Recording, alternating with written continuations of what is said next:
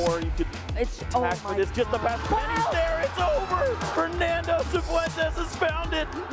You've been patient. You've been waiting all this time, but you ready.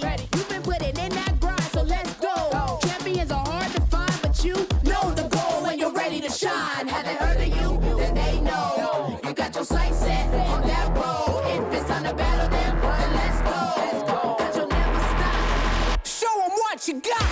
Stays asleep. From that shit Close house. combat onto a Mungus. Is that enough? Yes! Chopper Bros gets the knockout. Defeats Voltua. Show them what you got. Yeah, they already know. You got your sights set on victory road. Show them what you got. Yeah, they already know. You got your sights set on victory road. Gets the leg down. Can you look down the wish cash when he has a little bit of health left? Oh! What HP left. I know it's over.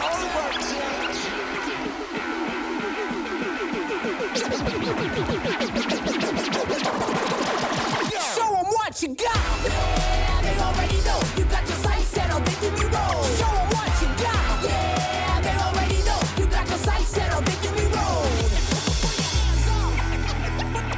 Put your hands Good morning and welcome in, Pokemon fans. I hope you remember to set your clocks back because we're ready to spring into action here at our Pokemon Regional Championships in Vancouver, Canada. The trading card game action well underway. We've had 2 Swiss rounds this morning, and we have a couple of more to remain until we get into our single elimination cut, and we'll eventually be crowning our regional champion. Chip Ritchie here in the lounge to kick off the show with Kyle Sablehouse and Jeremy Jallin. Gentlemen, how are we doing? How are we feeling about our day 2 action here in Vancouver? You know, we lost an hour's sleep, but I think I would have lost it anyways because we were so excited for all the action that we have in store for everyone today. Some incredible decks and even better players out there showing off what they got. I'm excited to see who's going to come out and win this whole thing. Listen, I'm not used to daylight savings time, so I have no idea Mr. what y'all are talking Arizona about. over here. But we have a ton of players in day 2 and a wide variety of decks, so it'll be really interesting to see who makes our top 8 and how things shape up. Let's take a look at the schedule for our regional championships this season. See where we've been. We, of course, kicked things off to start the year in Baltimore. We're about at that halfway point now. It feels like we're a little farther forward because we've had 2 international championships, and these next few events are going to go right by our eyes before we know it. Yeah, I'm very excited to see what we have in store for us. We're going to have some new cards introduced soon in Atlanta, so to watch these players have to continue to build on their deck building skills and add to that, it's going to be very exciting. Let's also take a look at the points that these players are competing for in order to qualify for the World Championships. This is what players are playing for at all of these regionals and also international level events. First place today, Jeremy's going to take home 350 championship points. Yeah, and those championship points don't even really matter. You're getting that Worlds invite for that win. Those points really just go towards any stipends or maybe the buys still for Worlds. Still doing that, you know? Yeah, so every little bit will count. And a big deal as well is going to be kind of those lower payouts, right? These players who might not be playing for top cut anymore, but with an X3-1 record, they can still fight into top 64, maybe top 32, earn themselves a little bit of cash, and then also get themselves more points to help propel themselves into that top 125 players. Well, gentlemen, I'm really excited to see what else is going to happen today. We've got some great Pokemon TCG action. Let's take a look at the format for this event, and then we'll get to the casters and get into our next Swiss round. This weekend, the 2025 Regional Championships are bringing the electrifying action of the Pokemon trading card game to the global stage. Top trainers from across the world have gathered to compete for a share of over $125,000 in cash prizes, travel awards, and the all-important championship points that could secure their spot at Worlds 2025 in Anaheim, California. It's a 2-day battle for glory. Trainers kick off the weekend in Swiss rounds, with each match being a best-of-3 showdown. To advance to day 2, trainers need to rack up total match points to exceed the threshold for their division. On day 2, the pressure intensifies as the remaining trainers face off in more Swiss rounds to determine who advances to the top cut. After all Swiss rounds are completed, the top 8 competitors, plus all competitors with the same number of match points as 8th place, will advance into an asymmetrical top cut single elimination bracket. Win and you move on. Lose and your journey ends. Only one trainer will rise above the rest to claim the title of regional champion. Who will etch their name into the history books this weekend? And who will punch their ticket to Worlds 2025 in Anaheim? Don't miss a minute of the action. Stay tuned all weekend long to watch the battles unfold live. To stay up to date on future Play Pokemon events, visit pokemon.com/play.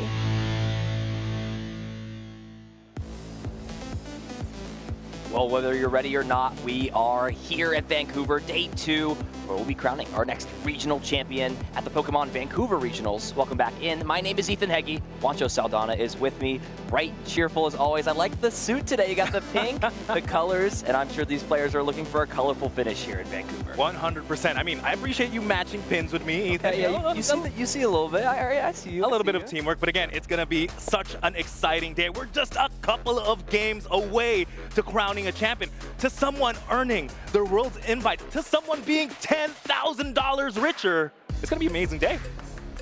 You're getting me excited here. It's too early in the morning for this. You know, these players have been battling it out since 8:30 in the morning. We're now into our 3rd Swiss round here. So we've got 2 more rounds of Swiss, followed by a top 8 cut. There's plenty of action, and why wait any longer? We can go ahead and get straight into that 3rd Swiss round, catch you up to date, where we're going to be featuring 2 excellent players. We've got 2 completely different stories here. On the left, Andrew Hedrick, 3-time regional champion, a master at the Pokemon TCG, one of the best minds, and don't forget, an international champion, up against a newer player playing a deck on its last ride. Who Lugia V-Star wishes have been granted here on the desk. Again, this is his Lugia V-Star's last ride, but boy, what a hurdle it has to go through. Andrew Hedrick, again, one of the best players out there. I have to remind folks at home, he actually won back-to-back regionals, both Orlando and Knoxville 2023 with Lugia V-Star. So the fact that basically the Lugia legend here is facing Lugia right now, it's going to be tough, I think, for the Lugia player. A little bit of a switch up, right? Maybe some betrayal on the side or two. You know, can you really let go of, you know, a friend of Andrew? This is, you know, Lugia Master we're talking about here, considered to, you know, be one of the best deregulation Lugia players during its time. As you mentioned, won back-to-back regional championships. Will now be playing that Dragapult EX deck, and you know, Lugia is, you know, pretty happy if it sits across and sees Dreepy start. There's, you know, a lot of cards Lugia has access to help combat the offensive pressure that Dragapult puts out. No, definitely. I feel like it's the higher HP Pokemon, has access to multiple tools, that's for sure. Something like the Regigigas, and of course the Miss Energy are going to be key. Looking at the prizes here right now, though, a couple of Dracolo here for Andrew Hedrick. Nothing too much for Summit, man. The 1 Luminion, but luckily there is 2 in the deck. So not too bad here for Summit, but again, Andrew Hedrick might be missing those Dragon Pokemon. Yeah, also prizing that 1 copy of Luminion means Luminous Sign, for the time being, will not be available, and also has one of those Boss's Orders prize. You see most of these Dragapult lists, they're only running 1.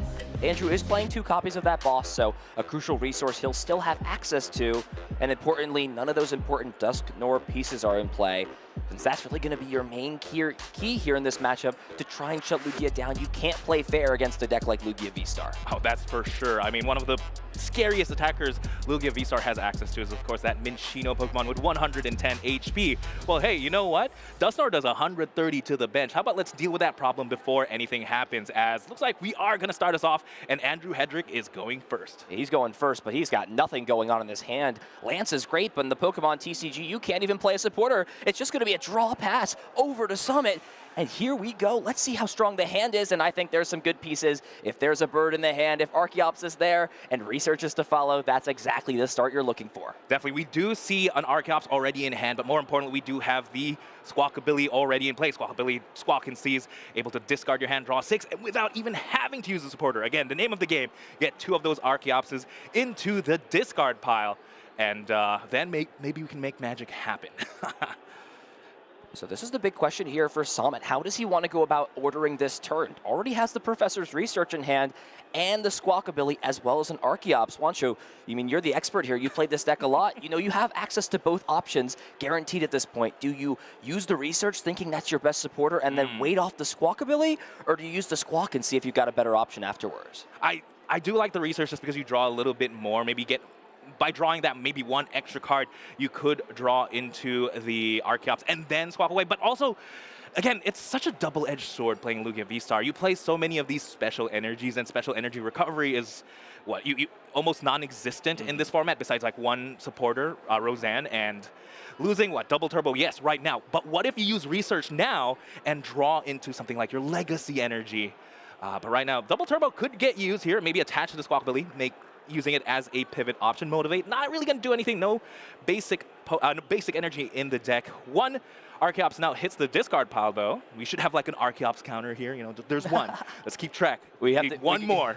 This is actually probably the last tournament we're going to get rid of the Lost Zone counter after this. I don't know if we've got any cards that put things in the Lost Zone next format. Here we go. Big Capturing Aroma. If that flipped heads, that could guarantee an Archeops to discard with Squawk and Seeds. But no, Tails means that a basic Pokemon will be found instead. And now the question for Summit is, what does the rest of this turn look like? Do we see something like an Ultra Ball to find another Archeops? And even if that is the case, are there resources available to be okay with using Squawk and Seized and discard the remaining cards in the hand? Tails finding that Regigigas, again, great Pokemon into those Terra-type Pokemon. I think I do see one Archeops in hand, and there's already an Ultra Ball anyway. So now the question is, do we even use the Squawk and Seized? There's now 2 Archeopses in this discard pile. I'm sure Summit is already happy. Soon, this Lugia V-Star will be evolving, and those Archeopses are going to be hitting the bench, and I'm sure he's going to be glad.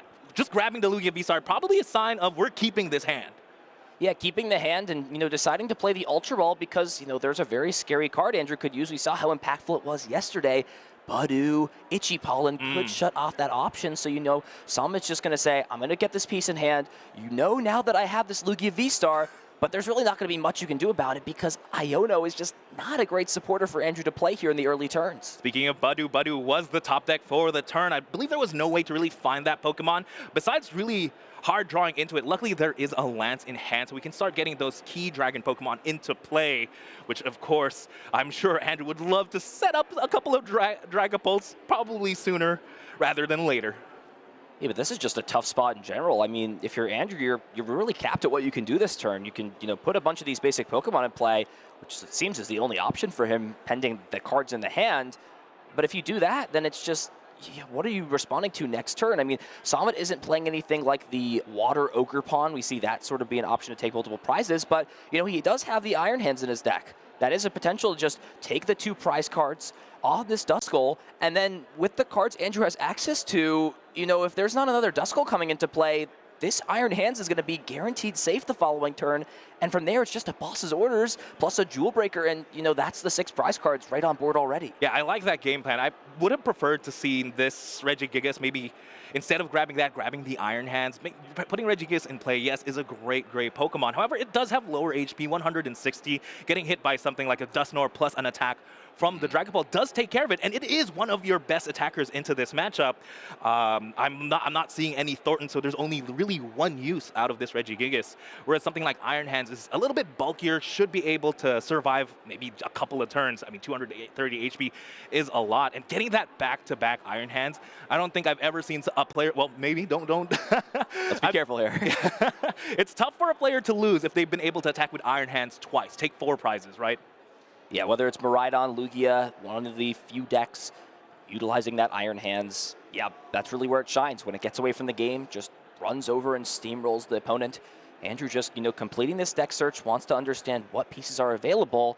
And with those Tutor Cloak in the prizes, it's going to be a little bit harder for him to get set up. And you see right already, just, kind of going for a little bit of a riskier play. Doesn't necessarily know Summit's exact list, but if only 2 Dreepy are hitting the board this turn, there is always that risk when you're playing against Lugia if they play that Water Ogre Pawn that you could get your main attackers just completely wiped with a Boss's Orders and a bench of that Pokemon. Yeah, when your back's against the wall, sometimes you just have to take that risk. But it would have to take something like a Boss's Orders plus the Water Ogre Pawn, and hoping that Lugia doesn't have Boss's Orders, I always feel like they have it, right? They're one of the, it's one of the decks that play multiple copies as well as double Luminion to ensure that you get it at the very specific right time. But I'm not opposed as well to just dealing with a lone Duskull, right? Just making sure Andrew Hedrick doesn't have access to any shenanigans, any multi-prize turn could be great as well. As right now we see the first couple of Dreepies hit the board. And of course, the dreaded Budu. Again, Budu is able to shut off all the items, but I think for Lugia it doesn't hurt as much once you already get 2 Archeops in the discard pile. Yeah, and this is just another point here, going back to it, where, yeah, if Samad had just grabbed the Iron Hands instead of this Regigigas, it would have just been a guaranteed 2 prizes. But like you said, maybe just thinking a little bit too far down the line. And now with Item Lock going into play, there's going to be no way to search out this Iron Hands, meaning unless Samad can just naturally draw into that Iron Hands EX, he's going to be limited to just take 1 prize card, especially with the Buddy Buddy Pollen slowing things down. Excuse me, not Buddy Buddy Pollen, Itchy Pollen. You know, Poffins, Pollens, you know, not exactly the same. They're both round-shaped, though, so you get a little bit confused sometimes. And just like that, Itchy Pollen, 10 damage, first damage of the game, as well as Item Lock. Very interesting to see Andrew opting not to evolve a Duskull into the Dusclops.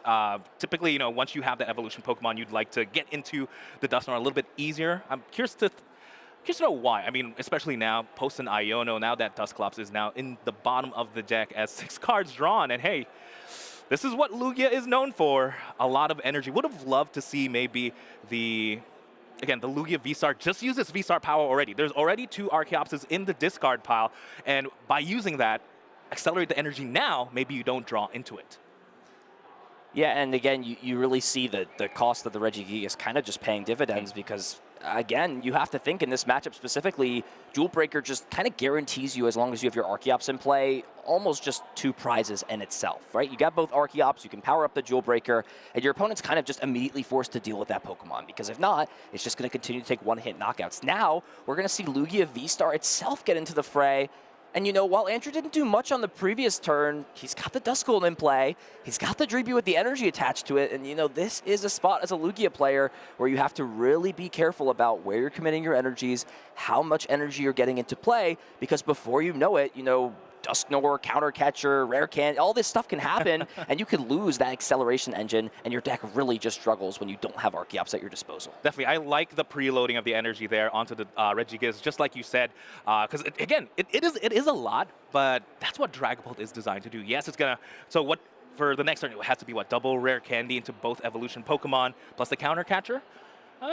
You think it's a lot, but again, access to stuff like Forest Sealstone plus the Arven make things a lot easier. So seeing some energy on the Regigigas. Unfortunately, if both Archeops go down, we still can't attack with it. And it's just going to be the Tempest Dive on the poor Badu. Again, Lugia V-Star, it's your main Pokemon. It's also not bad of an attacker being able to do around 220 damage, less with the double turbo energy, of course. Yeah, and this is still really interesting to me. I'm very curious on what Andrew's reasoning for not evolving the Duskull on the previous turn to Dusclops, since the exact play of Counter Catcher Dusknoir would just be so much more feasible when you don't need both Rare Candy. I guess it, you know, is a pivot now since it has the board. It doesn't get the 2 retreat cost from evolving. That really has to, you know, probably just be the only reason I can, you know, assume of at this point. You know, it could get trapped in the active. That's another potential spot, but, you know, that is in the past. We're moving forward. The energy attachment comes down, Flip the Script was used, and now the big question, do we see Rare Candy Dragapult, and what else is there to follow things up? Right, I see a lot of ways to get the Dragapult, but no Rare Candy yet in hand, no Arven to try and grab it. There is an Ultra Ball. Yeah, this is a spot where do you just go for the safe lance, try and set up your Dracolos, or you know, rip it with the Iono, try and get the Rare Candy at this point. There's 2 energy already on that Dreepy. It's such a prime target for something like a Gust. Looking here, again, with no access to Luminion either, there's no way to easily grab those 2 pieces. Curious to see what the grab is here. But probably, again, a Dracloak and then make post an Iono. Again, that has to be my guess. Again, still trying to think about that Duskull play. Because even if you evolve into the if you evolve into the Dusclops, you can't get stuck because you can always just pop yourself. Yeah, it does sort of tunnel you into, you know, sometimes giving your opponent a prize when you don't necessarily want to, right? If you're missing the Rare Candy Dragapult, you know, doesn't really get a lot of value, especially if you're not combining that with a powerful Phantom Dive.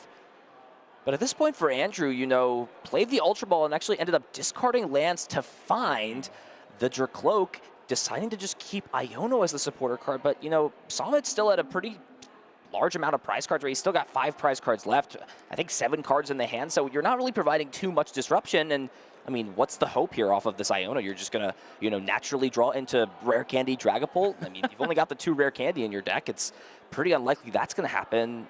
Yeah, I do have to wonder, Juancho, you know, what is your exact approach? I mean, Samad did make an interesting decision to attach this double turbo energy. It doesn't seem very consequential, but, you know, how could that provide, you know, a little bit of risk down the line?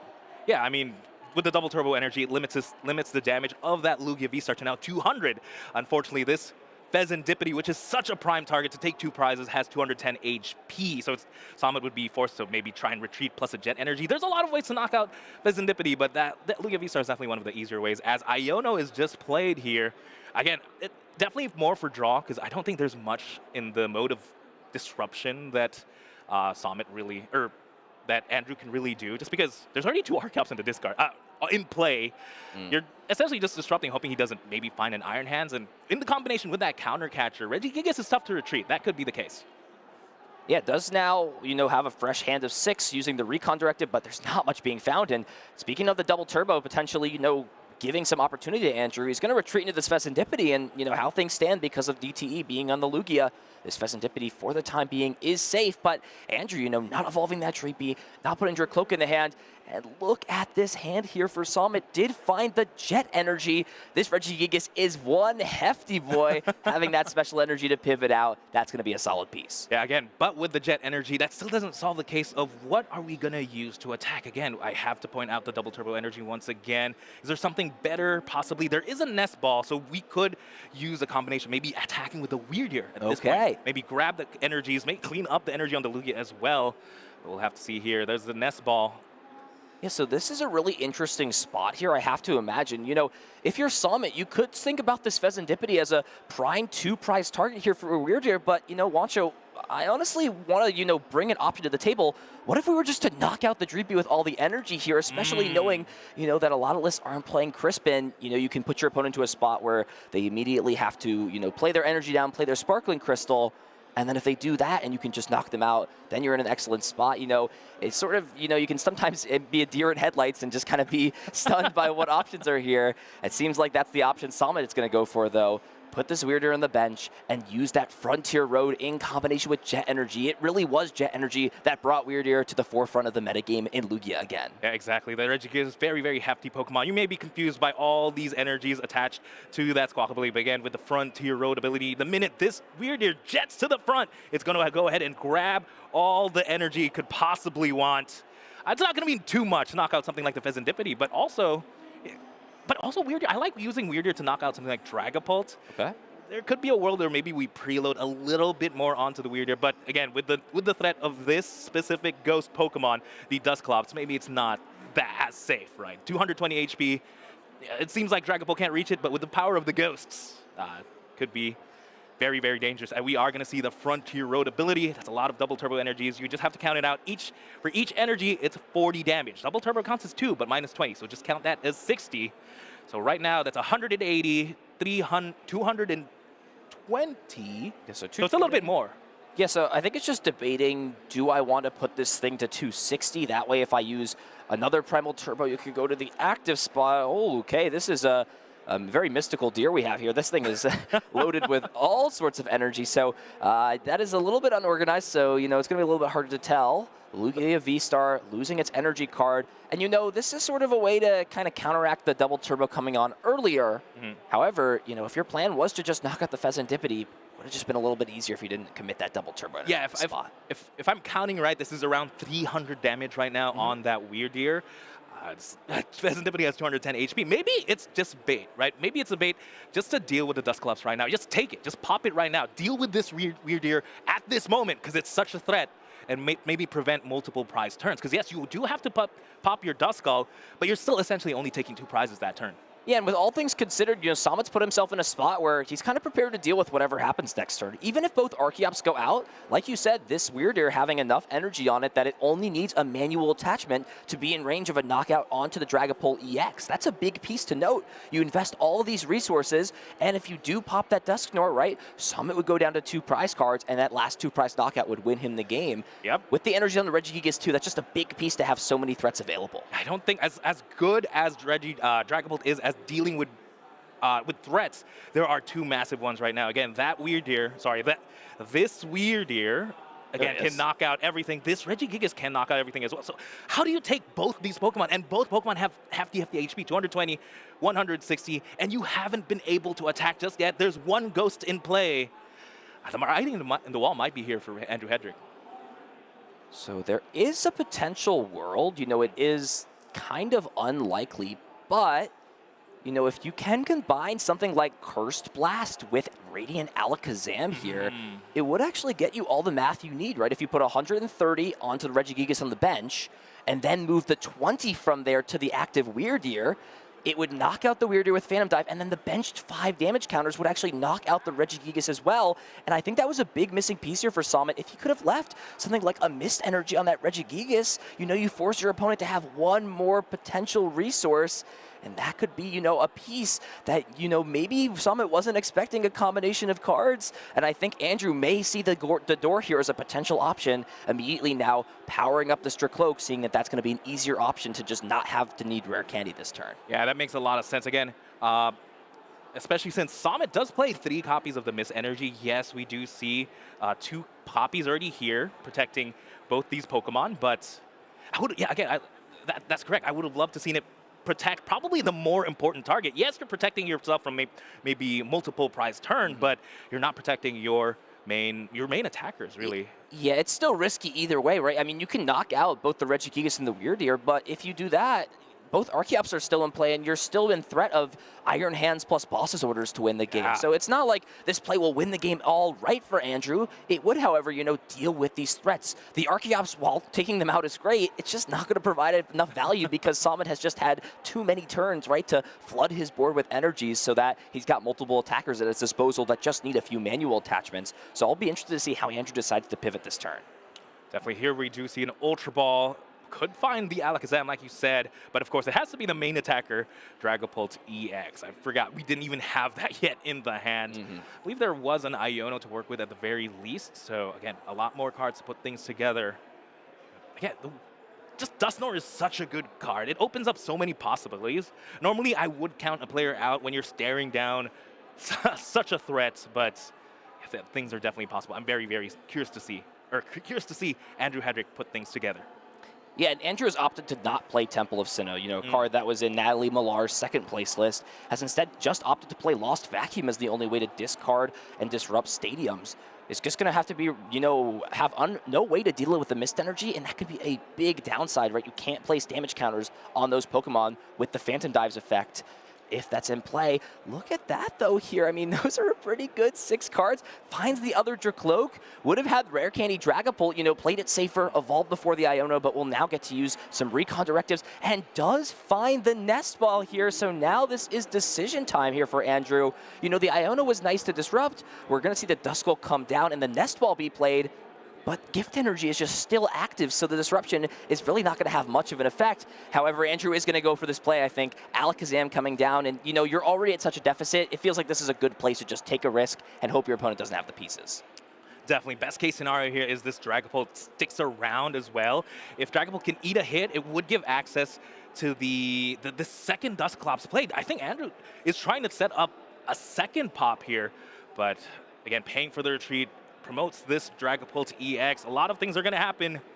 A lot of damage placements. Again, and there it is. There's the play you mentioned, Ethan, and this may be the key.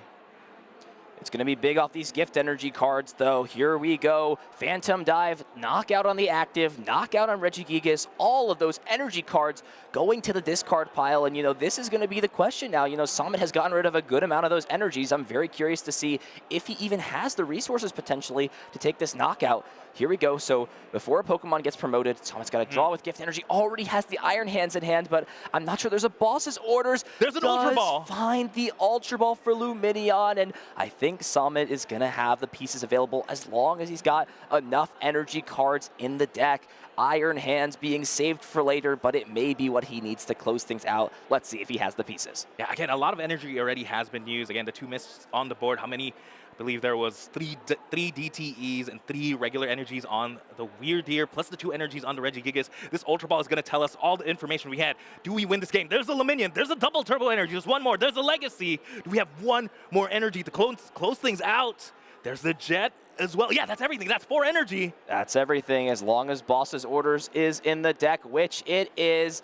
Despite, you know, Andrew having a solid line of play to get back in the game, Summit has the keys. Iron Hands EX storming through the field, bringing up one of these Pokemon thanks to Boss, and Amp You very much will close things out in style as Summit will take game number 1. who Iron Hands EX. I wonder how many games of the Pokemon trading card game have been won by this very, very devastating attack. This taking extra prize cards, absolutely powerful. And with that, Summit actually takes the lead, takes the first game here against Andrew Hedrick in day 2 of the Vancouver Regional Championships. And you see the two main reasons this matchup is tough for Dragapult. Number one, if you're not able to keep up with the early aggression, you just feel like you get ran over. Number two, they have answers to a lot of your Pokemon, right? Jewel Breaker, an attack that is in this deck specifically for a Pokemon like Dragapult EX. And number three, when you don't have any way to deal with the powerful special energy cards like the most broken special energy in the game, Legacy Energy, Jet Energy Mist, it just becomes hard to really put together those final pieces as we saw in that first game. Yeah, it's tough, right? Even the Mist Energy being able to protect the bench cards, that's something Dragapult has to play around.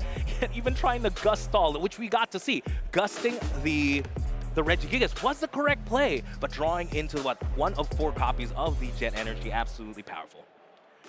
Yeah, and Andrew went for this play, right? Went into the Dusknoir. You do have to imagine it necessarily didn't matter. A lot of players would have just popped the Dusknoir earlier and just given, the opponent less cards off the Iona. But, Andrew actually waited in that spot because it doesn't matter if your opponent has 3 cards, 4 cards in hand. They're still going to fill up to the 7 cards with gift energy. So Andrew saw all the pieces he needed, put together a play, but it was just, not getting Dreepy down on turn 1, followed by your opponent getting 2 Archeops in the bin before they're even put under item block is just not a recipe for success. I'm sure Andrew hopes things go a little bit differently in game number 2. Yeah, would love to see him bench at least some Dragon Pokemon on the first turn. We got to see him actually put up a fight despite how slow his first turn was. And maybe, a couple of mulligans could definitely help out there. But again, I have to give it up to Summit. So again, the Lugia player, the highest placing Lugia player so far. I'm just glad I got to cast the Lugia match, to be honest, Ethan. Yeah, and we didn't feature or touch on exactly as well. Summit actually placed top 8 at Sacramento a few months back. Was playing a very different deck, Snorlax Control. Has completely pivoted here, is a newer player in the Pokemon TCG, really just has accomplishments dating back to the last couple of years, and is now, full 180 pivoted to almost the exact opposite of a deck like Snorlax, playing Lugia V-Star, and is potentially 1 game away from pretty much just locking up a spot to top cut. 10-2 is guaranteed to make it in, it seems, and that will be what he's looking for in order to close things out. We'll, of course, see the prizes go on the other side, natural habit to put them out on the left, and as we get things underway, we'll see how bad the prizes are, and hopefully how good this game is. Yes, speaking about the prizing, we can see it a little bit already, but the A-Spec on Andrew Hedrick's side, that could be big, as we do see the A-Spec just go onto the Iron Hands right off the bat on Summit's side. Ultra Ball, not quite double Archeops just yet, but there is 1 for our Archeops counter, and I'm sure it's probably going to find something like a Lugia V-Star. Maybe we could be a little bit risky, grab something like the Squawkabilly, actually, because this hand is not that great. Yeah, that's really going to be the big question, right? These other, 3 or 4 cards in hand for Summit are really going to determine what Pokemon he grabs here. Like you said, Squawkabilly, excellent at drawing more cards, but, sometimes it is a risk to get rid of those crucial pieces. Yeah, losing the crucial pieces, as well as maybe off the 6, you might not even draw Lugia V, and that should always be the step 1 here.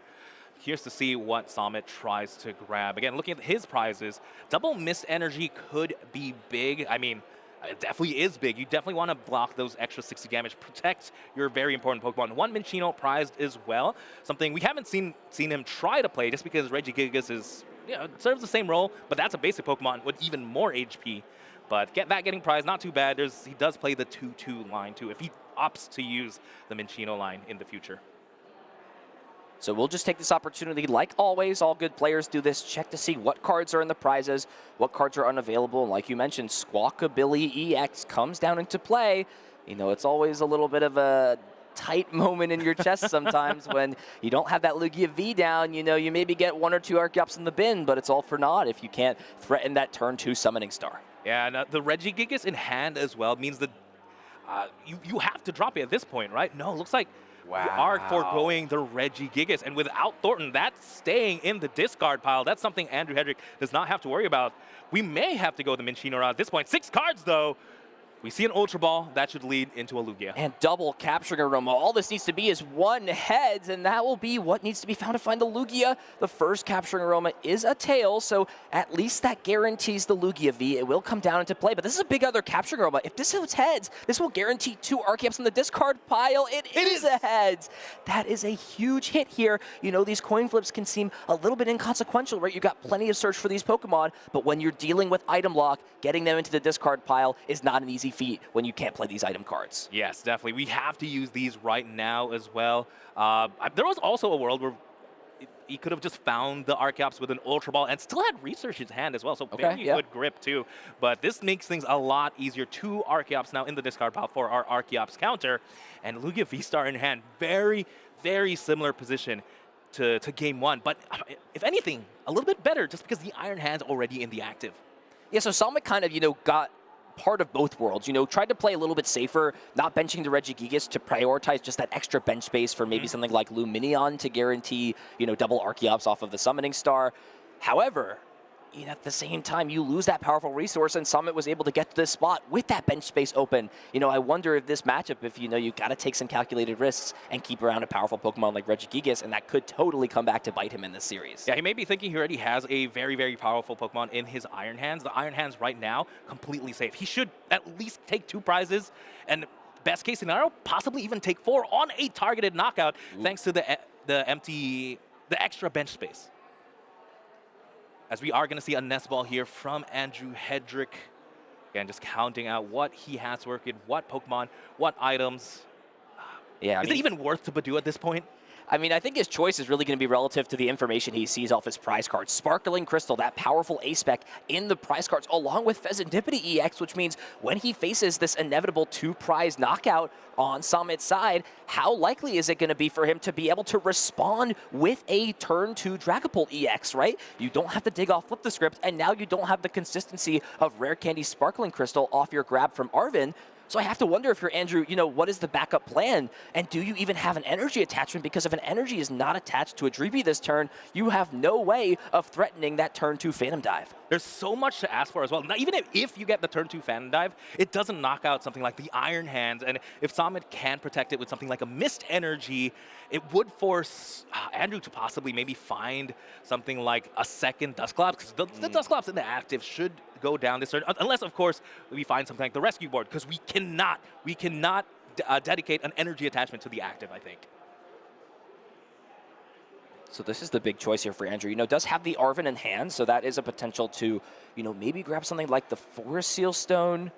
Andrew has opted to play a copy of Rotom V, so if he does want to, you know, not go the item locking route, if he feels, you know, Summit has already found all the Pokemon he needs to in this spot, you know, you could use that as a not only Forest Seal Stone target, but just a way to give yourself some more consistency in terms of ending the turn off with some more draw. But it looks like it's actually just going to be Badoo coming down into play off the nest ball, and with the deck being shuffled, we could see, you know, some sort of potential disruption here. Knows that that Lugia V-Star is in the hand off that Ultra Ball, wants to put it potentially to the bottom of the deck with Iono and force him to draw into it. The terrifying thing is, yeah, you mentioned it earlier, let's go ahead and map out where our Lugia V-Stars are. There's one in the hand, and there's one in the discard pile. If we can disrupt and item lock, not have access to anything, any of Summit's ball search, it may be a little bit tough to find that last Lugia V-Star lurking in the deck. No, the last Lugia V-Star is actually in the prize cards. Oh, wow. So an item lock in combination with an Iono would guarantee no Lugia V-Star next turn.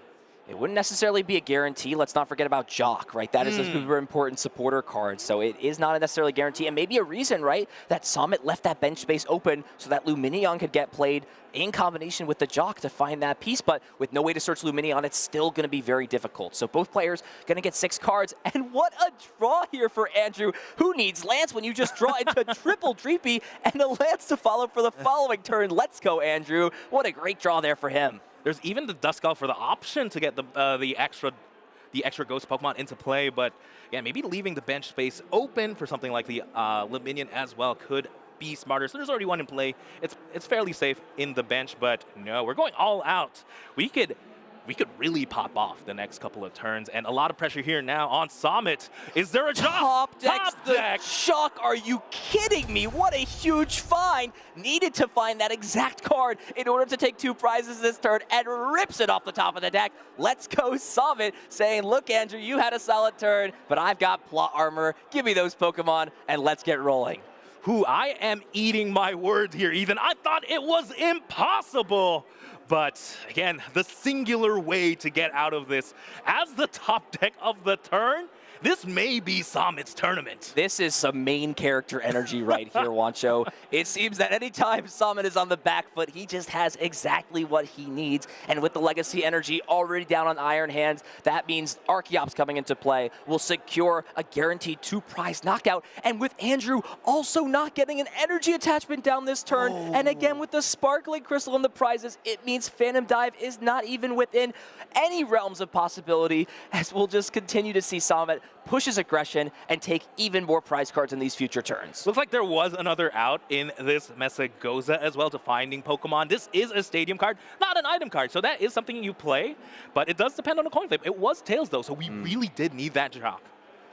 And big thing here for Summit is I'd really like to see him, put the correct energies on these Pokemon. What energy would you like to see be put mainly on the Iron Hands and especially off that second Primal Turbo? No, definitely we would love to see something like a gift energy to get the extra draw, but again, I'd like to see the Mist on the Iron Hands, just because the only way to really deal with it is, you hit it for 200, maybe a Ghost.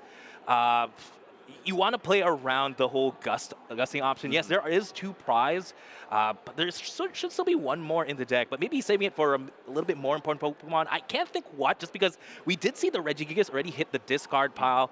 Maybe something like maybe saving it for the Minccino, just because it has 70 HP, play around the Alakazam.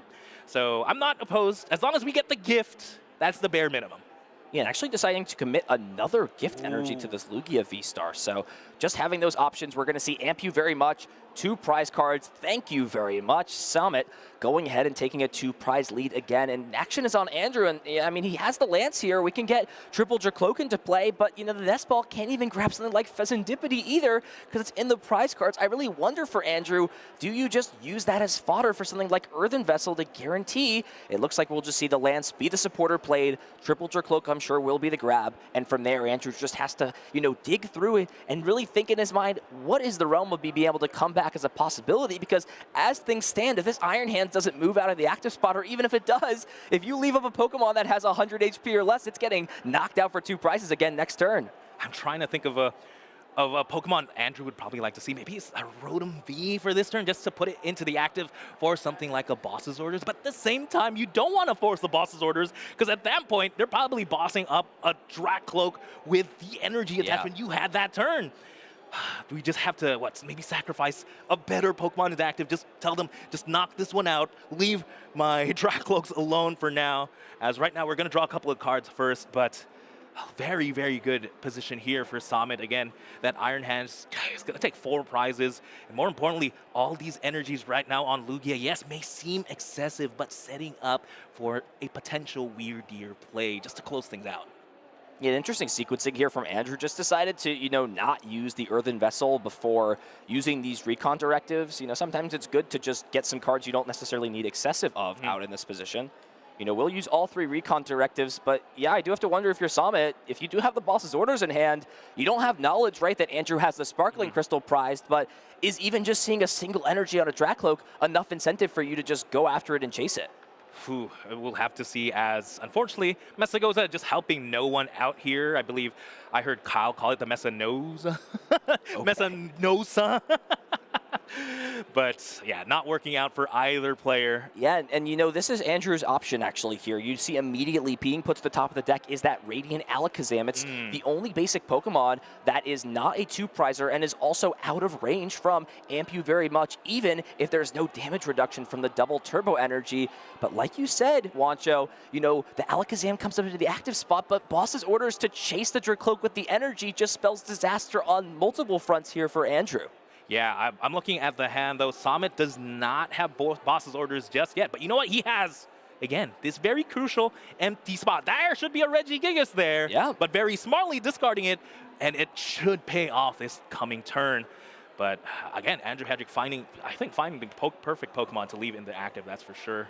Yeah, this is what you have to do again. And this is really what separates the good players from the great players, is when their backs up or against the wall, they have plans. They have options to secure themselves a little bit of comeback room. Andrew's going to do what he can, bring this Radiant Alakazam to the active spot, and just cross his fingers that Summit does not continue to just draw as hot as the sun here. We'll see the Mesagoza kick things off. It's a tail, so no Pokemon being found, but as long as there's an Ultra Ball in the hand with a Lumineon, that could guarantee yet another boss's orders 2-prize turn and remove another option for Andrew to not be able to Phantom Dive on the following turn. Yeah, that one energy in play is the world right now for Andrew, and he's about to get the world taken from him.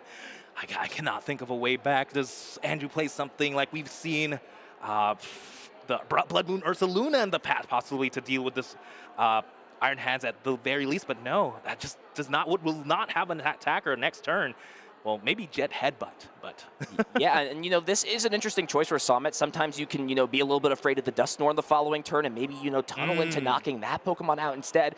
And Summit, again, doesn't have information that the Sparkling Crystal is prized. So there is a world, where maybe Summit doesn't bring up the right Pokemon off boss's orders. We'll see it get grabbed first, and Primal Turbo is actually just going to prep energy onto these different Pokemon here so that Weird Deer down the line could be solid. But, I'd really love to see energy potentially even just be put on the Squawkabilly instead, because by knocking the Archeops out, you remove those energy from Weird Deer and also get rid of your opponent's energy acceleration option. Definitely, especially maybe something like a gift energy onto that Squawkabilly, just because it's such an easy target. Instead, no, all the gifts go to the Lugia. And does play the boss's orders, Wancho. This is exactly what you're talking about, shutting the options off, and even now, like you said, powering Lugia V-Star up for the next turn. Yes, Lugia V-Star 4 energies, 3 of which are gift.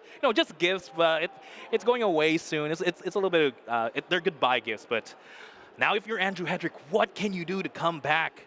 At this point, Jet Headbutt with the Dragapult might just have to be it, just so that you can have damage on the board, and just so that you do have a bigger Pokemon in the active. It seems like the ghost of Lugia V-Star here is haunting Andrew Hedrick. Sort of as, oh, wow, you written me off. You wouldn't stick to me till the end. This is what I could do here. Take a look at what the power of Lugia V-Star is. And now Andrew just running out of options. Summit with just 2 prize cards remaining. Andrew with just a single damage counter on his opponent's board and with no way to use Phantom Dive. What do you do in this spot, Andrew? It's so tough. At the same time, if you put the Dragapult into the active, it is going to at least get hit. And then you can't necessarily go to a second Dragapult EX because you don't have the energy acceleration. This may be another turn where we just have to hide behind this Alakazam once again. Yeah, it's tough because, honestly, if you hide behind the Alakazam and the Lugia just use Tempest Dive to take the knockout, then at that point, your opponent goes to 1 prize card, and you can't use Dusknoir at all. So, I even wonder here with the, bench being full, with there being no Regigigas, do you just kind of evolve the Dracloak that doesn't have the energy into Dragapult? Maybe let it take a hit, hopefully, for, who knows, 100 damage, and then hope that's enough down the line? Iono's definitely the first step, as Summit has no space for another Lumineon to find boss's orders, and Andrew is going to still get those full 6 cards. Yeah, right now in the hand, looks like that option is not there just yet. Dracloak has to find possibly its evolution, just like you said. I like that play. That is probably the best wall we can find at this moment. But 2 cards now on Summit. You know what? He plays 4 boss's orders. So it's not out of the realm of possibility for him to just top deck it here. And, based on what his top deck jock, his aura at this point. His plot armor, yeah, everything seems like main character energy for Summit here. He is on another excellent run. We'll see Mesagoza now be used. It has flying tails, right? If that was heads, that could, guarantee the Dragapult. It seems like Andrew will have to, maybe expend a couple of resources that he previously wouldn't like to here with an Ultra Ball. Will still find that Dragapult EX if he still chooses to. Yeah, Ultra Ball at least in hand, can find a Pokemon. I'm curious to see if he will do your play, just to evolve the non-energy Dragapult. Again, the skateboarding ghost just seems like such a great pivot, that's for sure. Yeah, it's just so difficult, the more I see the resources being expended, because if you do go into the Dragapult that has no energy, you've already played this rescue board down, so you can't pivot into the other Dragapult unless you use a card like Professor Turo, which again, is just another resource that you're probably going to want to save down the line to keep yourself in this game. So it really just does seem tough. And it's the same situation, right, with the Radiant Alakazam. Is if you bring the Radiant Alakazam up and it's not knocked out, the only way you can Phantom Dive is to play the Turo to pick it back up. And it seems like you're doing all of that just to, you know, keep yourself in a very similar spot. It is still going to be promoting this Dragapult EX. It's going to be hopefully taking a hit. And it's pretty much going to be saying to Summit, look, you're not going to be able to get through this turn. Let's see what you've got. 3 cards in hand. I saw a Nest Ball and a Weird Ear. That was just a quick peek for me, but so I didn't get to see the middle card. But the fact that Summit isn't just straight playing it means Andrew Hedrick could possibly get one more turn here. Mesagoza one more time. So now this is the question here, and this is really, you know, the Lugia player's biggest worry in this spot. You've got an Iron Hands. It's dealing 100 damage right now. It can't use Arm Press, only that Amp You Very Much attack, but it has a hefty forward retreat cost. Either way, whether you attack with this or the Lugia V-Star, it's still going to be a 2-hit knockout. Wancho, is there ever a world where you retreat, or are you just kind of okay dealing the 100 damage here? In my mind, the 100 damage is okay. The only reason why you think about maybe attacking with the Lugia V-Star is maybe get rid of the Mesagoza, right? That's one more resource. You're so far ahead, maybe get rid of a resource that your opponent can use. But there it is, just amp you very much. 100 damage. That Dracoloak now is in danger, just like that. Does find the Mesagoza. If this is key, that'd be very funny, but right, does find the Dusknoir. Does that mean the other Dragapult's already in hand? It could potentially be there, or let's not forget, Professor Turo does need to be played this turn, so it would guarantee you have the Dragapult EX already in the hand. And now this is the big question for Andrew is, you know, how comfortable are you going down to 1 prize card? And, you know, the more I think about it, you know, your opponent being at 2 and your opponent being at 1, you know, it's in a pretty similar spot. However, if you are going to remove the damage off of this, I do have to wonder if, you know, not using the Curse Blast could potentially, you know, at least guarantee you get to play the game for an additional turn. Yeah, that's for sure. Especially since you know your opponent doesn't have boss's orders in hand to win the game, right? You could go the 1, yes, because he'd still need the boss's orders potentially if you're attacking with Dragapult, but you're also giving him, what, 1 extra card with that. Yeah. With that Curse Blast, and 1 extra card could be the boss's orders from the prize cards. So we are going to see the Luminion. That will guarantee the Professor Turo at the very least. So we'll see the Professor Turo scenario. That's the supporter for turn. You know, Dragapult just wants to have this card as a good way to pick Pokemon up, essentially heal the damage off, as well as just give yourself a little bit more pivoting option. So we'll see that kind of, you know, negate Sommit's last turn. Summit didn't do much, so, you know, gives Andrew, again, this crucial extra turn to get energy attachments down to play, power these Pokemon up. And I think you mentioned really key thing there, Wancho, not opening bench spaces up. And maybe Andrew's goal here is just to kind of play a little bit of ring around the rosy, just avoiding putting any knockouts out to play on Summit's side and just forcing him to naturally find the boss over the course of the next few turns. Yeah, it's going to be tough still, though. You're going to have to try and map out, what, 6 prize turn potentially? Because the minute a bench space does open up, that means that is space for Luminion, as there it is, Dragapult EX, an attacking Dragapult EX, finally hits the board, as well as the Dusknoir. So there are options. Are we going to be taking them here? Yeah, and I believe the Fire Energy is in the discard pile, so no need to use something like the Forest Seal Stone to search it out. We'll see the Fire Energy get played down, and does also have the Forest Seal Stone already in hand. You know, this Lugia deck is typically not playing ways to turn off these tool cards. You know, sometimes they'll play a jamming tower. That could be a little bit risky, and I'm sure that's really the only thing Andrew's thinking about, because if Summit knocks this Luminion out, it having a Forest Seal Stone on it or not doesn't matter. He's going to advance to 10-1. That's for sure, as we are going to see, there we go, the first attack of, the first meaningful attack here from Andrew Hedrick in this game. 210 damage on that Iron Hands EX. Curious to see where the 6 damage fed is going to go here. And now I wonder here, you know, since you're this behind in the game, I think you kind of just have to ignore the Archeops. I think if you go after the Archeops too much, it's just too much of a risk. I think you've got to look at these 2 low HPV and EX Pokemon on the bench, and that's your prize mapping, right? Knock out this Iron Hands with the bench damage counters. You don't activate the Legacy Energy since it's knocked out with counters.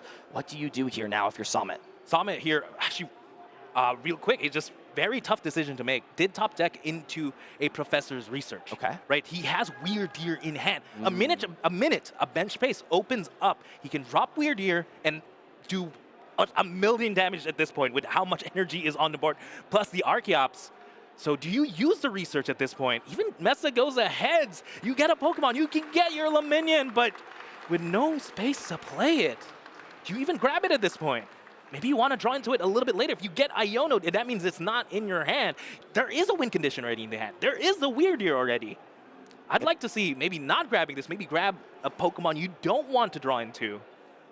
Yeah, the big thing here that I'm thinking about, Wancho, is that remaining, Mist Energy still in the deck, right? I mean, Summit doesn't necessarily know if Andrew is playing Temple of Sinnoh or not. He didn't see it come down in the first game, and with that being the case, maybe it's worth just committing that extra energy to the Iron Hands EX, just preventing your opponent from essentially maximizing the total damage on their board. I'm interested to see where Summit decides to put the energy. It's actually going to be on the Squawkabilly as well. That's also a card you kind of want to have it on. It can still, however, be knocked out from a Curse Blast. So this is really the big thing here. I think just putting the Mist Energy on that Iron Hands could just kind of provide that extra security that just, eliminates the possibility from you losing the game the following turn. Yeah, and just like that, Andrew Hedrick does have a win condition here, right? Because of the Mist Energy going onto the Squawkabilly instead of the Iron Hand. A Curse Blast? A Curse Blast would knock out this Squawkabilly. A Boss's Orders will knock out this Luminion. In combination with the Phantom Dive will knock out Iron Hands, not proccing Legacy Energy because that was not damage from an attack. That's a 6-prize turn, Ethan. Exactly, and you could use Curse Blast to knock out the Iron Hands, but you're not maximizing the damage, and it looks like this one potential slip-up could have give Andrew a way into this game, and I think he's got everything he potentially needs here, right? So he takes the 2 prizes onto the Luminion, he uses Curse Blast onto the Squawkabilly, and then can use the bench damage counters to take this knockout here. Unless we're missing something, I'm pretty sure that he's got the pieces he needs here. Has the Forest Seal Stone as well, and now the Counter Catcher. He had it to search out, but hey, who needs Forest Seal Stone when you could just find the card you need? Counter Catcher on the Luminion, and let's make sure all the energy are in their proper place here. So we're going to see this get moved. It's actually going to take the knockout on the Iron Hand, so we can kind of just do things, a little bit of the more complicated way here. There's the knockout. The Curse Blast can go ahead and knock out the Squawkabilly, and Andrew Hedrick, after falling behind a 4-prize deficit, finds the comeback thanks to Turo, thanks to keeping his Pokemon safe, and forces a game number 3. 6-prize turn here from Andrew Hedrick. I counted him out, but he found the way. He needed to buy just one turn, a singular turn, and just taking advantage of maybe an improper placement. No, even with the proper placement, because of the 10 damage from the Badoo earlier, but Alexam would have taken a knockout on the Iron Hands. Yeah, it honestly didn't even matter which way the Mist Energy went because of that 10 damage there. It seemed a little bit inconsequential at the beginning, but just putting it into range of the Painful Spoons from that Radiant Alakazam meant that Mist Energy was just not available to provide a lot of value there. And you kind of just have to wonder in that spot. Summit in this first game, right? He ran ahead so fast, but if on the previous turn he had used that Primal Turbo to put the Mist Energy on both the Squawkabilly and the Luminion, those Pokemon would both have been safe from Phantom Dive damage. Yeah, definitely. As again, a couple were prized very early on, but he did eventually draw into them. But again, have to call out the true MVP of this match. Had to be that Badoo with 10 damage very early on. Actually, definitely mattered. Yes, you didn't. I didn't stop him from getting those R-caps in play, but that 10 damage definitely helped out. As again, what a phenomenal play! What a phenomenal player in Andrew Hedrick to be able to find those ways out. So here we go, Wancho. It's been a pretty long series. These players are winding down into this last match here. We've got about 3 minutes remaining between this series. And with that being the case and seeing how long these matches have gone, it's not necessarily looking like we're going to get a proper conclusion here in terms of this match. We'll see how things eventually play out. Of course, both these players would be okay with the tie. As things are standing, X and 2 probably looking like it's going to be correct in this spot. It's going to be able to make that top cut for the asymmetrical. But, there is a chance that 9, 1, and 2 could also potentially bubble in. So, who knows yet if that's going to be the potential. But, we've still got one more game left. Clock is winding down. We'll see things, maybe go a little bit astray. Who knows? Maybe one player doesn't find basics. They don't get to play the game. Anything can happen in Pokemon. Ooh, can we extend the time just for a little bit? I really want to watch this match a little bit more. Again, I just want to see Andrew Hedrick play just a little bit more. But again, Andrew Hedrick gonna start us off here. Opted to go first. Oh no, Summit opted to go second in that case. Yeah, so Summit opting to go second. You know, this is typically what Dragapult wants to do, go second in a spot, and Summit will, you know, get a guaranteed supporter and the ability to play items. And usually Dragapult's not this explosive, but in this Game 3, Andrew has found the perfect setup. You know, a few annoying pieces in the prize cards, but gets pretty much the perfect board going first, and the Rotom V to end the turn off in style with that instant charge. It's not too bad, that's for sure. Maybe Summit here playing around the fact that Badoo as well, I mean, if he doesn't get Badoo locked immediately, he also has access to something like Read the Wind too, going second. But yeah, and officially time has been called at this spot, so Andrew will be turn number 0. You know, he can still threaten one attack, but, you know, if Summit can just flood the board with a bunch of big V Pokemon in this spot, you know, it seems like we're going to most likely be forcing a tie. He does, however, flip heads, so hold on a second here for Summit. What does he have in the hand? I'm not necessarily sure there's a lot else. Now, you know, even if this Lugia V were the only Pokemon in play, you know, Andrew's still missing a decent amount of resources, right? He needs the Rare Candy, the Dragapult, the Energy, the Dusclops. It is completely doable, but it is something you got to consider in a spot like this. yeah, does find an Archeops in hand at this point. Maybe getting them into the discard pile. Maybe the one time that it isn't really the goal for Lugia. The goal right now is maybe just to survive the next couple of turns. The next 2 turns specifically, there is a Luminion in hand. Okay. Can guarantee a supporter something like a Professor's Research. There's a lot of energy in hand, but at this point, yeah, again, there's the Legacy as well. But yeah, this is pretty costly here, the Legacy Energy, but, you know, even just the fact that it would protect you from, you know, giving up that extra prize card when it seems like in 2 turns, it's, you know, impossible here for Summit to win the game. Andrew has put 6 Pokemon into play, and last time I checked, there's not a Amp You Very Much Plus that can take 3 prize cards on each attack. I hope Pokemon isn't listening, because I really don't want that attack. And Be careful what you wish for. I'm going to see you on Twitter next week being like, this is my favorite attack in the game. I'm so glad they made Amp You Very Much stronger. Amp You Very Much Premium is coming next. Ethan, imagine Iron Hands, Mega Iron Hands EX. Oh, don't tempt me at this point, Wancho. There's nothing I love more than breaking the rules for Pokemon TCG. That's my favorite. All right, but does find Luminion again, another big HP Pokemon. At this point, it would take double Dusknoir pop, but there's only 2 Rare Candy in the deck. Maybe if you find at least one more big HP V or EX Pokemon, that should essentially guarantee the tie at this point.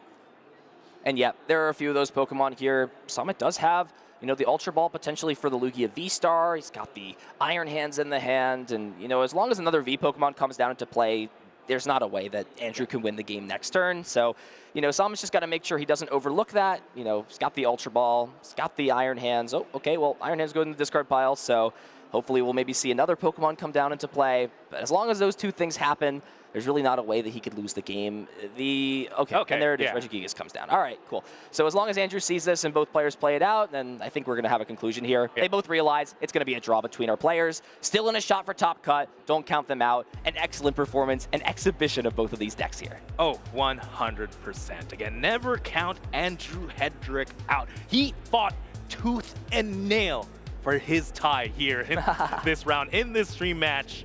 And boy, does he deserve it. Yeah, especially, you know, not having any text for the matchup, not playing something like the Temple of Sinnoh, you know, just kind of gives him a lot less leeway in a matchup like this, but, you know, still found a way out. A lot of players, you know, sometimes would kind of tunnel and tilt and say, oh my god, my opponent's so lucky, right? They had their bench full and he topped like the Jock out and oh, of course he has the boss's orders the following turn, but nope. Kept his composure, knew what his game plan was, and, you know, Summit just not being able to draw into anything off of the first turn from Iono, right? You know, he draws into a research, he draws into some way to draw some more cards. It's a completely different story. He's got a higher chance to find boss, but without that, it's not as likely. Yeah, again, and without bench space to really utilize, you know, Andrew Hedrick not giving him that leeway. Again, not a lot of cards are essentially unplayable in his deck, in his hand even. Ultra Balls, Minions, such great cards to close out games if you had the space. As we are going to recap a couple of games here, a couple of turns essentially, just knock out there on the poor Badoo. Yeah, you know, Summit kind of ran away with this game, you know, had the perfect start going second. Andrew had essentially the worst start going first. No Pokemon into play, literal draw pass, no cards played, and it's just, you know, falling behind in tempo in this matchup combined with little ways to come back that just don't cause you to have success. He put together this cool play with Dusknoir, but it was all for naught. Summit had the Iron Hands plus boss's orders to close out the first game. Yes, Iron Hands EX, such a powerful Pokemon, taking a 2 prize turn late into game. But again, this MVP Badu, because that 10 damage definitely utilized at the end of the game. But top decking the Jock, I counted him out there too as well. No ball search, there's no way you can find your one Lugia that's in the bottom of the deck. But of course, there's still that stadium, there's still supporters, those are cards you can still definitely play. And so in this second game here, you know, Summit was off to an excellent start. He took the first 4 prize cards, essentially everything was going perfect, but you see, even when he made the proactive play to save that bench slot, it was the, you know, the correct decision in that game. He was able to find the Luminion to play the boss's orders, but you know, Andrew still found a way to climb back, even with those tough prize cards. Took the 6 prize turn, put Summit down to just 1 prize card, but it was enough to force a game 3, which did end in a draw. Yes, a very, very well-fought tie, that's for sure. One of my probably very exciting ties to watch. You know, we do get a fair amount of ties, you know, some seasons more than not. You know, last season was kind of tie city when it came to a lot of matches. And sometimes it's, you know, relative of the format, right? What decks are at the forefront of the format and how likely are they to hit? You know, if you've got Gardevoir versus Dragapult, I hate to break it to fans out there, but if both decks are setting up and both decks are playing close games, you are not playing 3 games of Pokemon in 50 minutes. It's just not realistic. Well, you know what, Ethan, I know a way to fix that. It's just Mega 3 prizes. I'm sure we're not going to get ties then. Yeah, but you can have 3 prizes, but if the 3 prizes are big and bulky and the games still go long, then, you know, it kind of solves the issue. It kind of doesn't. You know, again, it's more so more than less for some things. It's not like an all-in, all-out, but, you know, we played the Pokemon TCG for long enough. We know sometimes you full blitz and then you use Taggable and you win. Sometimes you just, you know, use Mew VMAX and take 3 prizes or 6 prizes in 3 turns. It really just depends. Yeah, definitely. It depends on how the meta game shapes up. I'm excited to see, you know, the future of the game, that's for sure, especially after we say goodbye to this format. I like that we got to feature Lugia V-Star, like, you know, one more time here on the stream. He didn't quite get the win, but facing Andrew Hedrick, again, the Lugia legend at this point, taking a tie, I'd be happy. A great player, and you know, a lot of these players in the competition, very, very skilled and very, very close to making it into top cut, right? We're leaning into that last round of Swiss. We've got 1 more round of Swiss coming up. These players are battling it out, but as we wait towards that last match, we've got, of course, our analyst Chip Ritchie standing out in the field with an interview. Thanks a bunch, gentlemen. I'm standing by with a couple of players who are competing now in day 2. We've got Michael and Steven, both from Alberta, so, you know, here for their local Canadian Regional Championships. And I heard that you guys are doing something pretty cool this season in Alberta with your League Cups. Tell me about it, Michael. Yeah, so we decided to put together the Alberta Circuit, and what that is a leaderboard of all the placements players get from our League Cups, and we're giving $1,000 and a free flight to NAIC for our leader this year. And Steven, I hear you're doing pretty well in the runnings there for that potential free flight and $1,000. Yeah, currently I'm doing pretty well. I'm second in the leaderboards right now, and I'm trying to push for first. That's very cool. I love to hear stories like this of a community coming together, trying to rally behind a player and get them to one of these big tournaments. And what's kind of the goal with this? What are you hoping to do by sending a player to NAIC? Yeah, we don't really have any regionals close to us. Vancouver is the closest, and it's a 12-hour drive. So we need to like create a sense of community within ourselves, give ourselves something more to play for. And yeah, we want to see our best player playing with the best. So having the opportunity to do that, it's great. That's awesome. And I hear Lucas is the name of the player who's in first place currently. Lucas is a player from Calgary. He had 3 back-to-back wins in a row early in September, so he's been coasting. The way we did it, we changed it so we have a best finish limit of 8 instead of just the 4. So we got some room to work with. It's a bit of a grind, but our players are doing really well. We're seeing great attendance through our cups. So you're in second place, Steven. Do you think you're going to be able to overcome Lucas before the end of the season? Well, it's not the actual end of the season. I think the deadline for this is about the end of March, so I think there's about 4 cups left. I have to win 2 more to catch up to him, and it might be possible. All right, well, maybe we'll get to see you at NAIC getting that free flight. Maybe it'll be Lucas. We'll have to follow along and find out. You guys are both playing in the tournament today as well. Tell us how your days have been going so far. Yeah, we're happy to make day 2. Unfortunately, 1-1-1 for me today, so 6-3-2, I guess, out of the money. We'll try to get top 64. We'll see how that goes. Steven? So this is actually my first day 2 in general, so I'm ecstatic to be here. I'm currently 201 and having the time of my life, and I just like to say a little thing is this Alberta circuit has actually like encouraged us to compete with it locally so much that I feel like as a result of it, I've gotten so much better as a player, especially when it's hard to go to a lot of regionals. Having an incentive to keep going to all of these cups to keep playing against each other has been an absolute amazing experience. Gentlemen, thank you so much for your time. It's great to hear these stories. I love hearing local communities, helping to support one another, and it's just a big part of the larger Pokemon community as a whole. I'll let you guys get back to your match because I think they're about to get started. We'll throw to a quick break and be back very soon with our next Swiss round.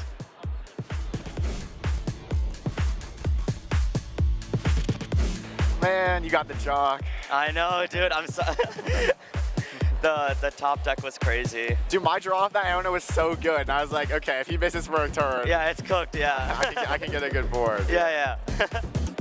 I was hoping you'd knock out someone, but yeah, you're good. Yeah, I'm not knocking anyone out, dude. I was like, please, dude.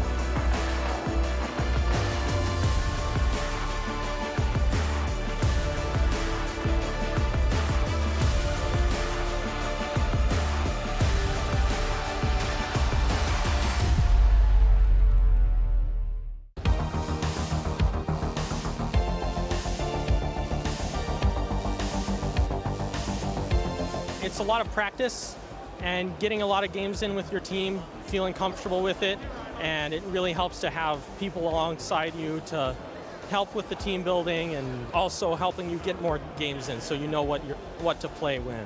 So I scrim with my teammates and then as well with my friends.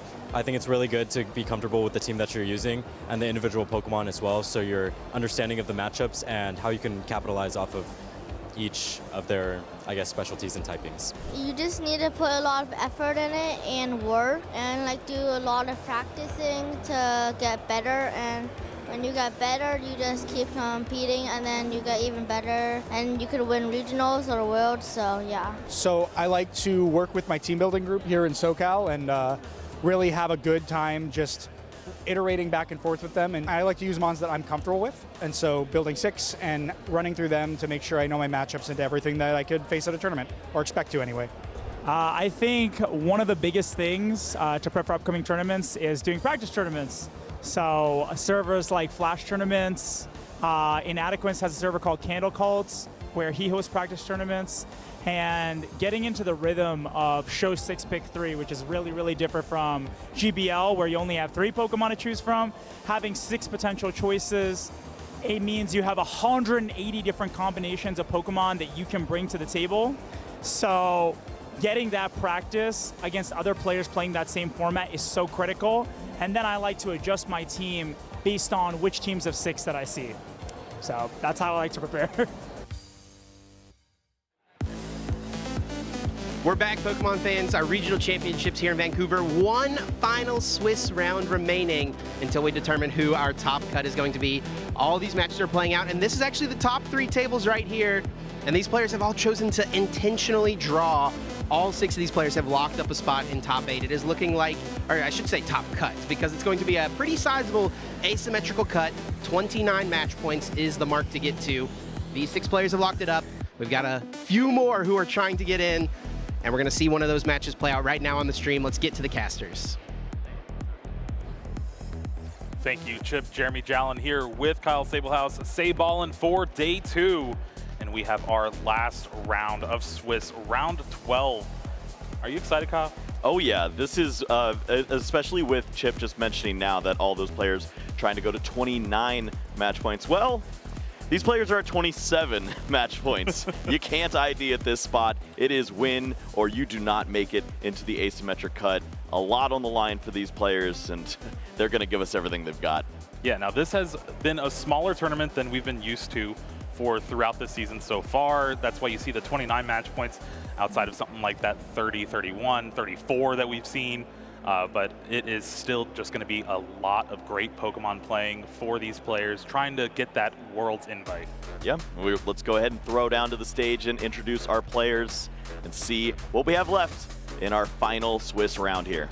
Rowan Stavino on the left with that Gardevoir EX up against Anil Saini with Dragapult EX. Both of these players are pretty well accomplished in their own right, although Rowan, former world champion, regional champion as well. Now Anil, not quite there just yet, but really trying to make a name for himself. Yeah, Anil plays with all of the great players, and he's starting to build on his own accomplishments at this point. He's playing a deck that's tried and true, looks very familiar to the Vinny and Gabriel Fernandez list that we saw at the European International Championships, featuring that Monkey Dory. So not the only Monkey Dory we'll see in this game, perhaps. Yeah, and Rowan also has 2 previous top 8s at regionals with Gardevoir, although a very different iteration of the deck, still trying to get back there. Yeah, you know, we keep talking about one last ride for some of these Gardevoir players. It's not going away forever. You're just losing Refinement Curlia. But he did include a couple of old tricks we're not used to seeing. Maybe it'll surprise some viewers at home. Yeah, it's definitely going to be a pretty close match. Both of these decks at the top of our day 1 meta, and they're both trying to make it into top 8 here. Remember, a win here, and they're locked for top. Yep, this is what it's all about. Both these players will be playing quickly, trying to make sure that there is a winner established. 3 match points necessary, but the good news is, with all these players going for 29, your 30 might leave you out of the actual play-in of the asymmetric portion. You have to hope. That's always the best part, right? You're just like, all right, I did my job. Now I can sit and wait for everyone else to battle it out. When you get 3rd and it's like a top 13 asymmetric cut, you're just, oh, we did it. We're in. Now, I am definitely excited for this match. Gardevoir versus Dragapult has been really back and forth throughout this short meta we've had with Prismatic Evolutions. That Itchy Pollen really putting in a lot of work, but then of course Monkey Dory with that Adrenabrain, you can just move damage counters around and really kind of just play at your own pace. Yeah, you'll see so often it's one player just taking a very aggressive approach, trying to accelerate through. But we know both players' ace specs of choice. It is that unfair stamp, and a little unfair here as we see 1 in the prize cards for Anil. Along with Badu, does play 2 copies, and then you see that Technical Machine Evolution along with a Curlia in the prize cards for Rowan. Could be detrimental, but Looking through the list. Two copies. 2 copies, yeah. Not too bad, not too bad. Thought ahead, was prepared for this moment, and it should pay off for him here. Looks to be that we have 2 players ready to roll. What could be written in that notepad? Who knows? All right. There's the judges giving our players the go-ahead. Round 12, last round of Swiss. Winner makes it into top cut. It seems like Anil is going to start things off for us. Has that Badoo in the active spot. Energy on a Dreepy. Hope you weren't expecting much more. Yep, that is it. Thankfully has the Dreepy, but that is a very slow turn. If there's any deck that you could play a little slow against, perhaps it is the Gardevoir, but unfortunately, when they set up, when they start to build, and you don't put any pressure on them, the Kirlias, the Gardevoirs, they start stacking together, and you will see a pretty oppressive board on the other side. Now we do have that Ultra Ball discarding 2 energies. Usually what you want to do for a Gardevoir deck, you can power that Psychic Embrace, but discarding a Dark Energy has that Munkidori in the active spot. You see your opponent have that Badoo. Definitely hurts a little bit, but you know Rowan knows this game plan. Yeah, it's not the worst thing to see the Darkness Energy in the discard pile already. You have a double copy of the Night Stretcher. Finding that energy when all it takes is an item card can be a little easier for you to search out later on. You're probably going to be retreating with the energy for turn on the Munkidori at some point in the future, or just moving that with a Gardevoir Psychic Embrace. I just loved the way Rowan threw the Ralts after prize checking the deck, just like, all right, yeah, I'm getting this Ralt. That's a man with confidence. He's played a lot of Gardevoir, and as soon as you see that your prizes aren't too unsettling, just the 1 copy of Kirlia in there, it makes you feel a little more comfortable that this could be a game at your own pace.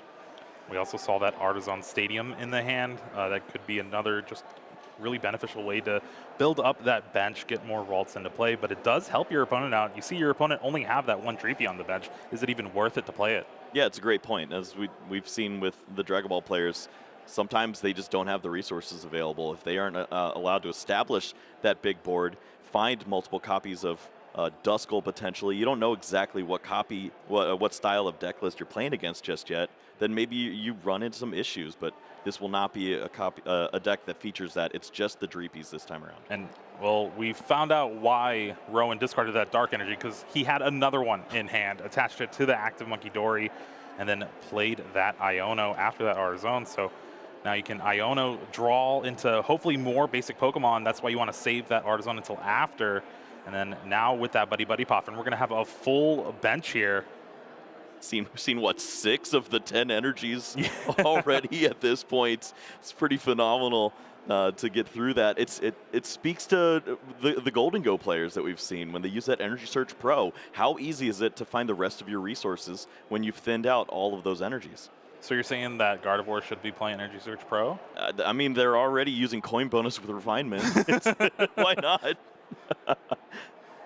Unfortunately, it doesn't really work that way. You want as many Psychic Energies as you can get. Now, action it back to Anil here. Is gonna Artisan himself. Maybe get another Dreepy down. Maybe a Duskull. Well, it's not that type. Oh yeah, no Duskull. That's right. Dragon Ball. Yeah, you've got multiple Dreepy, but yeah, this is a turn where you'd love to establish that Lance potentially. Just depends on what's in the hand. The Buddy Buddy Poffins, honestly enough to get multiple copies of Dreepy down. And once you can establish all of the recon directives of the Dracloaks, that's when you find all of the tools you need to close out in a spot like this. Just bring all this pressure onto Kirlias. It's just going to take a little bit of time, and you're going to hopefully see Badoo help out. Now this is the first time Anil's gotten to search through the deck, so this is where you see and what is prized. And again, nothing really too bad, but you do have that unfair stamp in the prize cards. Rare Candy, which is just the one of in the list. So gonna be having to play a slower game here for those Dragapults. Yeah, you tend to do this with this style of deck. You're not playing a Sparkling Crystal, so you don't get off to that aggressive opening turn. You sit behind the Badoo, buy your time, but understand that there's also a clock here. You cannot put too many damage counters on the board, or you're walking into some issues with Munkidori. Now this bench is looking a little better than Anil started off with. Has and Arvin to go along with it. Going to be eyeing down an Ultra Ball and that Forest Sealstone. Ultra Ball can go ahead and grab something like that Luminion to maybe have another supporter for next turn. You can Forest Sealstone and kind of have that assurance in play. There's also that Defiance Fest, that one of tool card inclusion. How do you like that? Yeah, this might not be the matchup for it, as we've seen a lot of times. This can be a ticket to surviving against a Golden Go player. You give yourself some additional hit points that you'll need to withstand those big attacks. But this is a deck that features that Drifloon. So if Drifloon plus a Bravery Charm, a little additional damage from Monkey Dories, maybe that will help you survive that big hit. Opted to grab that rescue board just as fodder to discard along with his counter catcher. Now this Ultra Ball will be able to find a Dracloak, and that's super important because remember that Rare Candy being prized, you have to get these stage 1s out as fast as possible. So only one Dreepy is able to get evolved this turn. And now you can start Recon Directive and just try to build that hand. Yeah, this is the unfortunate part of that opening turn. With the one Dreepy, you only have the single Recon Directive to help out and continue to see resources. With only 4 cards in the hand, yes, you're slowing your opponent down with the Bidoof, but you need some help. Finding a card like any supporter or a Lance to help out in the future would be really thankful. Done pretty much all you can do this turn, and we're just going to have an Itchy Pollen. Now that means no item cards for Rowan. But looking at the hand, there's not even any item cards. Just a bunch of energy, has that Kirlia, and then I think an Arvin as well. It's just how he drew it up. Just piles of energies, but maybe some Kirlia would be helpful at this spot. Arvin will take a look to see some cards, but it's probably just that Technical Machine Evolution. That's the mainstay. Yeah, this has been often included and then kind of fallen out of favor and then included back in just because of the Itchy Pollen threat. Really just a very beneficial tool card, allowing you to grab those Kirlia right away from your deck. Well, I mean, this hand is set up for fireworks next turn with multiple energies, the Technical Machine Evolution into double Kirlia potentially on this spot, and the Gardevoir already in hand. Could see some major attacks, or that Cresselia starting to sweep away and clean up some Dreepy or Dracloak at some point. 10 damage moved off the Monkey Dory to a Dreepy, and there you see that evolution attack from that tool card, and now 3 Kirlia on the bench for Rowan. This is where you want to be for Gardevoir. Yeah, and this is Rowan thinking about future turns. As you target down this Dreepy here, you understand that a Dracloak is incoming, 80 hit points remaining on this Pokemon, then you only need the 4 energies from the Cresselia in order to take the knockout there. Yeah, and looking at the Psychic Energies available to Rowan, 3 in the discard, 1 on that Monkey Dory to retreat. That equals 4. You did it. I did. Wow, this hand got a lot better. Yeah, Lance, the supporter card that really just has its biggest resurgence at the very end of its life. Yeah, it's funny how it turns around. It's been sitting there ever since Lugia came out, but it just never had a chance. It's been Sir Lance-a-Little for so long, but it's found its opportunity to lance a lot. And just like that, the board is going to be looking pretty nice for Anil as well. Double Dracloak, and then has that Dragapult to evolve. And honestly, if there's a Fire Energy in hand, we can even have that attack and just take out that Monkey Dory that's already been set up. It's a really strong turn here. You don't need to do much else than just add cards to your hand, continue to fuel the fire here, and then you have an opportunity of, if you wanted to get aggressive, but we saw a lot of cards go to the wayside. We saw the rescue board already gone. The Crispin is going to be held on to and for a future turn, so I think you could go one more turn here onto the Monkey Dory. Yes, you'll probably lose a Dracloak in the process, but then you have a fully loaded Dragapult ready to go. Well, I guess one thing we could do too is Anil did draw the Dark Energy, or at least had it from the Recon Directive.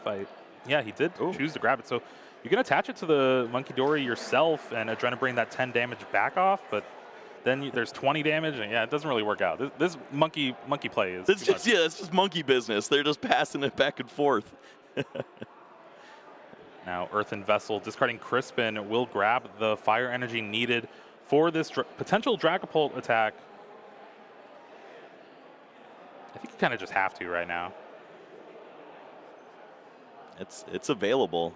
It just depends on if you want to put on that pressure. You put a lot of damage counters on your opponent's side of the board, which is pretty unfortunate when you walk into double Monkey Dory shenanigans potentially.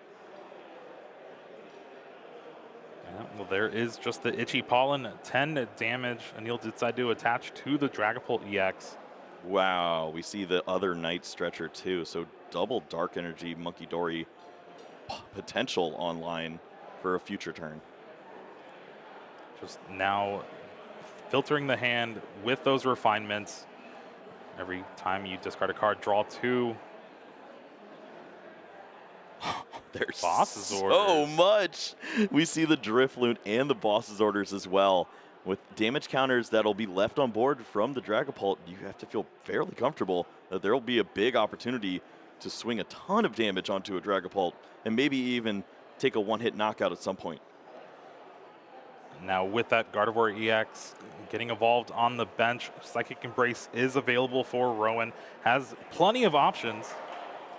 Yeah, this is every single Psychic Energy is in play right now at this point. We see 6 in the discard pile. The 7th now here on what, turn 3 is this? I mean, it's absurd to see every resource already used. And here comes the Cresselia to help out. As we mentioned before, it's the 4 energies in play. You get to assist your Pokemon, setting up a little bit, but moving those damage counters and taking some pretty relevant a relevant knockout here in the Dracloak.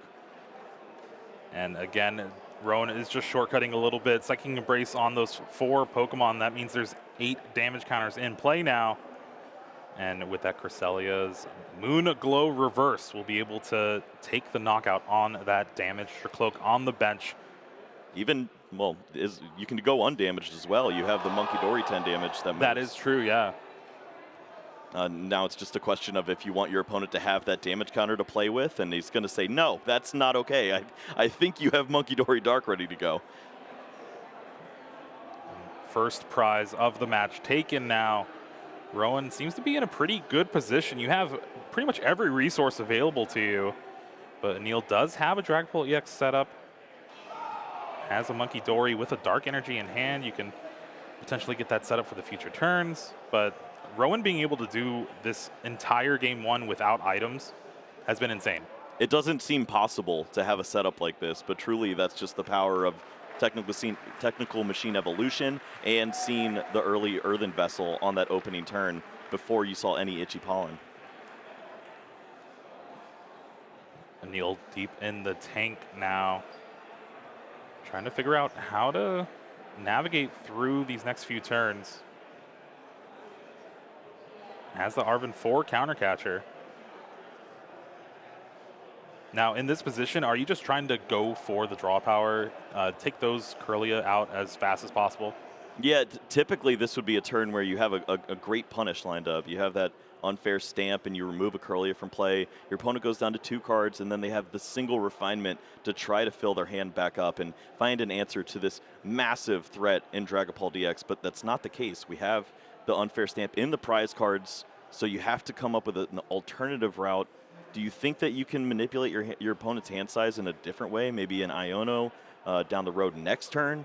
Or do you just continue to build on knocking out Kirlias? I think you still want to knock out a Kirlia here and hopefully see that unfair stamp as a prize card to help out next turn. Yeah, you also have to be careful too, because you know Rowan has that unfair stamp in hand from a previous Arven, so the reverse could happen to you. So you need to make sure you're set up just so you can. And yeah, I think here, wow, yeah, going for the Gardevoir EX, opting not to take a prize card, just setting up some damage in play. But this is risky with the potential double Monkey Dory. Yeah, this is so much damage to play with potentially for Rowan now at this point. But this is what's going to happen anyways. With this Dragon Ball turn, you have the 60 damage that you're going to place onto the bench. With double Monkey Dory, you could move that either way. And if you spread it out too thin, Cresselia just pushes it back onto a Dracloak. All right, 6 damage counters going to the bench. Anil's deciding where to place them.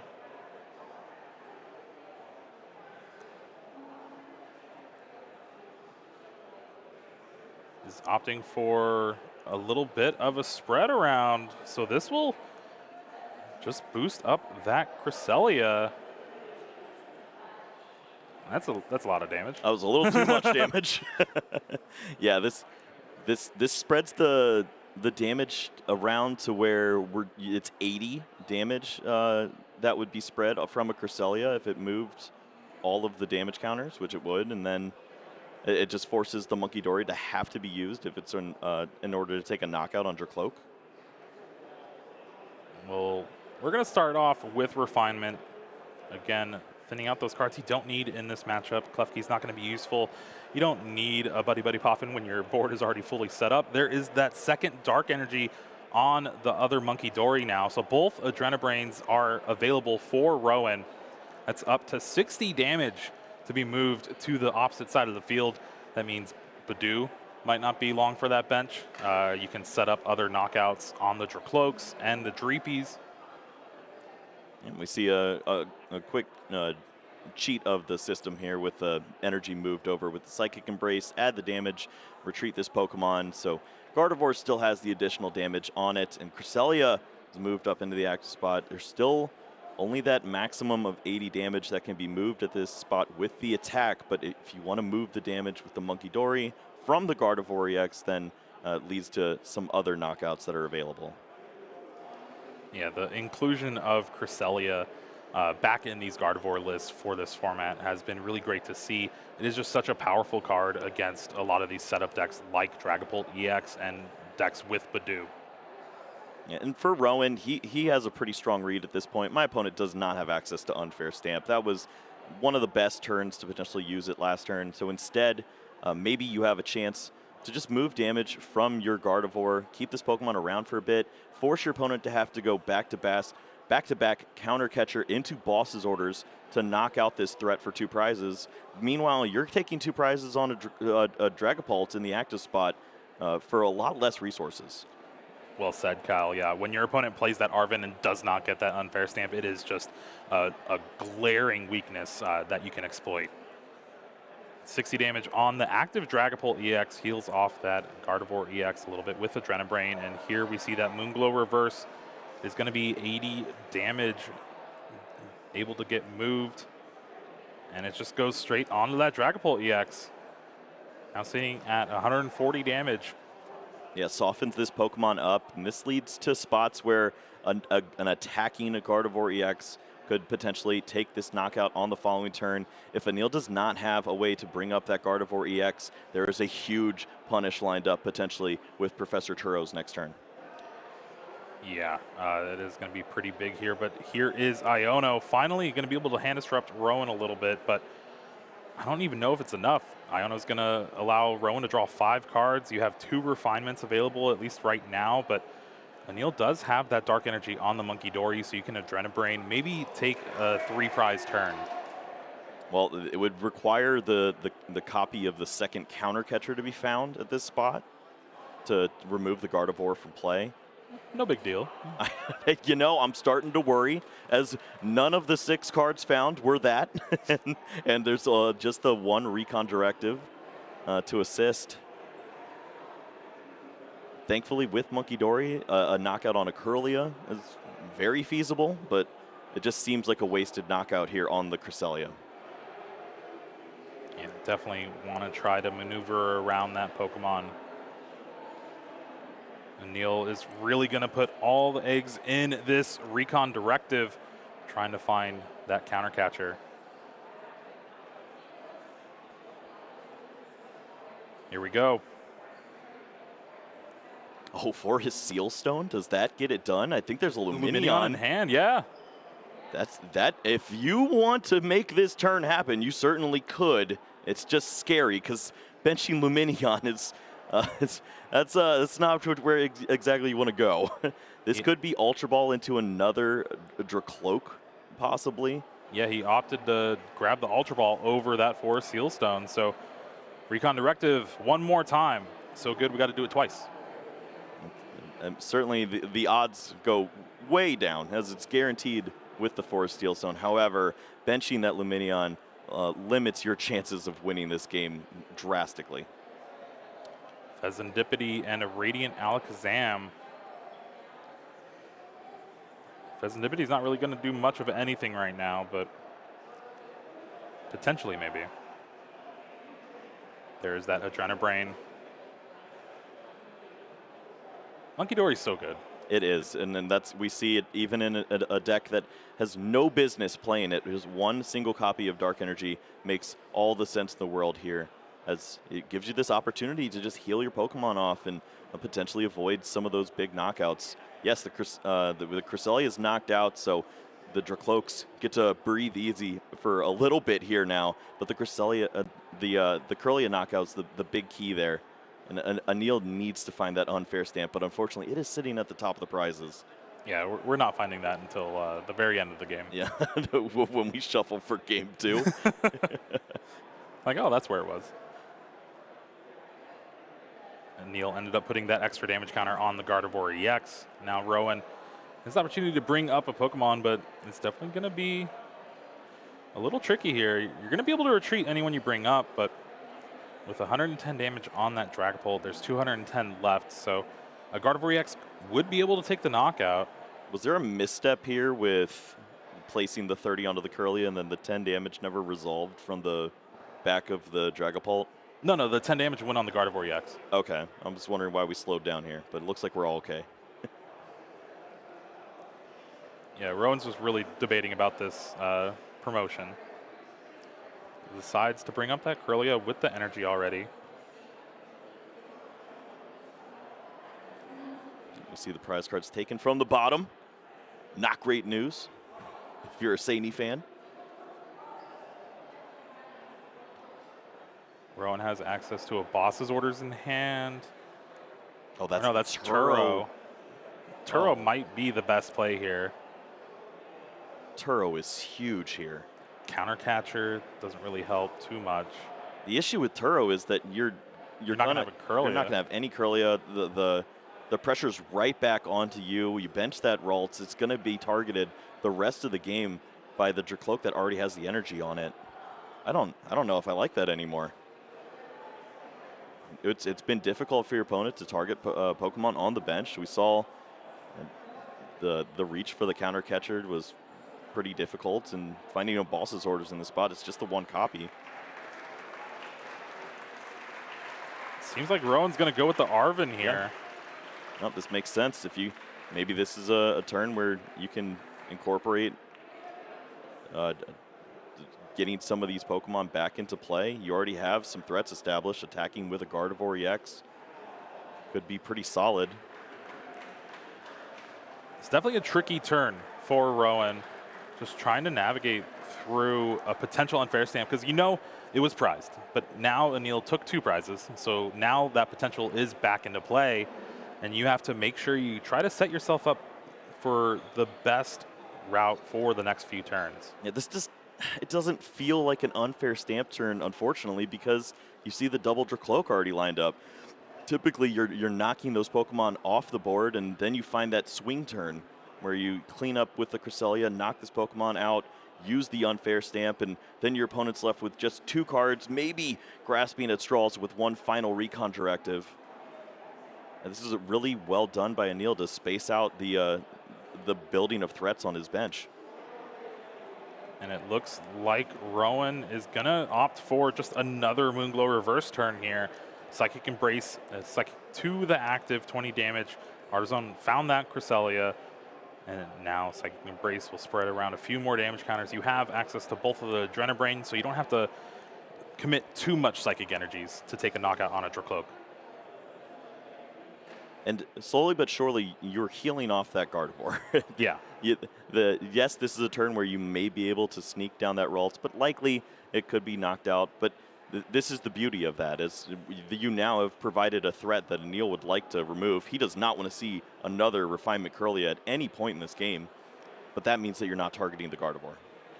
Is there any potential that Rowan decides to target down the Monkey Dory? Yeah. Okay. I think we're going to see that here. 6 damage counters on that Monkey Dory thanks to both of the Adrenabrain. And you're going to be able to move 6 with a Moonglow reverse to take the knockout on that troublesome monkey on Anil's side of the board. This is a difficult Pokemon to bring back. I don't even think the cards are available to see the Monkey Dory return back into the space. So once you remove this threat, you don't have to worry about the Kirlia or the Ralts being knocked out. Well, you have to remember there's still the Radiant Alakazam. Yes, thank you, yeah. And with that 7 damage counters on the Gardevoir EX on the bench, still is a play available for Anil to take another knockout on Kirlia with that Phantom Dive. Yeah, I think we saw the Alakazam move to the bottom with after the Pheasantipity was drawn, but we see Nest Ball in hand, so this threat resurfaces once more. Did I say how much I love this matchup? There's so much stuff going on. Yeah, it's really great to watch both these players just dance through all the technicalities. Temple of Sinnoh and a Psychic Energy found off this Recon Directive. Temple's not really going to do much of anything but get that Artisan out of play. Switch and a Lance. Best switch art. Agreed.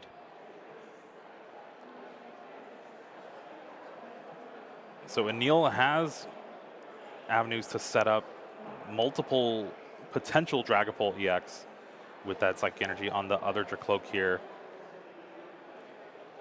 Has access to that Radiant Alakazam. Pheasantipity, just depends on if you want to commit those Pokemon to the bench. Yeah, for Anil, this is a big spot. Do you feel comfortable with the size of your bench and trying to make this into a 7-prize exchange, or is this a turn where you can start to take advantage of what you see as a glaring weakness on your opponent's side of the board, and you're going to take 2 more prize cards here? Just one more EX knockout to close this thing out would be fantastic, and it limits so much of what your opponent can do next turn as far as drawing more resources, ever playing Pheasantipity.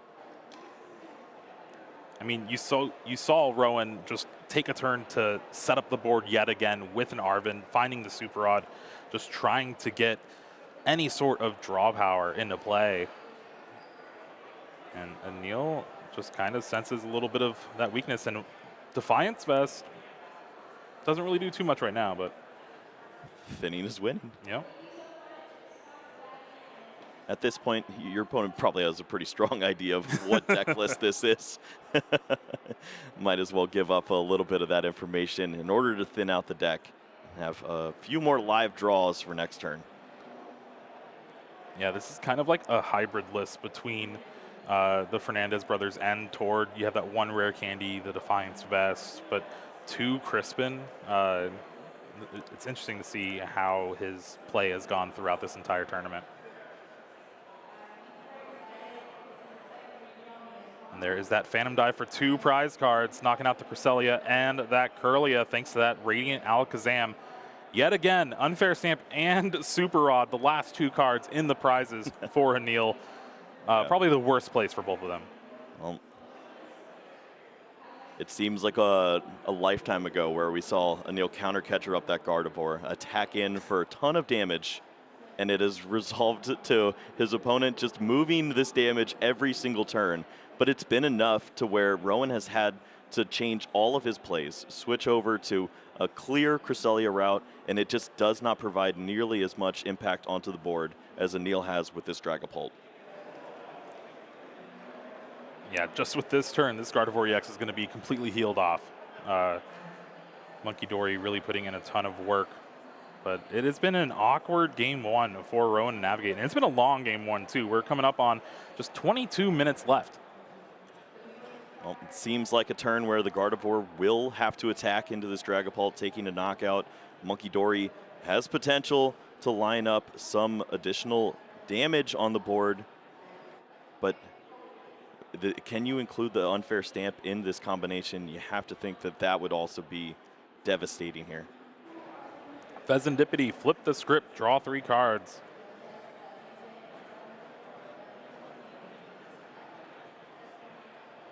Rowan does find a Kirlia, so Refinement is now available to him yet again. There's Earthen Vessel to find the Dark Energy. The third Monkey Dory is potentially there to find the triple push onto a Dracloak for knockouts. That'd be pretty good. You could then knock out the Dragapult, or you. I don't even know if you knock out the Dragapult with the Gardevoir. You'd be just a little short at that point of the knockout, but I don't know. I think you have to remove this Dragapult from play. You have Pheasantipity on board. It's just with the Radiant Alakazam and the Dragapult, you can clean that up. Well, there is the energy attachment counter catcher bringing up the Radiant Alakazam. We could maybe just see Screamtail potentially. Well, I think with this spot here now, you've got the triple push. You can move on to one of the Dracloaks, knock that out, knock out the Radiant Alakazam with a Gardevoir in the active spot, and have massive amount of hit points. No threat of the Radiant Alakazam push onto the Pheasantipity, and you're just one turn away from closing this game out. Yeah, the bench is full, so Screamtail is just out of the question. I mean, Anil's going to have to scream at this hand. He's got 2 cards left. There's nothing to do. He's got a couple recon directives and a dream. It's just what does Rowan choose to leave him with at this point? This has been such a back and forth. There is the 2 energies on Gardevoir EX. Now you have that 90 damage counters to be able to move around and take the knockout on a Dracloak. How often do you see this? Not, I mean, typically, yes, the inclusion is the 3 Dark, the 3, maybe the 2 Monkey Dory, but it is the full 3, and all 3 are on board and being used perfectly with exactly 90 damage on your board right here. It's very clean, very clean.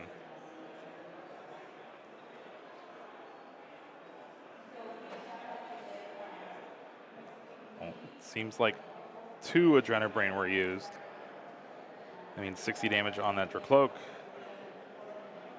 Does Rowan, okay, he commits it to the Dragapult and opts just to leave the Radiant Alakazam in the active spot. Okay, so this is a read on the hand saying, I think you don't have access to that last copy of Switch, and he might have it here. That is... It's in the hand. Oh my gosh, that's wild to find. Now there is a Lumineon in hand for Boss, but there's no route for a 2-prize turn here. And that's thanks to Rowan just cleaning up every single damage counter on his side of the board.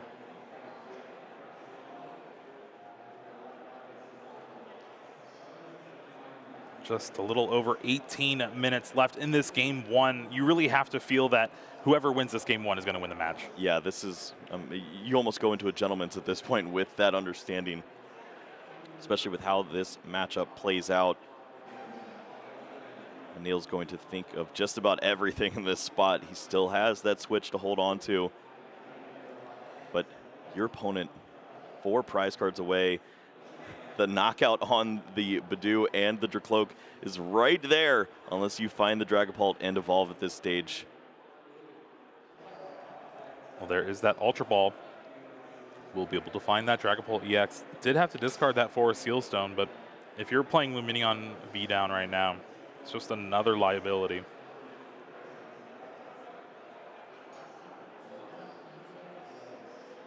Yeah, just continuing to stick around in this game. Knocking out the Monkey Dory gives you access to avoid the Dracloak being removed from play, but you're also thinking about the Badoo at that stage too. Just any knockout on a Monkey Dory seems fantastic, but you almost wish you just didn't have to push this damage. Yeah. I suppose it's the same thing with Gardevoir and the 4 energies from Psychic Embrace. The damage would be found either way, but it's not fun. Taking a look at the list too, there's access to 1 more Professor Turo scenario from Rowan's side of things that could potentially come into play. Oh, we're going 1s. Yes, 1s everywhere except for the Kirlia. Kirlia now in range of the rest of Dragapults. Guess what, Kyle? What? Anil finally found that unfair stamp. Just in time, right? I feel like when Rowan starts taking prize cards, it could be too late. But Anil did a great job of adding some additional hit points in this spot. We do see the Cresselia back in play. The third time. Counter catcher says, please do not move this Pokemon. Let it stick once. Iono to 1. Anil already used that switch last turn. Has 2 Professor Turo scenario in the deck. I don't believe one was used. Yeah, I'm not sure we've seen one yet, unless it was a discard at some point with Ultra Ball, but I think we would have recognized that. Just the 1 card in hand, still has 1 Recon Directive, but that's the beauty of Rowan's play from last turn. Forced the evolution onto that Dragapult there, so 1 less draw. 4 potential cards to be seen for this Turo. I believe we already saw that rescue board get discarded, so there's no rescue board energy retreat. On this, it is all up to Cresselia. Can heal off your Pokemon, but this means that Turo is immediately that prize card. But I understand you're not adding enough onto your opponent's side of the board if you don't bring up this Cresselia. Do we have the 90 damage to take a knockout on the Dracloak? It's well, I mean, with Monkey, no. Yeah, you need a Psychic Embrace. Yep. So 10 damage left on the Gardevoir, which you allow the Radiant Alakazam. I think we're just going use double knockout here. Well, in this spot, you could just remove the Dracloak from play and then limit the draws. Yeah, so you Monkey Dory, take a knockout on the Badoo. Now you have 90 left over. Yes. The Moonglow reverse, the Dracloak. Anil's going to be left with 2 cards, needing a Professor Turo's scenario to take this game and potentially the match. And Rowan hasn't even used Pheasantipity yet. Why not? Well, he has all of his own resources, but it's not his that we're counting. We're concerned with Anil's here. And the damage is moved over. The Dracloak is gone. There's 1 card remaining. What's in the hand? What's on the top of the deck? Can he find it? Was he Crispin? Does Crispin do it? Is there enough energy left? There's, what, 8 energies total in the deck? We've seen, what, 1, the Dark Energy as well, 2, 3, 4. There could be the energies there. The thing with Crispin, too, you need both, because if you don't have... There it is! He's got it! He has it! Crispin does it! Retreat. Anil wins game 1 here, and with just under 14 minutes left to go in the match, you have to think, unless something goes crazy wrong, Anil has this match locked up. You'd think that the energies were gone at this point, but sure enough, he had plenty to go. It's just, it was the same Dragapult attacking over and over, and he had plenty of energies to close this thing out. Crispin, the 2 copies that you mentioned, pulling weight here to take a huge game 1 here. Let's go ahead and take a look at the replay. A lot went on in this match, but Anil had that Dragapult EX, able to put on a lot of pressure early, kept taking knockouts on Kirlias and forced Rowan to really just go into Cresselia time and time again. Had to waste a lot of resources to try to get to it too, but with multiple Monkey Dory was able to manipulate a lot of damage. And you see that unfair stamp in the prize cards. That was a non-factor for Rowan. Didn't really have to play around it too much. But again, just the perfect damage placements for Anil really helped propel how this game went. And then Iono to 1 is a lie. Crispin finds those last 2 energy in the deck, retreat, take the knockout, and just like that, we have a game 2. Yep, it's written all over Rowan's face at this point. It's in disbelief. Played so well to give himself an opportunity to limit his opponent, found the outs that he needed, forced the switch, but there was just enough resources there for Anil to close that thing out. Taking a look at the prize cards for Anil, that one of Rare Candy, one of the Professor Turo scenario, the one of Boss's Orders. Again, not the best prizes, but really, at this point, you just need to survive 12 minutes. Right, and it's easy to say that for Anil, this is just a victory lap at this point. 12 minutes remaining, you play the deck out as slow as it potentially can go with the Badoo, but we've seen from Rowan, he can earn speedy wins with this Gardevoir deck from time to time. Yeah, he doesn't have all the resources there. This isn't one of those rare candy belts that we've seen from him in the past, but if anyone's going to do it, it's him. The question is, can he do it twice? Because a tie does neither player justice. You know, let them figure that out. The answer to that one is probably no. Yeah, you could really just see the demeanor of both of these players change as that result happened for Game 1. Rowan really is just very reserved now. And seeing the Buddy Poffin for the double Dreepy, this is already a better start than Neil had in the first game. Yeah, and he has the Lance to follow things up. This is one of the better starts that we've seen from this deck. Constantly adding it to the hand, adding those resources. And, I mean, these are just every action, and they slowly start to add up. You take 5-10 seconds per action, the clock drips away. Energy on the Dreepy as well. That's what you want to see. And Rowan is putting on the Jets. Earthen Vessel discards that Mana Fee. Earthen Vessel discards that Psychic he just found for another 2 energy. Ultra Ball discards those 2 energy just so you can find another Kirlia here. And I think we're going to Nest Ball for Ralt's Iono, it seems like. Put that Kirlia on the bottom so you can have it for an evolution later. Yeah, that... Oh, no. Wow. Just no supporter. It seems like Professor Turo's scenario in the hand for Rowan. Now, the rare candy is prized, so Anil's going to have to rely off this Lance just to get those Dracloaks. But this is a great start for Anil versus a resoundingly terrible start for Rowan. Yeah, this is really unfortunate here for Rowan. He took a huge risk, said I'd like to go second because I want to use that TM evolution. I want to throw down these Kirlias, have access to turn 2 Gardevoir, and start attacking left and right to work through these Pokemon. Doesn't have access to that with such a weak hand.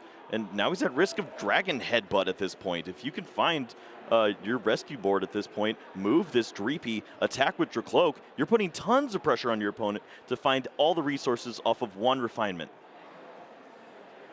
Lance has been such a great card for this Dragapult EX archetype. Just being able to find your draw power along with your attacker. It really is just a better Hyper Aroma that most people tried in Gardevoir of the yesteryears. Oh, finds more Buddy to go along with this. Just adds another Dreepy to the collection. And if you want to slow your opponent down and go for a Badoo route, you certainly could. But it seems like the cards are there to get aggressive at this stage and just remove some of these potential Kirlias from the future. It seems like there's not even any items in Rowan's hand to He would shut have played off. them, Yeah. right?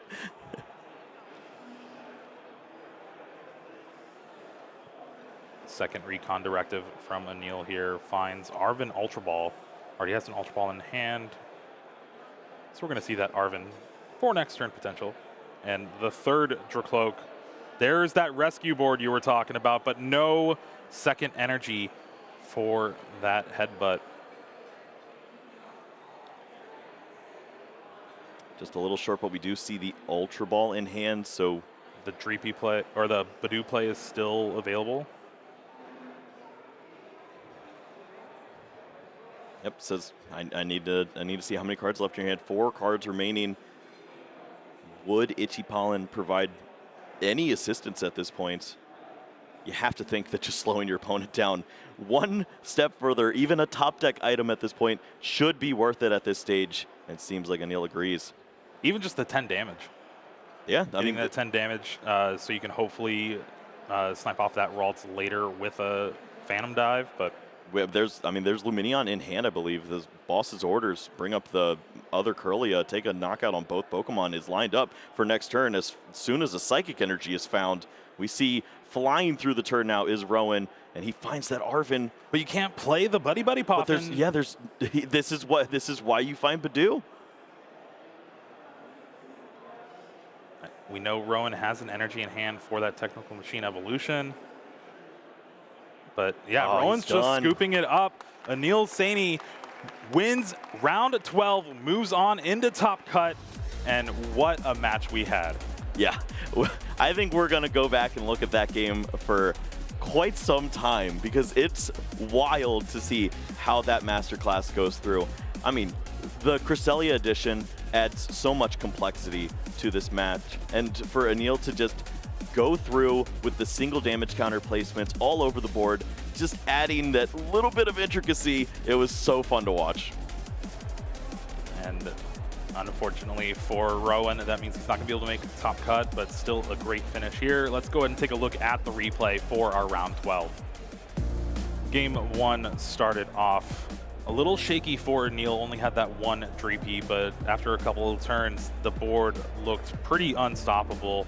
Along with Rowan's as well, double Monkey Dory, a couple Kirlia, but those Kirlia were just targeted down turn after turn. Cresselia was trying to put in a lot of work time and time again, 3 times trying to use Moonglow Reverse to just keep the game going for Rowan, but it was just not enough for this game. Iono 2-1, really just trying to leave that Radiant Alakazam in the active spot, but Crispin, with just the last 2 energy in the deck, was able to seal off that game 1.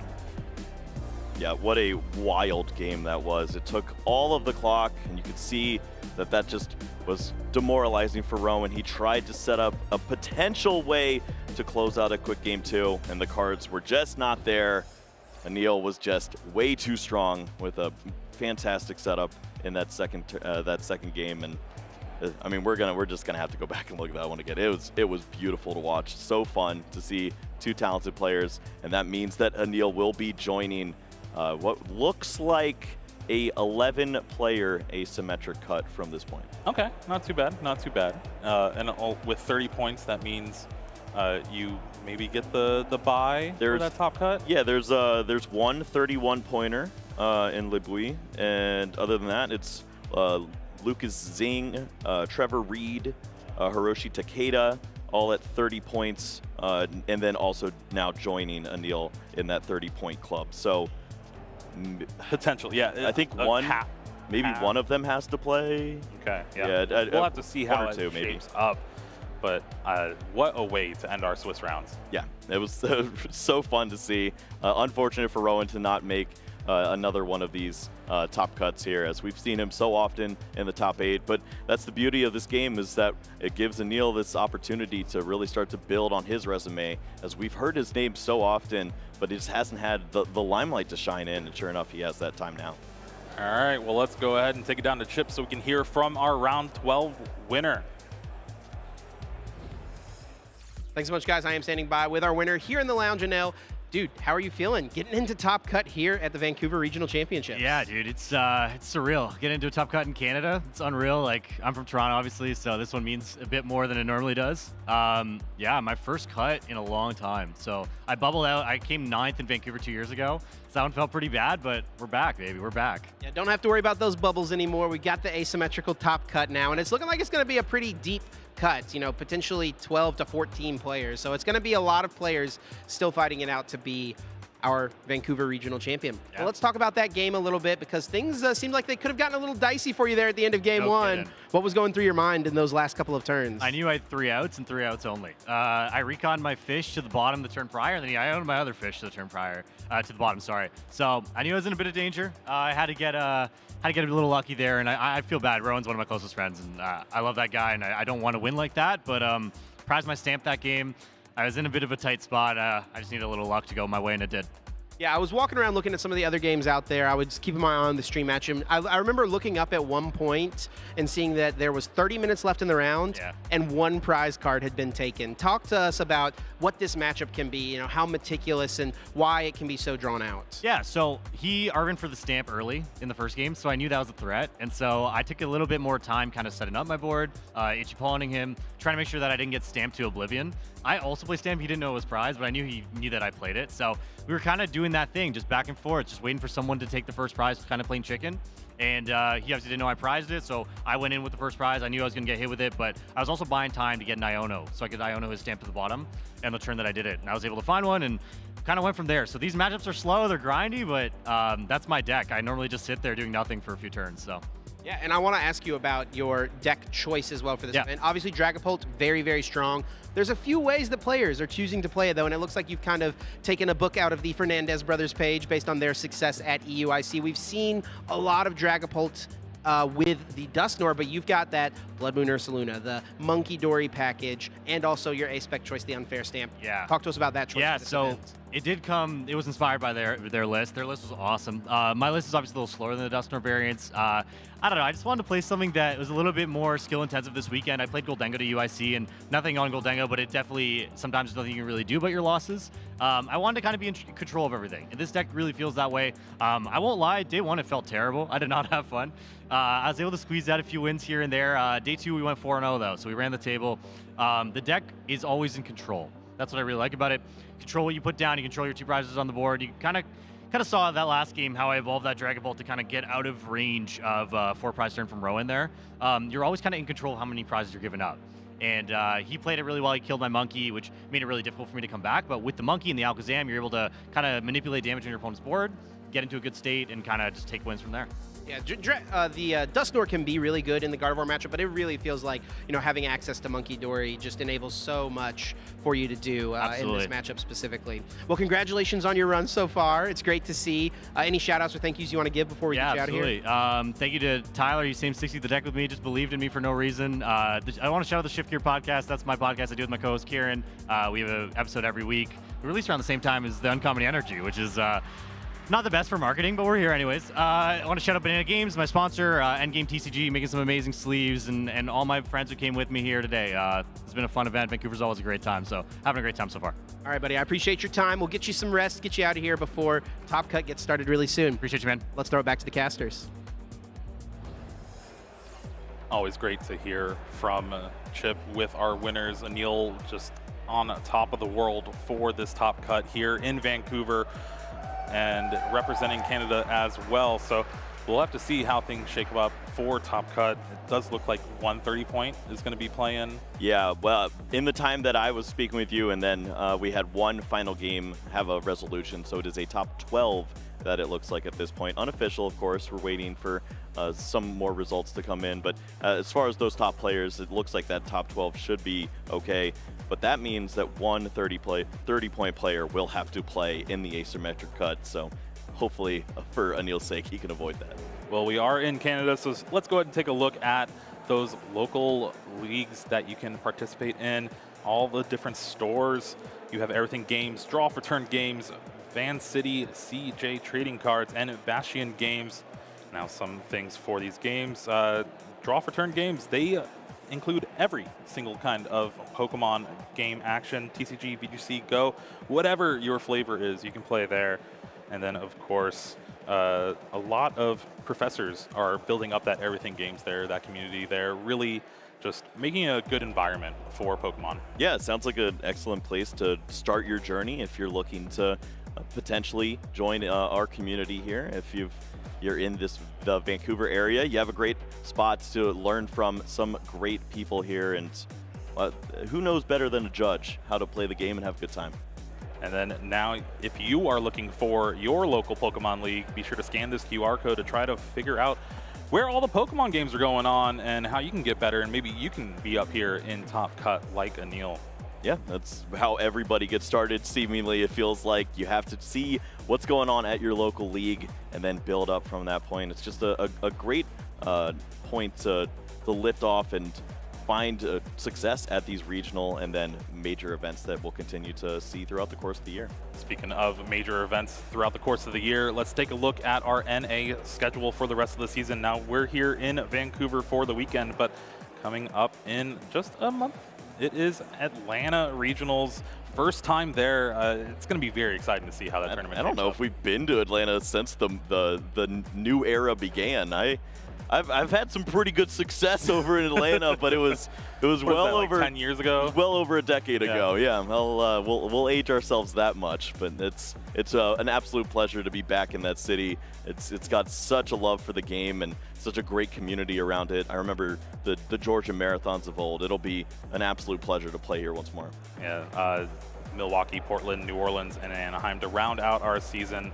It is going to be one that you don't want to miss for sure. I am definitely excited to see how Pokemon Series shapes up for our tournaments. Yeah, and there's plenty of players that are looking for a little more points moving into those final matches that we'd have at the North American International Championships, right before the World Championships. Can you get to that 125 top players in North America to clinch your spot, or maybe just win the event outright like one player's trying to do today? Yeah, one player is trying to do today. Well, actually, 12 players are trying to do that today. We have our Masters TCG Top Cut coming up soon, so don't go anywhere. A lot of Pokemon action still to come.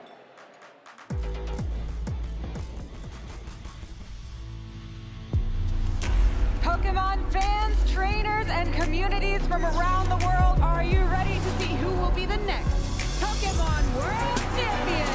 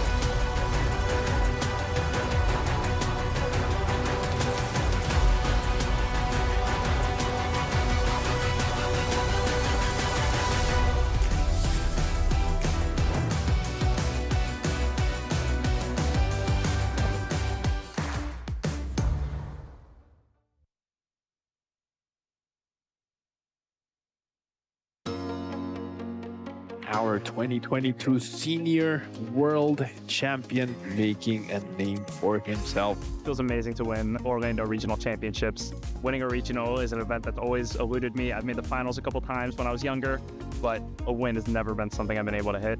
And finally reaching that goal it means a lot. Liam, his dad, his brother, they're deeply rooted in the Pokemon TCG community, have been for a long time. And Liam has an excellent resume. I've been in the finals a few times at 2016 Nationals. And there's the handshake. Sure enough, Liam does attack. Huge congratulations to Liam Halliburton. He played excellently. He played flawlessly almost. I first got into competitive Pokemon because kids at my school were playing Pokemon. It was always really popular to trade cards. And so when I tried to get into the game, my dad said, it'd be cool if you really tried to get into the game and got into the competitive side. And so we went to my local game store, got a few cards. The woman who was running the store absolutely pounded me like 3 times in a row with Verzi and Genetect. After that first time that I got destroyed, we realized we're gonna need some better cards. And so once we got better cards, which were Plasma Lugia cards, the next time I went to an event was a few months later. It was a Maryland State Championship, and I made it to the win and in. I went 4-2, where I lost, unfortunately. Ladies and gentlemen, one last time, Liam Halliburton, your Orlando Regional Champion. The thing that keeps me coming back to tournaments is the friends and community that I know will meet me there. One thing that I've learned since I started competing in this game is it's not really the competition that makes Pokemon what it is, but it's the community and friends that you make along the way. Heard there's a bit of a curse lately where it just keeps taking second place at tournaments, so maybe break that curse here. I took a break when the game moved online for the pandemic. I stopped playing during that era, came back in 2022, I think, when events came back to in person. It was honestly my dad. He told me that the events were coming up, and he kept a podcast about the game throughout the entire pandemic. And so when he told me events were back, I said I'd give it a shot. And once again, I haven't put it down. It is time for the grand final match of the senior division of the Pokemon trading card game. Are you ready to meet your players? From the United States, Liam Halliburton. The finals experience that will stick with me forever is the 2022 Worlds Finals. My opponent was Sebastian Lashmet. The matchup was Palkia versus Urshifu Italian. We have hit all zeros on the clock. We're going to a sudden death third game here. The series went 3 games. It went to sudden death. It was a long match and definitely a nail biter. Origin form Palkia V-Star. We see the star portal. That's it. Subspace Swell takes down the Stavo, and Liam is your world champion. Some advice that I'd give to future Pokemon trainers is to always set your goals high. The sky's the limit when it comes to Pokemon, and while progress towards your goals may not be immediate, you don't have to lower your expectations in the game. Anybody can do well. Your 2022 Senior Division World Champion from the United States, Liam Halliburton.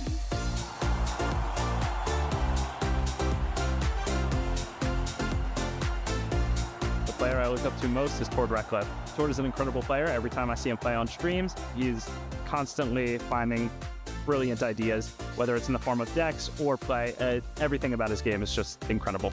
Who's your starter Pokemon? Any series, anything else? My starter Pokemon's Rowlet. He's a cute little guy. I love owls.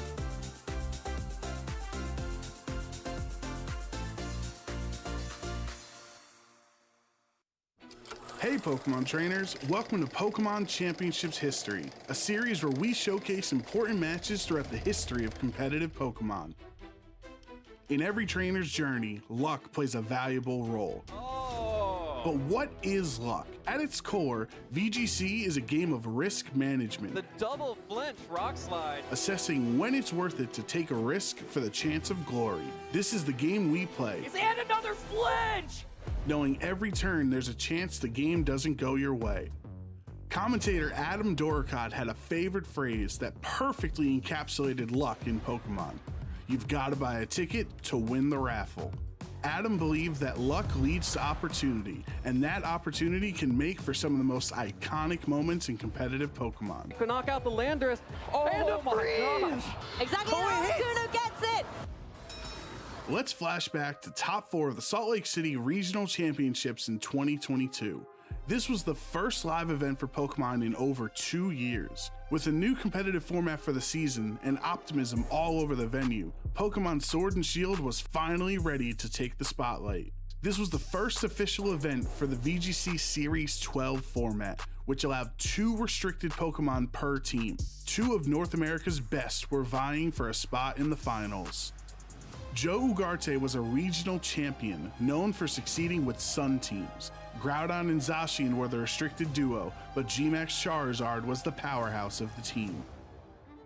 Aaron Traylor, the Dallas regional champion, with over a decade of experience in VGC, was always willing to go for the unconventional play, like Dynamaxing his Whimsicott, doing anything necessary to win. Both of these trainers here in Game 3, only one unfortunately can move on to the finals, and one of these guys is not going to be able to realize that dream. In Game 3, with 3 Pokemon apiece, in a tale as old as time, Groudon versus Kyogre, the combination of Sun and Gastrodon hindered Aaron's Kyogre game plan. Behemoth Blade, though, now into the Groudon. This is in the sun with the Salt Vest. It's not enough to take out the Groudon, so he will get one attack into Zacian, which will be enough to knock it out. Aaron is now down to his final 2 Pokemon here. After losing his Zacian, Aaron would rely on Kartana, the Pokemon he Dynamaxed in all 3 games, to bring this game back to neutral.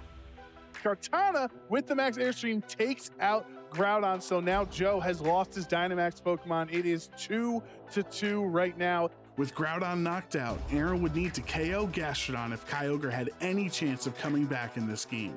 Aaron has to deal with the Gastrodon this turn. Gastrodon is finally taken care of. He is down to his final Pokemon, the Pokemon that this team is really built around. Single target Water Spout, but it is in the sun, so it does not do a lot of damage. It's up to the Sacred Sword. Into Kartana, does take it out, and there it is. And it's down with this Kyogre, unfortunately, against Zacian. Aaron's chances of winning were incredibly low, but not 0. And as luck would have it, Kyogre bought in for a chance to win the raffle. The Kyogre has to gotta go for double protect. He gets it. He gets the double protect. Aaron with a 30% chance protects his Kyogre, and the sun is gone. And if you want to keep using Play Rough, there's a 10% chance you won't even hit. And the single target Origin Pulse does connect. Finally, something going right for the Kyogre. Does bring Zacian down to under half. You know another one will knock it out. Oh my goodness! The 10% chance comes true. Kyogre nimbly dodging the Play Rough from the Zacian. Aaron played to his outs, no matter how unlikely. The odds of getting a double protect, Origin Pulse hit, and a Play Rough miss were less than 3%. But now it was time for Kyogre to cash in. But Joe, you've got to buy a ticket to win the raffle. You sure do, Adam, and I think Aaron agrees with us. Water Spout with all that HP, Saki is dead, and Aaron Trailer is moving on to the finals here in Salt Lake City. Kyogre wins the raffle, and Aaron Trailer proves that luck is a skill in VGC, so never give up as long as you have a chance. Thank you for watching, and let us know some of your favorite competitive Pokemon moments by using the hashtag #PlayPokemon. Thanks for sticking with us, Pokemon fans. We're getting ready for our trading card game Top Cut. The final Swiss round has concluded.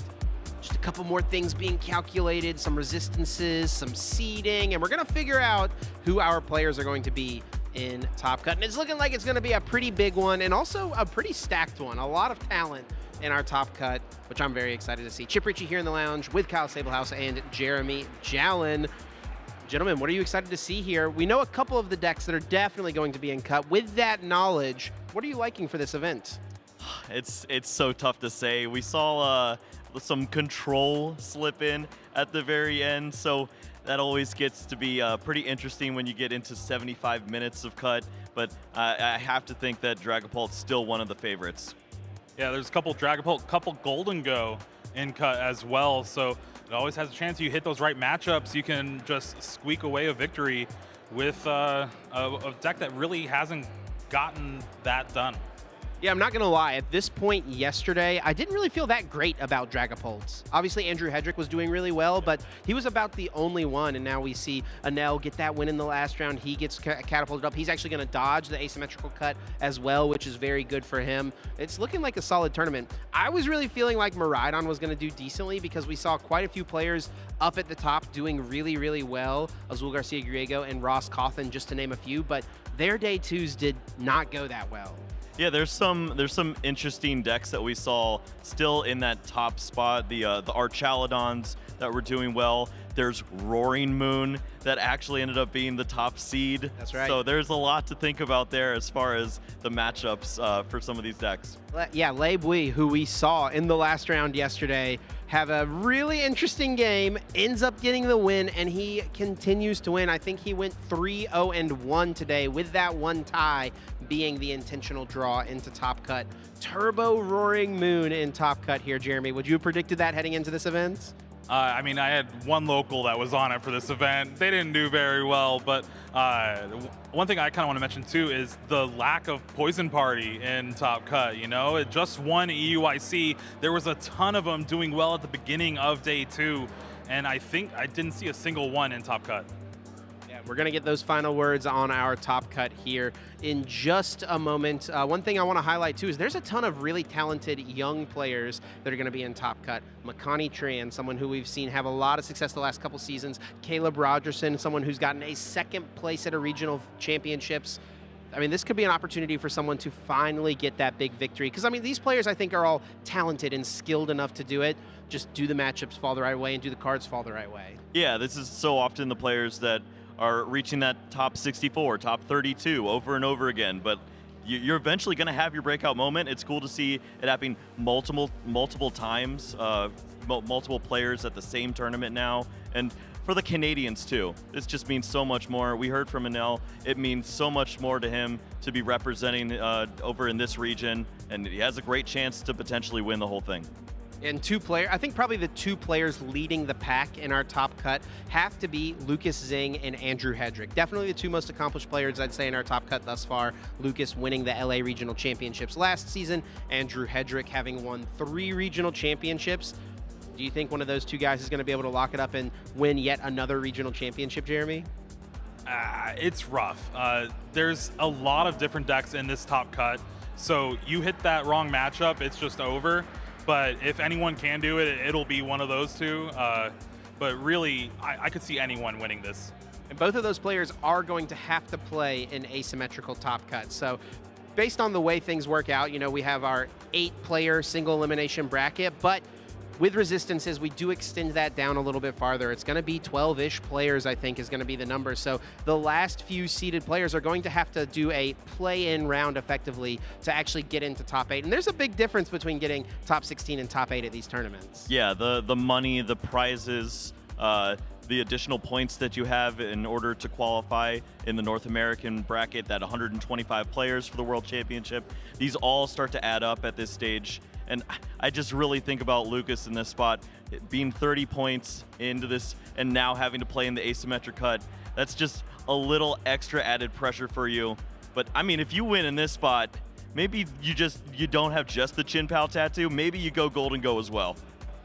Yeah, I saw him actually playing some of his games out there. He's got that single prize Golden Go in his deck as well, which is super spicy. Jeremy, you know much about that one, that tech? I mean, we saw it on the list. Other than that, didn't really come into play. I saw him attacking with it in the mirror match, which I don't know if that's like the intended use for it, but I need to relook up what that card does. It's like 3 colorless energy, 100, and it can shuffle itself back in. I don't really even know why it's in the deck, to be honest. Just prize math, right? There was like some cool effect, and it does like 1 energy, 120 or something. Oh, yeah, if it evolved from Gimmick Yeah. Turn, I think that's the case. Yeah, I mean, and that's really what happens at these regional championships. These players will go deep into the list. I mean, I know I've spent plenty of time on the Pokemon card database looking up what card does X thing that I need for the format, you know, trying to figure out what that one single inclusion can be to push your deck over the edge for what you anticipate the meta to be. And that's really, I think, what separates good players from, you know, the great players that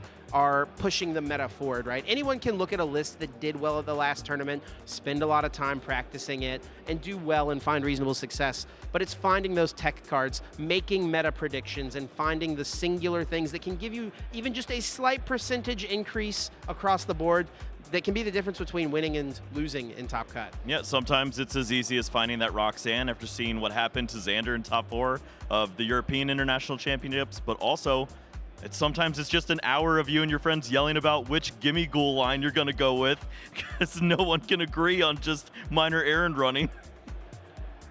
That's what it comes down to, and that's really where the collaboration, I think, comes in a lot as well.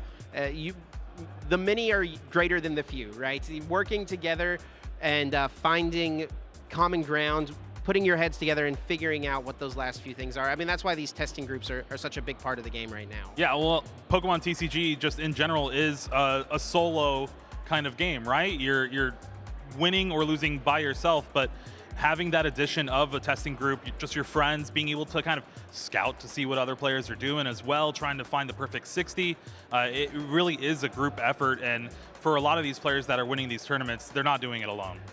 Well, gentlemen, I think we've got our first asymmetrical Top Cut round ready to go out on the stage. Let's get it over to the casters and see if we can get closer to crowning a Vancouver Regional Champion. So much in the air, but one thing's for certain. Like Chip said, a regional champion will be crowned as we get into asymmetrical Top Cut at the Vancouver Regional Championships. Welcome along for the ride. Ethan Heggie here with Juancho Saldana. And there's a fun fact here for this Top Cut. This is the lowest number of points so far this season that players have been entering Top Cut. We've seen, for this 8 rounds day 1, 4 rounds day 2, if we go back to Louisville just a few months ago, X2 missed at this. This time, it's actually going to be players at that 29 points making it in. A pretty big surprise here for this regional. No, yeah, I remember back when we were doing, 33, 34, trying to make it into cut. It's nice that we, this, I wouldn't say it's a lot. It's a little bit easier, but it's still the same caliber of player you still have to fight through. But it's just nice to see that number getting a little bit lower. Yeah, I mean, as kind of Chip and the boys talked about in the lounge, this is still a stacked roster of competitors looking to get regional wins. We've got players from outside of TPCI region playing. We've got a Japanese representative in the Top Cut, and we've got a total of 12 players competing it out here, right? So with the asymmetrical cut, players 1 through 4 in terms of the standings, after, of course, the 12 Swiss rounds have completed, will sort of get a bye in a top 16-like bracket, while the other 8 players are going to have to battle it out to see if they can make top 8. Yeah, and it's tough, right? One of those players, I believe in the 30-point range, still had to play around. In any case, we had to, because of the resistance at that point, just has to fight a little bit harder to make it to the top, but I'm sure we'll see some great things.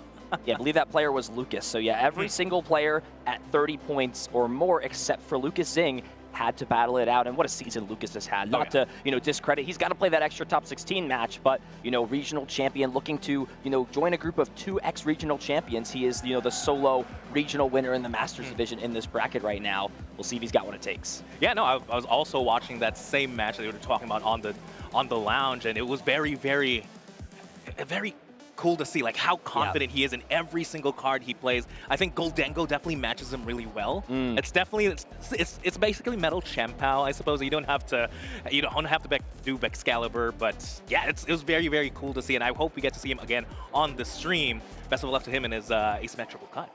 Yeah, he's got the superior energy retrieval, so, you know, sort of the same deck. And that's also not to mention, we do have another regional champion in the bracket, Andrew Hedrick. We saw him draw the last match naturally and then took an intentional draw the following match. He's looking to become a 4-time regional champion. He's done it with 2 different decks at this point, with Lugia, and then, of course, with the really, really cool Dialga V-Star, which... You know, Dialga V-Star's actually making an appearance here in the top 16. It's not something, you know, I could have confidently said going into this weekend. No, a lot of V-Stars are really making their last stand. If your bingo book is saying Wancho bringing up Lugia V-Star once again, well, you're gonna get that because Lugia V-Star in the top cut, but as well as Regidrago and the Lugia, the Dialga you mentioned again, last stand for all these decks, and all of these decks have really added to the history of the Pokemon trading card game. I'm excited to see. Hopefully, we get to see the Regidrago maybe show up. One last stand. That's I mean, I don't think I would be saying that besides this format, just because I felt like there's no stream where we didn't have Regidrago, right? Well, this battle we have to showcase is one that has stood the test of time for months and months of the Pokemon TCG. Gardevoir versus Miraidon, 2 excellent young talented players will go down to the stage and showcase our talent.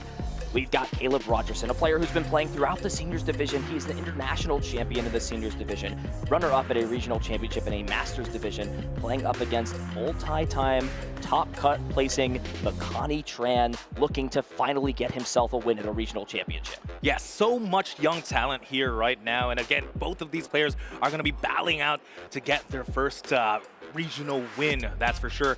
And I just love to see the young players battle it here at the top cut. We've already seen the legends at some point during the Swiss round, you know, people with 20+ years experience. I'm sure that's probably older than some of these players we have right now on the stream, possibly. But yeah, very, very excited to see both very interesting decks, Miraidon versus Gardevoir. Historically, if things on paper, it's like, oh, it's just a couple of Iron Hands and then find your Raichu potentially, but I'm not counting out Makani. He has a lot of interesting things in his deck I do want to talk about once they show up. Yeah, Makani is a very talented deck builder. You know, piloted this Arceus V-Star deck for a while with the numerous partners it had, even going as wild as, you know, Regigigas V-Star, a card that, you know, rarely saw a lot of play at all. This is going to be a pretty big matchup here, and a lot of this is going to come down to these early turns. Because like you said, and like we saw earlier in our first round of the day, Iron Hands, when unchecked, when it can just go ahead and take 4 prize cards before your opponent gets to put on any attacking threat, is really hard to climb back from, and it's going to take a lot of disruption and a lot of unlucky draws from your opponent's side. No, that's for sure. And no deck does Iron Hands better than Miraidon. I believe it's the ability to find it itself, the ability to attack turn 1, right? We saw Iron Hands earlier from a Lugia deck. That takes a couple of turns to set up. Whereas, again, Miraidon, especially the Secret Box variant, you know, it's a lot, very, very consistent attacker. Yeah, that Secret Box has kind of found its way in Miraidon as the staple A-spec. Of course, Prime Catcher was pretty popular early on, as, you know, in previous formats. But with the inclusion of Area Zero, you know, Miraidon can kind of go wide in a sense. Play a lot of these support Pokemon that are in the format. Some of the V Pokemon, the EXs, Pheasantipity, Mew, Rotom if you're going first, and just cover a lot of its bases. That's really what Miraidon wants to do. It wants to just keep its aggression and never let go. So we'll see who's going first, who's going second. Big pieces in this matchup. We'll find out, you know, who is going to have the opportunity to kind of just attack before the opponent. Let's see what happens. So we'll get confirmation on who's going first and second as these players will put the prize cards out. You know, Iron Hands EX in the prizes, a little bit annoying, as well as the Bravery Charm on Makani's side. You know, Magneton, Boss, you got to prize 6 cards. I think besides, you know, the one piece from Makani and the one from Caleb, we're going to have a good game here. Yeah, things should be fine. Luckily, Magneton isn't like an early game card you need to evolve right away. Yes, Magnemite has very, very low HP, but if you're able to draw into the Magneton and finish out the game, I'm sure things would be fine. The Cresselia, not going to matter too much in this matchup. Possibly, it's always a good Dragapult counter, a Dark Energy. I don't expect too many damage to be on the board. But again, that Bravery Charm, that might be something to watch out for. That's for sure. Trying to keep things out of range is going to be key at some points in this game. Yeah, especially since it is the only one in the deck, extending that HP for things like, Scream Tail or Drifloon to take the knockout. Missing that piece, especially if you can't have it in the prizes, maybe a little bit of a, frustrating piece to get having unavailable. But here we go, getting into our asymmetrical top cut. So much on the line for both players. The huge jump in prizing, the huge jump in points that come from top 8, not to be understated. There's definitely pressure for both of our competitors. Yeah, looking at the board right now, opening up the Squawkabilly EX, always great. Opening with the Nest Ball as well. We should be able to see a game here from the Iron Hands, from the Miraidon player, excuse me. And Miraidon going first. I have to wonder if, again, Makani would have won coin flip or whatnot. I'm sure either player would have loved to go second here. Looking at the board, though, is that a Radiant Alakazam? It is a Radiant Alakazam. Usually not the staple A-spec in a deck like Gardevoir. Makani is just one of these players who has respected Radiant Alakazam's power for a while. Again, played this card a lot in the Arceus deck and has now found use for just manipulating damage counters, being able to just capitalize off the Monkey Dory in combination with Alakazam to, open up more plays that were not previously available. Caleb will start this first turn off with the tandem unit, Nest Ball. He's got the Squawkabilly. Though a supporter cannot be played, I'm sure Caleb is still looking for a decent amount of energy to start flooding this board and putting on pressure. Yeah, I want to talk about the Radiant Alakazam a little bit more. Again, it's interesting in Gardevoir. Yeah, there is a lot of damage manipulation, that's for sure. I would love to see that come into play in combination with the Monkey Dories. But something of note, this is actually one of the decks where it can even attack. Right? Mind Ruler, you have to be mindful, 20 damage times the amount of cards in the hand. Also, very importantly as well, 130 HP on a basic Pokemon. We saw that come into play in the last stream match, or 2 stream matches ago. Maybe it could be important here, assuming Caleb maybe misses something like a Zapdos EX, could survive an Iron Hands hit. Yeah, the only annoying thing, as always, with Radiant Alakazam does have that 2 retreat cost, and I mean, if you're playing a deck that has the Technical Machine Evolution, it doesn't really necessarily matter as much. But, if you ever want to go into a card like Klefki, it can be a little bit annoying to pivot and move out. But this is an excellent start for Caleb, playing the Electric Generator, playing the entire hand down, and does hit 1 Lightning Energy. You're always looking for that 2 Lightning hit, but as long as you get an energy down this turn and an attachment, even if you're under item block, Forest Seal Stone can be a bailout to find you that double turbo energy. And that sort of seems to be the standard at this point from Miraidon, that 1 double turbo just providing so much value. Yeah. And man, 280 HP now on that Iron Hands EX. Could be tough to deal with. Second generator now. Do we hit anything? Unfortunately, it's a miss. Might be a little bit tougher to attack with this Iron Hands EX now. And I like you mentioned the Budu as well, the item playing under item lock, because I haven't seen too many Gardevoir decks really use the Budu lately, but that is an inclusion in Makani's deck, something we have to be mindful of. But yeah, typically it's not a problem to retreat the Alakazam, like you said. Typically it's not a problem for Alakazam in the Gardevoir decks, because it could always attach from the discard pile, but not on the first turn, unfortunately. Looking at this hand here, I'm not really sure a lot is going on here for Makani. It does have the Technical Machine Evolution, but I don't know if there's any Pokemon search item cards. I don't know if there's any Ralts, any supporter card to be played. I think just a Monkey Dory in the hand, and that's about it. And while, Caleb would have really liked to have that Lightning Energy off that last generator, so he's just an attachment away, I think he would trade that for, a slower setup, a slower start on Makani's side, because it's even easier to run down your opponent if, they have nothing going on for 3 turns. That's just, 3 swift amp you very muches, and, that's all she wrote. Whew, yes, and again, it's so tough to see when you have pretty much everything in your hand. You have the energy because of the Earthen Vessel, but we see the TM Evolution, but missing the very, very important key part of playing the Pokemon trading card game, the Pokemon. Very, very tough. Didn't quite get to, I think there's a Pheasantipity as well. Very odd to not see, at least an Arven turn 1. I mean, this is one of the downsides of Gardevoir, right? I mean, look, it's praised a lot for refinement being one of the best, ability support engines in the game, but it inherently is, kind of an inconsistent deck. I mean, imagine if the Radiant Alakazam was Radiant Greninja in this case, right? You get to see, 2 more cards off concealed cards. So Makani, kind of just deciding to play what would be, more cute and intricate inclusions, maybe sacrificing a little bit on the consistency of the deck. There is a trade-off for everything. I'm sure, Radiant Alakazam has provided plenty of use for Makani throughout the weekend. But as of right now, nothing is really helping him in the hand, and giving time to Miraidon is the last thing you want to be doing, especially in such an important, crucial match. That is true. I think I'm getting a better look at the hand. Yeah, it is just a Monkey Dory. Unfortunately, Monkey Dory doesn't evolve into anything. and it's just a pass. This Gardevoir has no Ralts in play and is staring down an Iron Hands right now with 2 energy. Arvin is going to be able to find at least one more electric generator. Can we pop off? And it's guaranteed at this point. Grabbing electric generator, and even if the generator misses, Forest Seal Stone can be used to grab the double turbo energy as the attachment.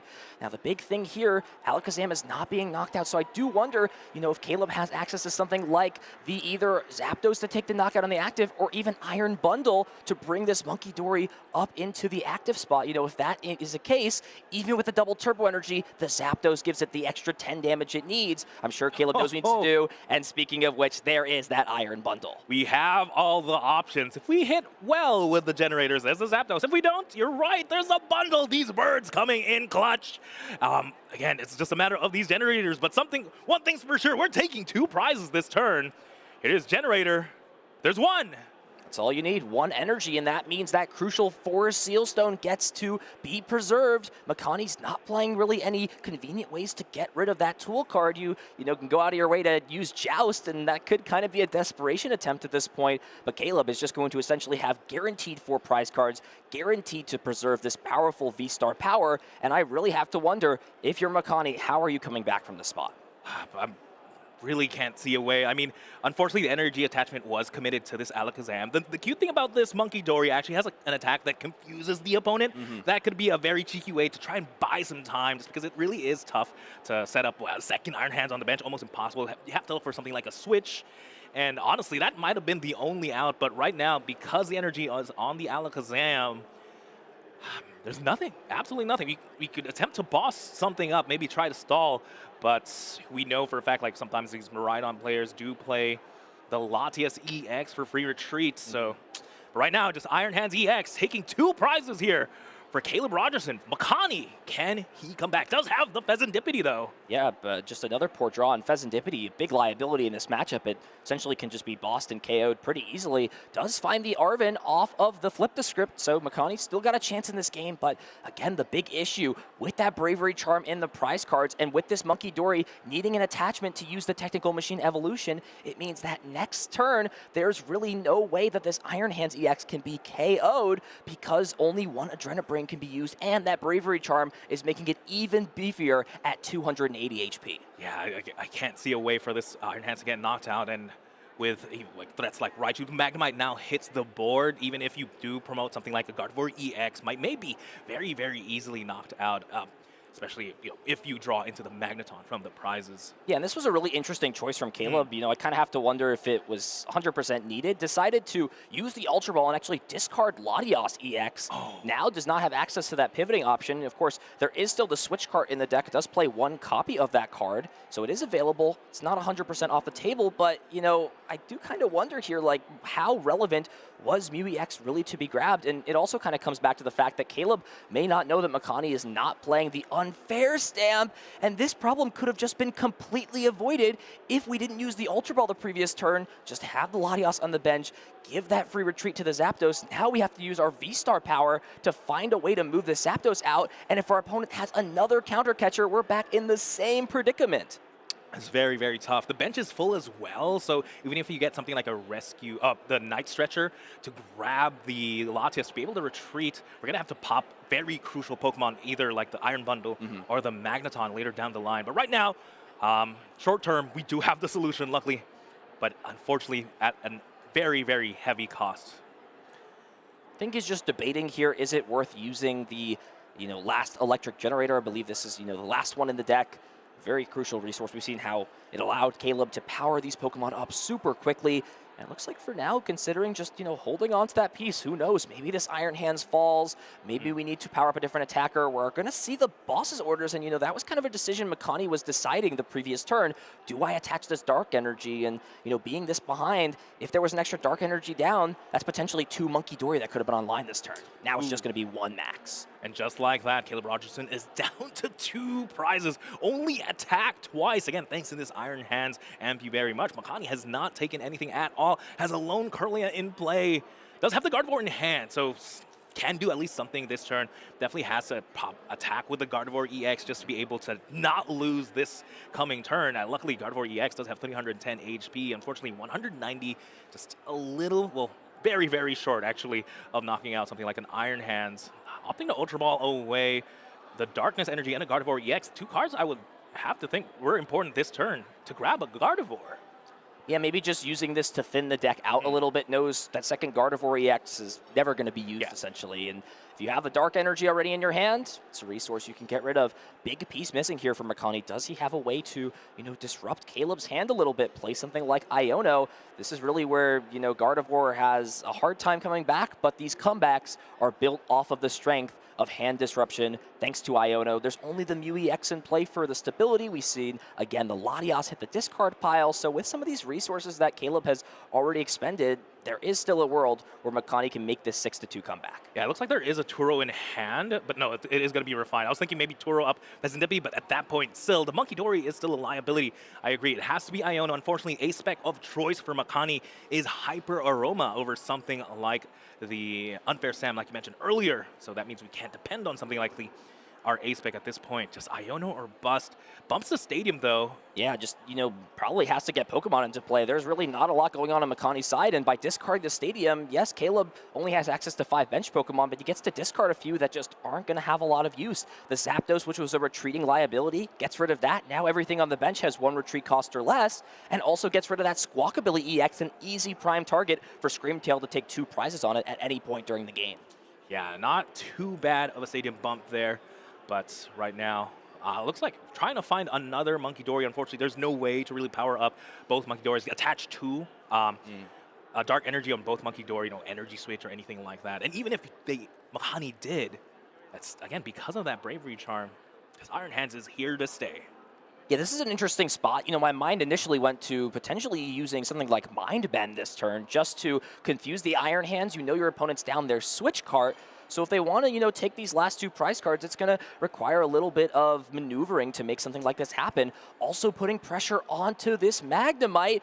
But hold on, I think Caleb has the potential to make a pretty cool play here. And with the Magneton, as long as he has an energy in hand, he can remove the confusion by retreating, pop this Magneton, give Makani a prize card, but by doing so, put the 3 energy on the Iron Hands, attach for the turn, and use 3. Amp you very much. Bang, bang, bang. Close the game out. What a swift win here for Caleb in game 1. Well, that's one way to remove confusion. One of the more heftier ways I think I've seen. Paying 4 energy to retreat and then giving your opponent 1 prize card. But that's A-okay, because you just won the game.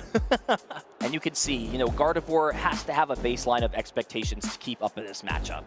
It sometimes is more than what we saw. It's, of course, as simple as getting Ralts down first, but it needs to go beyond that. And you saw in that first game, as we look back on what went down in game number 1, when that baseline is not hit, when you're not, even getting close to your, quotas, your requirements in that first game, you just really struggle to have any chance up against a fast Iron Hands acceleration and the consistency late in the game, especially of Miraidon to repower up those attackers. No, definitely. In simpler terms, it's really hard to win with the Gardevoir if you don't have any Gardevoir. Yeah.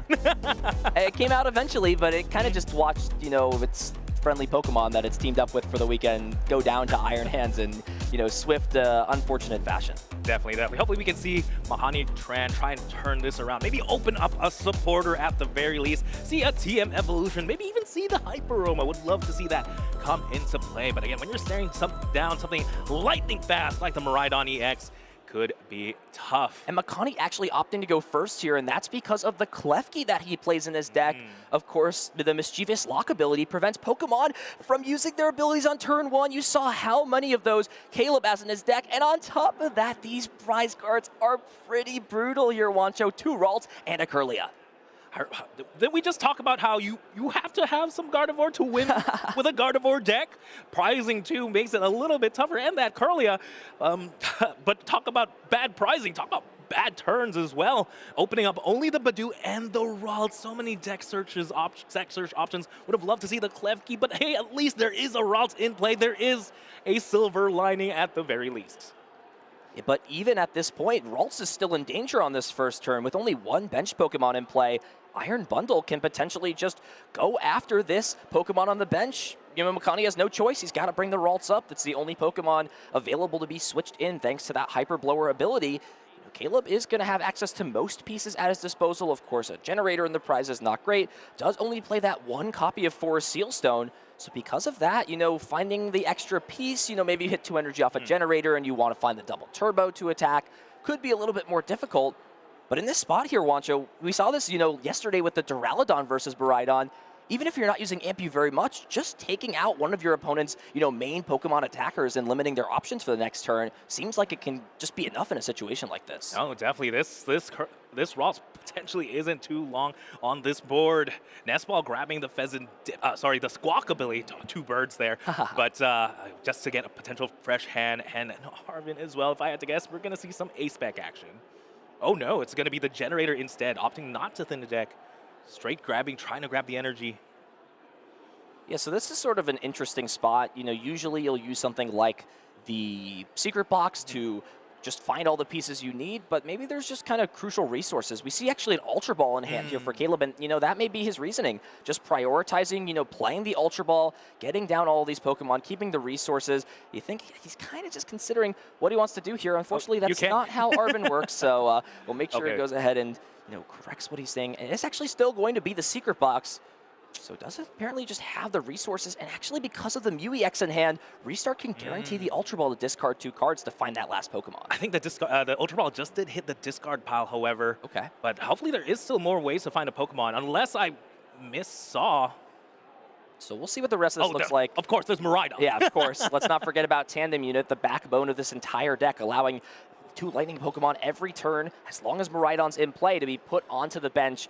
This card has just kind of found its way in the forefront of the meta on and off since its release. There really has not been an ability like this in the Pokemon trading card game to just provide so much consistency to your Lightning deck. Yeah, and we're seeing this, a similar play from yesterday where we're hedging bets here, right? We have the Raikou here, very low energy cost Pokemon, requires 2 energy, yes, but doesn't take an extra prize, or we could go big with the high Iron Hands instead, just in case, right? I think the goal really is to just take a knockout on the Ralts, ruin the board state. If we could take an extra prize, that'd be great.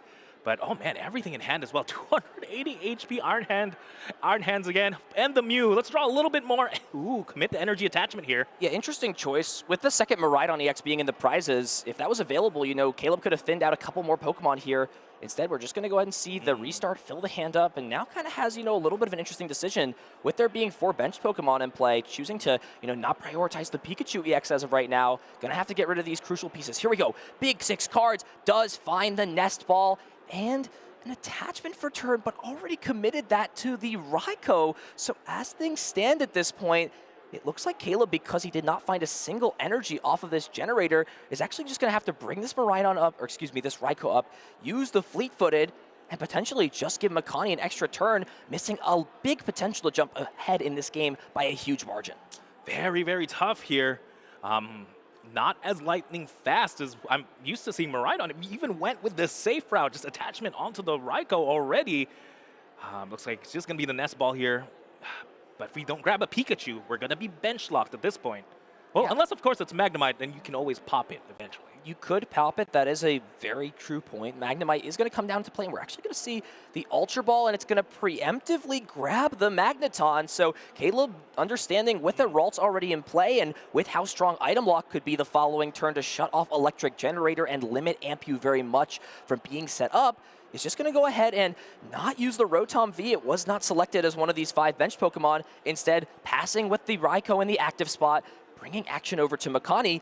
And now what does he have in hand? The Refinement being used, finds the Counter Stadium. That's a big grab. And all of a sudden, Makani is, after a very rough start going first, not finding the Klefki in this game very much so. Yeah, I'm sure Makani's breathing a sigh of relief that lone Ralts was able to evolve into that Curly, able to refine, get a couple more cards. Starting to see a game plan come into play. But right now, it's just checking his deck. Radiant Alakazam still in the deck. And with the Zapdos in the discard pile, could maybe wall up against something like the Iron Hands. But right now, the only energy on board is that Raikou. Wouldn't be opposed to maybe seeing some Badoo action, or even maybe Klefki. What do you think is more disruptive? Item lock at this point, or ability locking? Well, obviously, abilities have already been used on, or items have already been used on Caleb's side, but we'll have to see. Yeah, Tandem Unit already being used. You know, the Iron Hands is down. Magneton doesn't, of course, have an ability on a basic. It's a stage 1 Pokemon. But at the same time, you know, Caleb is more than prepared to just kind of do what he needs to do with items or without items. Just needs an attachment for turn, and I think there's already 3 Lightning Energy in the discard pile to get the, you know, full effect of that Magneton's ability. So this is an interesting spot for, you know, Makani. He does have option number 3, which is, you know, a little bit of both. Could, you know, bring the Klefki up and then use that Technical Machine Evolution on the same turn. That's also a potential. But the big thing looking at this is, you know, the bench is starting to get a little bit clogged. You usually want to have, you know, 3 of those Ralts in play to evolve up into your Refinement Kirlia, evolve into Gardevoir EX.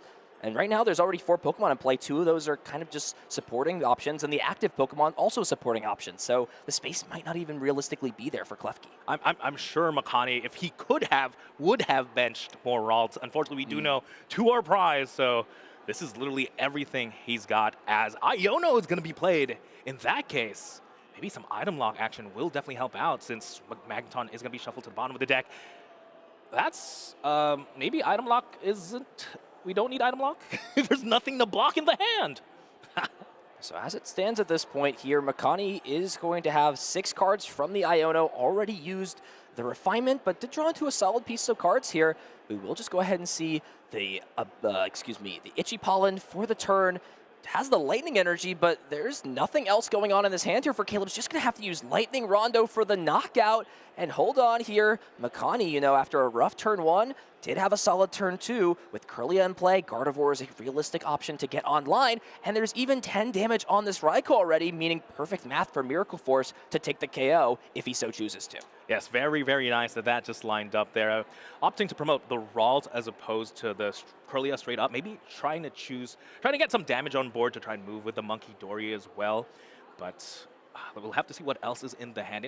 Didn't get quite to see post the Iono. At least we have the Refinement. Oh, soon Heavy Ball. Yep. Gets the 3rd Ralt into play. And at most, typically you only need 3, really. The 4th is a little excessive, so that is great there.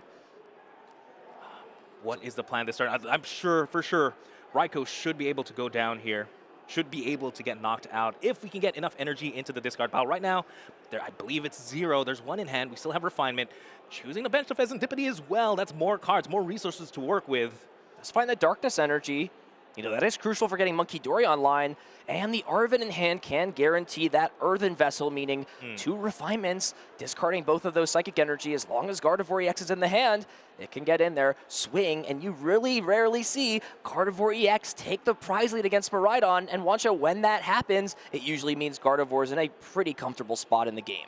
Again, Makani finding his way back. Again, Caleb gave him 1 turn, and 1 turn is all he needed to come back into this game to essentially steal the lead.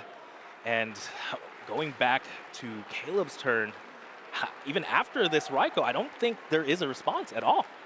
Yeah, there is some positives, you know, in the circumstance of your Raikou getting knocked out. You do open a bench space up so that you can, you know, get the Pikachu EX down. However, interesting to note, the other Area 0 is in the prize cards for Caleb. So as things stand right now, Artisan's going to kind of just be sticking in play. And with that being the case, you know, Caleb's deck is built to go wide to support his aggressive strategy of, you know, using these Pokemon over and over again, putting a bunch of support Pokemon in play without Area 0. Kind of saw that again yesterday. Deck can really struggle to keep up. Yeah, Artisan's so powerful, especially in this Gardevoir.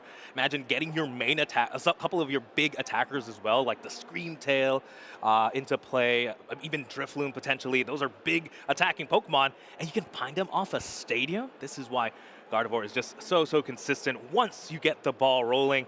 Now 4 energy cards in the discard pile. Ultra Ball in hand, Gardevoir essentially guaranteed. Things are looking great here for Makani.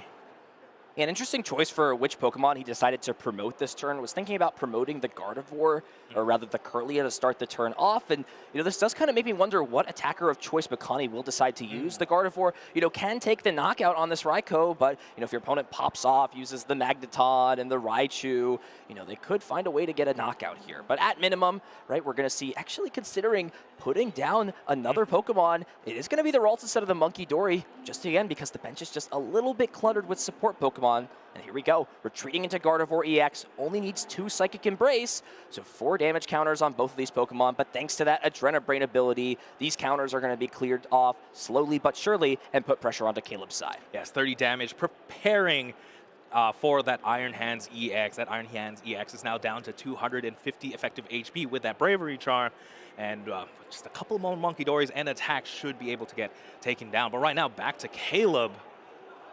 There's a Luminion. There are cards in hand that definitely help out. The Electric Generator definitely works out as well, but it's going to be tough to knock out something like the Gardevoir EX. Typically, knocking out a Gardevoir EX involves something like the Raichu and the Magneton coming into play, but you like to say that for later down the line, not your first 2 prize cards. Your first 2 prize cards should come from Iron Hands EX. Maybe there is a line with something like, oh, not even Iron Bundle, because thanks to Pheasantipity in play as well, if we commit to the Iron Hands play plus the Iron Bundle, there is a safe Pokemon to retreat to.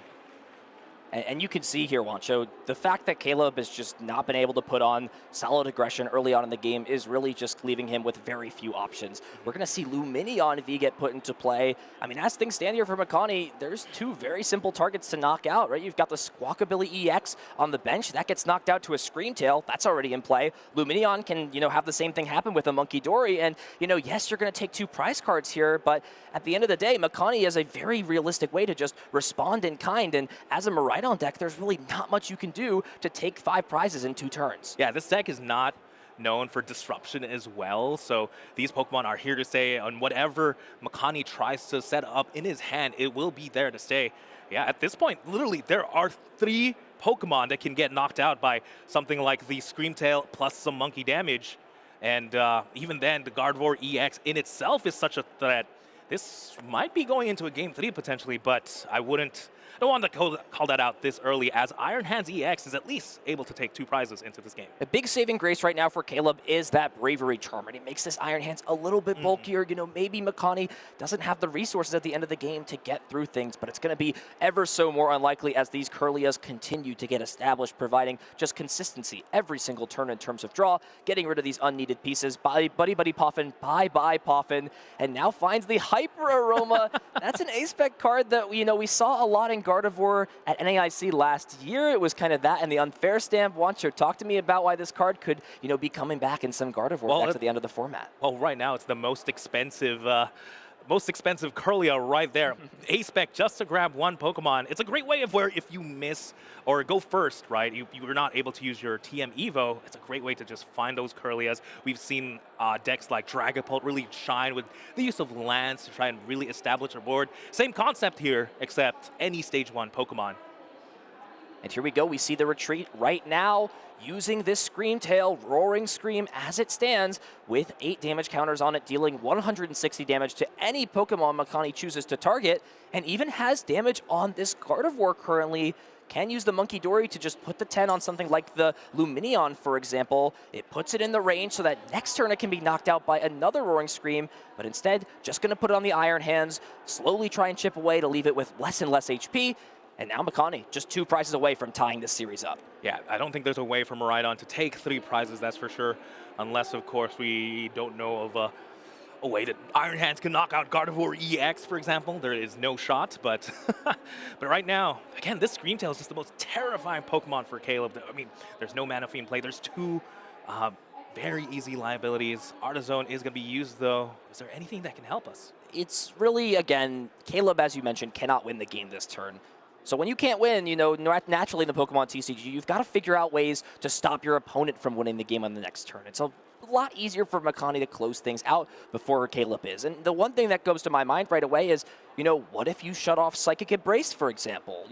And maybe the only way that Caleb can even have a chance, maybe hope the other Gardevoir EX is prized, hope your opponent misses, Ultra Ball plus Super Rod, for example. It seems like it's your only best bet, because if you just knock out the Screamtail, you're pretty certain your opponent's going to have, one of multiple ways to take the knockout, especially if you're using Ampu very much on the Screamtail. Then Counter Catcher becomes active again. It just seems like a lot of doors open if Caleb just, uses Amp on this active. I'm sure he's going to try and find a way to kind of maneuver around that possibility. I like that you mentioned that. Yeah, definitely at this point of the game, maybe taking prizes is not a good play necessarily. Yeah, activating all those cards, definitely right. You're giving your opponent more outs to win the game. You definitely don't want to do that. So, but the only way to shut off Psychic Embrace as well is to take 2 prizes. So it makes things very, very tough as Electric Generator. Yeah, that's just, you know, salt to the wound here for Caleb. Just continuing to miss those Electric Generators means, you know, his options are slowly dwindling away and away in the spot. Yeah, but even if he got some Lightning Energy there, I couldn't even find, like, what ideal spot to put it in. It's not just energy there for the Raichu potentially in the future. Energy attachment onto the Magneton is interesting. Yeah, this is a way to kind of, you know, force your opponent to have an extra resource here. Here we go, 5 energy. And I don't know if this is on your bingo card here, Wancho. Magneton is going to get in there with the Electric Ball. This is, you know, forcing Makani to have an extra piece, but it's really not forcing much because all Makani needs is just a way to bring the Scream Tail back or the boss's orders, flashes it in the hand, and we're going the distance. Game number 3 to see who makes it into our top 8. Attacking Magneton, ladies and gentlemen. Nowhere but the Vancouver Regional Championships. And to be fair, that was the most correct play. Yeah, leaving a single prizer in the active, taking a knockout anyway, not taking too many prizes to activate some key cards. Hats off to Caleb Rogerson for identifying the most correct Pokemon to play there. But again, Makani Tran just ran away with it, put on so much pressure early on. And he's the Gardevoir player, not the Miraidon. Yeah, it looked like it was going to be all Caleb's game here in game number 2. You know, had the really slow start on Makani's side, opting to go first, but it was just Lightning Rondo, you know, to end the second turn. Didn't even get to take a knockout on turn number 1, going second, which is, you know, kind of the status quo for Miraidon.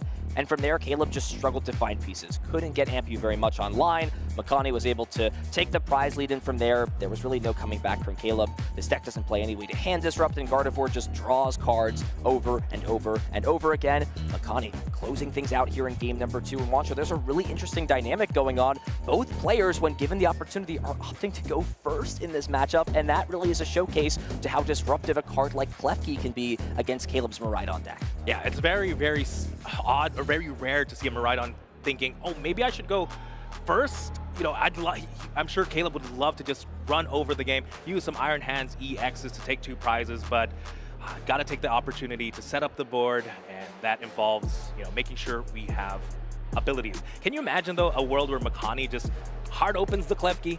I mean, going second, that's like the dream start. It's just so risky. You play, what, you know, 19 basics, or excuse me, 19 Pokemon in your decks. You've got, what, 6 of those are evolution Pokemon, so you've got a 1 in 13 chance of starting the Klefki since it's only the one of. So, I mean, look, you never know. But this is going second, looking to start the Klefki. I'm not sure he was able to start it, though. That would be, you know, dreams come true in such an important, crucial match.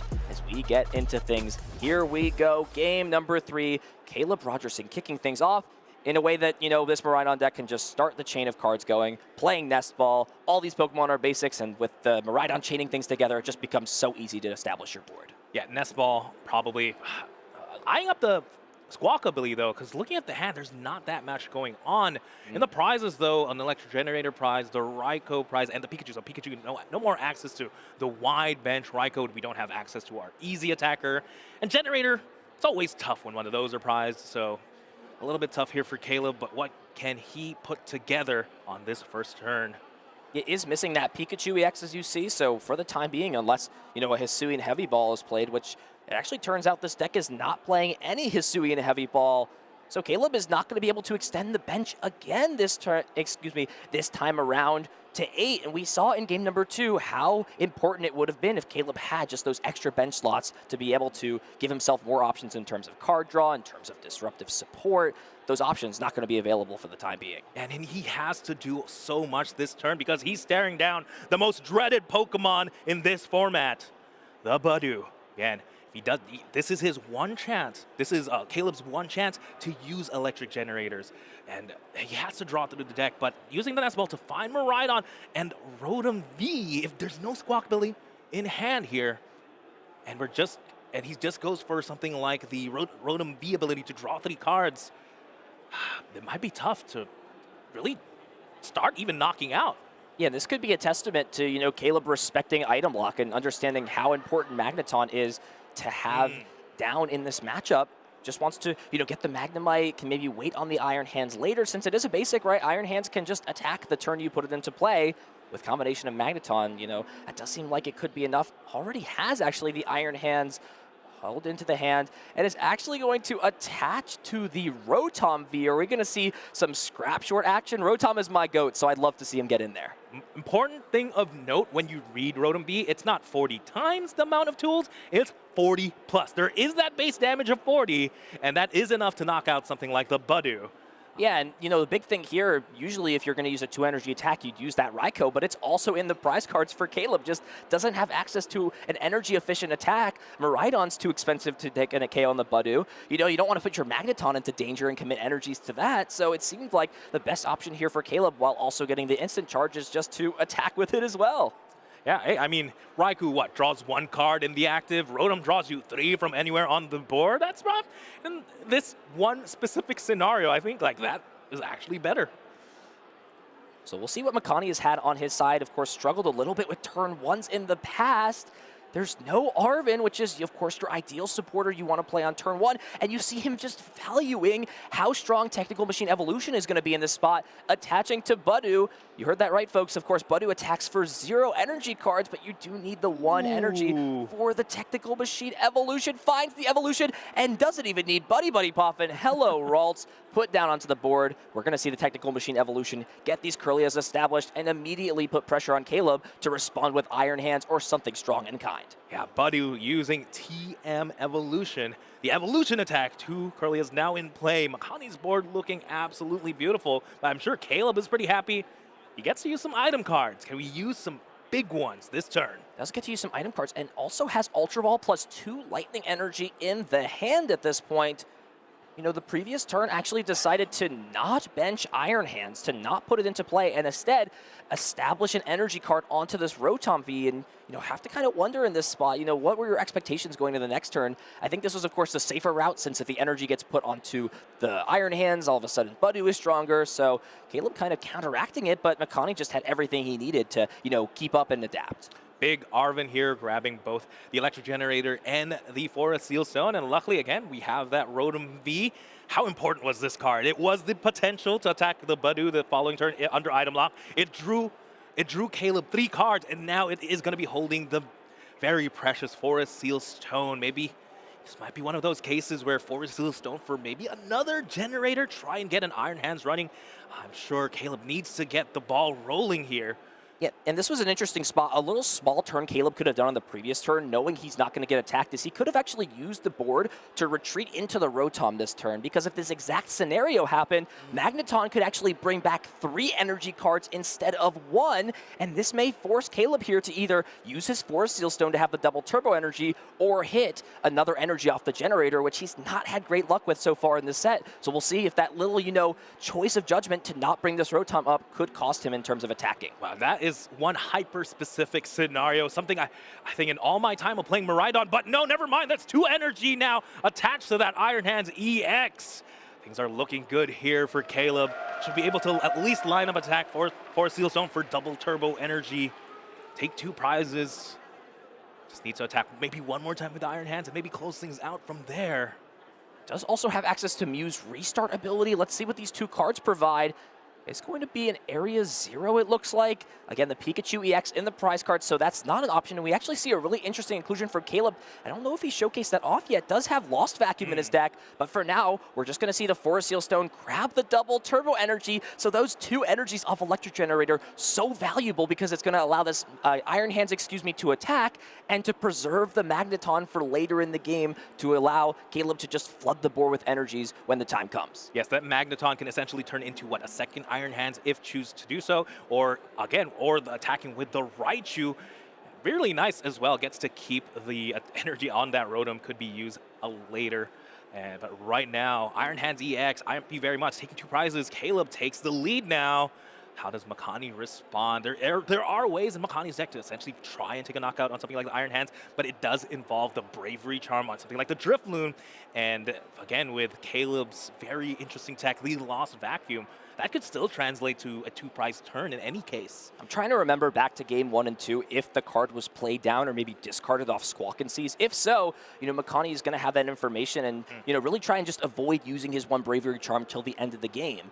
However, Bravery Charm plus Drifloon sometimes is just a little bit stronger early on when you don't have your Monkey Dories established quite yet. So this is going to be a big turn for Makani here. Dealing with this Iron Hands, it gets the ball rolling. You respond in kind, you force your opponent to, use their powerful support engine like the Magneton to give you a prize. It's all going to come down to this first turn, though. What attack can Makani use, and how close is it going to get him to winning the game in hopefully 3 turns? Yeah, definitely 2 outs, right? We talked about the Drifloon out. There's also still just, attacking with the Gardevoir EX. Gardevoir EX, 190 plus the movement from the Monkey Dory. Puts it up to 220. We can knock it out maybe later down the line, take a 4-prize turn from that point. And leaving the Gardevoir EX in the active means, Caleb can't take 2 prizes because of 310 HP. But because of this, the Iron Bundle, that could possibly guarantee the 2 prizes, but that's possibly why we see Makani bench this Pheasantipity. It's answering bird for bird, so Iron Bundle now. Iron Hands can't take a simple Ampy very much 2-prize turn. I'm not going to take this slander for Iron Bundle. He is a penguin. He is not a bird. They are not the same thing. Okay, Wait, penguins are birds. They're their own class. I have made the rules. I make the rules for this one, all right? Bird or penguin, whatever it is, Makani actually decided to grab the Pheasantipity and use Flip the Script in this spot. So here we go here for Makani. I think is just deciding what does he want to do this turn. Looks like find the Gardevoir EX, so Gardevoir now online, Psychic Embrace allowing Makani to essentially attach as many Psychic Energies as he'd like from his discard pile, and okay, Radiant Alakazam coming into the mix. That was, not necessarily something I had expected. Of course, does have the Mind Ruler attack. It can get in there, if Caleb manages to build up a big hand size, 20 for each card in your opponent's hand.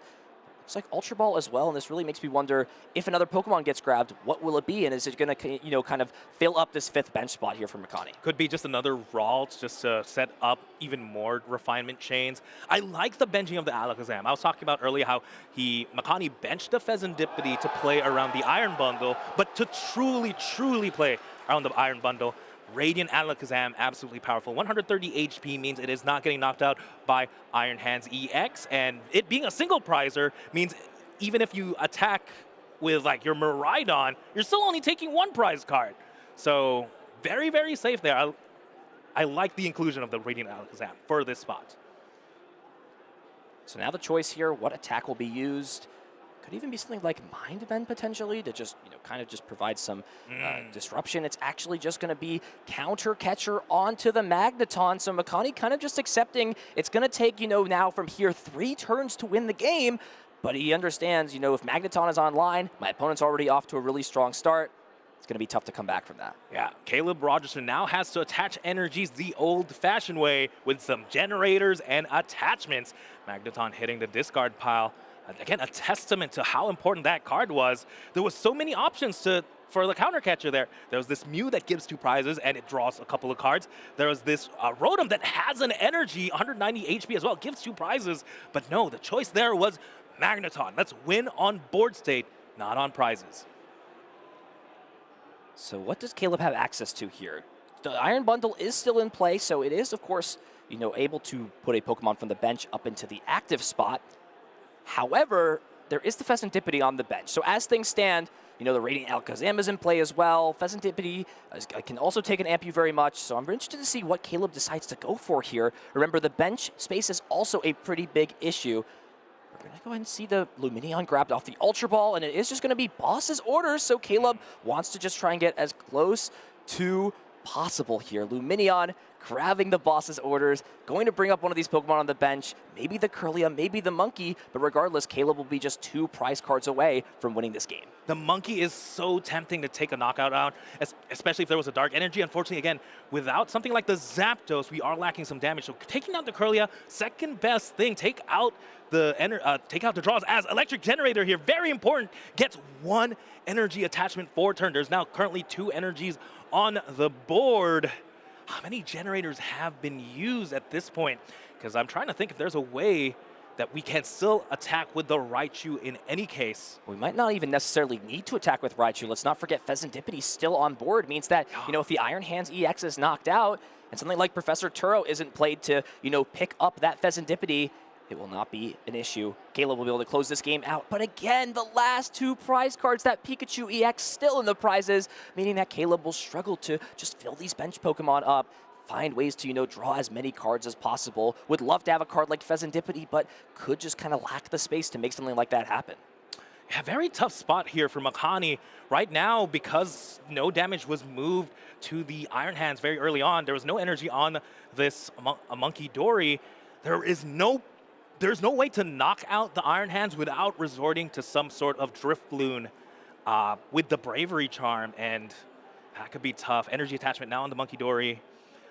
Again, just 190 plus 2, so up to 220 damage potentially this turn if attacking with the Gardevoir EX, leaving both the Iron Hands in play and the Iron Bundle. This is big though here. Wancho didn't play Professor Turo as the supporter card for turn, is instead playing the Arven to search out an item card and a tool, which means if Caleb has an energy and boss's orders this turn, can knock out that Pheasantipity EX since it just has the 210 HP. Yeah. And again, if the Iron Hand stays in play, we don't even need the energy. We could just boss a Kirlia to take the knockout. Things are slowly getting away from Makani. Yeah, I do wonder here, I'm not sure if Caleb is down that Zapdos, but you could, if you wanted to, actually evolve the Kirlia into Gardevoir EX and play around what you just mentioned, right? The Alakazam can't be knocked out. The Pheasantipity can't be knocked out with Ampu very much. I wonder if he's willing to shut off Refinement if it means it's going to be a little bit more difficult to Caleb to win this game, especially, if this counter catcher targets something on the bench, Wancho. Yeah, if I remember right, though, the only Kirlia in play last turn was knocked out by the Iron Hand. So this was a Kirlia that was evolved from a Ralts. So unfortunately, no wall plays there. The biggest wall is just that Pheasantipity, and Iron, again, Rhydon can deal with that. There it is, 220 damage right now on the Iron Hands. It's up to Caleb to see if he has the right cards to put things together. Does he have the boss's orders? As it stands right now, does not. Still can use the Iron Bundle to force something into the active. Again, because of the Alakazam, that actually throws a huge wrench in a lot of these plans. Yeah, I think Alakazam is almost, a guaranteed promotion if you decide to use the Iron Bundle's ability. I wonder, if this spot is technically okay. It is a little bit risky the more you think about it. I mean, Makani, even with Adrenabrain, cannot win the game in the next turn. He could, if he wants to, go down to 1 prize card. Does already have the counter catcher in hand, will be behind on prizes. So I wonder here, if you're in Caleb's spot, do you grab something like the Bravery Charm? Yes, is actually going to take this turn to play defensive here, Wancho. Just grabbing cards that are going to remove damage off the board and cards that are going to buff up his Pokemon's HP. Yeah, so switch card plus the Bravery Charm. If all those resources go into the Iron Hands, that heals it, gives it an effective, 90 HP? That's a little bit tougher to snipe with the Monkey Dory. And right now, Iron Hands not really taking a knockout on something like the Gardevoir. So if it can hide in the bench, that's going to be great news indeed. Yes, Caleb can't win this turn, but I still feel like in a prime position. So doing the math here, Wancho, there's the potential for 2 Adrenabrain abilities to be used next turn. If another Monkey Dory comes down with a Dark Energy. So that's 60 damage. Now at the point right now here, Iron Hands has 220 damage on it. So with that being the case, potentially, some things could be out. Hold on here. Do we have the potential to win the game? Looks like Raichu potentially coming down. It's just thinking about what pieces are here. Is there the Zapdos potentially? I mean, if you find a way to maybe retreat off and then power back up, looks like it's going to be the Alakazam being promoted. And, I kind of wonder here what Caleb's thought process is opening this bench space up. Is he trying to, power something up, find a pivot? This really is going to kind of just determine how this final couple of turns plays out. Maybe just try and prep the bench, maybe just get at least an energy attachment into this Raichu potentially. I'm trying to think if there was a way to win right now. A supporter has already been used. Arven's been used, so we can't go for a boss's orders this turn potentially. yeah, maybe just an attachment onto the Raichu, prepping for the next turn, saying, hey, I still have threats. I still have both my Iron Hands. I have this Raichu with a singular energy, and you have to deal with both. Switch card now healing the Iron Hands. Healing the Iron Hands here, bringing it up to 190 HP. EUIC promoted just because you can pivot. Is there a way we can still draw at this point? I'm not sure there's a way to thin the hand down enough. That Lost Vacuum is kind of just a crucial resource you may want to save and hold on for later. I think the big question for Caleb is, does he want to commit this Bravery Charm? It's going to take 2 Monkey Dory to knock it out without the Bravery Charm, so it's just an extra resource. It's going to get attached. We're going to see the Arm Press deal 140 damage, take the knockout. The Pikachu EX is the final prize card, but importantly, though, did find the 1 copy of Night Stretcher, and there are tons of Pokemon in the discard pile. The Iron Bundle EX potentially, maybe one of these other EX or V Pokemon that could be brought back to have a lot of value to close this game out. A lot of things for Makani have to deal with here. Again, Switch card plus Bravery Charm just had to be the right combo, and I believe that was just, again, an Arm Press, a knockout on the Alakazam. I was trying to think of a world where maybe, we do 120 damage to Alakazam, we can't even retreat at that point. But, I mean, just taking the prize card there, Caleb Rogerson going down to 1, has so much energy on board, doesn't even need Magneton. Makani still has 5 prizes to take. And big find there, finds the Iono from the Flip the Script ability. You know, putting your opponent down to just a 1-card hand, that can be extremely valuable, and has the Artisan as long as the other Monkey Dory's in deck. That means both Adrenaline Brain abilities will be online, and you can start to, you know, tick away at a Pokemon and force Caleb to potentially have the game this turn, or it will be all curtains. Yeah, right now there's 4 energy on board, so if the Iron Hands does get knocked out, all Caleb would need would be, well, 1 energy plus the Zapdos, which is easily findable with that Miraidon EX. So, yeah, again, all Caleb has to find is an energy post an Iono potentially. And I think the big question here is how many Electric Generator are down. If there are all 4 Electric Generator down, it may completely be worth chasing after this Raichu, because with no way to power it up directly in 1 turn, you force your opponent essentially to have boss's orders in a lot of cases to win the game, especially if you can now evolve that Kirlia into Gardevoir EX to mean that Iron Bundle doesn't essentially guarantee a knockout if there's an energy in hand. That might have to be the play here. Let's see if there is a counter catcher in hand. I see a boss's orders right now. There's an Iono. No, it's just going to be the boss's orders on the Raichu. Wow, playing boss's orders, going after Raichu, understands how valuable it is to get rid of this Pokemon, and even going to retreat into the other Gardevoir EX, so both in play means the Iron Bundle not going to have value to help essentially close this game out. It may be on Caleb with these last couple of draws to find the remaining boss's orders in the deck to close out the game.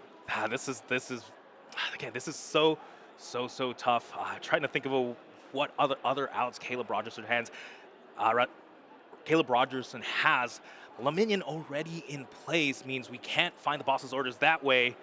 There it is, knockout on the Raichu. Makani Tran goes down to 3. And this is essentially the last turn here for Caleb to win the game. Otherwise, Adrenaline Brain can just guarantee things out. Finds Nest Ball. That's a big find. Pheasantipity can draw essentially 3 cards here. And I think there's the potential for Caleb to even thin the entire hand down to have the EUIC to use that restart ability for 3, and then the Flip the Script as well.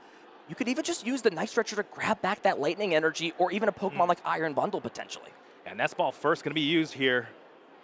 Yeah, Pheasantipity is on there. It was the top of the deck. I'm trying to see how many boss's orders are left. Has Secret Box as well, is maybe contemplating what the outs look like in the deck. I'm not sure if Raichu can realistically be used, is I think the question here. There is an Arven in hand. Is there another Electric Generator? That's the big thing here for Caleb. If there's another Electric Generator, then he's going to have to find a double hit here off Arven. Is he going to play the Arven for turn? So he must think that there's a way with this Secret Box that he can find the remaining pieces. I think he's going to just try and thin the entire deck out, try and play this Electric Generator, and if it can find 2 Lightning Energy, Wancho, that Dynamic Spark is going to knock out this Gardevoir EX and push Caleb into top 8. That could be big. Again, these decks play 15 Lightning Energy. I'm trying to count. It's too fast. Caleb's too fast here. playing down the hand, using... He's got the secret box. So we're going to go ahead and thin out here. They don't want to grab a supporter card. You want to leave as many cards in the deck that essentially are not those you want to draw into, since you have to decide now, do you play this electric generator first, or do you play the restart? And I have to think it's restart, since you wouldn't mind to find a manual attachment to only need one off generator here. Yeah, that would be... Oh, looks like... We're getting Judge Shuffle. Let's go. Give me the Judge Shuffle right here. Caleb knows what's good. He understands some of the NAIC lore. Let's go ahead and see. We're going to see the Area 0 come down just to bump here. And now this is the question. I think you actually are probably supposed to use the generator first so you can draw another energy off Mew. If we see two here, it's all over. There's the one energy. Finds one. And this is going to be what it comes down to here for Caleb Rogerson. Another Judge Shuffle. Mew's restart ability. Wancho is going to draw just 3 cards here. The Judge shuffling the deck. And this is it, Wancho. It's all going to come down to this final moment. Let's see it. This is probably one of the most important Mews. 3 cards! Oh! Rips it off the last card! Caleb Rogerson off a hope and a dream. 3rd card off restart. Give me that huge spark. The building is flowing with electricity. Caleb Rogerson punches his ticket into top 8. Ooh, that was a Raichu. That was an old school Miraidon. We use generators. We use attachments. Who needs the Magneton? Who absolutely huge here for Caleb is going to make it to top 8. I'm very, very hyped. What an electric moment to end out the stream, end out our top 8, excuse me, Raichu coming in after being knocked out with those 2 generator left in the deck. Caleb had the pieces needed, didn't dig for the boss, and found the lightning energy off the last card. If it's not a lightning energy, he loses the set most likely, and if it is like it was, he wins and advances to top 8. Wow, what a game 3. I like the thought process there. It's probably easier to draw my energy as opposed to draw the boss's orders per game. So very, very, very well played here by Caleb. Again, just quick replays. Again, Iron Hands EX always very pivotal in both this matchup. Heads up, a lot of heads up play coming from Caleb, that's for sure.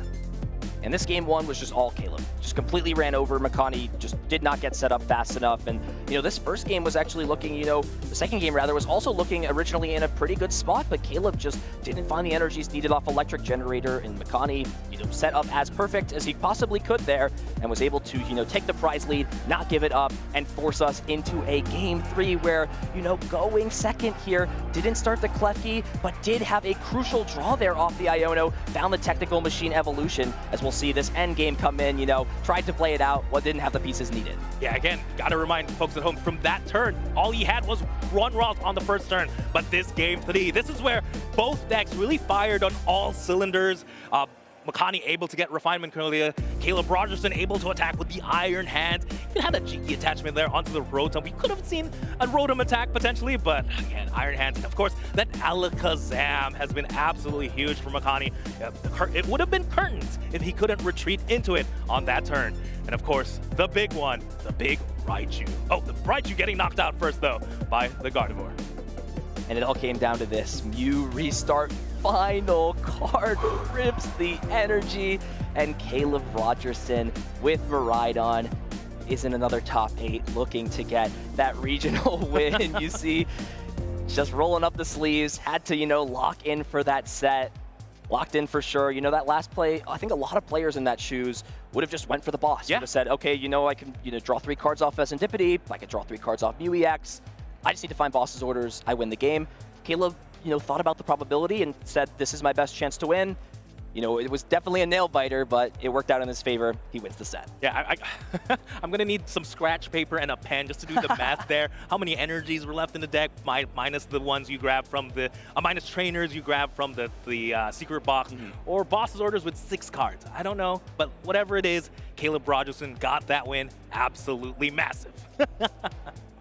We get treated to some great top cut matches. If we look back at some of the other tournaments that have happened here in Canada, there's just so many incredible matches in our top cut. I think back to the Swinging Sphene a few months ago, when Cal Connor won a regional championship by flipping a coin.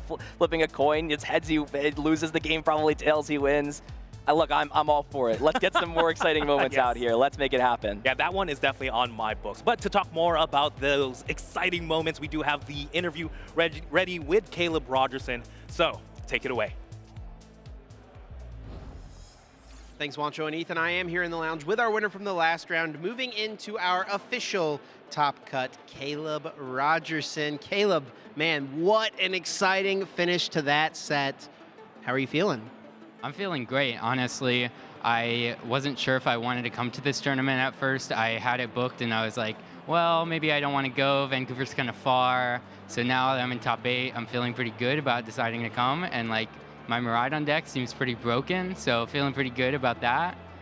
Feeling not bad about my chances of moving forward either. Yeah, I would say that the decision to come to the tournament has definitely paid off. So we're glad you made it out. Tell us about that set. You know, you see you're paired up against Makani, Gardevoir on paper. Pretty solid matchup, I would say, for your deck. But you win game 1 pretty convincingly. Game 2, things kind of seem to fall off the rails. What happened? Yeah, I think game 2, I kind of went for a knockout.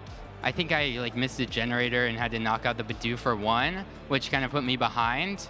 And I don't know, maybe I could have like sat back for a turn and tried to power up my Iron Hands was like a thought process. And I'm not sure if that was the game I'm thinking about, but I also could have maybe Nestballed for Squawk, discarded a bunch of energies, and tried to get like a Magneton play early. And like, I'm not sure if I should have done that, but definitely a situation where when they have Bidoof in the Gardevoir deck, it's a lot scarier. Because if I can't get an instant attack, they can kind of shut me out of Ampy very much, and then get to the first kind of meaningful 2-prize attack. Or if not a 2-prize attack, just like 190 into something to set it up for Monkey Dory. So he was able to kind of get the first pressure attack after I only took 1 prize. So that kind of felt pretty bad in game 2, but fortunately game 3 I was able to come back and kind of get the first like 5 prize cards basically. He did get 1 attack into my Iron Hands and knock out my Magneton, but the knockout on the Magneton didn't really get him towards winning the game. So I was pretty fine with that. Yeah, I think the matchup felt fine. I would have preferred to hit Lugia, but still was pretty happy to hit Gardevoir as a matchup instead of hitting Andrew Hedrick, who's playing Dragapult Dusknoir. And I felt like that matchup would have been a lot closer, so I was glad to dodge him in the first round. Yeah, and you get yourself into top 8 now. And I do want to ask about that last turn of that third game. I mean, incredibly exciting. Obviously, comes down to the wire. You got to find the energy card. But we saw you debating off the nest ball. I think a lot of players would have just said, yep, I can get my Fez. All I need is an energy and a boss, and I win with my Miraidon taking the last prize card. You were really kind of crunching the numbers there, decided to go with the secret box and the Arven. Talk to us about the thought process and how you eventually ended up on going for the Arven for the secret box. Yeah, well, I started with the nest ball, and I wasn't thinking too much about getting the Fez because I kind of knew I had the Arven for the generator. In that case, was the secret box for the generator just to thin like another card out of the deck. But if I go for the Fez, I need to hit boss, which is a 2-of in my deck. And I see 3 cards, and maybe I could have mewed for 1 first, or like Fez and see if I get like a thinning card. So I had 2 boss and secret box in deck, so it wasn't like super low odds. I don't think I would have needed the energy because I had the stretcher for energy. Wouldn't have needed to get Raichu there. But I did decide to go for the generator play because with that play, I just needed generator for 1 or 2. And then if I only hit 1, I can mew for 3 and get either another generator or an energy. So I felt like that was pretty high odds with 7 energies in deck, I'm pretty sure, plus 1 generator. So the odds seemed really good for me if I go for the generator play, whereas the boss play seemed like a bit closer. Were you nervous when you played the generator and you only hit 1 energy? Oh yeah, for sure. I mean, I was hoping to just hit 2 because I knew I had like a bunch of energies in my deck, and I was like, well, pretty high odds the generator hits at least 1. If it's 0, that's really bad because I would need to find my other generator. But very high odds to hit at least 1, and then if I miss, then I have 3 extra cards to see another energy. So close to like 8 cards to see 2 energies seemed like really good odds for me there. But yeah, I was nervous at the beginning. Yeah, well, and it ends up panning out. You do get the 1 energy, and then the third card from the Mew is that energy card. Yeah. You had the judge shuffle for you. Tell us about that. Is that a little bit of a superstition for you? I mean, I just get the judge to shuffle when it's like a situation like that where I don't want to be able to control it in any way. Like, sometimes I'll have the judge shuffle my opponent's deck where I'm like, oh, I don't want to cut them into the card they need or like miss shuffle or whatever. So I just get the judge to shuffle and then hope that the judge is unbiased and I get like a fair and good shuffle, and then usually the judge shuffle I'm always feel good about because even if it doesn't go my way, I know there's nothing I could have done differently there. If you had like tapped or cut or Yeah, shuffled. yeah, or, exactly. You just don't want that last decision to be on you. Correct, yeah. Okay, I understand. Well, we're heading into top 8 now. There's still some of those ASIM matches being played out there, but you've seen kind of the variety of decks. There's a couple Lugia I'm sure you'd be happy to hit. There's Control out there, Dragapult from Andrew Hedrick. What do you think about all the various matches that are in Top Cut? You know, you got second place at the regional championships a couple seasons ago. Is this going to be the tournament where you can get the win? Well, I know there is Goldango in Top Cut. I'm not sure how it's doing in asymmetrical cut, but I know that I think I have the possibility to hit it. I'm not sure if I'm guaranteed to hit it or something, but that's not a great matchup for me, so I'm not great if I do end up hitting Goldango. So I'm kind of scared of that, but everything else, like Lugia is a great matchup, and everything else across the board is definitely winnable for me. I mean, Goldango is winnable, but winnable in the sense like at least 50-50 in my eyes. I feel like I have a good shot of winning. Yeah, Goldango is what I'm scared of. The night before, I was between playing Lost Vacuum and Defiance Band, and Defiance Band would have helped into Goldango. I did play against Goldango earlier and lose, and if I had the Defiance Band, I would have won. Kind of the idea there is you can pop Magneton to go behind on prize cards, and then with Defiance Band and Zapdos, Miraidon does 260 and knocks out Goldango, so basically 2 less energies to take a knockout, which is really good in that matchup, but didn't end up playing that, so kind of regret that, unfortunately. Well, we'll see if it comes up. You never know what happens, what you may or may not hit in this Top Cut. Well, Caleb, I appreciate your time, man. You want to give any shout-outs or thank yous before we get you out of here? Yeah, I mean, shout out to everyone who's supported me. Shout out to FCBC, Labyrinth, Toys Terminal, and everyone who tested with me for the past, like, few months of this Miraidon deck. I didn't test as much going into this tournament, but I played a bunch of games with the deck before EUIC, and kind of am running back pretty much the same list. And yeah, shout out to all those guys, and yeah, thank you for having me. Of course, man. Congrats on the run so far. We'll see if you can keep it going.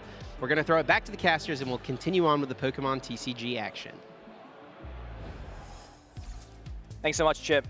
Memonk, Caleb Rogerson looking for a win. You know, I knew Caleb actually back in sort of the online era. I don't like to, you know, make it all about myself, but the point I bring it up is Caleb, you know, played a lot during the online era. You saw this with him, Andrew Hedrick. A lot of players who grinded during the online era have just become excellent IRL players and have incredible accomplishments. And it's kind of been a really cool theme to see that those who have constantly put in work, those who, you know, never took a break even when the game went virtual, they've been having great results. And they're always going to be people, you know, I'm in the back of my mind. Of course, I'm trying to be unbiased here, right? Root for a little bit. So again, congratulations to Caleb. Yeah, like the Fernandez brothers as well. Yeah. You know, they're a lot. They're the online tournament grinders. I play a lot on those online tournaments. Yeah, I see you. I see you. I played in yours. Okay, let's go. And yeah, again, that's where you can really develop some skills, you know, really play against high caliber players. If they decide to join the tournament, I know Azul sometimes joins those as well. So it's very, very cool to see the online, playing on Pokemon trading card game live translate to winning some cash here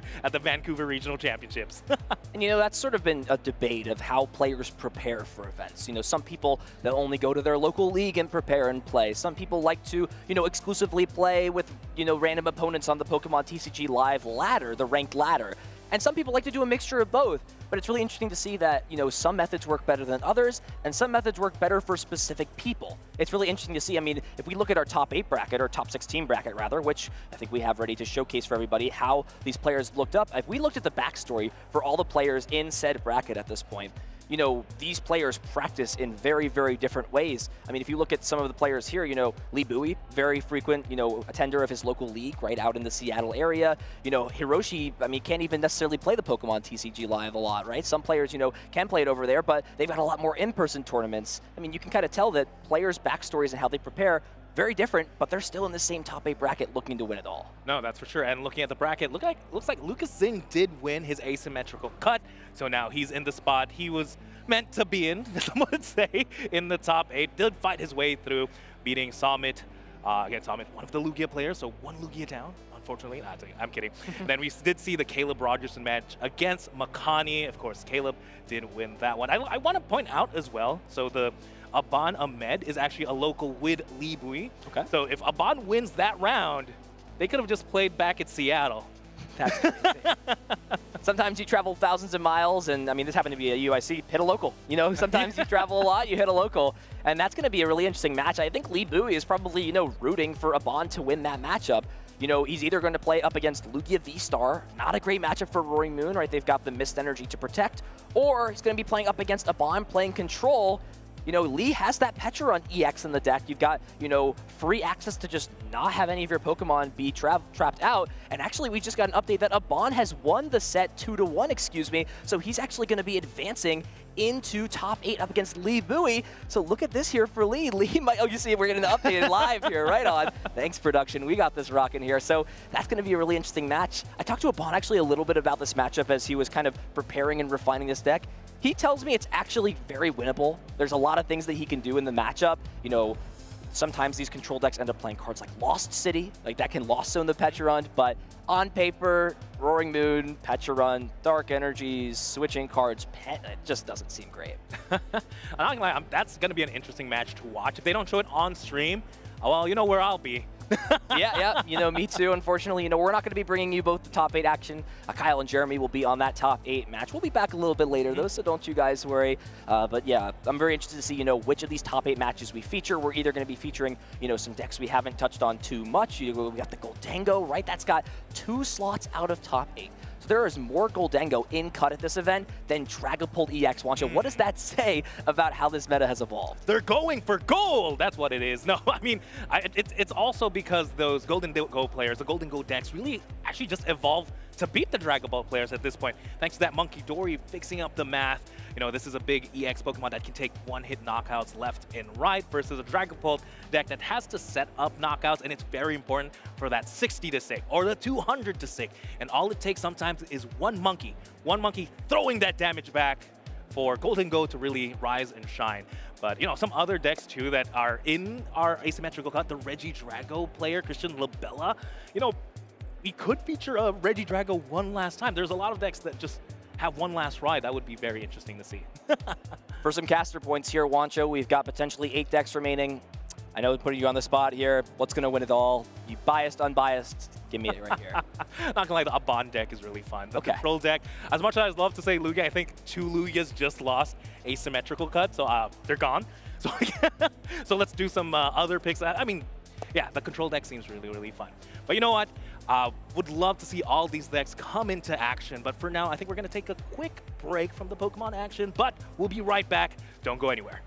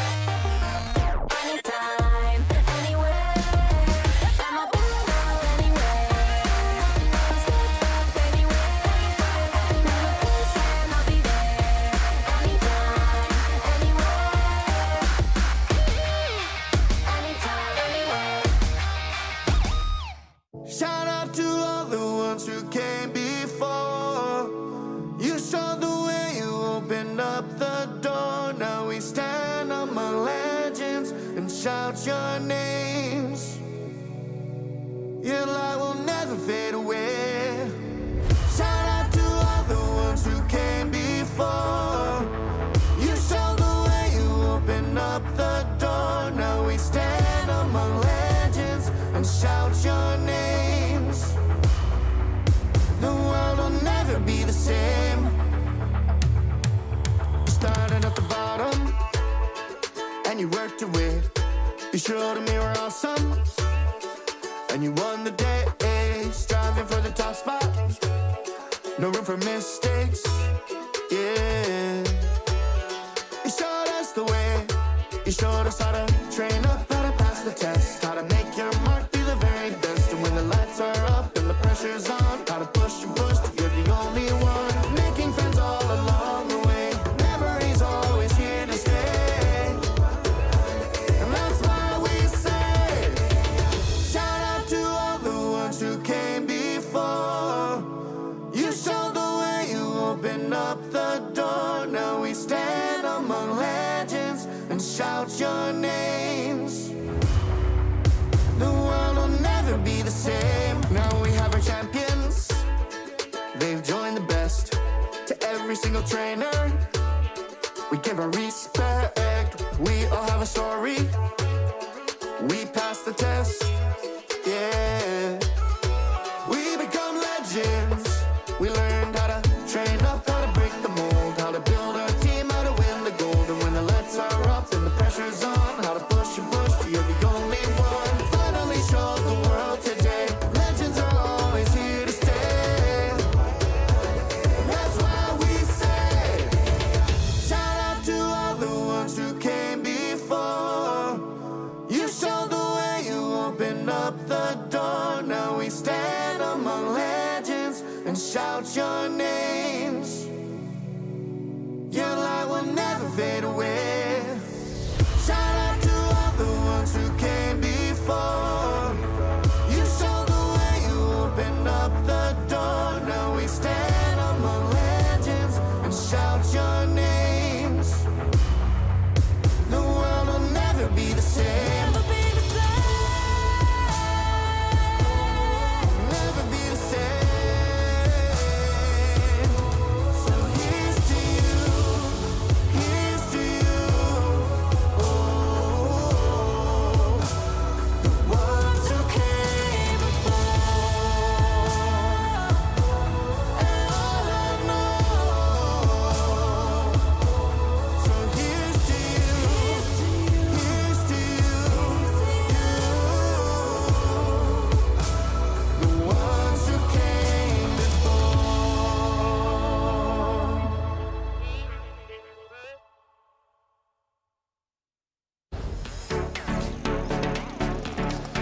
I would call my partner Rosemary. Well, she'd also be there, so she would know. So I guess the first person I'd call would be my dad and my sister, probably. I have 3 answers for this. So Corviknight's my OG favorite Pokemon from when I started playing. I used him a lot. He was always really good for me in Sword and Shield. Not so good anymore. I've kind of grown to really love Golden Go over the last couple of years. And Kyogre, of course, is my favorite restricted Pokemon. It's given me a lot of success. Probably the World Championships in Yokohama. Or Hawaii. Those are both pretty far located. Or OCIC in Melbourne. I've gone to a lot of places. I look up to people who are just consistently really good players. Obviously, Wolf Glick would be one of those people. Marco Silva, Joe Ugarte. I really have a lot of admiration for the players who can consistently do super well. And, in a game with this much volatility, those kinds of players prove that even though Pokemon has a lot of elements of things that sometimes feel like they're out of your control, the fact that these players can consistently do so well means that there's always a higher level of skill to be chasing. I've usually been a night owl, but I'm also getting older now, and I find myself waking up in the morning, and it's weird. So I guess I'm in the middle of shifting from being a night owl to a morning person. My favorite event food is no food, actually. I think I eat like protein bars and nuts, things that are high in protein, but I don't usually like to have a full meal during a tournament day because I don't want to risk a crash. So usually we end the day pretty early these days, so it's nice. I get through the day and then I'm real hungry, work up a good appetite to go and just eat some great local food wherever we are. It's a cheap answer to say a legendary Pokemon, so I'm just gonna go with Golden Go. I like my Golden Go. Gimmighoul's such a cute little first form, so I guess we'll go with Gimmighoul. My favorite city to travel to for a Pokemon event has probably been Yokohama. The way that everything around Yokohama was so sort of Pokemon up for the World Championships was just such an amazing experience. Being able to just kind of look around Yokohama and kind of go on this little treasure hunt of finding all the little various Pokemon things, the big murals. There was just so much cool stuff around there. I thought it was an amazing destination. At events, I really like listening to power metal. It kind of like gets me focused up. I went to school for musical theater, so I like musical theater. I like everything. But right now, at an event, it's usually going to be power metal. Maybe K-pop, but we'll go with power metal for today. Flying Gyarados, because that thing needs more flying moves. Like, we just need Gyarados to have a little bit more love in the flying department. He's so reliant on the generational mechanics to have same type attack bonus flying moves, so just give him something.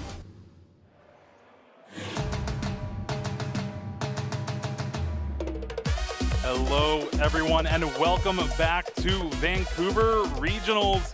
We just had our asymmetrical top cut. Now we are into our top 8. I am Jeremy Jalen here with Kyle Sablehouse. We are Saballin, and it has been a great weekend so far, Kyle. Yeah, unbelievable. So many great players now starting to move into the top 8 here at this stage. Asymmetric cut was insane. We saw a lot of great play on the stage there as 2 young players were making their way through contention, and it came down to that final top deck. That was something else. We have been used to seeing Electric Generator just always hit, especially with some of the other players on stream, but man, I was on the edge of my seat. We popped off back here. It was crazy. We got in trouble for that. You know what? Rightfully so. We need to calm down. Yeah, well, I don't know if we're going to get calm with our next We're allowed matches. to be crazy here, okay? People are working over there, man. Now our top 8 is taking hold. How do you see this tournament shaping up? It's looking like a Dragapult kind of tournament for me, honestly. It's one of those decks that's just so consistent, has a lot of different play against multiple decks, and the fact that it can manipulate when prize cards are taken is just such an important piece of the puzzle here. We've seen players really focus on that Pheasantipity. If you can avoid giving those additional cards to your opponent when they get on that low hand size or what have you, it really starts to manipulate games. We've seen Andrew Hedrick taking 6 for prize card swing turns all throughout this tournament. I'd love to see a little more. All right, well, let's take a look at our bracket for our top 8. See our players and their decks, or just our players for the bracket. Lucas Zing already moving on into top 4. They played a little bit earlier, but it was a pretty one-sided match. Yeah, there's a reason that one didn't go on stream. Yeah. It is unfortunately not a great matchup for Hiroshi. It's unfortunate, made it all the way through, did not have to worry about the asymmetric cut, but Lucas battling it out, was able to take down Summit's Lugia, and then a pretty swift 2-0 victory up against the Archaludon. Now you got Lee up against Abon at the top side of the bracket. That is going to be that Roaring Moon up against Pidgeot Control. Yeah, one of those matchups that maybe has Pidgeot Control, you're like, oh geez, I thought we avoided that, but no, there's a lot of play there, a lot of retreating potential. Pecharunt sneaking into the mix, some switching effects. That could be an uphill climb, but you know, the Pidgeot Control players, they're pretty shifty. And then you have Anil up against Caleb Rogerson. That's going to be a pretty exciting one to watch as well. But we are going to be featuring Trevor Reed up against Andrew Hedrick. Andrew able to take down one of the people that was the top of Swiss for so long until the very end, Christian Labella with that Reggie Drago V-Star. Last tournament for that here, but unfortunately could not make it into top 8. Meanwhile, Andrew Hedrick, just another top 8 at regionals. Can anyone really stop this man? I'm sure Trevor would love to make an attempt at this. Trevor is a great player in his own right with a top 8 at the European International Championship just a few years ago, playing Lugia, so both players have that in common, Lugia gamers, but not this time around. It's going to be the Golden Go up against the Dragapult this time, and we'll see if Andrew's got the tricks to handle that. Yeah, definitely a rough match on paper, as we saw. All the results from EUIC kind of play out to that. It'll be an exciting one for sure. And looking through, we have a bunch of different decks for top 8, right? Yeah, it's a pretty solid mix. We've got the Pidgeot, Golden Go, the Archaludon that just fell, a couple Dragapult there, and the Miraidon, and of course the Roaring Moon. So it's, what, 6 or 7 unique decks here in the top 8? Love to see it, love to see it. Yeah, I am definitely excited to get things going. We're still waiting for our players to get to the table, get set up, but I just want to say how beautiful it is here in Vancouver. It's one of my favorite locations every season that we are able to come here, and it started off 2013 Worlds. Oh, great Worlds, you know? Yeah, we've got to experience Vancouver in all sorts of different seasons, and every time there's just another thing to be excited about as we come down here, and it's just a lot of fun, and it's got so many unique memories for us too. I think of that world every single time that I stop by either the hotel or the venue itself. Me too. I got top 32 at that World. That was nice. Oh, good for you, pal. Yeah. I don't think it went that great for me. Yeah, it ended up not being too great for me, but that's a whole different story. Yeah, I mean, I can think back to a lot of fun times, even just playing in the hotel area with Jason Klaczynski and a bunch of friends. We're still looking for that Fennekin coin. Yeah. Yeah, I think we even did some content creation, some battles between the old and the new. It was pretty good. It was pretty good. Yeah, it's quite a fun city, and it's also just a really great time to highlight a lot of our players, either from the Northwest in the U.S. or from Canada. We've seen that Seattle region continue to grow. It's just a great mainstay of all of the talent that we see traveling out, starting to win a lot more regional events. We've got Lei trying to bring it home for the Seattle fans, but also the Canadians. They've been putting in a lot of work. There's still an opportunity. I mean, Lucas Zing could do the unthinkable here. And even though he was a 30-pointer in the asymmetric side of cut, he is flying through this bracket. Listen, if I remember correctly, Henry Chow winning San Antonio also had to play through asymmetrical cut. Sometimes if you're just on that heater, you're able to win those games and just take it all the way through to the finals. Now, Lucas is a regional champion in his own right. Andrew's a regional champion in his own right.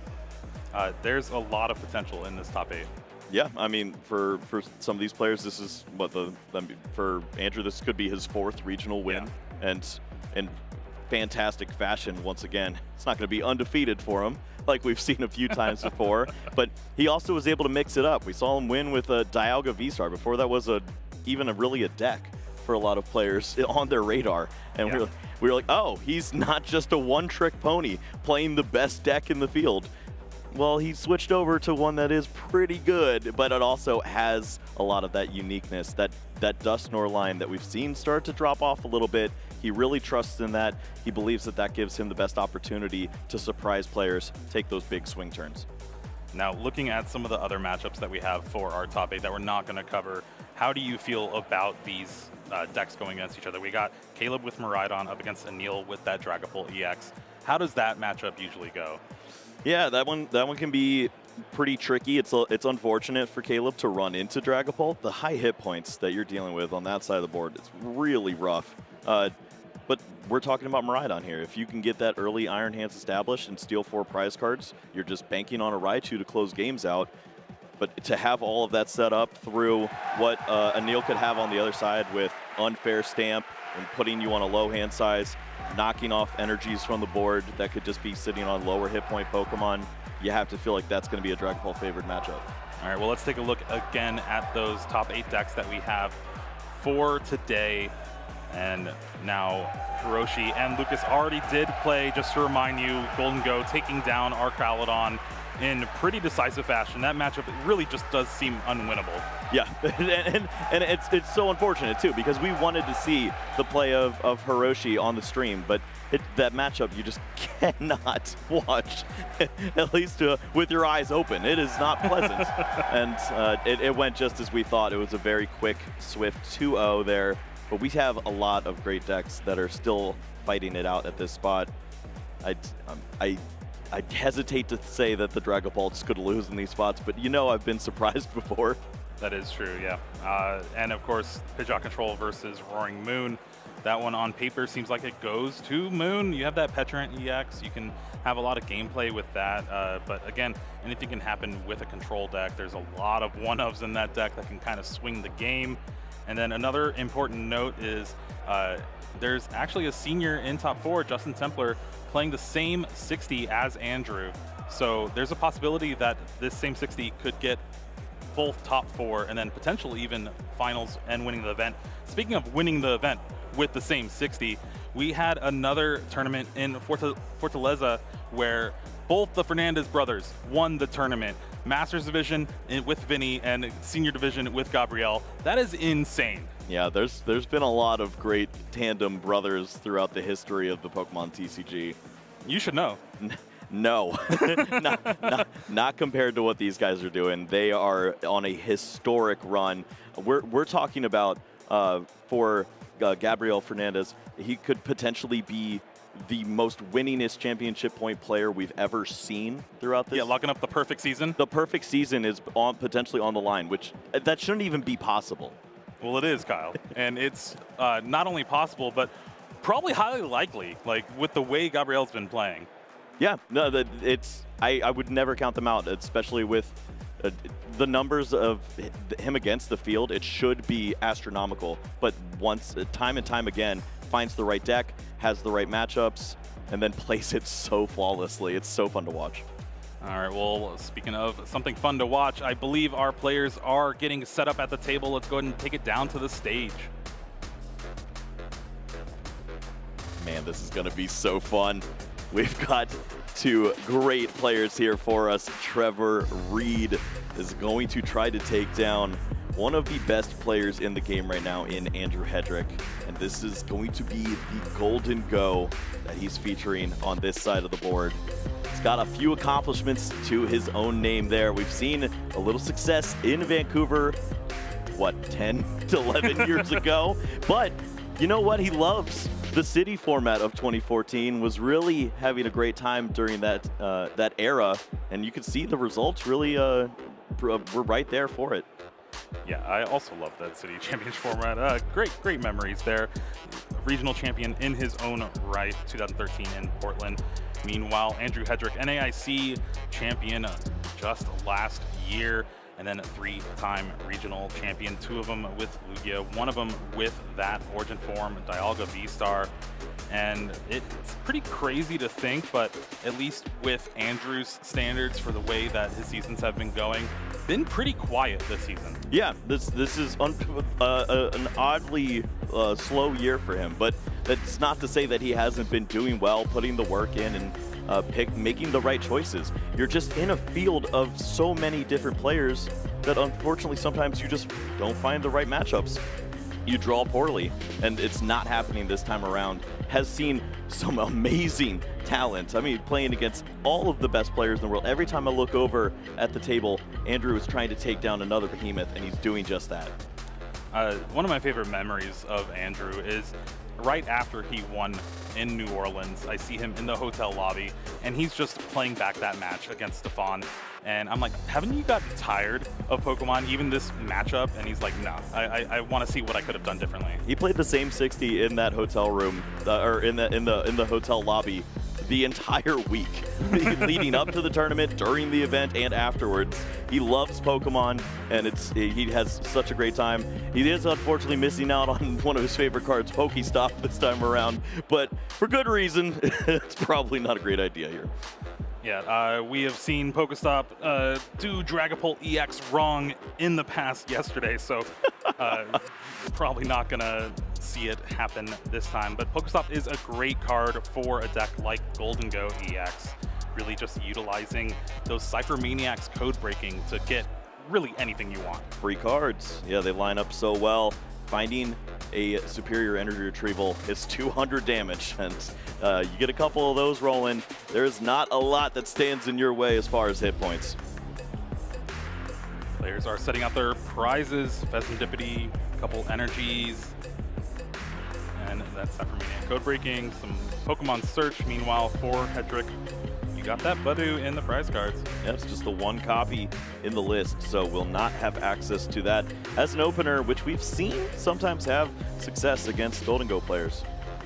Got Counter Catcher as well. That's something that could really come in handy throughout this game. Night Stretcher up in the top as well. Does play 2 of those, so I think we're going to have a pretty good game here, Kyle. I am certainly hoping so. 75 minutes to see 2 great players going at it to see who will make it into our top 4. Joining Lucas Zing, we have the fist bump and we are underway. Let's get going. Duskull in the active for Andrew. He's going to start things off for us. Does have that Buddy Buddy Poffin though, so we'll see at least a few Treepy. Yeah, what a great start to see. Not only the Buddy Buddy Poffin, but the Lance to follow things up. You just start licking your chops, thinking about what potential you have there, and might as well take a look at all those great Pokemon that will soon be in your hand. Yeah, it really is great. The playability that Lance has in this deck, where we see it really just 3 to 4 copies in every Dragapult EX deck we've seen for the past month now. It works out so well. It's just a very simple supporter that finds your Dragon Pokemon, but under the Bidoof, that's simply all you need. It's great against other matchups where you're potentially facing off against Bidoof. You can still set up your board. You feel very comfortable just taking the slower approach, evolving these Pokemon one stage at a time, using that Recon Directive and seeing all sorts of cards. And speaking of a slower approach, that's what Andrew's going to kind of do this game. You don't want to give up 2 prizes too early to Golden Go, because their whole game plan is 2-2-2, knock out those big EX Pokemon for those 2 prizes, and not have to waste a lot of those basic energies with your Make It Rain attack. Well, on the other side, we know that the math can line up pretty unfortunately against Dragapult. 200 damage, 60 onto a Golden Go, and then use Boss's Orders or Counter Catcher, 260. You lose 4 prize cards right then and there. So what do you do to combat that? Well, you have the inclusion of the Monkey Dory to assist, move some damage off of your Pokemon, and also the 2 copies of Professor Turo's Scenario to help out cleaning up some of that damage. Now, another inclusion in Trevor's deck is that Spiritomb with its ability to be able to shut off those Pokemon V abilities. Now, Hedrick isn't playing 2 Lumineon like we've been seeing for a lot of these Dragapults, but there is the 1 and a Rotom V, which could help kind of smooth out those early hands. Yeah, so often you're not doing anything on this opening turn. And if you're fortunate enough to find access to that Pokemon, that's just 3 free cards. We see Ultra Ball in hand, but this hand is I don't pretty want to strong. any of these. I don't, yeah. I mean, I don't blame you for wanting to see 3 additional cards. Thankfully, with the energy already in hand, you have the luxury of finding a Pokemon like Rotom in this spot. Yeah, discarding that Boss's Orders along with a Dracloak. You're going to be able to find more Dracloak next turn with Lance. So it seems like a pretty safe discard. Again, checking the prize cards. There's none in the prizes, so still will be able to get a fully set up board on the next turn, and you're going to be able to do it with 3 extra cards now. Yeah, and not to be forgotten, you're playing against an opponent who does not have any way to disrupt your hand. As soon as cards enter your hand, it's up to you to disrupt yourself with Iono. You can continue to stack this hand. These 3 cards in combination with the Lance, using all of those Dracloaks on the following turn, you're talking about potentially 10 cards in hand, and you're really starting to move at that point. Yeah, and that is that one technology that we saw Lucas utilize with that Roxanne. Like you said, there is no hand disruption for Trevor's deck, so Andrew can just feel free to build up that entire hand throughout this entire game. Well, this is why you attend your local league, folks. that is an absolute beauty to watch. That almost every card in the hand there has the stamp. Listen, you got to play Pokemon, you know? Now, with that concealed cards, finds 2 Arven off the top of the deck. Going to start things off with the Nest Ball, though. Do a little bit of prize checking, make sure you want to know what you want to commit to. But I think we're going to see some Gimmighoul. Yeah, Gimmighoul, obviously one of your favorite targets to see. You got to find many of these Pokemon as early as you can. Evolve and avoid running into any scenarios where these Pokemon can potentially be picked off early in the game. and just start rolling that coin bonus as soon as possible. Turn 2, and we've seen some of these decks even get 3 of the golden goes out and just start drawing every card. You're threatening big knockouts, and even a Pokemon like that Rotom V could be in danger next turn. Yeah, and with the way that Trevor's hand is kind of built right now, does have the Arven. I believe I saw another Nest Ball. Looking at the prize cards, the Technical Machine Evolution is in the deck, so we could see just 2 Golden Go hit the board this turn and have a really good setup for the following turn. Yeah, it's really nice to see that Arven on the opening turn and then follow up with the Cypher Maniac's code breaking on the following turns. You're likely to see your stage 1 evolutions in that Golden Go. You still have that Radiant Greninja established. Drawing those cards off the top that you've already established are going to be the 2 best cards to see. Certainly going to continue to build on your board state and maybe even lead to prize cards. Trevor doing the final kind of deck search, seeing what cards are prized.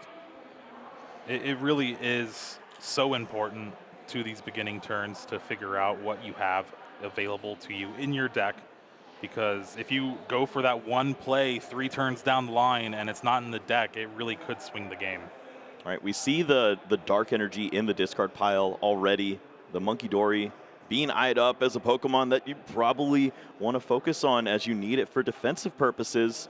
And this is one of the problems that we see as some of the Golden Go players run into, is if a Dragapult deck gets a little too aggressive, starts to push that pressure, you don't have time to attach energy to a Golden Go and get that dark energy onto the Monkey Dory. Trevor already has that Technical Machine in the hand, so didn't even search out a tool with the Arven as the second Nest Ball to find that Monkey Dory if he wants.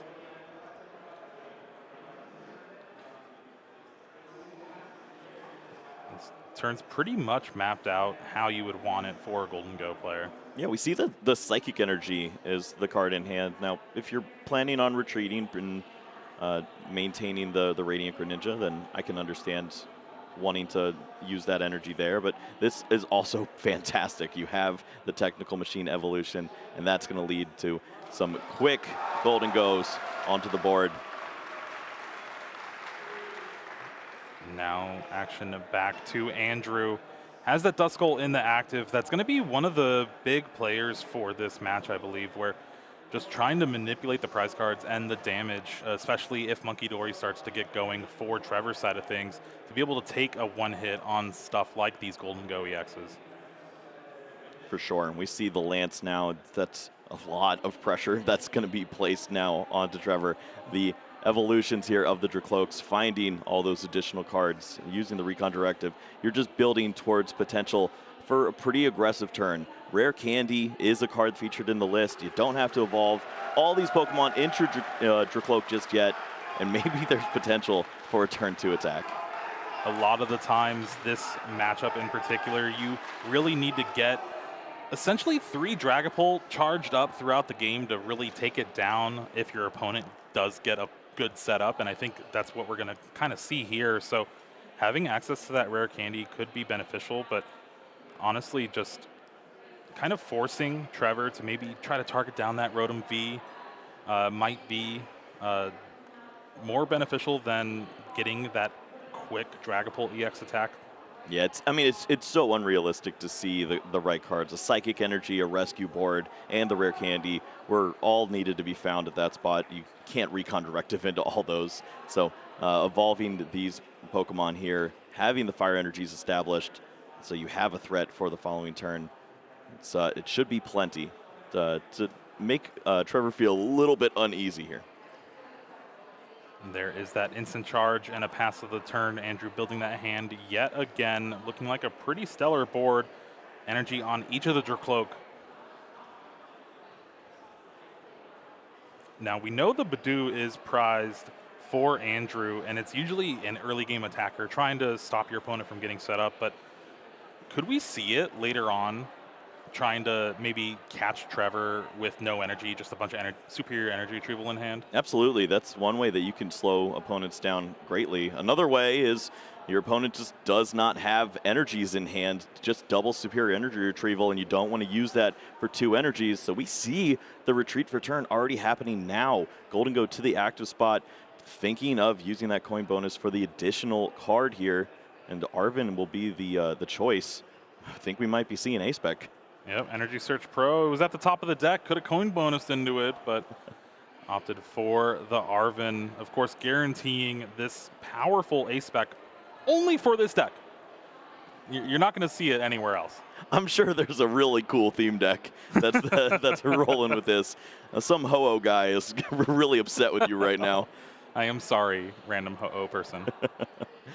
But look, this is not the greatest. Yeah, you got a fire and a grass in the prize cards. You're down a psychic and a dark. Prize 2 one-of copies of energy. Yeah. I mean, that's not fun. Yeah, you don't need much to take a knockout here on a Duskull, but only 5 energies. That's a rarity. I think the rarity's common. It is common. So now 5 energy. Of course, that metal that you can attach for the turn, so you can use Make It Rain. Gonna have to discard 2 energy to take a knockout on the active Duskull. That's 60 HP, just a little out of range of discarding that 1. Of course, you don't have access to Monkey Dory's Adrenaline Brain just yet, but hopefully within the coming turns. Oh, we see what now, the 3rd superior energy retrieval to the hand. You start to consider once an Iono is played, all those at the bottom of the deck could be heartbreaking when you need to knock out a Dragapult. Along with 2 Cypher Maniacs code breaking as well. Yeah, this hand is just screaming for Andrew to Iono next turn. I promise it's not good. I'm only knocking out a Duskull. But you know what? That's enough pressure at this point. We see Radiant Greninja finding some additional resources, but there's not much else that's needed to be done on this turn. Golden go just apply a little bit of pressure and take a knockout, and from that point forward, you're waiting to see what Mr. Hedrick has planned for you. It's not pretty. I guess the one good news about having to discard 2 energy here is now your discard is really just stocked full. You got 5 energy there, so your superior energy retrievals for the future will be able to grab you some of these big knockouts. Now, you really do need 7 energy, is that what it is, for a knockout on a Dragapult EX. Of course, with Monkey Dory damage, you're able to bring that down to 6, but it is still a lot to ask for. Yeah, it's so much, and then especially when you consider that with each passing knockout, the Iono just makes the draws a little bit more unlikely to occur.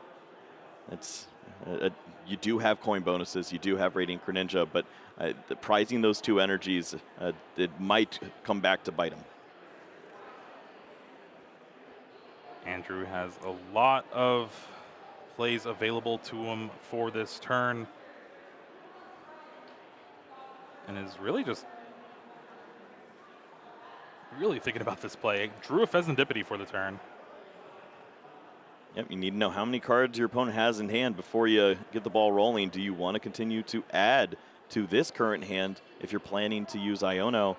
It starts to hint that maybe Iono's not going to be a play this turn, and you can use a Dragapult, place a lot of heavy damage onto the Golden Go, and make your opponent have to really work for 1 big knockout first before you punish with Iono. Now, a great card was found off Recon Directive, that 4 Seal Stone, being able to be utilized with that Rotom V on the bench to find any card that you would need. And as of right now, I think Andrew still needs a Psychic Energy to attack. Can use the Iono, try to hope to draw into that. That way you don't have to use that Forest Seal Stone to find it later on. Yeah, with that missing link there, you need the Psychic Energy to keep going. You don't want to use your Sparkling Crystal in that spot, and you didn't have either one. So not a bad play to place all of those great cards on the bottom of the deck for Trevor. Well, there is that Psychic Energy, so we will see an attack here from Andrew. Still has the option with 2 Recon Directives and potentially the Forest Seal Stone to find something like a rare candy to evolve into that Dusknoir and maybe take a knockout, maybe spread some damage, or just have it in play so you can manipulate stuff later. Yeah, we see the counter catcher also added to the hand, so some additional play there. If you are threatened by a Pokemon like that Monkey don't want the math to get in the way, but I think you'd like to see cards like Night Stretcher already played at that point if you're going to take a route like that for a single prizer. There's Bolt Recon Directive. It does find another Dragapult EX, so we'll have a potential attacker next turn as well. And that's assuming everything goes wrong for Andrew. Trevor lining up those damage counters for this Phantom Dive. And I think now Andrew's just deciding where he's going to place those damage. Yeah, this is a spot where you see your opponent can really benefit from a supporter like a Professor Turo, just removing all of the damage on the board from the active Pokemon if it's all placed on the Golden Go. And that's why there's a consideration here from Andrew to maybe use this counter catcher. And you could place 60 damage on a Pokemon, but at that stage, you might be playing into your opponent just a little bit. You could make them have to play Metal Energy, have Dark Energy in these spots. And it's actually going to be the Golden Go without the Metal Energy at this point. Yeah, this is an all right move just because it kind of forces your opponent to not get that Dark Energy on the Monkey, so the damage is kind of safe, technically. Of course, there is those Professor Turo scenarios, like you mentioned, along with one copy of Switch. So you would be able to get that Metal Energy to Golden Go back into the active, attach a Dark Energy and Adrenabrain to kind of save it. Yeah, you can't save both. You take a big risk trying to avoid the Turo in that spot. But if you could see a world where if Turo was found, you pick up the active Pokemon, you find the Dark Energy for the Monkey, you move the 30 damage from your damaged Golden Go on the bench, and you basically negated an entire attack. We're going to see the first coin bonus off the active here. That allows Trevor to draw 2 cards. Finds the Turo.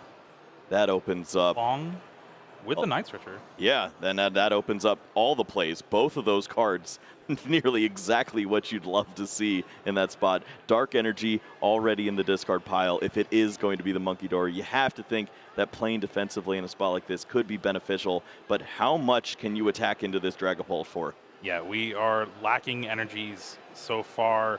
Now you can discard some with Pokestop, maybe find Earthen Vessel. There's still plenty of outs. You also get another coin bonus draw for 2 after the Turo is played.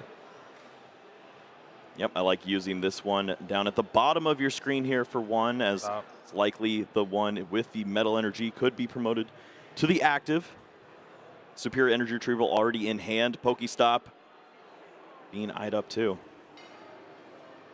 Yeah, I think you have to go the Pokestop route here and just hope you hit energy, which is fine because you have multiple Superior Energy Retrievals or Earthen Vessel. Ooh. Does not hit either of that. Does get to draw 3 cards though, but those 3 cards do not matter. You have 5 energy in the discard pile. Just does not line up for any knockout, but maybe incorporating a 2-hit KO wouldn't be the worst thing. It doesn't feel great. You know your opponent does play that Professor Turos as well, but there were 2 energy attachments committed to this Dragapult. That's a lot that that Andrew has to think about if he does commit that. It seems to be, what, 3 energy left in the deck? And you need 2 of, technically all 3 if you want to do the Monkey play. Plays aren't over just yet. There's still Superior Energy Retrieval first, using the Radiant Greninja for some additional draw. You could then use the coin bonus if you really want to get aggressive with using the Turo and just commit to the line. Trevor trying to thin the deck out as much as possible. Finds another Gimme Ghoul with that Buddy Poffin. Again, has the Professor Turo in hand. So this Golden Go in the active will be able to get healed up. So many intricacies to think about as you're trying to knock out this Pokemon. 320 hit points. Monkey can move with that 1 Dark Energy, 30 damage onto that Pokemon. Then you need 6 energies for the knockout. We see the availability of 4. Trevor's eyeing down that Arvin. Arvin can go ahead and grab that Earthen Vessel, get you 2 more energies. But that allows a potential big play from Andrew next turn. Yeah, this does not prevent the knockout on this active Pokemon. It invites it, but it guarantees the Earthen Vessel at this point. And that knockout still feels pretty good. Now, Earthen Vessel is going to go ahead and grab 2 energies. One of them is going to be the metal and the dark, potentially. You have to attach the metal to the active now. I don't think I see the switch in hand. Yep, I have not seen that resource either. And that is one of the main issues of this play is if you do have to play down this metal energy, you are not attaching dark energy for the turn to Munkidori. And that just means you need another energy to knock out that Dragapult EX in the active spot. That's not adding up, Jeremy. Not a mathematician, but I agree with you.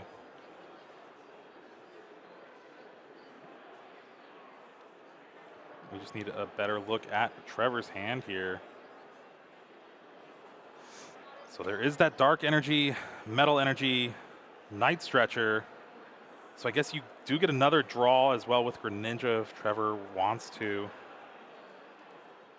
But then you might have to use another superior energy retrieval. And this is the debate. If you throw away the metal energy, then you don't have the attack on the active. You'd have to use the superior energy retrieval first to throw away energy you don't care about. Coin bonus for another Night Stretcher.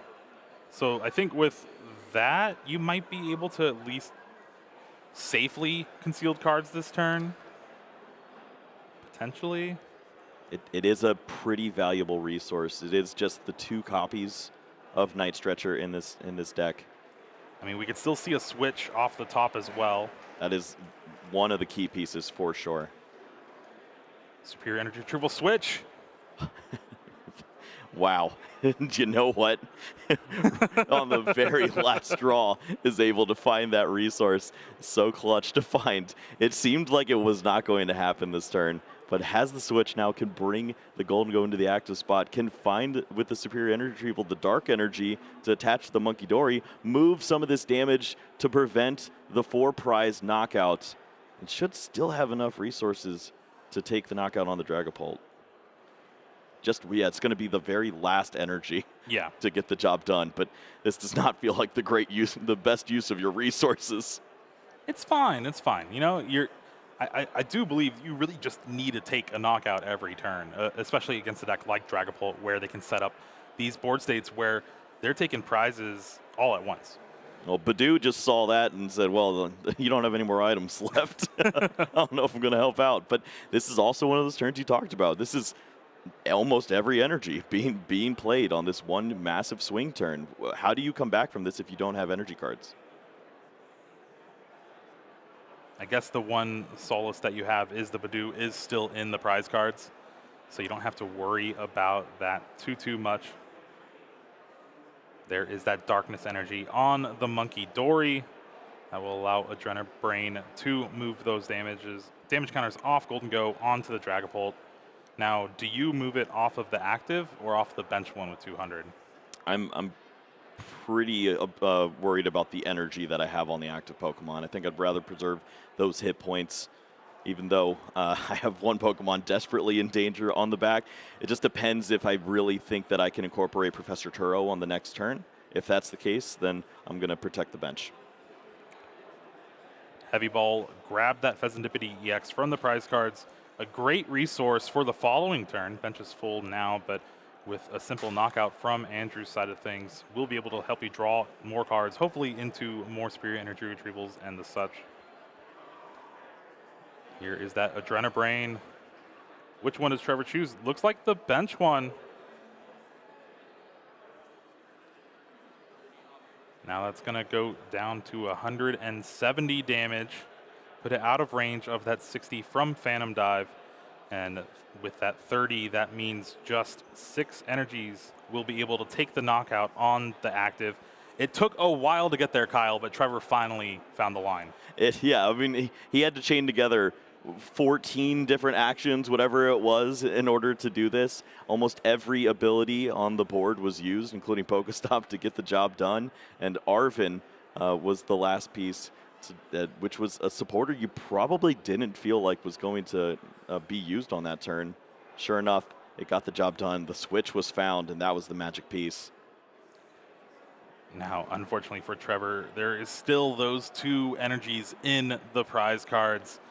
Is going to have to try to make some magic happen in the following turns. Meanwhile, Andrew has been building up this hand. There's another Dragapult EX, a Psychic Energy, plays the Pokestop, loses a boss's orders, but gains a Nest Ball and a Night Stretcher. Trevor is also down to 3 prize cards, so that kind of makes Dusknoir a little bit awkward. It would allow Trevor just to take a knockout on something like that Rotom V4 game. Yeah, that's a great point. As Dusknoir starts to look even better, as soon as you see that there's potential for that 4-prize swing on the bench Golden Go, you can remove that Pokemon before a Turo could ever even see play. And these are all points that Andrew needs to consider. There's also spots where if you think that your hit points are at risk on a Pokemon like that Rotom, you could incorporate the Professor Turos of your own as a defensive measure. Yeah, you also have to realize that that Rotom is sitting there with a Forest Seal Stone. Andrew has not used his V-Star power just yet, so does have access to anything in the deck. Looks like the last piece missing in order to find that Dusknoir would be the rare candy itself. Radiant Alakazam now also being brought to the front of the deck with the Nest Ball.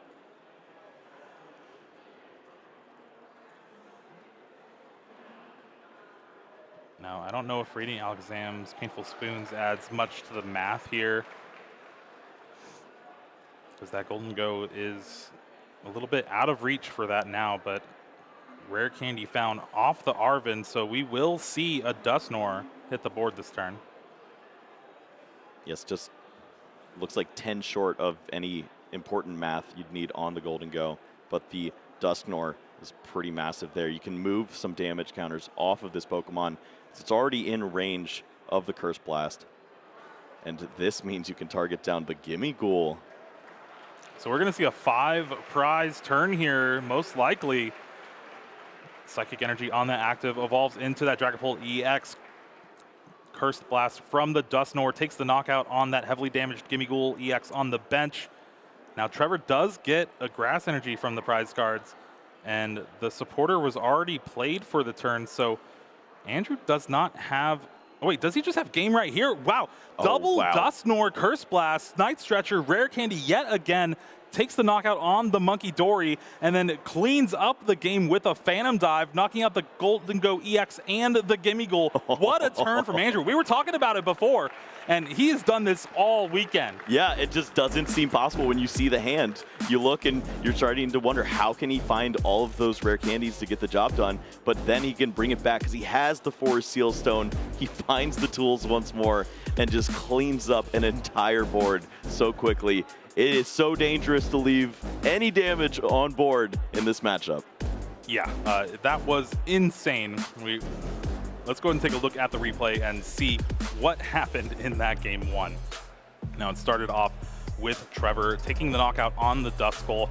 Really just inconsequential, taking the knockout on that single prize Pokemon. We saw Andrew get that Phantom Dive off, spread some damage, and it took about like a 10-minute turn from Trevor, finding everything he needs to take that knockout on Dragapult EX. But that was all Trevor had left. Andrew just had everything for him in that hand. Forest Seal Stone, Rare Candy, yet again, Night Stretcher, double Curse Blast from Dusknoir, Phantom Dive. 6-prize turn. It lined up so easy, and that's just what you come to expect now from Andrew Hedrick when he's playing this deck. There's so many different avenues to close out. You start to consider, well, do you need to do hand disruption? What do you need? What you need to do is just fill your hand with all the different resources, and eventually you're gonna find the answer. And he did just that the entirety of the game, starting with that turn 1 Rotom. Yeah, Rotom putting in a ton of work that match, not only drawing 6 cards, but also finding that rare candy from the deck thanks to that Forest Seal Stone. And it has been one of those cards that is like 50-50 in a lot of these Dragapult lists. Yep, I think what we can learn from this game is that potentially there was a hiccup there from Trevor where you could have played the Professor Churros, gone a little riskier, used the coin bonus for 2, tried to find some of those resources. Instead, played it safe, kept a bunch of damage on board, and found a pretty quick punish right afterwards. That was a very quick pass to the turn from Andrew, but did have at least a Dreepy and that Rotom, so instant charge, able to draw 3 cards. Now it is Trevor going second in this game. Found a double Buddy Poffin off of this Radiant Greninja, I believe. That is where you want to be. Now, if we could see the play again of Technical Machine Evolution, but wow, look at those prize cards, Kyle. Double Professor Turo and the 1 switch. How do you move? Help! Very slowly. Yeah, that is a disaster to see. I think those might be 3 of the most impactful cards in the matchup. Just having the ability to remove that damage, switch your Pokemon once the damage comes into play. Just avoid giving those additional easy prize cards to Andrew. I'm not feeling great about that, but I do love the opening hand with the double Buddy Poffin here. There's a great opportunity to have a very aggressive start. Yeah, there's an Arven and an Energy as well to go along with it. So will have access to that Technical Machine Evolution and use that Evolution attack to grab a couple Gimme Cool or Golden Go EX from the deck. It lines up so great. One unfortunate piece once more is just starting with that Radiant Greninja in the active spot. It leads to one of those awkward spots where you don't have the Metal Energy down turn 1 on a Gimme Ghoul. That's what opens up avenues to having that Dark Energy played onto the Monkey Dory and not having to worry about Professor Churros or trying to incorporate that at a different spot of the game. This is an energy that is all but wasted on this opening turn, but for good reason. Earthen Vessel found along with that Technical Machine. We'll be able to cycle through, get a couple more energy as well. Now, it seemed like Trevor did everything he could possibly do last game to just play the game. Now, there is no energy in the prize cards. Going to be a little bit easier. That Energy Search Pro is going to matter so much more now. Yeah. We see the water energy found off the Earthen Vessel, just maximizing the potential for the Energy Search Pro to find all of the unique types of energy. Just these are the little things that you have to consider as you're playing a deck like this. Give yourself the maximum odds to take those huge knockouts. Yeah, you always want to play that Energy Search Pro for like 7 cards. That feels good. It does. It potentially could see 8 cards, as we've seen from some players, and just any amount of thinning, any amount of additional damage that you can do, it feels so good to have those options. Pokegear 3.0, going to look at the top 7 and allow Trevor to grab a supporter. Does find that Cypher Maniac's code breaking. Will be pretty good to kind of guarantee a knockout next turn. It's a debate because we see the boss's orders as well. If you think the hand has enough legs, maybe you can take a risk there, but we've seen him go for that more consistent approach. We saw that with the Arven on the one pivotal turn, and this time will be the same with the Cypher Maniac. There is that energy attachment along with the Evolutor. Will be able to get those Golden Go EX into play, but that is the turn from Trevor. We'll have to see what Andrew can cobble together here. Again, only that one Dreepy able to evolve, but has a Dracloak right away.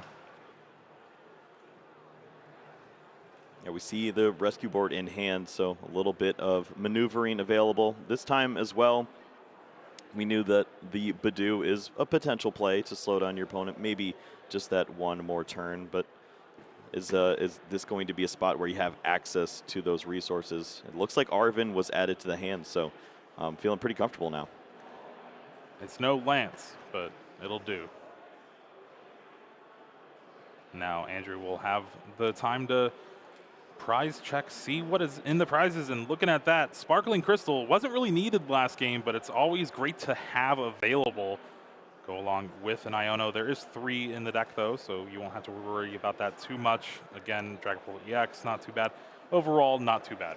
Yeah, I mean, this is a spot where Trevor could be very aggressive, could have the cards for Boss's Orders, Knockout, putting pressure on Dracloaks. Did not go that route because he chose to go with the Cypher Maniacs code breaking, but that kind of pressure would go so well against a deck that prized their Sparkling Crystal. If you do have that, yeah, you're going to run into some trouble. But he didn't know that he actually was given a gift on this game.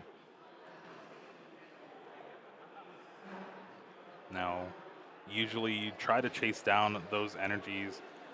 Andrew, if he gets the Buddy Buddy Poffins with this Arven, could you even see him attach maybe to a Dreepy just so you can keep that Dracloak in play to potentially evolve? But again, that's a risky play when you don't have that Sparkling Crystal available to you.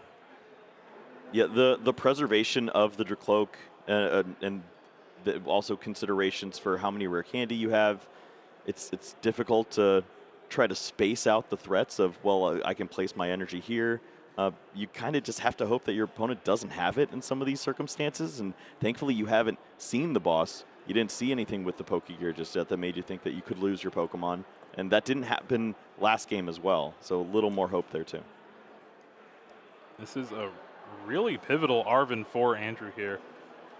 Again, just trying to make sure everything that is prized, but I kind of have to think it's got to be that Buddy Buddy Poffin and a Forest Seal Stone. Yep, it lines up pretty easily here. You have a way to move your Duskull, protect that Pokemon, move a Badoo into the active spot. Yes, you're probably going to give up a prize card, but just force your opponent to have the resources without the item cards.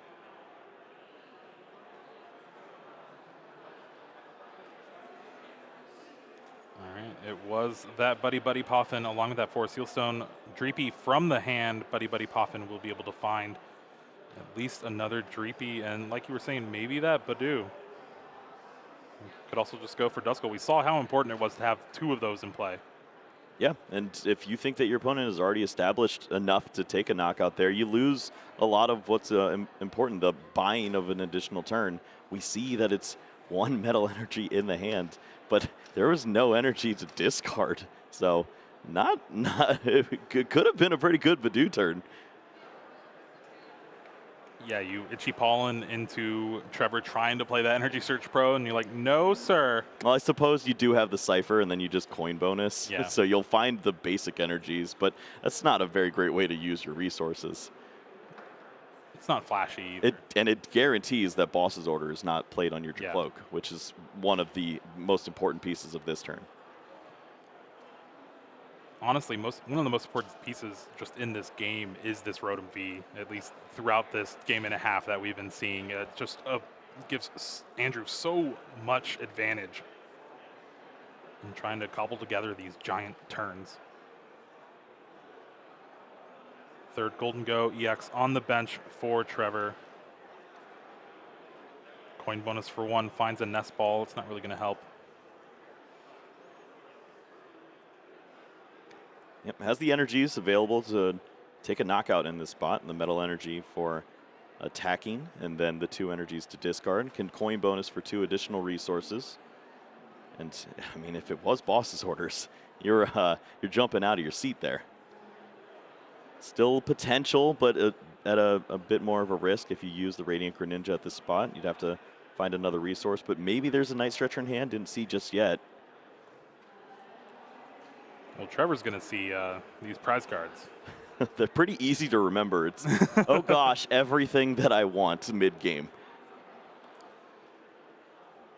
Listen, Trevor's going to have the opportunity to take one of these, at least this turn. Hopefully it is one of the Professor Turo. I mean, what a great reason not to play your Hisuian Heavy Ball. You shuffled it, and now it might not be at the bottom anymore. Listen, Kyle, we don't need that bad energy into the universe here. Well, I'm sure we'll get some help here and get to take a look at where those Turo land. It's not good. Uh-oh. We do see that Cypher Maniacs code breaking for Trevor. Still has access to the concealed cards to draw into these two cards found off of the supporter. Could also just leave them on top for a potential Iono the next turn. Yeah, one piece that we did not see on the previous turn was actually inclusion of that Spiritomb. That would have been pretty important to slow down a turn or maybe force Andrew's hand to have to go for a play with that Badoo instead of drawing those additional resources. It's in the deck for a reason, but sometimes it's just not available to you.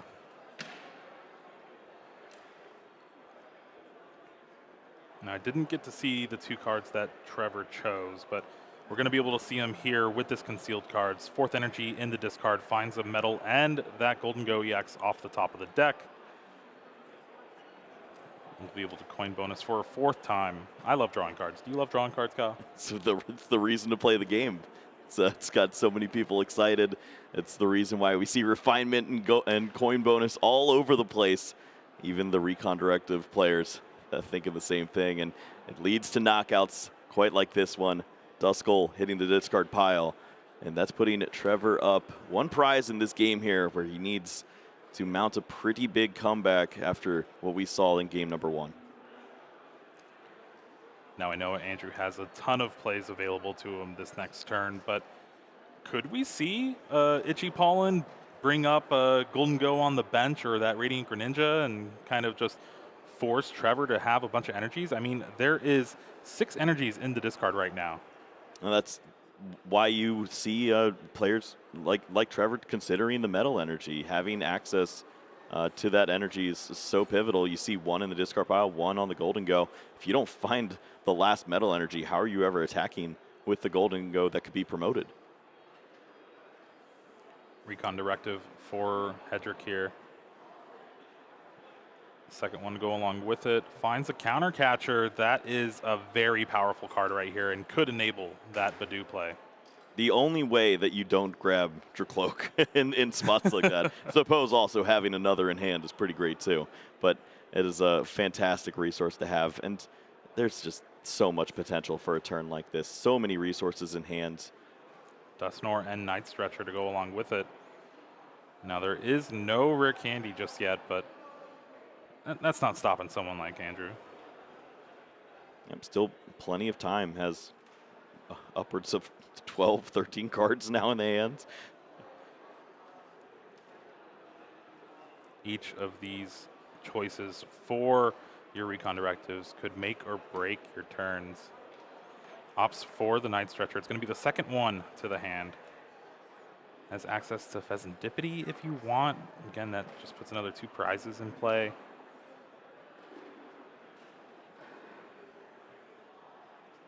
We are going to see the Ultra Ball here, discarding the Buddy Buddy Poffin, so I don't think we're going to see Badoo. Yeah, I mean, you'll find out very quickly that this attacking with the Dragapult in this spot is a fantastic choice. It's very difficult for your opponent to do anything with the double Turo and the prize cards. To move any of these damage counters, it has to be Monkey Dory and the Night Stretcher to go along with it, as we see 2 Dark Energies already in the discard pile. You're just asking for an abundance of resources from your opponent, who's been grasping at straws, trying to mount together some board state. Now, does Andrew have the Fire Energy in hand? He does. Okay. I'll tell you what, when you get 12 cards in hand, you have just about everything, minus that rare candy. But there's not a lot of pressure to find that rare candy in this spot. You're setting up for a big swing turn, maybe 1 or 2 stages down the road. This turn, it's all about the pressure. It's about forcing your opponent to have that double superior energy retrieval, using all their resources to clear this Pokemon. And if you can take or get yourself 1 step closer to your Dusknoir finding you that Sparkling Crystal, then you're going to be in a pretty great spot. Night Stretcher grabs that second Duskull. So important, as we saw last game. Yeah, this is what opens up so many of the avenues. You give up that single prize Pokemon, you don't care. If the Dragapult is knocked out, you go down to 3, then you have 2 more prize cards to play with as you give your opponent some of these knockouts. So we saw the energy attachment on the benched Dracloak. Andrew's opting for boss's orders on a benched Golden Go EX and just Jet Headbutt for 70 damage here. Going to get some damage on the board for a potential big play the following turn, but definitely interesting route here. Yeah, this is much safer. And I think if he saw the prize cards, he'd say, I didn't need to do any of that, did I? These prize cards lead to this Pokemon being hard stuck in the active spot. Cypher Maniac's code breaking. Gonna take a look through the deck. Is Energy Search Pro even that good right now? You're getting 1, 2, 3, 4 energy. 4. I mean, that's all of it. And it also helps you with that thinning process that we've spoken so much about. Just making sure that so many of your resources are going to be live draws from here on out. Any coin bonus could get you one step further. Even if it's fodder for a superior energy retrieval, these lead to knockouts over the course of time. Here is that Energy Search Pro. Grabbing those basic energies out of the deck will have at least the mental energy to attack.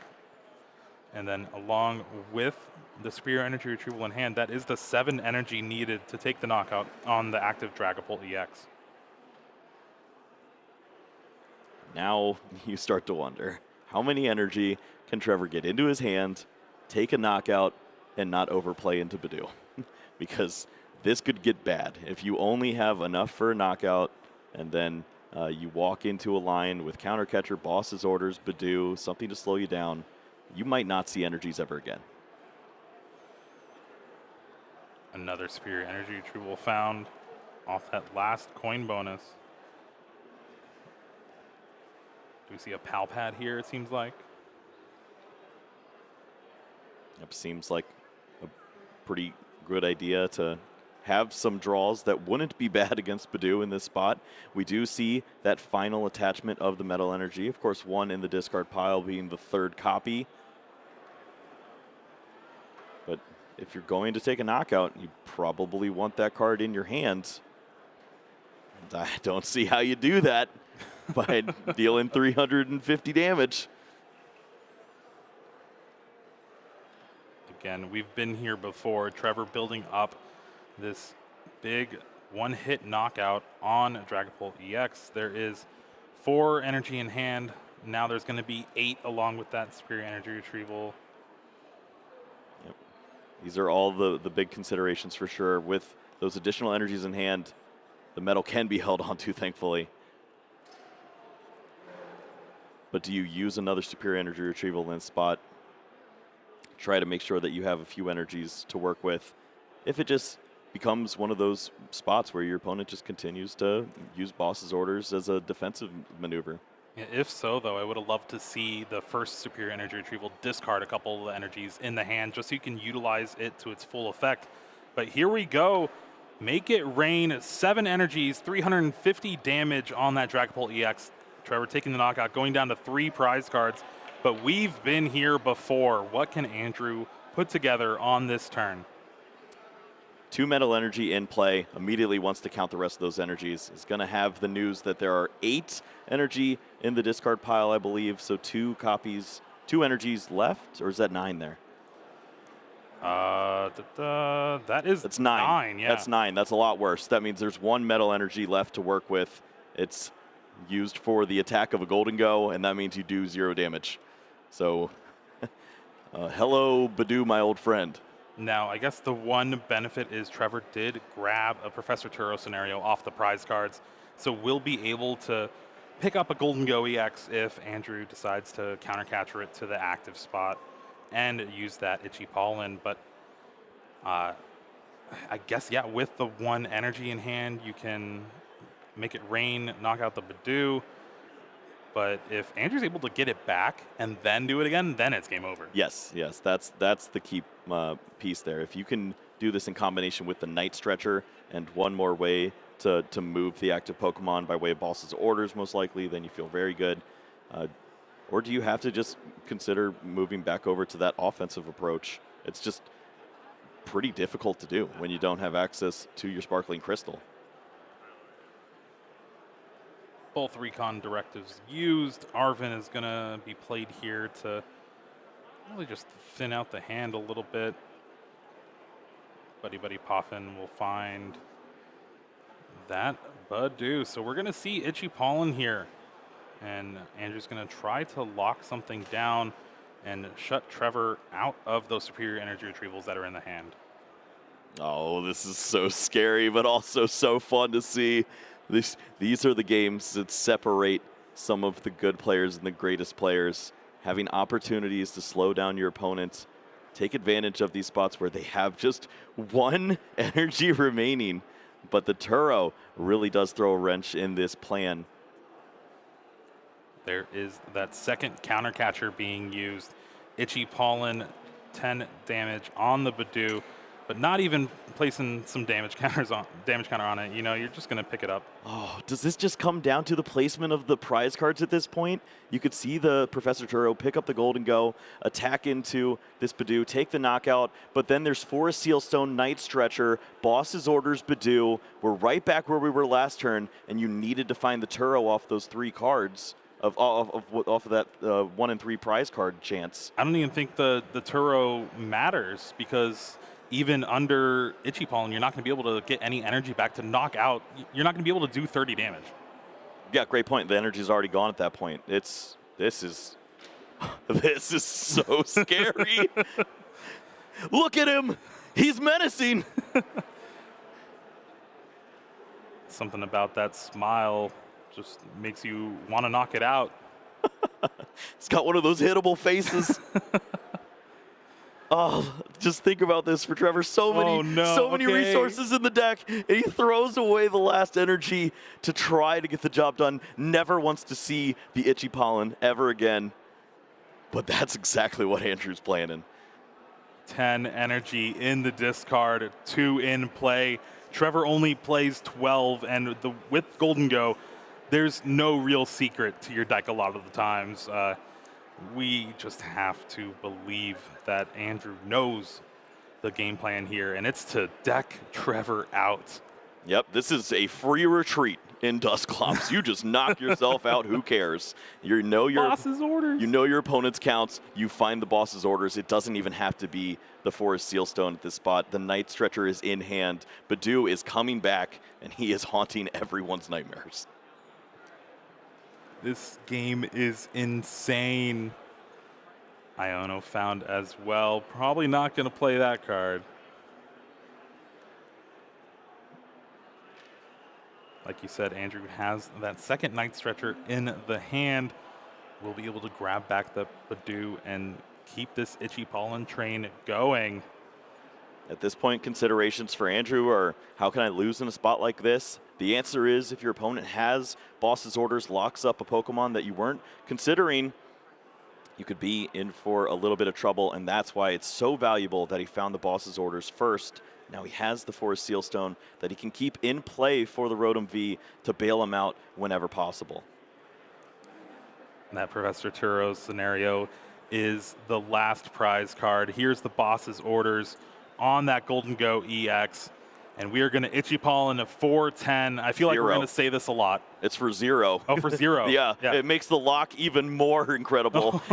You can't do anything here. The only response is Boss's Orders stalling on a Pokemon. Hopefully it is not able to move. We're looking at a bunch of Pokemon with small retreat costs at this point, and Andrew has thought of just about everything.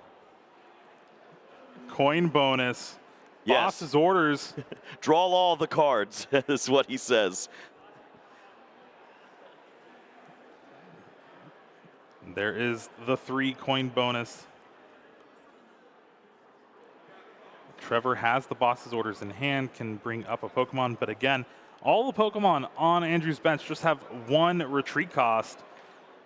You gotta believe that there's energy available.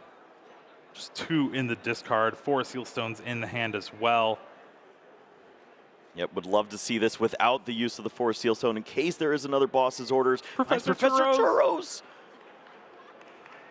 And that has to be one of the final nails in this coffin. Energy is found along with Earthen Vessel. They're the same thing. An embarrassment of riches here for Andrew Hedrick, as he is just a few more attacks away from punching his ticket into yet another top 4 of a regional championships. Upwards of 20 cards still left in the deck, so very unlikely to be the one who decks out in this situation. Your opponent cannot stop how many cards are in their hand. It is up to you to play Iono and disrupt their hand. You will never do that. And Badoo is closing this game out slowly but surely, one step at a time, itching away at victory here. There's what, 3-4 cards left in the deck? He's going to continue to draw, hopefully find boss's orders, put one more piece of pressure on him, and he finds it. I mean, we know there's psychic energy in hand. Andrew grabbed 2 energy last turn. Maybe he doesn't know what the purple card does. He does! Just like that, energy on the Duskull, retreat to the Badoo yet again. Itchy Pollen, no item cards for Trevor. A grip of cards in the hand, plenty of superior energy retrieval. There you go. But you're going to coin bonus yourself 2 deck out. And just like that, Andrew Hedrick moving on to top 4. What a match. Woo! That is how you do it here, folks. Badoo is an absolute danger to society, and you need to respect it.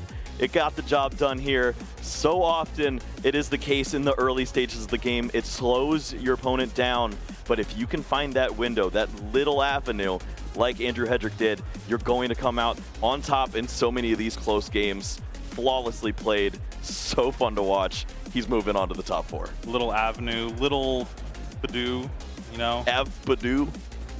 I'd name a street after him. Yeah. He's earned it. earned at least a few bucks, you know. He's doing great, and that was phenomenal. Let's see how we got here in our pretty wild set here in the top 8 of Vancouver. Started off, both players getting a great setup. Double Dracloak on the bench, triple Golden Go EX, and here was a knockout on the Duskull, and then Trevor just trying to dig through everything, finds the knockout with that Adrenabrain in the 6 energy, make it rain, but it's just allowed Andrew Hedrick to pull together one of the best turns we've seen in a while.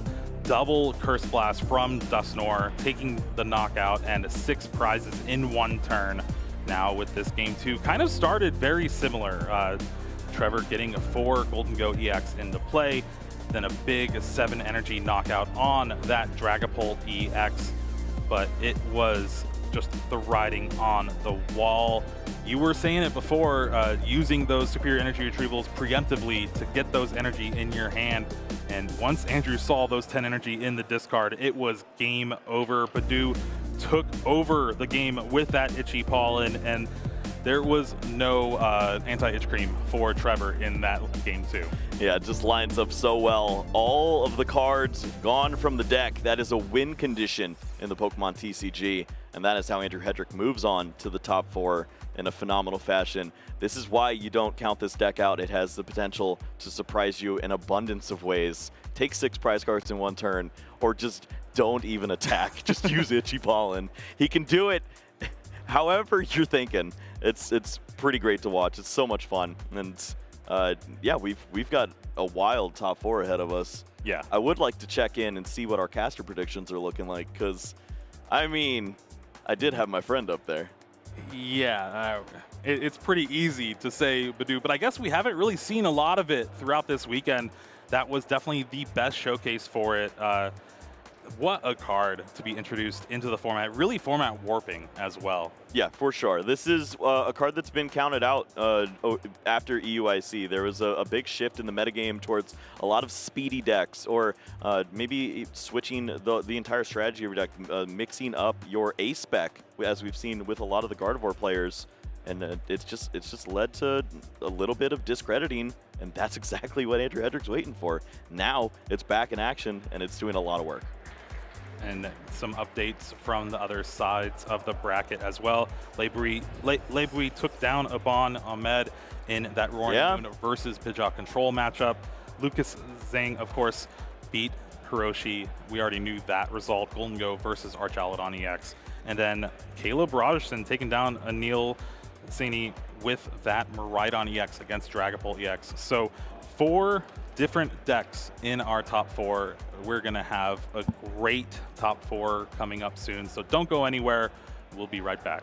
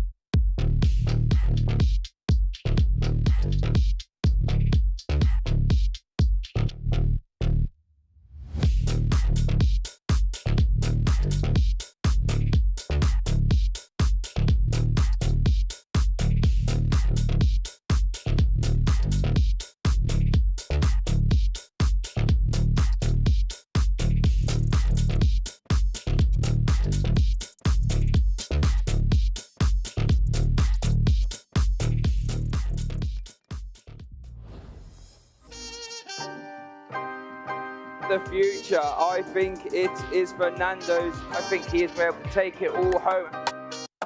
Bueno, fui a jugar Iron Tour Next porque tenía muy buenos partidos, pero también tenía partidos muy malos. O sea, si te tocaban buenos partidos, te iba a ir bien, y si te tocaban malos partidos, te iba a ir mal. Esa es la principal estrategia. Y bueno, a mí me resultó y gané el mundial. Mi estrategia no cambió durante el fin de semana, siempre fue la misma. Principalmente las partidas más complicadas que jugué fueron contra los Mazo Miraidon, o sea, Jesse Parker, quien me tocó en la ronda 1 del día 2 del mundial y me ganó 2-1. Y después en la ronda 3 jugué contra un Gardevoir, que también es un match muy complicado, pero lo logré ganar. Y bueno, después en el top 4 fue otra vez de nuevo contra Jesse Parker. Everything on the line here. Miraidon es un match muy complicado porque es una baraja que te puede donkear turno 1 y es un match que requiere demasiada suerte. Depende mucho de los Crushing Hammer cara. O si no, de los Electric Generators del Miraidon. Y bueno, casi siempre va a tener de ganar el mazo Miraidon. O sea, necesitaría mucha suerte yo y mucha mala suerte de mi oponente para ganar este partido. I am astonished. This was not on my bingo card. Y bueno, la final también es un match muy complicado. Running Moon X. Bueno, lo presenté cuando en el Game 3 mi oponente no hizo mucho el turno 1. Así que, bueno, pensé, no tiene muy buena mano, así que quizás esta sea una oportunidad. La mejor carta de mi baraja es el Crushing Hammer, porque si sale cara, puede ganar cualquier partido. Here we do see that Crushing Hammer being played there. Sorry, what's that? It's ahead. That is a big flip. Se siente increíble. Un saludo a toda la gente de Iquique que siempre me apoyó, bueno, y a toda mi familia que también siempre me apoyó, y a toda la gente de Chile que siempre me estuvo apoyando durante todo el torneo. Muchas gracias a todos.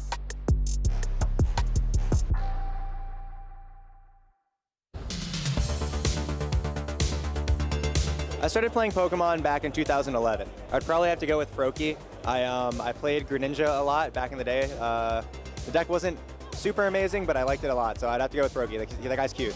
If I had to pick a catchphrase, it'd probably be never lucky.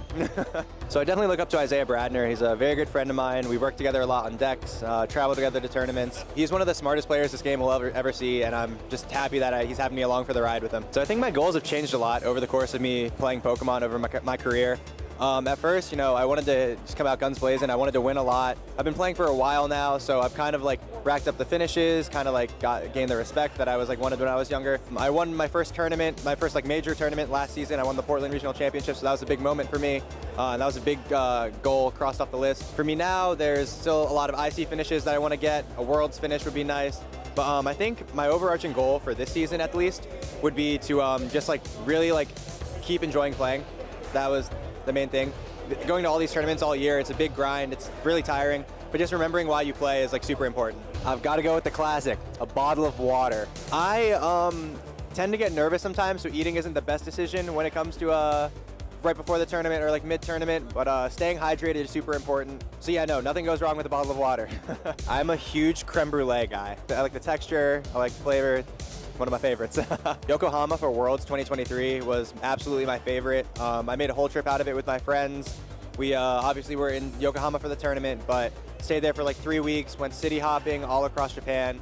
It was just, it was a blast, yeah. Would love to go back.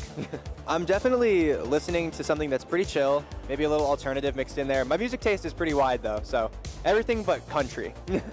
I would say I'm Team Rocket, but not for the reason you might think. I just really like their outfits. And then there were 4 players remaining at the Vancouver Regional Championships, but there can only be one champion. We're about to find out on the stream. Top 4 are finals, and then champion being crowned. Ethan Heggie here with Juancho Saldana. Juancho, I know you're excited for this. Lugia is not here, unfortunately, anymore. We got a whole variety of decks, including, you know, some surprises, decks that we, you know, maybe wouldn't have expected to be here in the top 4. No, a lot of fun decks, that's for sure. I mean, I was at the edge of my seat watching that last game with Andrew Hedrick, finding two different win conditions, two very weird win conditions too, in both games. That's the caliber of talent we have right now in the top 4 of the Vancouver Regional Championships, and it's only going to go up. It's going to be a good match. I mean, all 4 of these players in top 4, extremely accomplished. And, you know, some players who have only been in the Masters division for a few years, right? Caleb Rogerson won his top 8 match, very swiftly out in the field. So that's the one Maridon. The match we'll be featuring here on the stream, of course. We've got Lucas Zing up against Lee Bowie. And then the final match, of course, is going to be, you know, the player who just won on stream, right? Andrew Hedrick playing up against his friend and teammate, his testing partner in Caleb Rogerson. Let's see how this bracket has played down. You know, asymmetrical cut this year, it's a new addition, and you know, it allowed for some players to get in. You know, players who typically probably would have bubbled out of the top 8 here. You know, Andrew Hedrick, Caleb Rogerson, 2 players here that have battled it out. Actually, 3 of our 4 semifinalists got in through that Swiss elimination round. Yeah, no one can say they don't deserve the spot right now. They've taken what is necessarily the hardest run to get to the semifinals here, but we're here. Semifinals again, Lee Bowie versus Lucas Zing, and then Caleb Rogerson versus Andrew Hedrick. I wish we had 2 stages. I mean, VG is done by now. Maybe you could borrow that one and we could stream both simultaneously. No, but I'm very excited to feature, of course, Lee Bowie and Lucas Zing. Lucas Zing, again, has been on an absolute tear. I feel like he's been winning his games in a couple of minutes, give or take. But of course, Lee Bowie playing the very, very interesting Roaring Moon EX, something that is definitely not in my bingo book, something I have not prepared for, but Lee finds a way. We saw him on round 8 yesterday playing that Roaring Moon deck up against Dragapult. It's going to be a very different deck in that Goldango EX. Lucas Zing, of course, was part of the group at the Europe International Championships, brought this deck. They still believe that after that tournament, with a few changes that they made, it's in a strong position. And look at it here. It's in top 4. It's got a chance to take it all down. And Lucas is on his path to become a 2-time regional champion. Well, on the other end, we've got action. But like you said, Wancho, whether it's here or there, we've got top 4 action to bring you, and that's what we're going to do. Let's go ahead and throw it down to the stage. Top 4 here, Vancouver Regional Championships. We will be crowning a new champion, and it may be one of these 2 competitors. Yes, again, Lee on your right versus Lucas Zing on... Oh, Lee on your left versus Lucas Zing on your right there. And I have a little fun fact for you. Lee Bowie actually playing the same Roaring Moon deck to the 2024 Sacramento Regional Championships. I'm not sure about the exact list necessarily, but at that tournament, he didn't do too well. This is definitely his better placement with this deck. But of course, Lucas Zing, very, very accomplished player. 2024 Los Angeles Regional Champion, top 8 in Toronto, top 4 in last year's Vancouver. Must just really like Canada. Canada is good for Lucas Zing. Yeah, he does reside in Toronto, so he's got a little bit of, you know, home field advantage buff. Lee's not too far away from the border either, so, you know, maybe the closer you reside to Canada or are in Canada, the, you know, better you are in terms of tournaments. But as we said, both players well accomplished in their own right, playing 2 very different decks, both using the power of those Pokemon EX, the Goldango, powered with that powerful A-Spec Energy Surge Pro. For Lee Bowie, he's got lots of ways to power his Pokemon up. Professor Sada's Vitality, not a very popular supporter, but specifically in this Ancient Box deck, or a deck that plays lots of Ancient Pokemon, it's super strong. Yeah, so the more different, the more they stay the same, actually. Just because these are both decks that have one goal. Just do big damage, knock out the active Pokemon. Doesn't matter how big your opponent is, we're taking you down. But it's just a matter of, I guess, who takes the first 2, who really outpaces their opponent necessarily, and just has a better board state in general. Very, very curious to see this matchup. Again, this is something I am not prepared for, that's for sure. But we did get to see Lee yesterday really pilot that Roaring Moon deck very interestingly, that's for sure. Yeah, you know, Lee does have access to one-prize attackers like we saw yesterday. There's the Koraidon, the Roaring Moon non-EX. So those are 2 options, you know, to maybe be initiating in the prize trade, trying, you know, take 1 to 2 prizes with a card like that before your opponent, you know, takes those 2. On the other hand, though, Lucas has included the Goldango that actually is the non-EX, allows you to deal more damage if you evolve into it that turn. So a little bit of both happening for each of these players. We see the prize cards, nothing too relevant. Lee does, of course, play the Latias EX, which you see in the prize cards, deciding to actually not play that Hisuian Heavy Ball, so it's just going to be locked into prize cards for the time being. And on Lucas's side, does have Monkey Dory in the prizes. Again, if these players are trading knockouts back and forth, you know that Adrenabrain ability, it's not going to be too crucial. Yeah, something I just realized by now, Lee must be the only player in Vancouver playing Dark Energy, but no Monkey Dory. I've been so used to just seeing that Dark Energy slotted into every single deck imaginable, just to have that Monkey Dory in play. And Lee here, just has those Roaring Moons. He is actually a Dark type deck, as we are going to start our top 4 here at the Vancouver Regional Championships. Let's see what these players have in store. So Lee kicking things off. I have to assume, as the Goldengo player, going second, going to be a big advantage. You do not want to allow Roaring Moon to get to go second, get that first turn attack, and we're just going to see Squawk and Seize right away. Doesn't even want to play the Trekking Shoes, Wancho. Guess there's no card he'd like to draw into. Doesn't even want to have to, take the risk of maybe getting rid of something like a Professor Sada again. Yeah, exactly. If you're going to Squawk and Seize anyway, you maybe don't want to fill up your hand, especially after looking at this hand. There is a Professor Sada right there, and the A-Spec too. So 2 big cards discarded right off the bat. And I'm just gonna add an extra arrow here. I know it's Lee's favorite, but the Pokemon catchers too. The nice thing is, it's all Goldengos on the field anyway, so there may not be a point to really gust anything up. Maybe unless Lucas benches something like a Pheasantipity, for example. But right now, it's just gonna be attachment onto the Roaring Moon and pass back to Lucas. So, of course, checking the deck with that great Pokemon search item, Buddy Buddy Poffin. We keep saying it time and time again. Ever since this card was released, it's seen play in pretty much every deck that plays 70 HP Pokemon or less. Grab them, put them onto your bench, and that's that. So Lucas, of course, will grab 2 of those Gimme Gold. They will hit the bench. And now just checking, of course, those energy cards. With Energy Search Pro in the deck, that's really, the A-Spec that allows this deck to shine. It just grabs you all of your energy cards. And that's really, the whole combination with this deck. Draw your energies, put them in the discard pile, bring them back, deal big damage, repeat, rinse, repeat, keep doing it over and over again. Yeah, the Energy Search Pro has just been such a great conclusion into the Goldengo decks. Not only does it make it so satisfying to just attack with all the colors of the rainbow, but also just being able to thin the deck, trading 1 card for 8 really unlocked the greatness that is Goldengo. But right now, Arvin looks like it's going to be played. Probably going to grab something like that TM Evolution just to be able to really set up some Goldengos into play. But honestly, hear me out. Maybe if we go for the TM Evolution, then we are still putting 2 prizers into play. That could be kind of detrimental. Maybe for Lucas, just because Lee has the capability to take the first 2 prizes in that case. But I think it's just too good. I think you do want to establish your Goldengos right here, right now. Yeah, it's pretty interesting. So already has the Technical Machine Evolution, is actually going to grab Pokegear 3.0, maybe looking towards finding something like Boss's Orders next turn to just, take 2 prizes and not have to worry about that. And interestingly enough, not going to put any other Pokemon into play, essentially maybe trying to force the, 7 prize agenda in this spot, right? You knock out the 1 prize Goldengo, or excuse me, Gimme Ghoul in the active spot, and you have to get through 3 Goldengo. That could be, a nice way Lucas can swing the prize trade and essentially force Lee to be on the back foot. Yes, and again, Lee doesn't play anything like an Iron Bundle, for example, to force maybe a 2-prizer up. And we did see the A-Spec go down.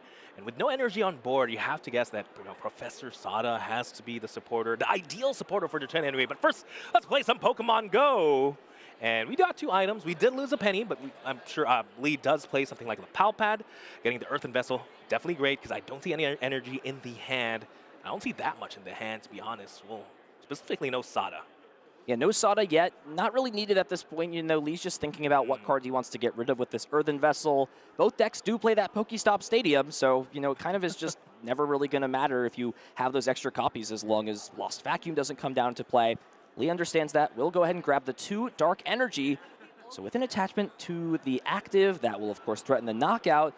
But I guess if you're Lee in your shoes, you got to be thinking, what does Lucas want to do on the following turn? And, how realistic would it be for something like Make It Rain, knock out a 2-prizer to happen with Lucas only just having 4 cards in hand? No, yeah, it's 4 cards right now, but of course we have to keep in mind these Pokemon translate to cards in hand. One of them will draw 2, the other one will draw 1. So that's technically like a free hop. Oh, who's the draw 3 supporter right now? Nemona, a free Nemona. Sure, yeah.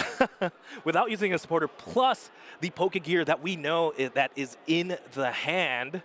That will grab a supporter, possibly the Boss's Orders, and then it's just a simple couple of energies to knock out something like the Pheasantipity, but ideally it would be a knockout on the Roaring Moon to be able to take the first 2 prizes. Can we get Lee a little bit of a smaller piece of paper? We have an entire blank piece of paper as our notepad. Did he not bring a notepad? Come on, Lee, I expect a little bit more of you.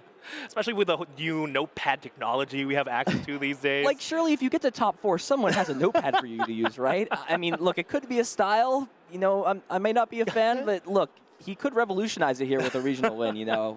He could be a trendsetter. I'm actually afraid it flies away and Lucas Zing just gets to see all of Lee's prizes.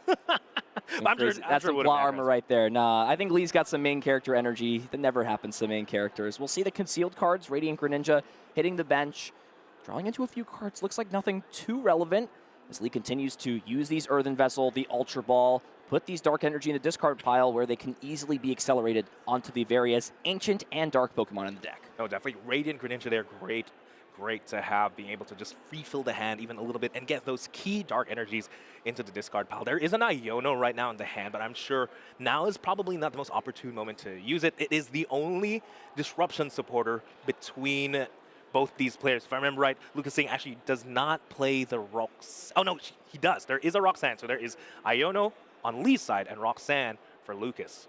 So investing a pretty important resource here. We're going to see Lumineon V get benched, Luminous Sign used to find Professor Sada, and you know, this really signals to me Lee values taking the first 2 prize cards, probably as he rightfully should.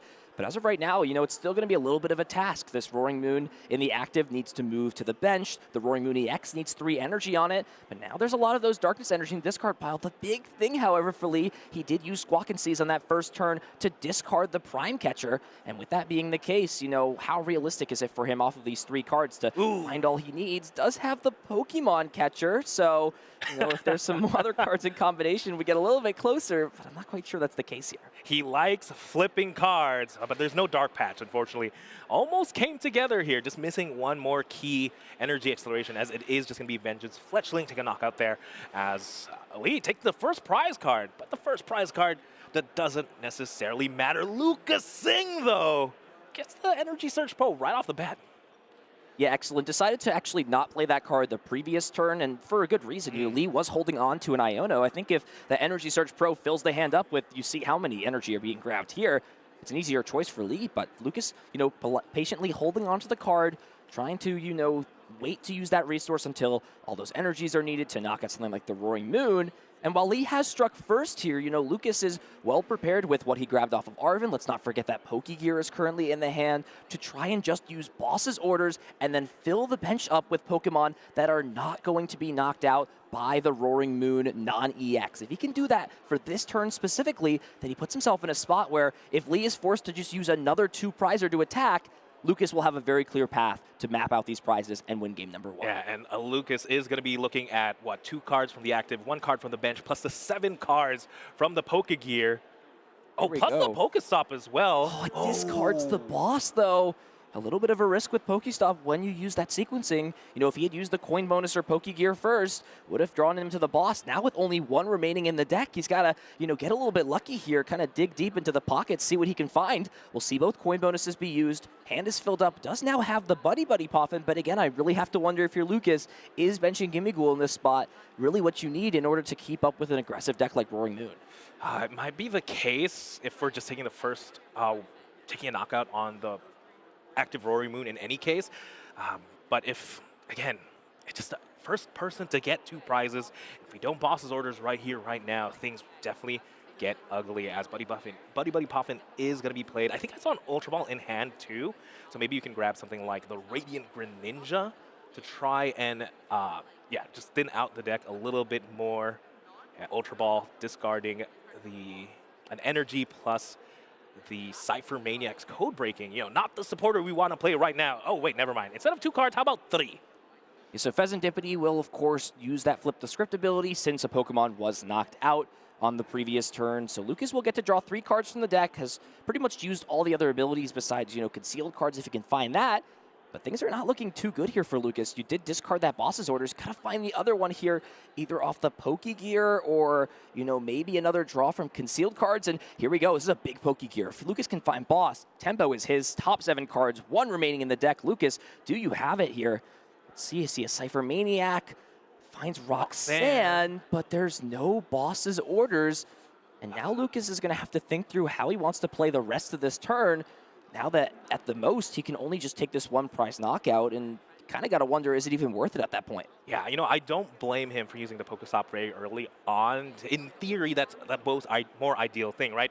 You thin your deck out of 3 cards, and what are the chances you hit the boss's orders out of the first 3? It's actually extremely low. Then you thin out the deck, and suddenly every single draw after that, plus your Pokegear, has increased odds. It just so happens it was in the top 3, and now we're kind of missing it. There's one more gold. Oh no, that Gimme Gold was just benched this turn. No way here for the Gust.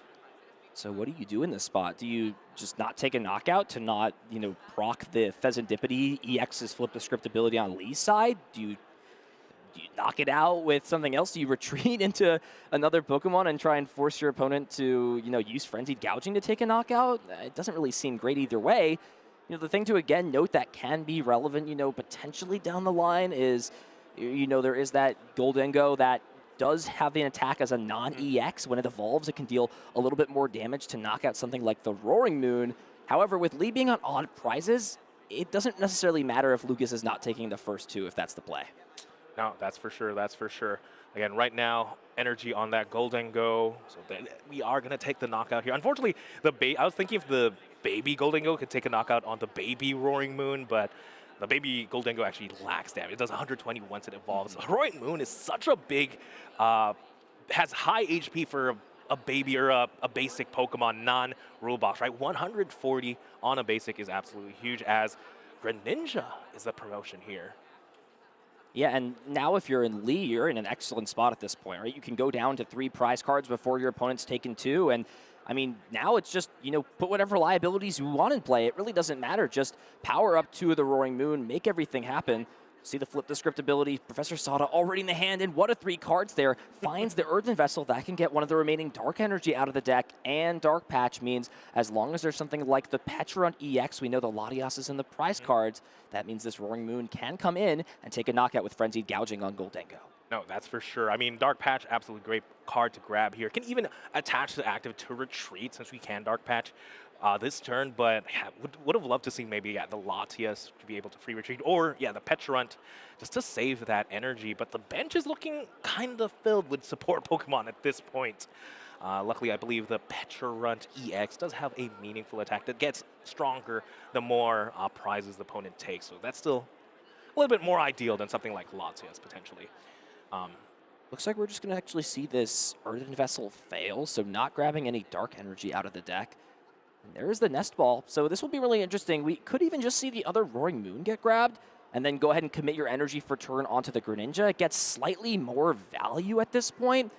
So that is a consideration to think about. At this point, though, Lucas taking an actually 1 prize could be relevant down the line. While Pecharunt EX does have that subjugating chains ability, let's not forget Irritated Outburst is a very good attack if your opponent's at 1 prize card specifically. It just deals 300 damage for 2 energy, and that is enough to take a knockout on Goldengo. And in fact, you only need 1 Dark Patch and an attachment to power it up, which is very doable.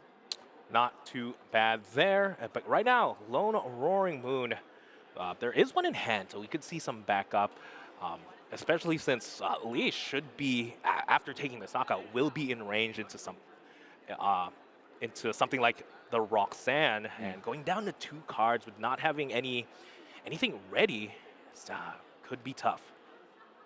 We'll see the Super Rod get played potentially preemptively just to put some of these energy cards into the deck. That way, if you do get Iono'd into an energy card, you've got the attachment there. You can use concealed cards to draw a little bit more. But I mean, look at this bench here for Lee. You've got essentially 5 support Pokemon on the bench. It's just cards that either draw you cards, found you cards that can't do anything anymore, or that let you pivot in and out. And this Iono will, let Lee see a couple more cards before he ends the turn, and also put that large hand that Lucas built up with, all those energy cards, the coin bonuses from the previous turn on the bottom of the deck. Numbers from this point, however, are not going to be hard for Lucas, which is usually what this deck is focused on trying to hit. No, yeah, and I think the important part there was, I believe the Roxanne was in Lucas's hand. I think that was the grab off the Pokegear earlier, so now it's in the bottom of the deck. So Lee is just saying, I'll disrupt you to 5 just so that you don't disrupt me to 2. As Frenzy Gouging here, putting 200 damage onto the Roaring Moon, plus the poison, leaving it down to 20 HP.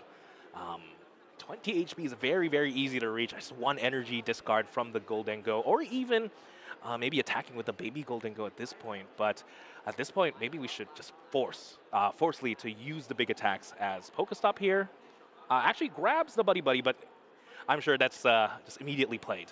Yeah, it seems a little bit irrelevant, right? You play the Buddy Buddy Puff and find nothing, but it really does have a lot of value here because it allows Lucas to shuffle the deck, right? Knows that Roxanne is on the bottom. Now that deck gets randomized, it gets, unordered from that card he wants to being on the bottom. And, he can now use the Pheasantipity, flip the script, the coin bonuses to draw cards and give himself a better chance to find that supporter. So it seems a little bit inconsequential. Does really provide a lot of value for him here. Yeah, definitely 5 cards potentially to be drawn here. Pheasantipity has been used. Don't quite see the Roxanne just yet. Has energy to be able to attack at the very least. Coin bonus. We got the Hisuian Heavy Ball now. There is the Monkey Dory in the prizes. Not quite sure, if it's worth putting that Pokemon into play, as, the ability of using the Adrenabrain is just not super helpful. And Lee's really going to do his best to just not leave damage in play from this point on. He's got 2 attacks to win, and he's hoping both attacks are just knocking Pokemon out. So we'll see the Heavy Ball actually just go ahead and fail. It's not going to grab anything, leaving the Monkey Dory in the prizes, saying, I just don't want this card. Definitely. I mean, if only there was a way that Goldengo could hit itself so that they can move the 30 damage and take a knockout that way on the Roaring Moon. But unfortunately, this isn't Gardevoir, as Night Stretcher is going to be played. Getting a second Goldengo. Those are, again, great Pokemon to have. More draw, just always better. As another Pokegear, you have to guess, it has to find a Roxanne at this point. See what these 7 cards are. Does find the boss. Last card, Roxanne. Some 7th card magic there for Lucas. So, okay, he'll be able to go ahead and play this Roxanne. Now, all these abilities have been used, so it's not 100% guaranteed here for Lucas, right? We'll still need to discard a single energy and doesn't have any way to draw more cards. So that is only the last step here for Lucas, but everything else has been checked off at this point, right? We only have 2 prize Pokemon in play. They all have, a decent amount of HP besides the Pheasantipity, which is going to be a little bit easier to knock out. And then we just need the energy card to attack. And we've got to cross our fingers, that during these next couple of turns, Lee kind of struggles to get his footing and is really just missing those last pieces he needs to power up attack. Yeah, 2 cards. I believe that was an Ultra Ball and a Nest Ball, so a great way to at least find the Roaring Moon. Is there energy? There's 1 Psychic Energy. Finds the Palpad as well. Great find there. Can bring back the Roxanne and potentially something like the Boss's Orders that already hit the discard pile, or a Consistency Supporter. Multiple options here for Lucas. Has now just got to decide which card he values more. Is he going to be playing more than 1 Boss's Orders? Probably not, but having multiple in the deck, it's going to be a good piece to have, especially later in the game. I know, especially as how hard he really tried to find that first one. Yeah, let's make it a little bit easier to get this next time, as, it's going to be those 2 cards. But imagine back-to-back Roxanne and trying to reestablish another Pokemon. This may be the time to power up a Petron at the very least if we can get a Roaring Moon into play. So Lee is going to need a couple of cards this next turn. He's going to need another Roaring Moon EX, a Sada, a Dark Patch, and an Energy Attachment for turn. That's 4 cards. Yeah, it's going to be really interesting to see, how many Dark Patch are left in the deck. So looking through right now, there are 3 Dark Patch in the deck. So only 1 Dark Patch has been played, and that's a big crucial piece because, again, using the Dark Patch on Pecharunt to take that last knockout is probably going to be a little bit easier, and it gives you flexibility as well to play, that one-of copy of a card like Professor's Research instead of only drawing 3 cards from something like Professor Sada's Vitality. Definitely. Again, a lot of cards are going to be seen here. Luckily, Pokestop plus the Pheasantipity and maybe even the Radiant Greninja. So this Roxanne to 2 may not hurt as much, but again, hardest things to find are always that supporter cards, as Pokestop does find Pokegear. Do get rid of that Roaring Moon, and that is a really interesting piece to think about. Roaring Moon being gone means that he may actually just be fully tunneled into using Pecharunt EX. Here is the Flip the Script ability. Does find Dark Patch, has the Pokegear, and this is going to be big. Do we see Professor Sada? We do see it. Sada off the 7 cards. Means that Lee can use that supporter, get an extra energy in play, and with the Dark Patch, just needs a single attachment from hand to fire off another Frenzy Gouging attack. Yes, I believe there was an energy in hand. I'm not sure if it was discarded already from the Radiant Greninja. But again, 3 more cards. I'm sure Lee would like to see something like another Dark Patch, maybe just get the Pecharunt up and ready. So he should fully expect a second Roxanne, that's for sure. As almost everything has been used. Yeah, there's a Dark Energy in hand. this Roaring Moon, it should be ready to go this turn. So here we go. Only one ancient Pokemon in play, getting accelerated, and does find the Dark Energy. Already had one, but that's a good piece to have in this situation. We'll be interested to see if Lee decides to, get rid of that with concealed cards or save that around, because your hand's probably going to get disrupted again from Roxanne. Yeah, and the nice thing about Roxanne is it doesn't shuffle to the bottom, so you do have a chance to potentially still see those Dark Energies. We'll have to see. Maybe 2 cards now could still be good. Find that Dark Patch a little bit earlier. No, there it is, just Frenzied Gouging. 210 damage on that Roaring Moon. He goes down to 1. He is 1 attack away from winning this game. And now if you're in Lucas's position, I feel like you always have to prioritize, using the hand disruption as your supporter for a turn. But I would like to see him, just look through Lee's resources. See, what recovery cards he's down. The big missing piece right now, Lucas doesn't know that that Night Stretcher is prized. But assuming that Night Stretcher is not prized, you got to assume your opponent's playing at least one of those and has a way to, get that Pokemon back. So this is the big thing here for Lucas, is probably going to just try and see if he can find a way to, hand disrupt. Does find 2 of those superior energy retrievals. So, getting a knockout at this point, not going to be too relevant, but looks like he's still just digging for another piece here. Got to imagine either that boss or the Roxanne. Does find the Roxanne. There it is. But at this point now, just has a couple of abilities left in order to find this knockout. I gotta wonder, how he wants to develop the rest of his board and prepare to, if he's, gets another turn to win this game, how he's gonna close things out. I like using the energy retrieval now before the Roxanne. Ooh, only still just grabbing 1 energy though. I like maybe grabbing a little bit more. Since we are gonna Roxanne, we just need to find 1. Makes it a little bit easier that way. But interestingly enough, yeah, just 1 energy there. Don't need too much. Are we not using the Roxanne at this point? Ooh, grabbing the Spiritomb, maybe blocking. Oh, look at this play here from Lucas. He's going to try and use the Fade Out to just guarantee the attack this turn, and it's also going to put the Metal Energy back in the hand here. A little bit of a cute play from Lucas. And the important thing as well, with the Fade Out attack, right? Talk to me, something is not working. No Pheasantipity. That's a knockout using poison. That is not a knockout from your opponent's attack. That's big. That's 3 cards that Lee is not going to see. Hats off to Lucas Zing seeing this play. I don't know if Goldengo's known for their disruption capability, but Lucas definitely is highlighting it here. Yeah, a card that this list didn't play back in EUIC has included it here for this tournament, and so far it could give Lucas a key back into this game to take game 1 out of nowhere after, having a pretty poor start, not finding that 2 prize knockout in response. We'll go ahead and use this here, and finds the Lost Vacuum as well. We talked about Pokestop being the only stadium, but now it's going to be gone potentially for the rest of the game using Fade Out. Pokemon is knocked out during Pokemon Checkup, so flip the script not working. And here we go now. Lee's got 3 cards to work with, and he just has an energy. Does find the Palpat as well. Now, an interesting thing to note here, right? Pecharunt EX can take the knockout, and this is going to be really important for Lee. I think he's just got to understand that, putting Sada back to the deck is just not necessarily what you need to do here. You just need to find an energy card and a Dark Patch, and you win the game here. You can use that attack and close things out. Yeah, unfortunate thing here, though, I was reading Pecharunt's ability.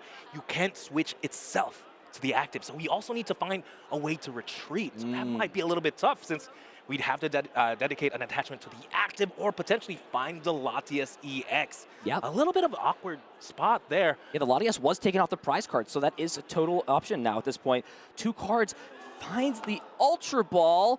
There's the... Okay, are we going for this kind of play? Here we go, draw 3 cards. Finds the stadium and the Pokemon catcher. Don't do this to me, Lee. Step number 1, though, for him. He's got to find himself an energy. Yeah, but at this point, he can't even switch out there. There's the Dark Patch. But the problem here, though, is, again, if Pecharunt cannot switch itself into the active spot, all Lee would really need here is he just needs an attachment. I have to wonder, what's the next step? This bench is completely full. He can use Pokemon Catcher to potentially bring a Pokemon up on the bench. I feel like that's got to be the next best option in this spot. Ooh, Pokemon Catcher just to disrupt. Look at Lucas Zing's hand. I don't think that's going to work.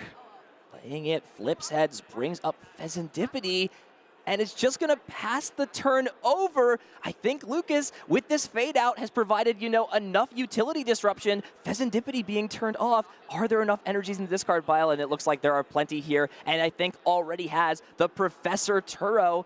If that card is in hand, I think it's I did see it. there. I did see it in hand. I was thinking about that too. There's no energy in play, no way to retreat and attach just yet, but it has to be the Professor Turo. Is there enough energy? Oh, you bet there is, Wancho. We've got the attachment for turn and the superior energy retrieval, plus those 2 energy found off Earthen Vessel. Lucas Zing coming in with some matchup-specific tech. That poison damage from the Petron, not having access to Latias EX, means Lucas closes out game number 1 in an excellent fashion. I'm questioning my bingo book at this point, Ethan. A fade-out knockout on a Roaring Moon EX. Definitely the first time I've ever seen that. And oh boy, what a play, denying the Pheasantipity EX. And again, it's what I was thinking about earlier. If maybe Lee tried to dig a little bit more, there was so much energy in hand. If he found like a singular dark patch just to use a little bit earlier, that Petron would have been absolutely phenomenal. Yeah, let's look back at that game. And the big thing here for Lee, right, he started out exactly how he wanted to. Knows really this early game well and understands this deck well. He knew to use the Roaring Moon early, you take the prize trade, your opponent evens things up, but this was the big swing point. You'd go to 4 prizes before your opponent did. He takes the knockout here with that Roaring Moon, and from here, it traded back and forth a little bit during this game. Frenzied Gouging, make it rain. Frenzied Gouging, but it wasn't a make it rain in response. This is the big play you highlighted, Spiritomb's Fade Out coming in clutch. Yeah, again, it just it really shows. I think it separates the good players from the great, is being able to identify everything you have in the deck and maybe not going through your flowchart, maybe not thinking, yeah, I have this option. This is a hyper-specific scenario, but it's the most correct play. And Lucas Zing finds it and steals this win from Lee. He was poised to just take this game. He was the first to take the knockout. Yes, he was the first to technically take the first 2 prizes technically, but boy, Lucas found the way and is now 1 game ahead from Lee, but I'm not counting him out. Not counting him out for sure. Of course, this is a best of 3 series, so the first player to win 2 games out of 3 will be advancing to the finals at our regional championships in Vancouver. Lee will be most likely going second. We'll go ahead and just get confirmation. We'll be starting things as the second player to begin action. So Lucas going first, he's going to be under a little bit more pressure, and he's not going to, be able to set up his board as well as he'd like to without the help of a supporter card. Looks like Lee opening up another one of the basic ancient Pokemon, but this time it's the Koraidon. Unrelenting Onslaught. Only does 30 damage, so it's not the most ideal starter here. It's not taking any knockout unless it's like a Badoo in the active. A great start here for Lucas, especially going first. Buddy Poffin, and already has down double Gimme Ghoul in play. Nothing too relevant in the prize cards. There are a couple of those one-of energy types that you play just to get that extra boost off of the Energy Search Pro. And the 1 Gimme Ghoul can be a little bit annoying, especially later in the game. Every coin bonus, every card you draw can be the difference maker between, hitting those numbers, finding those pieces. So with that being gone, though, looks pretty reasonable. I think he's going to be okay playing the second game out. It's not too bad, but I got to peek at Lee's prizes, however, and that one's not as great. Just the Squawkabilly EX, that's always a card you want to have access to in case you need those fresh six cards, that's for sure. But let's see how Lee can put things together. Again, gonna have to want to take the first prize here, right? Especially attack with a single prizer. Lucas Zing dropping the Spiritomb, because it did win the last game. Why not? But right now, we're not using it for the fade out. It's here for the Fettered in Misfortune. Maybe slow down the other support Pokemon in the Leminion V. So now Lee does not have access to both Leminion V and the Squawkabilly EX on this first turn. Great setup so far for Lucas. Had an extra Poffin to spare. Didn't even need to, grab any more 70 HP Pokemon. There's, nothing else to grab in this deck. We'll use that as fodder for this Earthen Vessel, grabbing Metal Energy out of the deck. And this is, an interesting position going first for Lucas. If you want to, you can commit an energy onto one of these Pokemon on the board. The question, Wancho, though, is do you expect your active to be knocked down, attached to the bench? If it's not, then does that energy get stuck? Those are a few questions I'm sure Lucas is just kind of thinking through in this spot. Wouldn't blame him just to hold on. It's not like we need to rush the energy attachment. We're not like looking for an extra energy on like a Monkey Dory, for example. And worst case is what? The energies get Ionoed, and you're most likely to find something anyway. And if your opponent's Ionoing, they're probably not attacking then. As Trekking Shoes is being played, a lot of cards in hand, but no draw supporters and no draw supporters and no means to get any draw. Maybe just Radiant Greninja potentially. So this hand would be fine, 9 out of 10 games, but with the Spiritomb being down and with Squawkabilly EX in the prize card, there's really no way to, gain card advantage from a card like Ultra Ball. Usually, you're going to find a Research or a Sada and draw 6 or, 3 or 7 cards. You're going to play Squawkabilly and get a fresh hand of 6. But with Lee not having any of those pieces and no other supporters, he's going to have a really tough time navigating this turn. It may even result in him not being able to attack going second, which is what this deck is built to do. Yeah, and especially too with the active Pokemon not being the most ideal, that means we're going to need to find a little bit more. Not only do we need to find those the Sada to energy accelerate, we need to find a Pokemon, we need to find a way to retreat from the active, which is both Latias, either Latias or the Petron, which is even more Pokemon, which is just more cards we need. We need to see more cards. And all Lee has access to is what? Maybe Radiant Greninja at this point? That's 2. I named way more than 2 there. Yeah, the Radiant Greninja is an option that may, be the only thing that Lee can possibly put together at this point. You do lose the way to search out another Pokemon from the hand, but is, getting a Roaring Moon down and attaching a Dark Energy really going to cut it in this spot? I'm not really sure it is. You would technically get access to that Flip the Script ability on the following turn.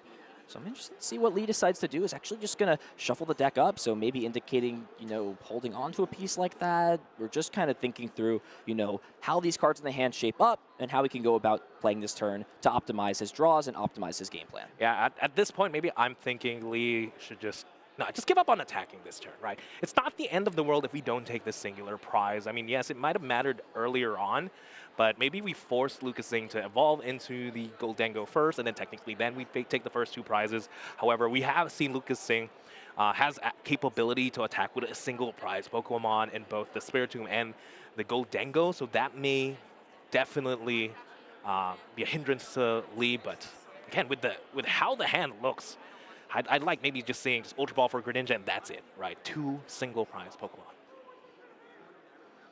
I mean, Lee's got to leave himself with resources to work with here. Getting rid of a Dark Energy, yeah, it's great, but I mean, let's look at these prizes again. I mean, there are 3 Dark Energy in the prize cards, and Lee only plays 8 Dark Energy. So if we get rid of 3 Dark here, and then we concealed cards, we're leaving ourselves with just 1 Dark Energy in the entire deck. Wait. And we usually need to capitalize all these attachments early. We'll see what he decides to grab at this point, but with no Squawkabilly and with Lumineon being shut off, he's going to just looks like go all in on this baby Roaring Moon. I mean, let's not forget, there is the Petron on the hand. There's an energy and a Dark Patch. Are we going to go to 0 cards, Lee? Are we going to discard it all, play it all down? I mean, what's the best thing we could draw? Looking at the prizes, there's 2 Nest Balls, could find Peasantipity, 3 Dark Energy.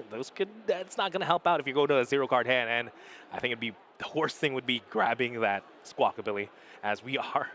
Lee is dropping a Petulant and taking the first knockout. Yeah, he's taking the first knockout, but he's leaving himself with just the boss's orders in the hand, and he's going to have no other Pokemon in play. He's actually going to go down to a 0 card hand, knock out the Spiritomb, and he knows that half of his prize cards are going to do nothing for him. Actually, 4 of his prize cards here do absolutely nothing. The Squawkabilly does nothing, and the Darkness Energy, unless he top decks another card, do absolutely nothing, and Lucas starts things off immediately with an Arven. As long as he has either the Energy Surge Pro or a Goldengo in his hand, he can essentially pop off, set up his board, and be in an excellent spot. Definitely, and again, the active Roaring Moon doesn't take that much energy to knock out, just takes 3.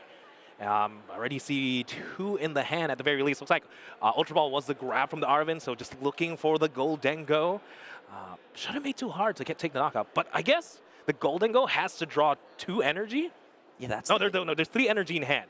So the Goldengo just needs to draw 1. Yeah, just needs to draw 1 energy, and I think Lucas understands with, how slow Lee's start is, you can't really take the time to use that Technical Machine evolution. You're going to fall behind 2 prizes. You're not going to have, the tempo time to get back into the game. Lee, could get bailed out by that extra card he draws off the top. His status quo is, or, his checklist of what he needs to do next turn is pretty low. So this is actually a very big coin bonus here. Let's see this for Lucas. Already has the 2 metal energy, the 3 rather. What does he draw into? It's a nest ball, so that could grab Fezidipity. We're going to see 3 more cards. So still, though, looking for that last energy card. Doesn't matter what type it is, as long as it is a basic energy, those will be the 3 energy he needs to deal 150 damage. Let's lock in, Wancho. What does he find? Yes, again, 12 energy cards total. Do we find one? A grass energy. It had to be the last one, too. Oh, wait, we had the Stretcher. Oh, Stretcher just for the Spiritomb. Yeah, there's no energy in the discard pile, so that Stretcher, finding the Spiritomb is relevant. Here we go. Lucas taking the knockout. Lee is left with just a single dark energy in hand and a hope and dream. Here we go, Lee. Lock in, top deck. Oh, it's just the Earthen Vessel. He's going to play it just to thin these dark energy out of the deck, but I have a spoiler alert. There's only 1 left.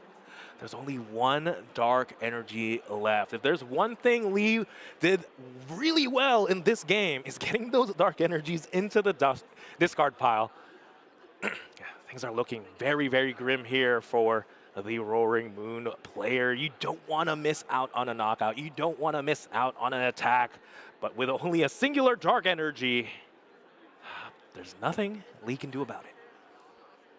All right, here we go. Back to Lucas, and now the doors are wide open.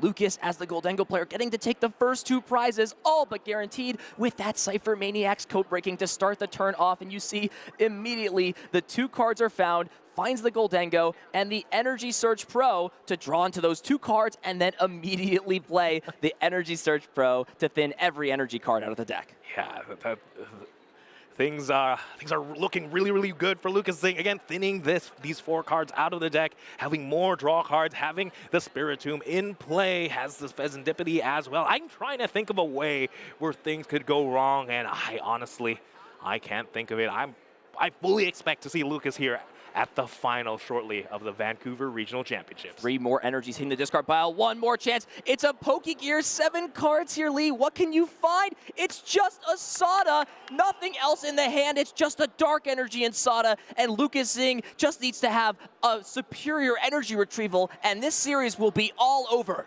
Yeah, Sada unfortunately cannot work. There is no ancient Pokemon in play. Unfortunately, the Petron in the active does not have that little tag.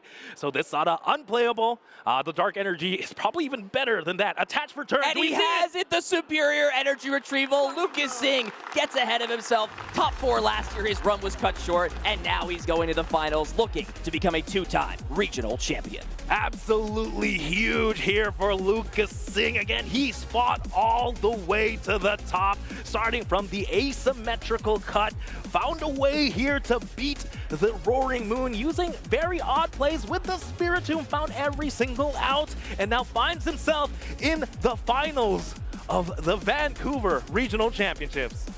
Looking to defend his country, bring home a win to Canada. We saw Callie White try and bring it home for the country in Toronto.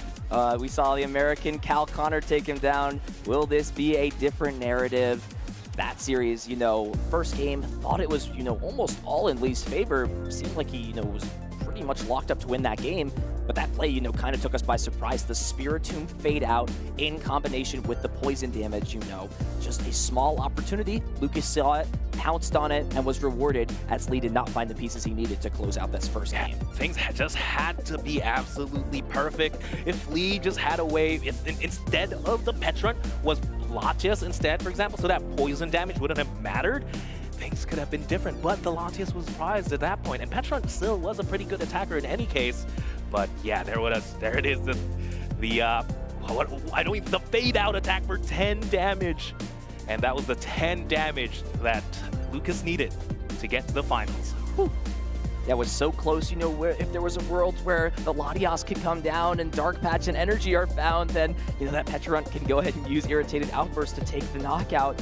However, Didn't go that way. And in game 2, you know, Lee having the Spiritomb beat it put in play early from Lucas, and the Squawkabilly EX in the prize cards meant Lee just, you know, wasn't able to get his feet off the ground whatsoever, stuck with just a Sada and a Dark Energy, and Lucas Zing closed things out in easy fashion, superior energy retrieval, 4 energy knockout, and he is looking to win another regional championship.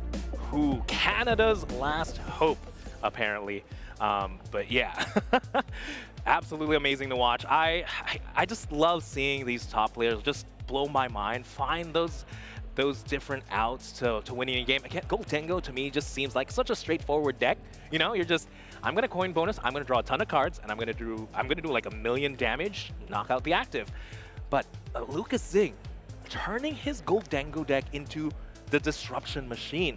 Roxanne after Roxanne, using the Spiritomb both as the both to stop the Luminion V and as the attacker of choice to stop the Bezendipity EX. That's not in my Goldengo playbook. Yeah, might have to make a chapter 2, you know, add some tricks if it comes to how to play Goldengo EX. Yeah, absolutely well played there by Lucas. He understood exactly what he needed to do, and when he missed that boss's orders in game 1, right, he didn't let it, you know, take him into a spiral to spiral out of control. He kept his composure. He said, look, if I can't take the first 2 prizes, I'm gonna have to win by disruption, prioritize getting the Roxanne, the Pal Pad to bring it back, and then use that fade out as an opportunity. You know, usually as a player, you don't necessarily see things like that, like the fade out to take a knockout, especially, you know, if you're the one making the plays with the poison on his own Pokemon. You can't really blame Lee in that spot. You know, there were a lot of support Pokemon on the bench to end the game. It's just kind of the natural way the Roaring Moon deck plays out. You know, maybe if there was an extra Dark Patch that could have been played on the turn earlier, he can go ahead and, you know, maybe just put that onto the Pecharunt. And, you know, we don't get to talk about this a lot, but I do have to wonder, at worst case scenario, right, you push Sudden Death, Roaring Moon has to be, what, like an 80-20 favorite in Sudden Death? It feels like there's no way you ever lose in Sudden Death with that deck. Oh, no, yeah, 100%. I wonder how many Sudden Deaths Lee had to play in the Vancouver Regional Championships. But you know who I really do want to hear from, though, is Lucas Zing, the winner of our top 4. We have him in the lounge, so let's throw it to Chip.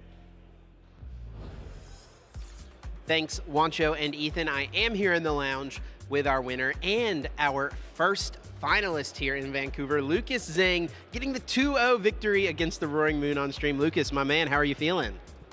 Dude, I feel really good. You know, to be honest, after day 1, I didn't think my day 2 was going to go too well. And after what happened at EUIC, I was not believing too hard, but the deck believed in me, so I'm doing really well right now.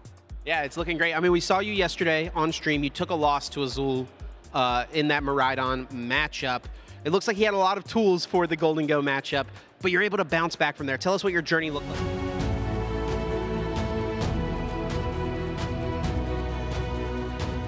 Won that game. I thought I could have punished his misplay, but he ended up getting a bit lucky on his top deck.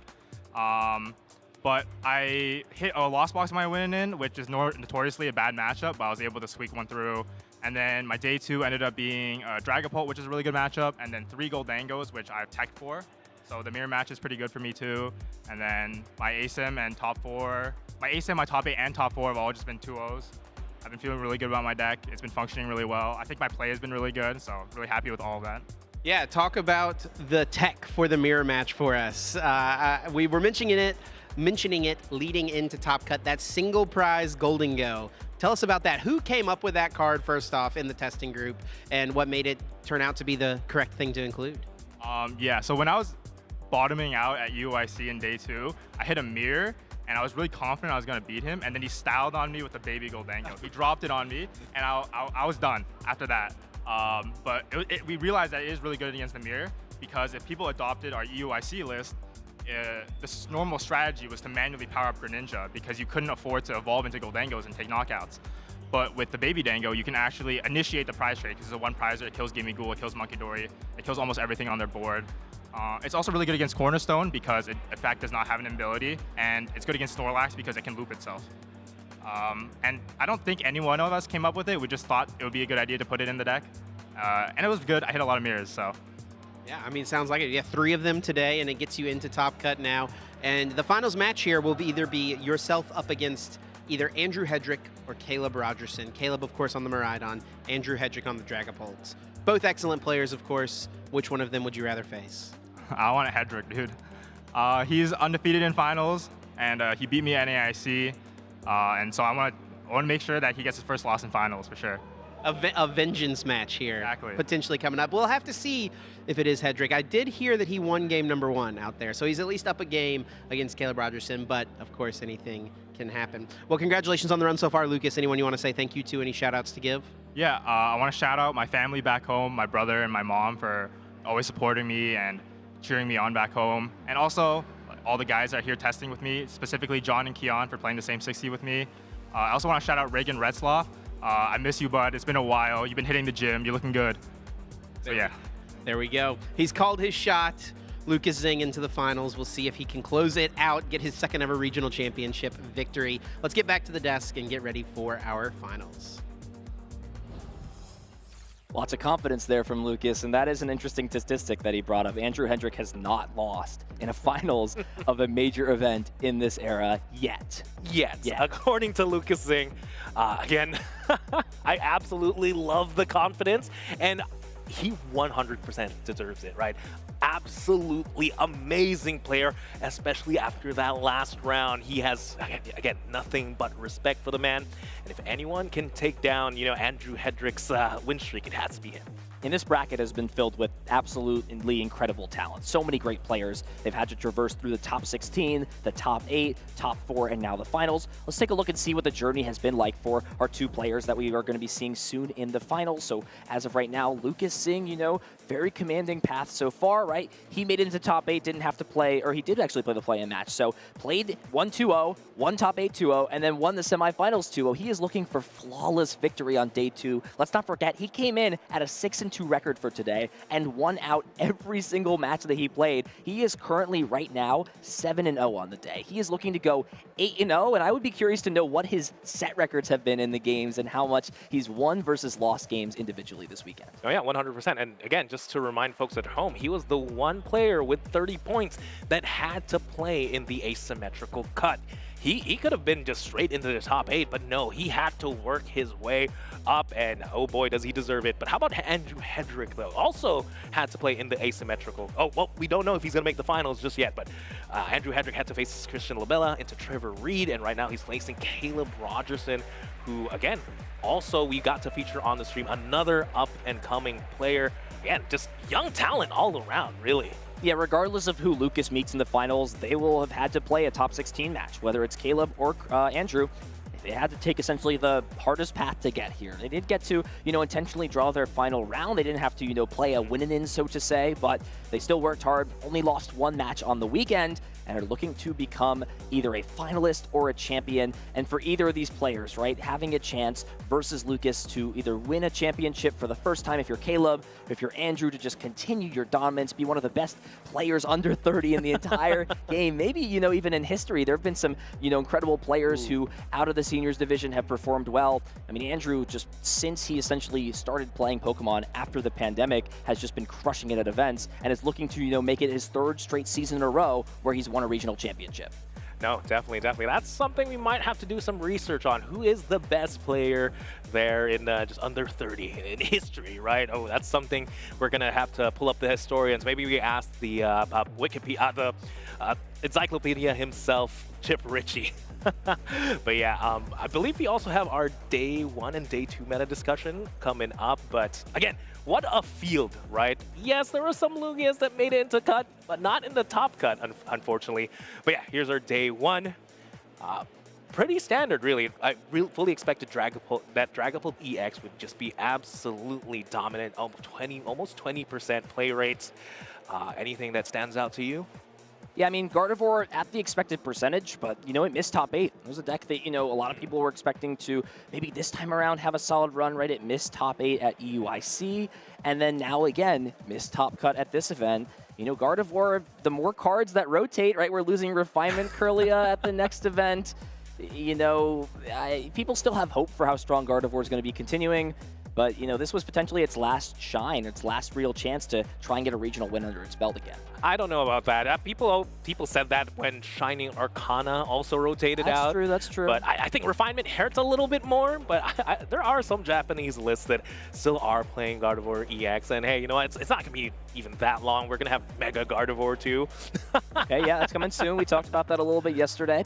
So this was the day one. I'm interested to see, you know, as we went into day two, right, players at a 5-2-1 record since we played 8 Swiss rounds, went into day two, and look at this meta percentage. You know, mostly everything's the same, right? 1, 2, 3, 4 essentially, but look at that loss zone number slowly creeping in. It's another deck, though, that we're unfortunately going to have to, you know, say goodbye, salute, off into the sunset as it leaves us very, very soon. Ethan, you're telling me I never have to say flower selecting ever again? If you had to break down the total number of matches that us as commentators have commentated with the card Colress's Experiment in the deck, it is probably an alarming amount because this deck dominated since it was released in the late 2022 and then the 2023 year as well as 2024. Oh no, yeah, Lost Zone has to be one of the most flexible decks that really evolved throughout the years. Literally, as long as Pokemon needed energy, it could fit in a Lost Zone deck.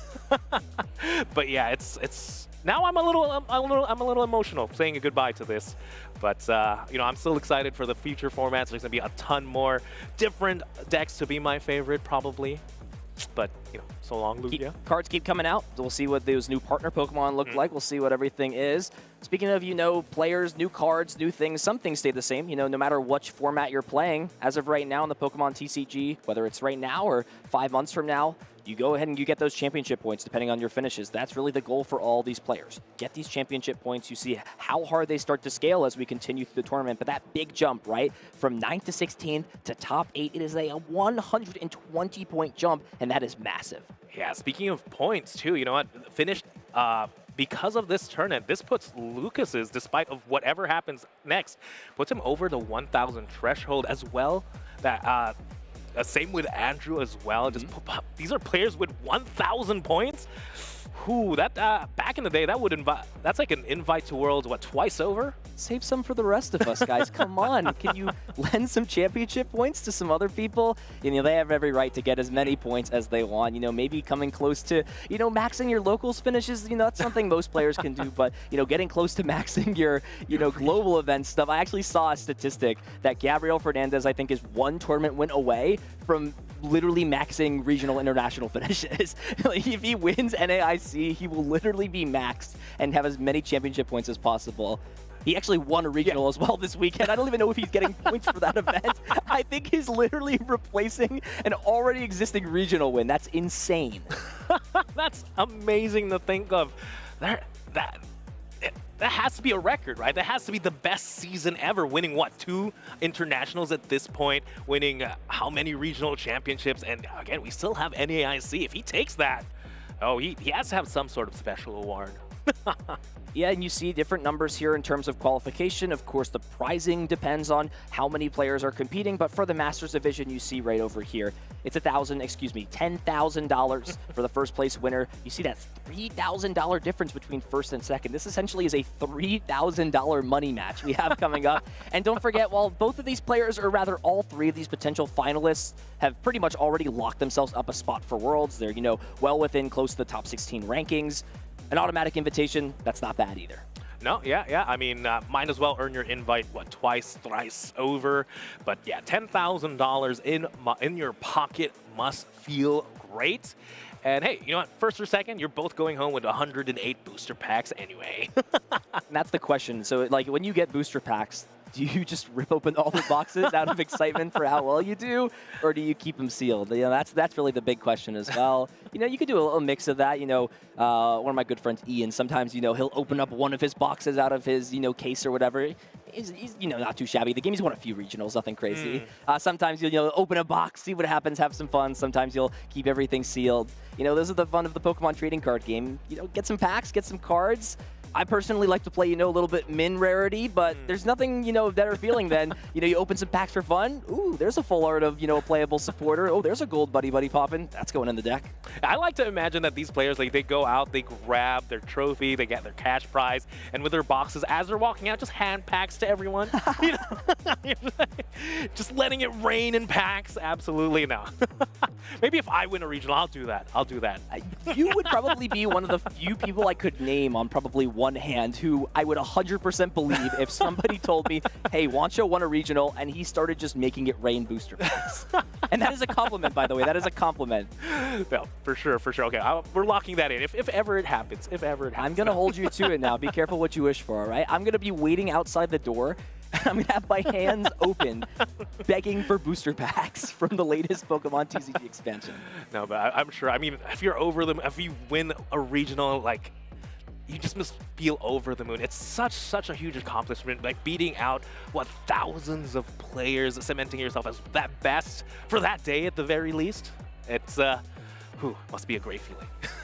Now, of course, these players have put in tons of practice to get themselves to this point, but everybody starts out somewhere, and a lot of where people start out when it comes to playing the Pokemon TCG is at your local Pokemon League. This is where you can learn how to play, participate in fun events, win prizes, sometimes some special booster packs. To highlight some of the Vancouver area, we've showcased some stores in the area. If you're ever, in this Vancouver area looking to play, if you, of course, live in this area and are close by, make sure to check out these stores. They've got plenty of action for you, plenty of local events on all different levels from casual to competitive. This is where you want to support and learn the Pokemon TCG.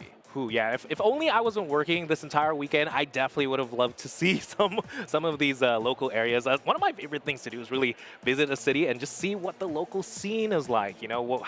How many players attend, or even just like, is everyone here prepping for the regional championship and all that? And they are. Everyone's very, very excited. And honestly, like, some of the best friends you can make are in the local community. I 100% believe that the Pokemon community has to be one of the best communities out there. Everyone's amazing. You're amazing. You at home, specifically watching at home, you're amazing. Couldn't agree more. If you're seeing these stores and thinking, well, I'd like to, have some place that's a little bit closer to me, you go ahead and scan the QR code right here to find a Pokemon League near you. These are places that you can go on a weekly basis, sometimes bi-weekly, pre-releases, events on the premier level for League Cups and League Challenges. There's a really nice system in place to help you grow as a player. You can grow, feel challenged, and eventually, once you get good enough at these events and start getting local with your local league, plan some trips and come to these regional championships. Yeah. But the first step here is to scan that QR code and see what leagues are near you. Yeah, the mapping is always goal-based, right? Your first goal could be win locals first, then maybe win a challenge into winning a cup, and then that's when you start dreaming for the regional, the IC, and someday the World Championship. But it starts at a Pokemon League near you. Let's win a local first. That's where everything starts. And, winning your first tournament, even if it's a local tournament, at least for me in my memories, that's always going to be something that sticks with me. Looking back on it, it probably wasn't as big of a deal as I made it out to be, all things considered, but it felt that way for me to win that first tournament. Oh, no, especially when the good players come into, like, people like Lucas Zing, I'm sure, shows up to his local cup or challenges or whatnot. And if you get to beat someone in that caliber, no, I carry that memory with me for life, I think. So, of course, our season is starting to wrap up a little bit. We've got the Vancouver Regional Championships, 3 more regionals coming up in the North America circuit, and it all leads up to the last international championship, the last stop before Worlds, NAIC. If you're planning to come out to the most exciting, biggest event of the year, we've got a QR code to help you beat the crowd and reserve a hotel for NAIC in New Orleans. It's a great time. It's such a fun tournament. Make sure you're there and make sure you don't miss out. And yeah, New Orleans is such a beautiful city with so much culture and so many things to do, even outside of NAIC. It definitely is my favorite. And just being able to walk around the city and seeing all the Pokemon players really just having fun, partying it up. It's a great city to be in. And NAIC is the biggest, really is the biggest tournament of the season, just because that's where everyone goes there. So, World Championships, yeah, it's by invite, whereas everyone can compete in this international championships. There's thousands upon thousands of players, and it's just a ton of fun. So as I mentioned, of course, the season is wrapping up. We've got, of course, the roadmap to show where we've been and where we're going. See all those grayed out areas. We've already hit 2 of those international stops on the, NA type of calendar. These last couple events are what we have. Vancouver, in a couple hours will be grayed out. Things will wrap up, the hall will close down, but in just a few weeks, we'll be going to Atlanta, followed by the rest of the events, and like I mentioned, NAIC, and then Worlds in August. How are we more than half the way through this season? I feel like it was just yesterday we were doing the Baltimore Regional Championships, and now we're so close to the Anaheim World Championships. World Championships 2025. I cannot wait. But for now, I'm going to enjoy each and every one of these regional championships and the one I see. Yeah, these are going to be great events. If you see one that's within driving distance, get a group of friends and come out to these events. They're just so much fun, whether you're spectating, playing, and, if the Pokemon TCG isn't right for you, they've got the Go and the Pokemon video game. If you love Pokemon, these are events that you want to go to. Yeah, even if you even don't want to compete in general, there's always those side events you can farm. There's a ton of vendors, really. It's always a lot of fun. Honestly, it's a Pokemon convention at this point. I know we call it like the regional championships, but it's more like a Pokemon, Pokecon, some would say. Yeah, no matter which regional, I always make sure, either on the Friday or when I have some time, not on the stream for the rounds, I'll go out and check out the vendors. We don't talk about that a lot, but, one of the cool things about being a TCG fan is these vendors come out, post up shop, and they've got, of course, the playable cards. Competitors, may need some last-minute pieces for their decks, but they've also got, some of that bling, some shiny cardboard, some PSA stuff, some graded cards. Cool it's really deck fun boxes to see. and all that. Yep, absolutely. Get a little jealous sometimes that the newer, Japanese deck boxes that come out don't have as much easy access to those anymore. But yeah, no matter what you're interested in, if they have something for Pokemon, you can always find something at these vendors that you're gonna love. Yeah, or you could even earn it at the prize wall, right? If you're doing little side events, and the prize wall pricing is massive. I think there was like a giant Ditto out there for like 1,000 points. Yes, it's 1,000 points, but you can earn it. I think if I go right now, I'm going to go get that Ditto. If I grind side events the next couple of minutes, you know what? That sounds like a good idea. And you know what? You guys are waiting for finals, and I think we want to bring that to you guys soon. So we're going to have finals coming up very shortly, right? We've got 2 excellent players, whoever they may be. Lucas Zing will be battling against one of them to see if he can become a regional champion or if one of his opponents will take it down. Let's go ahead and throw it to break. We'll be right back.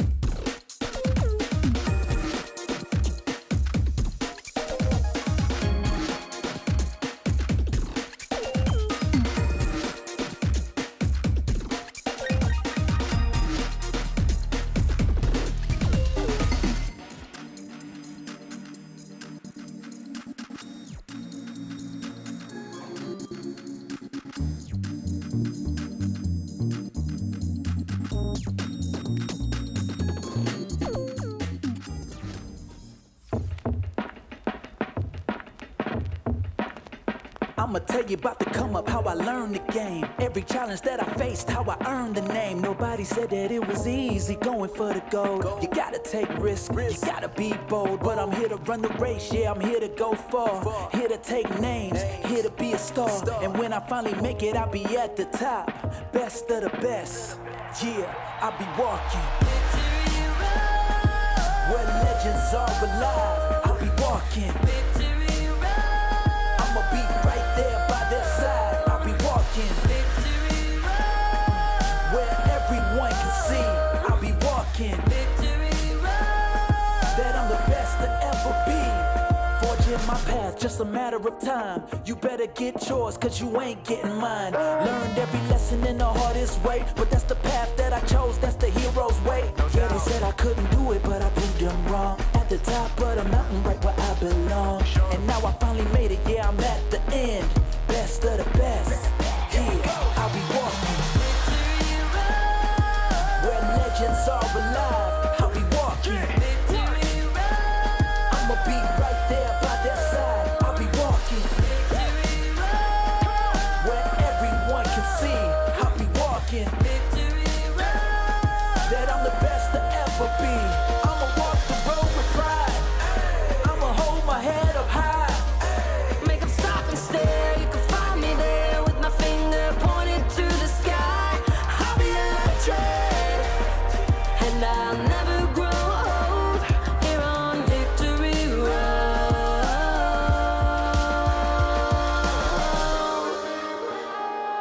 where legends are alive. I'ma be right there, right there. Just watch me. I'll be walking where everyone can see. I'll be walking that I'm the best to ever be. I'ma walk the road with pride. I'ma hold my head up high. Make them stop and stare. You can find me there with my finger pointed to the sky. I'll be electric. I'll be a legend. Now I'm finally home here on Victory Road. Victory Road.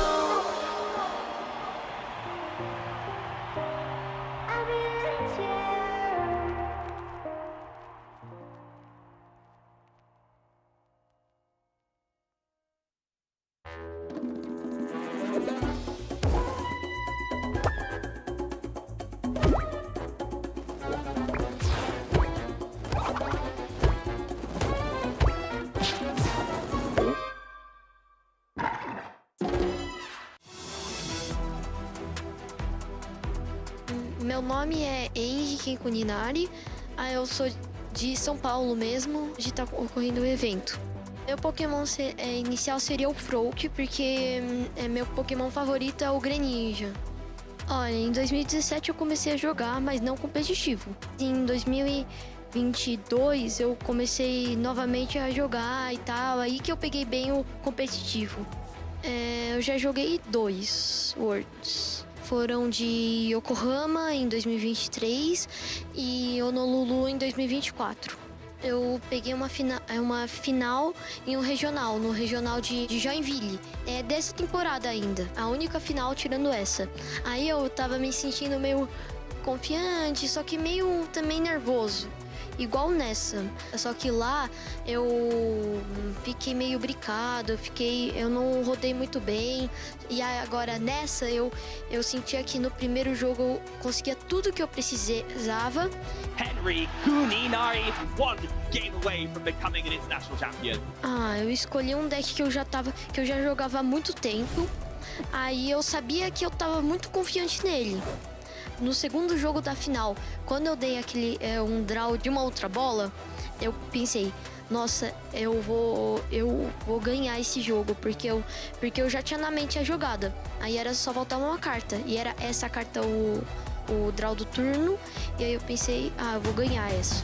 And Hedrick Kuninari will close out game number 2 with the powerful Burning Darkness and becomes your LAIC champion. Eu tô me sentindo muito feliz, eu não sei muito explicar bem, mas muito feliz, uma variação de muitos sentimentos.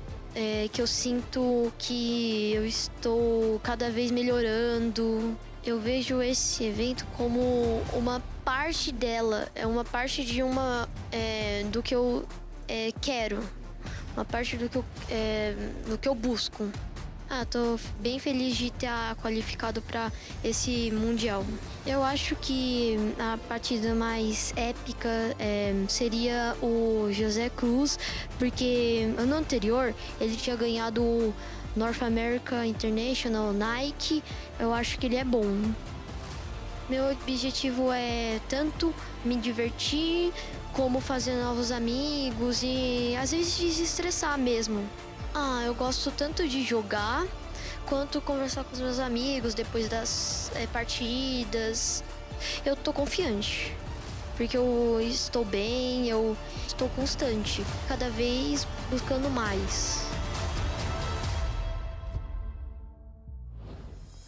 Hey everyone, I'm here with Chip Ritchie, one of the TCG commentators, to talk a little bit about what just happened at the Europe International Championships. So Chip, what happened? Yeah, it was a really exciting event. It was the first IC with Prismatic Evolutions Legal. We had a regional championships with that format. So it was really a first chance for a lot of the best players in the game to show what they had been working on for the brand new format. Were there any exciting things that happened in terms of meta developments that you weren't expecting? I don't think it was anything too unexpected. Everyone knew Dragapult was going to be very good. It did turn out to be the most popular deck. And then Natalie Miller did take it to a second place finish. But I think the big surprise was the Terapagos Cloth deck that ended up taking it down. Ryuki Okada has been one of the most incredible players this year. He won a regional championships in Europe, coming over from Japan, and then won the European International Championships as well. An incredibly exciting final match. That final was 3 games. Some of those turns, I could not believe how fast some of those games were over.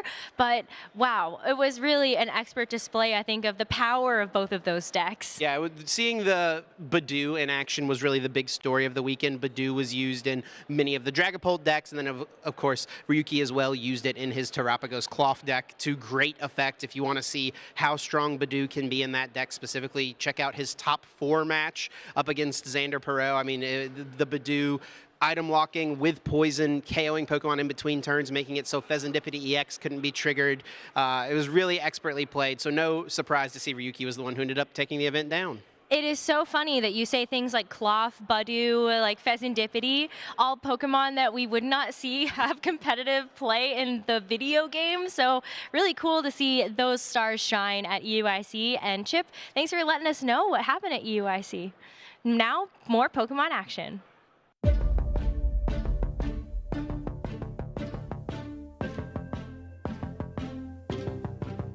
Oh, the legends are told of the heroes who won the hearts of the world. They were born champions. The deeds were well known, and the word of them spread, and they vanquished their foes. Wherever they tread, they came for the glory, they went for the fame. They go down in the books, we'll remember their names. Can tell as they fight, my look in their eyes. They came to win, they came to be immortalized. Immortalized. Immortalized. Immortalized.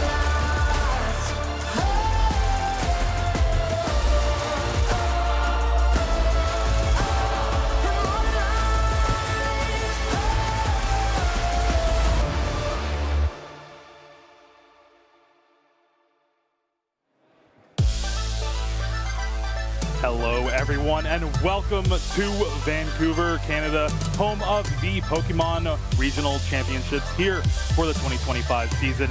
I am Jeremy Jallin, along with Kyle Staplehouse, and we have gone through an entire tournament of Pokemon TCG action, now down to one last match. That's right, 75 minutes to determine who will be the champion, who brings home $10,000 and locks up an invitation for the Pokemon World Championships this year in Anaheim. It's going to be an incredible match. We've had some amazing talent shown on our big stage all throughout this whole weekend. And I don't think you could have picked 2 better names. Yeah, well, let's go ahead and take a look at the updated bracket and see how our players have fared throughout this top cut. And it is going to be Lucas Zing up against Andrew Hedrick. Lucas calling out Andrew in the winner's interview after that semifinals match, saying, yeah, Andrew has not lost a finals in a major tournament. Beat Lucas in NAIC. This is just going to be wonderful. Yep, and there's been a king of the finals for quite some time in Andrew Hedrick, and Lucas is looking to dethrone him today.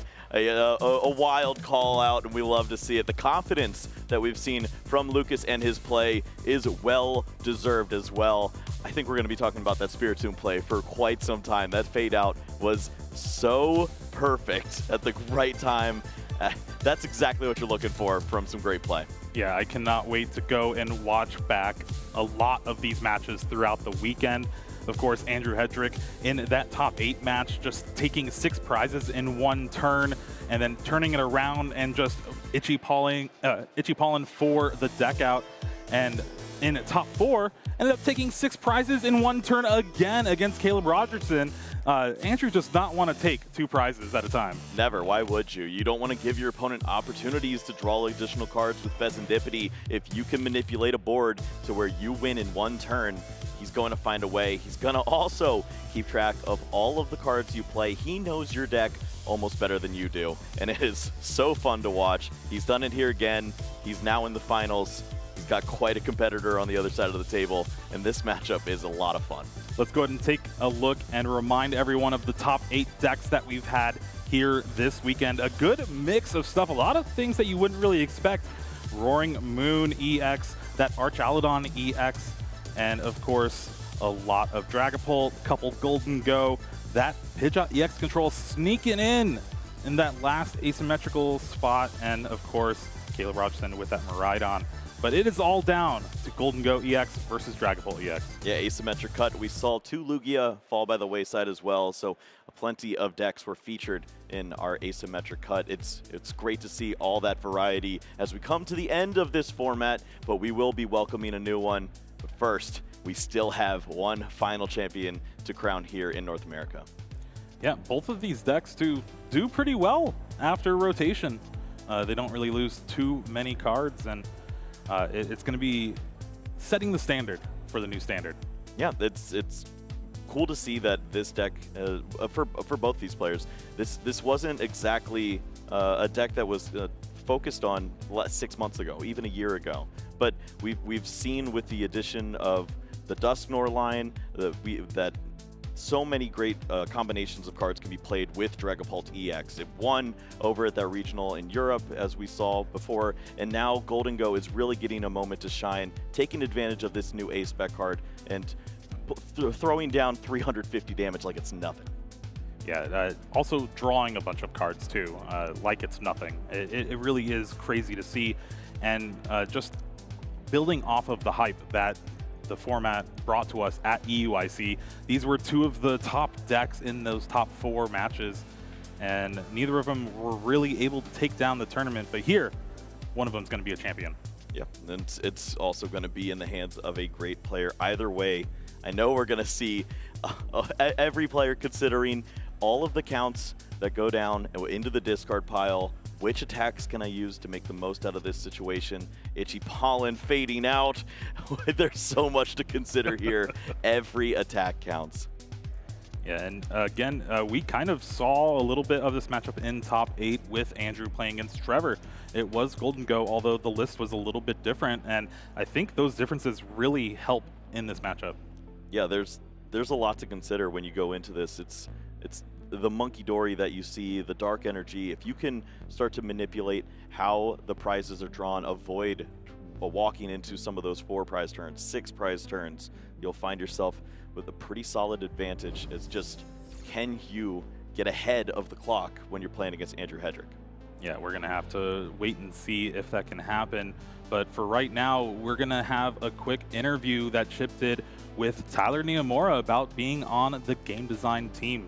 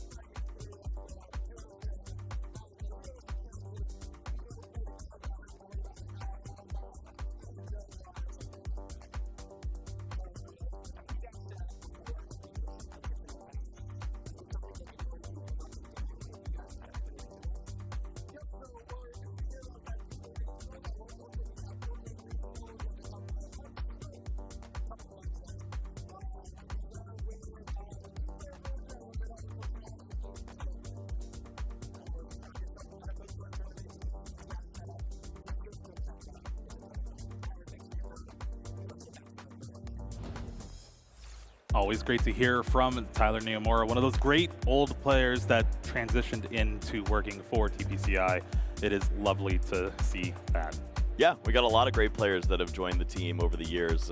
Even some of our former commentators now on the squad too. It's really great that they're so inviting of players that have dedicated so much time and effort to the TCG, and now they're starting to bring that forward for further generations to come.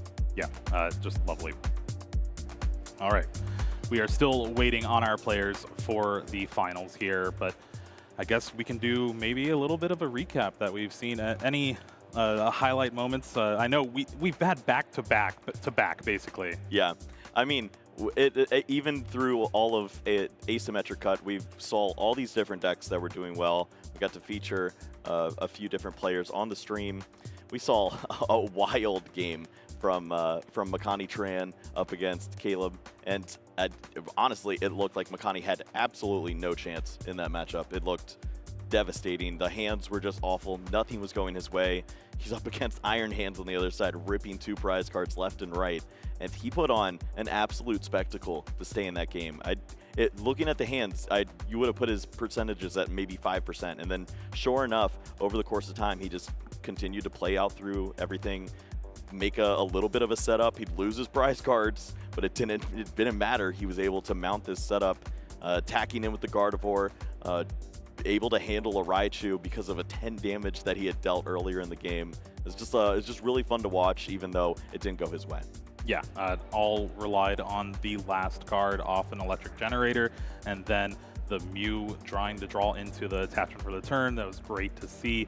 And then, of course, you mentioned that Spiritomb play from Lucas in top 4, being able to knock out a Roaring Moon EX with Poison in Pokemon Checkup. That way you didn't have to trigger the flip the script from the Fezandipity EX, and it was just glorious to see. We all popped off back here for sure. Yeah, you start to wonder if decks like Tropico's Cloth, the Poison Party, if they're not in format, if they're not very popular, do you think about those plays? Do you think about Poison, 10 damage, and then the 10 more coming in during the turn to take out the Fezandipity? I'm sure Lucas, as talented as he is, probably would have found it anyways, but it's definitely a little fresher on our minds when you start to think about those plays there. Oh yeah, it's just the level of play has definitely increased with a lot of our players, especially here in day 2.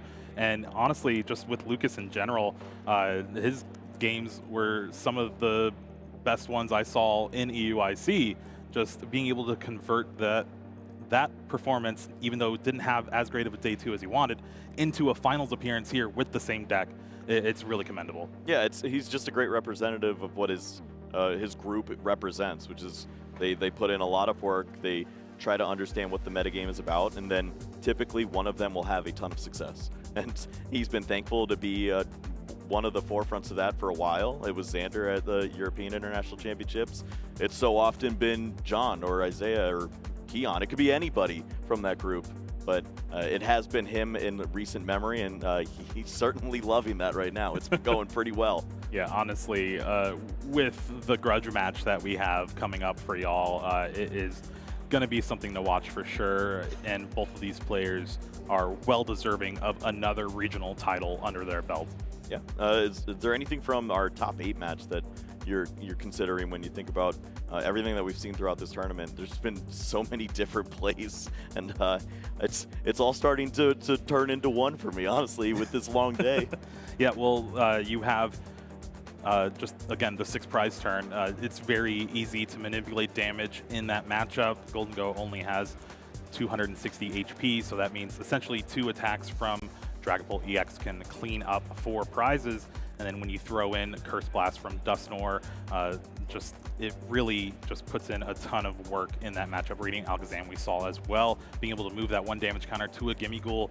It's a lot of math, a lot of thinking, and Andrew Hedrick is one of those players that really nails it down and can just lock it in. Yeah, we don't see that too often, where it's just like a simple misbenching of a Gimme Ghoul could lead to losing a whole series. It takes that 1 prize should not have been available, but it's so small when you think about all the sequences that have happened. But just this small amount of hit points just sweeps you off the board. It potentially is the difference between Trevor having another opportunity or fighting through in a second game.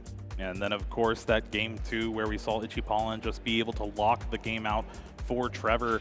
That's going to have to be going through Lucas's mind as he goes into this finals, where you have to make sure you know where every one of your energies is in case of that happening again. Yeah, we talked about this backstage a little bit, and it looked like there was an opportunity there where one additional energy could have been found with superior energy retrieval, and maybe that could have been the difference, led to a knockout on a Badu, but who's to say? It's the combination of cards that we saw from Andrew. He really calculated this out, thought of everything, and was able to masterfully set up a position where his opponent had to deck out.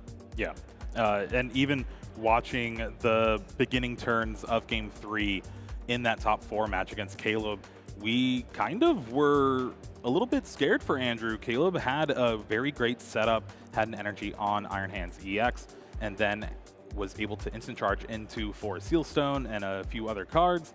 And from there, Hedrick started Rotom V, had a Dreepy and a Lance, just got a big bench set up, and we were like, okay, we got to go back. This is going to take a little bit of time. Then they're like, okay, it's 2 to 6 prize cards. Oh, Caleb is up. And we're like, okay, we're going to expect a Miraidon versus Golden Go EX finals. And then all of a sudden, Andrew Hedrick just took 6 prizes. We got a final set. It is crazy. Yeah, it's a blessing and a curse to start that Rotom V in the active spot. Is you don't have to worry about the Iron Hands taking a knockout there. It's got plenty of hit points. Unfortunately, it gets knocked out by a lot of other things at some point in the game, so you don't always want to commit to it. But we've seen this time and time again from Andrew. He does not mind losing those prize cards. 3 additional resources in the opening hand, the second turn, third turn, whatever it may be, that could be the difference between him finding that crazy combo or him just having to pass over turns and try again in the next game. And again, we've been mentioning it all throughout this weekend, but this is the last big North American tournament for the F block cards. So that is all your Lugia V-Stars, your Regidrago V-Stars, all your Vs, V-Stars. Yellow bordered cards. Yeah. All the decks will finally look uniform for a lot of players. I've asked you this before. You said Giratina V-Star, but that's the obvious answer. Like there has to be a card that has really just defined these formats, this F block. What would you say that card is? Personal bias aside. Compe. Yeah. Yeah, Compe was insane. Compe was probably one of my favorite ways to play the game. Just you got to see so many resources, and every single decision was impactful. And whether you realized it on turn 1 or if it ended up biting you in turn 7, you would find out that one discard was everything. And a lot of people took pride in making the right choices, even though they were very difficult throughout the 2 or 3 years we played with it. How about you? I mean, I know I said personal biases aside, but Arceus V-Star was one of those cards that really defined the format for a lot of the Pokemon time that it was available. And then it was also one of those cards where you could play anything with it, even like a ham peak, sandwich. Peak, Judge. Yeah, honestly, it played every bad VMAX for quite some time. Gyarados. Yeah, Gengar. Yeah. We had, you could do anything with it. We saw all sorts of wacky combos. And actually winning these regionals too. Like it's insane. Won Nationals, Azul, and then won Worlds as well. So I remember Gyarados. I got pretty angry. Yeah, you got angry. Yeah, it's just crazy to think about the amount of time that we've had with these cards too. Yep. And we're not going to have them available anymore. And that's one thing I love about Pokemon too. It's ever changing. It never really stays the same, unless it's Lugia V-Star being at the top for about 2 years. Well, we're gonna leave that in the past as we see who will now be our future here, at least the champion of this Vancouver Regional. We have our players ready at the table. Let's see our finalists here as we move into the championship match. All right, that is Lucas Zing on the left versus Andrew Hedrick on the right.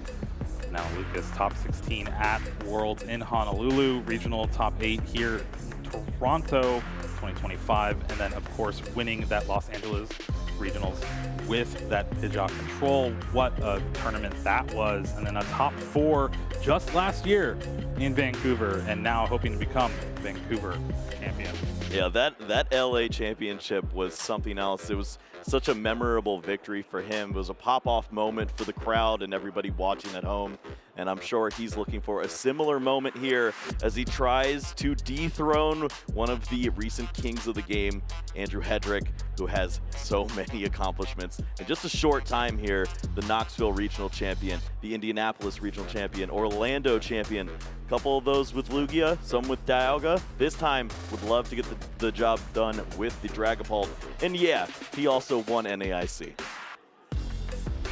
Yeah, which one of those do you replace if you win this regional? Is it, do you replace the NAIC just because you want to make it even and have 4 regionals in there, or?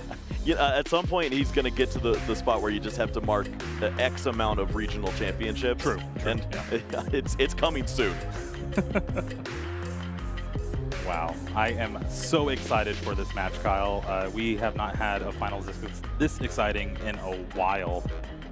Both of these players playing at the top level of this game for a few seasons now. Yeah, this is going to be unreal. So fun to see both these players. They've both had great moments throughout this tournament already. A lot of spots that we're going to be looking back at as we revisit the VODs. But now they have one final chance, one more match to add a little more to the spectacle here. Looks like a mulligan from Lucas. That's a good hand. Great hand. Buddy Buddy Poffin, Energy Search Pro, what else do you need? A basic Pokemon. Typically what you're looking for there. And it looks like Hedrick has decided to go second, as also going to receive that mulligan. All great news if you're trying to set up a couple of these stage 1s and eventually a stage 2 Pokemon. And again, going second, you also have that Badoo available for you if you want. Itchy Pollen is a free attack, so if you have that rescue board or just an energy to retreat, you can go ahead and get that item lock set up. And if Lucas's hand isn't available to really play around it, then it could be pretty beneficial for Andrew in the early game. So often that opening Buddy Buddy Poffin, Nest Ball, whatever it may be, Radiant Greninja, something to help move through the deck on that opening turn without the supporter will be the difference here. And that is exactly the kind of clock that Andrew Hedrick's trying to put Lucas on. All right, let's go ahead and take a look at the prize cards for our players here. In the prizes for Andrew, Dragapult as well, Dusknoir. Okay, nothing too bad. Golden Go, and that's for your energy retrieval, along with the Lightning for Lucas. Getting excited. That is not bad at all for either player. Certainly can work with those. Here we go. This is the pinnacle of Vancouver Regionals here this weekend. We are going to crown a champion. One person is going to win $10,000 and their world invite. Is it going to be Lucas Zing or Andrew Hedrick? Who do you think, Kyle? It's tough to say. We've seen some amazing play from both of these players. The matchup can go either way. Andrew Hedrick, we've seen him do it before already in the top 8, but Lucas has some magic up his sleeve. Starts with a Pokestop this time around, and he might need some help. Might need some of that magic.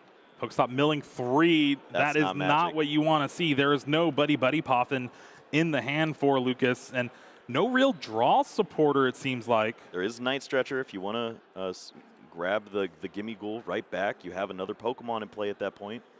You might need to grab the Golden Go. All right, we're going to grab that Gimme Ghoul, bench it, and taking a look at the hand. There is a Golden Go EX in the hand, so we'll be able to at least draw a couple extra cards next turn. Rotom V off the top. Andrew has the Lance in hand. That's going to allow him to search for a bunch of Dreepy and Dracloak this turn. That's just unfair. You think about what you can do with that Rotom V on the opening turn, finding those 3 additional resources. Usually it costs you a lot. You have to use your Arven, you have to search out with the Ultra Ball, whatever you may be. He just finds it off the top of the deck. Now he gets to search out all of the Dreepy with Lance, and he's going to have access to 3 additional cards. He's going to be putting on a ton of pressure. Now just taking a look through the deck, trying to check to see what cards are prized, but This is going to be a pretty stellar turn for Andrew. Also has the Psychic Energy to attach to a Bench Drapey to potentially get a big knockout on the following turn. I don't think you can ask for much better here. Maybe get a Dust Gold down. Yeah, I mean, typically this opening turn, you prefer to be the Arven, you buddy, you find your Rescue Stretcher or even the Forest Seal Stone now that you have the Rotom V. But this Lance is such a great card because it's not just reading like a Hyper Aroma, which typically it does get played as. It's instead, it also searches out all your basic Pokemon if you need it, or you can kind of hedge a little bit if you want to think about the Drag Cloak on the next turn. Thankfully for Andrew, already has one in hand. Now, taking a look through the deck, it's going to be a pretty good turn 1 here. Instant Charge, finding 3 cards. Do you even eye down that Pokestop to try to hit a buddy so you can get some Duskull in play? Maybe even a Badoo? He does say that that's one of his favorite cards. I don't think it means you throw away all your cool resources. Imagine a world where he just throws away multiple Dracloak and just cries. But imagine a world where you get that Buddy popping off. Buddy, rare candy. And he's just roaring. It could happen. I don't expect it. Now finishing up that Lance. Double Dreepy Dracloak is the grab here. Gonna write down a little bit of notes. Always want to make sure you know what is going on in your prize cards. Yeah, there's never any surprises for Andrew as he plays Pokemon. He knows what to expect. It's just about making sure that all the statistics start to line up in his favor as he's playing through the game. As he's using Recon Directives, he knows what's at the bottom of his deck. He knows when to shuffle. He's considering all of those options, and he makes sure that he's always making the optimal play. Yeah, it kind of is a callback to the deck that Andrew also won a regional championship with in that Dialga Matang, where you're just going through your deck and you put cards to the bottom, you're basically going to know what's in your deck. Yeah, he honestly could recite like the last 9-10 cards on the bottom of his deck during a game if you asked him. It's that impressive when he plays. Here is that Pokestop, Kyle. Oh, Nest boy. Ball found, discards the That Dragapult actually EX, worked but out finds so Night well. Stretcher. What? What a Pokestop. What a choice by Andrew here. This is going to be a great turn 1 now instead of just pretty good. That's not okay. You see, Luke is taken aback by that a little bit. Oh, he means business in the finals. This is what happens. This is why sure he's enough, undefeated. It leads to Badoo. Okay, we have a game plan here now from Andrew Hedrick here. Now, does he have the rescue board in hand, or is it just going to be an energy attach? I think it's the energy, but, I mean, you don't think your opponent has very much. That is true. You still have Crystal in the deck as well, so you still can attack with a Dragapult EX out of nowhere. Wow. Yes, had the Rotom V, but did not have to go down that route. Was very fortunate to find a way to the Badoo with the Pokestop. Did not lose very much in that play. And here we go, spinning for items we can't use. Oh, Roxanne gets discarded along with a Metal Energy. Does find that Earthen Vessel, but cannot play it, just like you said. Now it's going to coin bonus. Has to find an energy off this coin bonus, or you won't be able to attack and take a knockout. Does find the fighting energy, so at least Lucas has a Make It Rain to take the knockout and get rid of this Badoo. Yeah, he's hesitating a bit here. Already has a Metal Energy in the discard pile. Was thankful to have a second one here, and now with the fighting energy can take the knockout. This is what you have to do in this spot. Remove the Badoo from play. Hopefully your opponent does not have a way to attack here, but we know that this could be in the cards. There is a way to get that free energy. You can use your A-Spec, the Sparkling Crystal. 2 rare candies are in the list, and there's a few Dracloaks for the Recon Directive that we'll see as well. I think Andrew drew another Lance for the turn, it seemed like. Yep. You don't have to really play that this turn, but I don't know if you want to Iono Lucas's hand. Didn't play a supporter. Didn't play any items, obviously, but didn't really seem to have much available for him. Yeah, we'll see if there's some hesitation here. If you do find a card like Rare Candy off this Recon Directive, then you'd prefer to have evolved on the bench. It's a small window, but it was available. Misses out on that, but is thankful to see another Dracloak. Leads to a slower turn, and sure enough, there's the Rare Candy as the next card. Just a little unfortunate to see that spacing. Does find the rescue board, though. Could grab that and just retreat into something like another Badoo. Maybe you just retreat into something else. I don't know. There is the Night Stretcher. Their considerations were there to have that as the Dragapult, but instead, if you want to go for the Badoo, once more, you could lock that in, force your opponent to have another basic energy, but you're not really slowing them down. The thing you have to realize, though, is that Andrew did prize a Dragapult and the other Night Stretcher. Oh. So only having access to the Night Stretcher in hand and then one more Dragapult EX in the deck as of right now. Yeah, great point. Those are prize cards that he has to consider as he moves forward in this. Badoo might be taking a bit of a break. Well, we have some cards fallen from the shuffle, but I think the judges have it worked out here. When it is the 2 energy cards you're eyeing up, that makes it a little bit easier. And yeah, this spot is just a bit peculiar. You might have to just lose a Dracloak in this instance. Attach an energy, force your opponent to have the boss's orders. They will have access to items this time around, but not much was accomplished as you missed out on that Rare Candy. And I think this play is fine just because of the presence of Sparkling Crystal. Still, if Lucas decides to kind of target down the Dracloak with an energy, we'll have a response to go right away. Opting for the bench. Kind of thought about the active, but rescue board on the active. We see that Night Stretcher and the Rotom V in hand. Again, one thing that's been lacking is oh wow, the presence of Duskull. But yeah, Night Stretcher on the Badoo. That means Andrew's going to actually have to take some prizes here if he wants to be able to chain together multiple Dragapult EX. Yeah, just not a lot of resources left after going down this direction. This is very optimistic to your opponent not see another energy card here. Of course, you do have the potential to slow them down a little bit. You do take a lot of the pressure off of this Dracloak, but finding that final Dragapult could be difficult. And there is a Buddy Buddy Puffin after the Iono, so we'll find the first Duskull of this game. We have seen how impactful that Dusknoir line has been for Andrew Hedrick this entire tournament.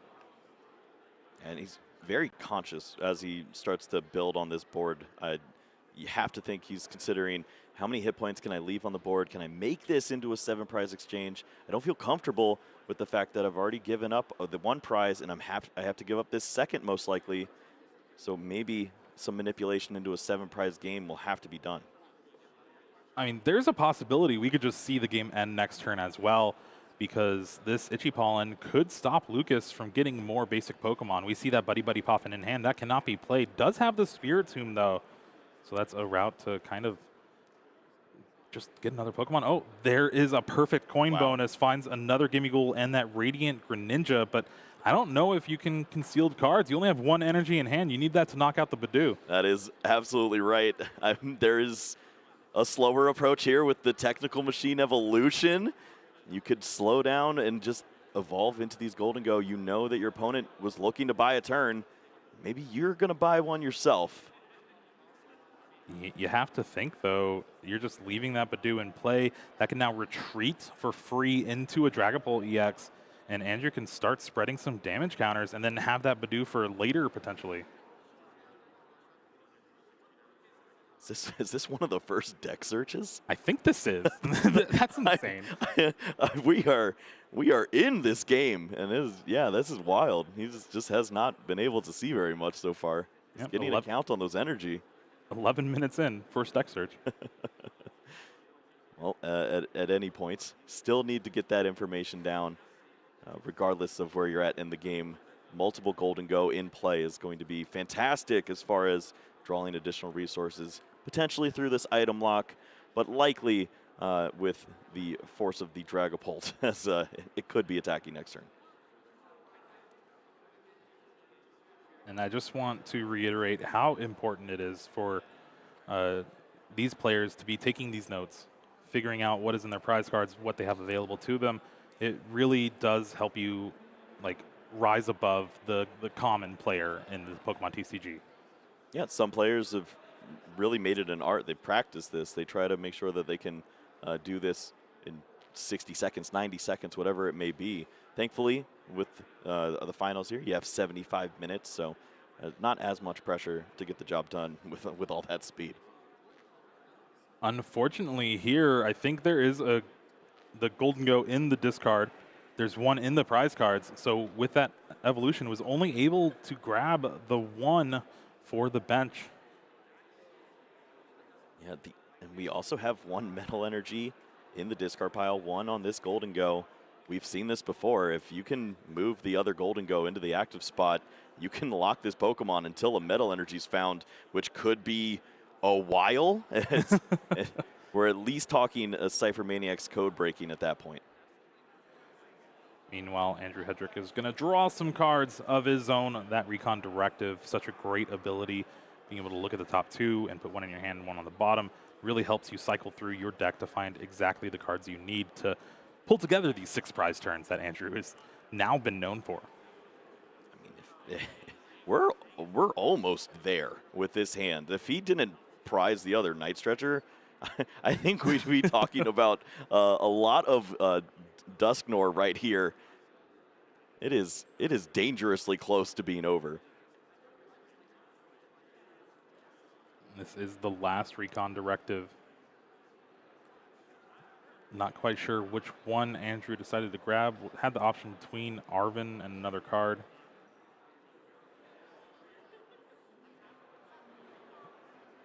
Seems to have taken the Arven. Yep, the #1 piece here is to find that one final copy of the Dragapult, as you mentioned, with the prize cards that we're working with here. Ultra Ball, Arven, some combination of this will get that job done. Put some pressure on the Golden Go. And with what we've seen from Lucas so far, even if the knockout is to occur, it's going to take just about everything in the tank. One thing to think about, too, is that 10 damage counter, or that 1 damage counter from the Itchy Pollen on the Gimmighoul could be very beneficial for Andrew Hedrick with just a single Dusclops. We haven't seen it used as much. It's been a lot of the double rare candy into Dusknoir, but with no Night Stretcher available to him right now, could be a way to take a one-hit knockout on this Golden Go EX. Yeah, we've also seen with the bench space opening with a Dusclops or a Dusknoir that Radiant Alakazam could come into play. You move that damage to a Gimmighoul, and then Dragapult is licking its chops, thinking about where you place that 6 damage counters. Pretty easy knockout there. So all sorts of directions that you could see Andrew take this game, but very confident with the Badoo in the active spot here. Still can even eye down something like that Counter Catcher. Does grab that Sparkling Crystal, though, the A-Spec that just really helps push Dragapult EX into the top of the metagame. Being able to just attack for 1 energy is huge in so many matchups. And I like seeing this. Although there was already an Ultra Ball, you search for this Ultra Ball. You don't have to reveal the fact that you already have one in hand, and now you can find that Dragapult, attack in, and there are certainly some avenues with Curse Blast on the following turn, especially if you can find the right prize cards of Night Stretcher to close out the game. Ultra Ball does discard an Arven, and the Nest Ball finds that Dragapult EX. So Andrew will have that Phantom Dive available this turn. I think you're fine taking some time off Itchy Pollen. Yeah, you know, it's done its job. It's certainly not as fun because you get to be very oppressive with Itchy Pollen watching your opponent struggle, but there's always a chance they just find all the right cards. And we don't have time for that. We could just be attacking. Place all the damage you need to on this board, get very aggressive. Dusclops in play too, so 1 less rare candy necessary for the combos here. I think it's insane that they gave Badu free retreat as well. Could they just make a stronger card, please? It's got 30 HP. It's got the cutest art in the game.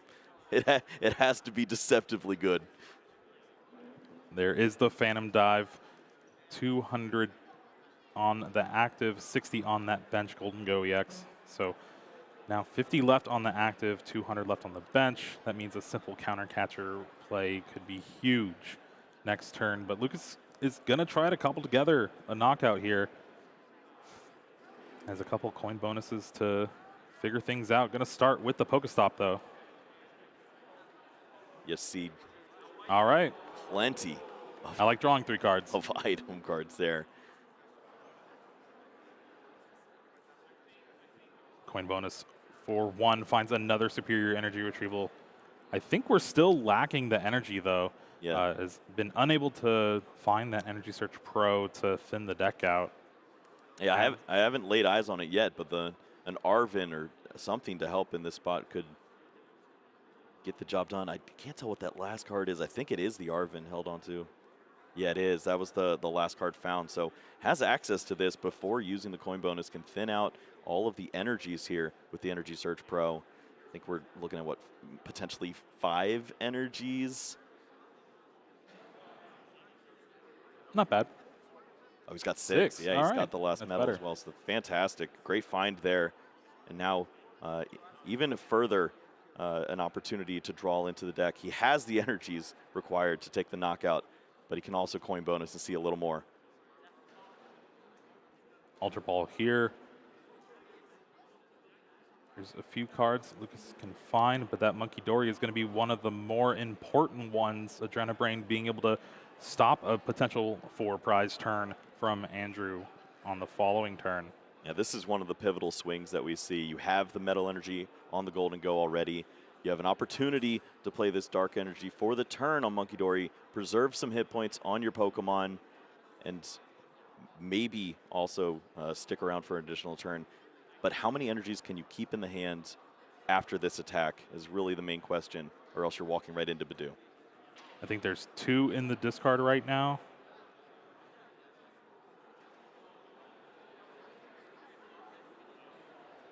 Lucas is definitely going to try to think things through. Concealed cards, I think this is free just because you're going to superior energy retrieval anyway.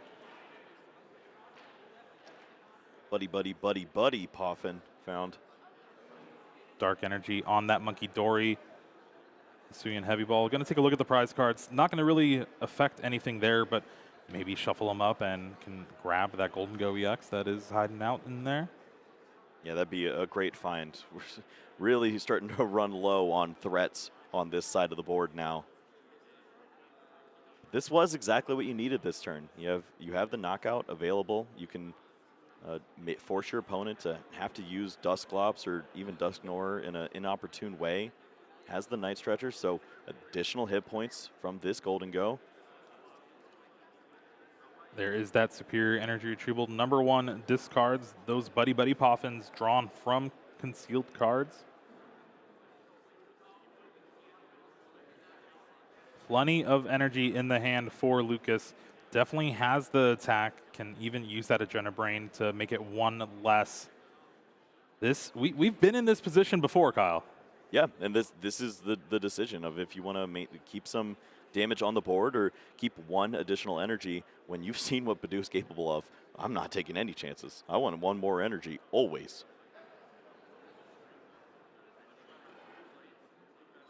Which energies are the least optimal? It's going to hold on to Psychic Energy in case Monkey Dory needs to get wild. I like that. I like that. And that metal as well to have a simple Golden Go EX attack. Palpad is going to shuffle back Roxanne, that card that was discarded off the Pokestop turn 1. Yeah, this is truly phenomenal to watch as both these players are giving themselves a great opportunity here. It's so difficult to sequence all this correctly. Give yourself the best odds, but this seems so correct. 300 damage, making it rain. Big knockout on this Dragapult. Was it enough? At this point, Kyle, I have no idea. It's really anything could be up in the air. There's that Dusclops sitting on the bench waiting to be evolved into a Dusknoir. There's a possibility of rare candy Dusknoir as well. We know that the Sparkling Crystal is in the hand for Andrew Hedrick. This is the beauty of it, Jeremy. No one knows except for the man in the red shirt finds the Dusknoir. Not only the Dusknoir, but the Luminion V for potential boss's orders. He can just Ultra Ball for the other one. He doesn't need the second rare candy. But is there a Dragapult EX available for Andrew here? I don't think so. You need to use Curse Blast in order to find the Night Stretcher out of the prize cards. We've seen all of these tools used. It's Dragon Headbutt and a Dream. You can't even Dragon Headbutt this turn. The Sparkling Crystal only works on the Terra Pokemon. Give him some time.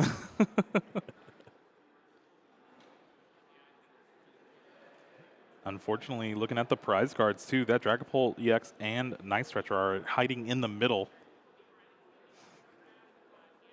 which is really unfortunate. I mean, there's the chance to extend. You could deal the Curse Blast damage counters to the Monkey Dory. You could deal them to the active Pokemon as well. See 3 prize cards, maybe then find the Dragapult through the Night Stretcher at that point. Is there a different route, though? Is there a way to disrupt the hand with the Iono and also take advantage of this Badoo? Maybe even use a counter catcher onto a fresh Golden Go. Well, Andrew's committing to something here. Ultra Ball discards Rare Candy and Lance. Does have another Rare Candy in hand, though. So this has to grab something like that. Dusknoir was eyeing down that Pheasantipity EX, but again, you're just trying to draw into Dusknoir, maybe energies. Yeah, at this point, it's what's more important to you here. You can set up ways to look into your prize cards and also manipulate how oppressive this Iono is. And I think that's going to be more important than just drawing the additional cards of Pheasantipity here. We really could just see 3 prizes taken off of Curse Blast and then Itchy Pollen after the Iono. We know the Metal Energy is in hand for Lucas, so that's going to go to the bottom of the deck. It's going to be pretty hard to shuffle the deck without item cards. Yeah, and it's almost more important that the damage is, that the prize cards are taken for Lucas than Andrew in this spot, as you just need your opponent to have 1 card Iono and be grasping at straws at this point. Andrew is opting to place the 130 from the Dusknoir Curse Blast onto the Golden Go EX on the bench.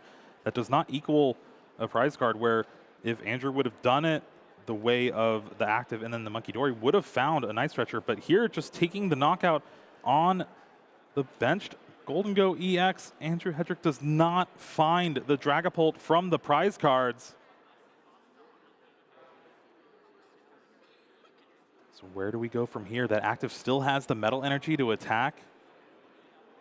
Well, you see 2 copies of Counter Catcher the Forest. Sealstone is potentially an out if you play down a V Pokemon at some point here.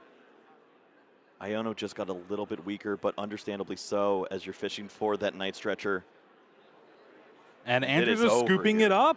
Game 1 goes to Lucas Zing, and it's all thanks to that Pokestop on turn 1 from Hedrick.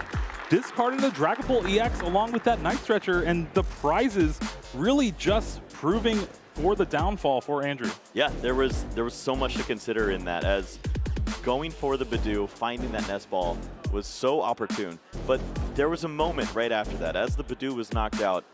If you do the prize count, you understand that other Night Stretcher almost has to be for the Dragapult. I gasped in that moment. I was terrified. But also, you just trust that you can get to there at that spot. And unfortunately, the cards just did not fall his way.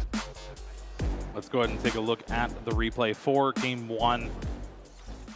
This is really just a back and forth. This is the moment, though. Really discarding that Dragapult EX, having that Night Stretcher, and then, like you said, the next turn, bringing back the Badoo that just got knocked out, trying to set up an Itchy Pollen play yet again. And there's that big knockout, finding the Monkey Dory, finding that Energy Search Pro, having the superior energy retrieval in hand, taking the knockout. Curse Blast, last-ditch effort to try and find a Dragapult from the prize cards, to even Jet Headbutt for the knockout, but did not find it there, and Andrew just decided to scoop things up to go to game 2 and have plenty of time for the potential game 3. Yep. And that's all a credit to the fact that Lucas played so well with setting up all of his different item cards on the one turn that he did. Was able to get all those energies back into play, and when you go down to one prize card, yes, you could establish with the Badoo, you could get your opponent down to where they just need to find that metal energy, but it's inevitable with the Golden Go. You're going to draw into that at some point and take that prize card. We are now going into a game 2. Lucas trying to take down the king of finals at least recently. Luminion V start for Andrew and a Monkey Dory start for Lucas. Has that Buddy Buddy Poffin though. Jeremy, buckle up. We've got some prize cards coming in here. Buddy Buddy Poffin. Oh my word. What are those prizes for Andrew? Double Duskull, Dusclops, Radiant Alakazam, and a Dreepy. Meanwhile, for Lucas, has that Metal Energy, Water Energy, and a 1/1 Golden Go EX. How do you deal with this? You have the crowd is going crazy right now. You have one copy of Duskull. You've lost a copy of Dreepy. Radiant Alakazam no longer there. Half of your way to play Pokemon is gone at this point. Lucas catches a little bit of that there with the Metal Energy, a 1/1 copy of the Golden Go, and he's off to the races right here. He's getting that information. It's not nearly as bad as what Andrew's going to see on his side. Yeah, definitely waiting for that face cam from Andrew's side of things on his turn. But for right now, Lucas at least having that Buddy Buddy Poffin, getting a 2 Gimme Ghoul down. And he started the fish. Yeah. Like, maybe you overcome those prize cards if you have a regular start here. You open up with the Arvin Buddy Buddy, do what you need to. But with the fish? We're going to have to see, Kyle. Crazier things have happened in the finals of a Pokemon trading card game. Many of those crazy things from Andrew Hedrick himself. Yeah, he's used to this. We've seen these moments a few times, and that is a Metal Energy. We had one in the prize cards too. You think about when the Badoo comes into play, it's a little dangerous, but it's what you got to do. Oh, the hand is so good too. We got that Buddy Buddy Poffin to start things off. Earthen Vessel to find some energies.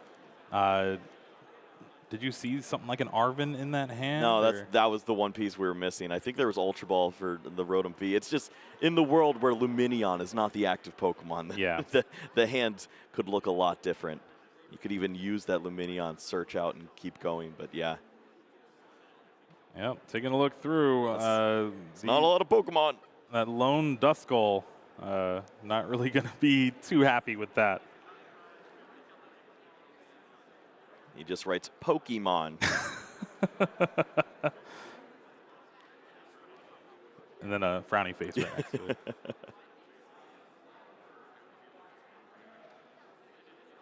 And of course, Andrew opting to go second yet again, really just hoping to rely on a big turn of Arvin into the Buddy Buddy Poffin or Lance into all those Dreepy, and then potentially an Itchy Pollen from a Badoo. But that is as far out of the mind you can think right now. Right now, you're just thinking, all right, how am I going to get set up? Yeah, I'm thinking I don't want my opponent to have a Psychic Energy. there's a lot of things that can go wrong right here, especially after this prize check. And the length of this prize check also might have Lucas thinking, okay, something's going on over there. It's not just as bad as the Luminion seems. It could be a lot worse. Now you have to expect it's going to be that double Dreepy, but I think Andrew's just trying to look through the deck. Maybe those prizes will change, you know? That's not how it works. Maybe the Duskull's like sticking to another card, you know, the sleeve's a little sticky from some nerves. That's unlikely. As we have seen the camera, it's not great. Buddy Puffin has to find the Badoo, really hoping to buy some additional turns as we see that there. This, I mean, it doesn't line up well. Not at all. There's that Ultra Ball, but you're also discarding some cards that maybe you might need later on in the game. Even something like that Professor Turo scenario, which honestly is probably going to be the supporter for the turn here. Pick up that Luminion. Hopefully just use it for next turn to get something like a Lance even. Yeah, that's exactly right. You just have to take a risk at this point. Move this Pokemon. Have the Badoo. You have the energy for the turn for the Dreepy. And you just to discard boss's orders with this Earthen Vessel. I don't see another card that you can discard there. The rest of the hand is live. It's waiting for next turn where this Luminion can be played back down. So the rest of the turn is pretty mapped out for Andrew here. It is going to be an energy on the Dreepy. Professor Turo scenario, bring that Luminion V back up to your hand, promote the Badoo. Do you bench the Luminion preemptively knowing that there's Spiritomb in Lucas's deck, or with the item lock it'll make it hard enough to even grab it? I mean, it's a great point to consider. I think you do have to play down the Luminion at this stage because you know your opponent does not have any way to disrupt your hand. An item card off the top of the deck for Lucas is not really going to help, but Arvin here will grab an item and that tool card. We'll be able to find that Technical Machine Evolution, be able to use that to find 2 Golden Go EX from the deck and evolve those Gimmighoul on the bench. Well, it's not a Psychic Energy, but it's the next worst thing. The Technical Machine Evolution, find 2 of those Golden Go, evolve those Pokemon immediately onto the board. And next turn, coin bonuses will start to compound. Plenty of resources to be found, and it just starts to accelerate the clock that Badoo is trying drastically to slow down.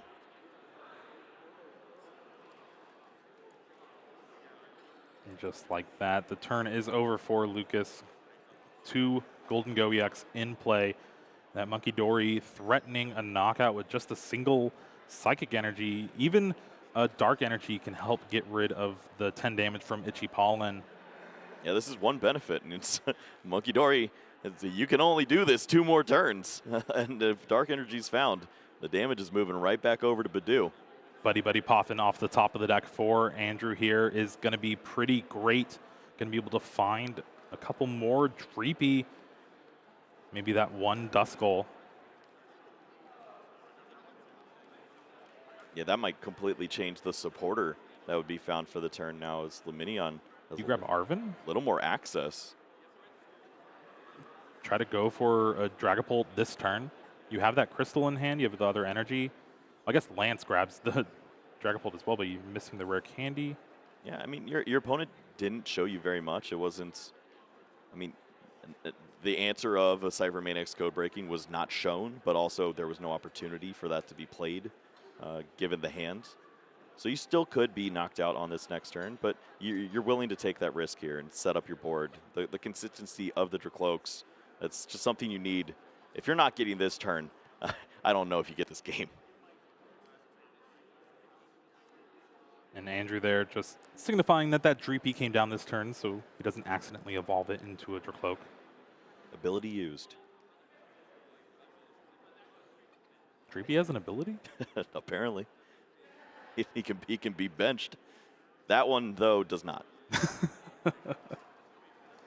Energy on the Dreepy. Spreading out a little bit more. There is that Itchy Pollen yet again. What can Lucas do in the face of this Badoo? Professor Turo scenario was the draw for turn. Coin bonus finds another Golden Go EX, I believe. We see the single prize Golden Go in there as well. A Metal Energy's found, but there's no other energy in that. No other energy. That Metal Energy is going to get attached to that bench Golden Go EX. And I think we just have another pass of the turn here. Yeah, all right. This Badoo is buying a ton of time for Andrew here in this game too.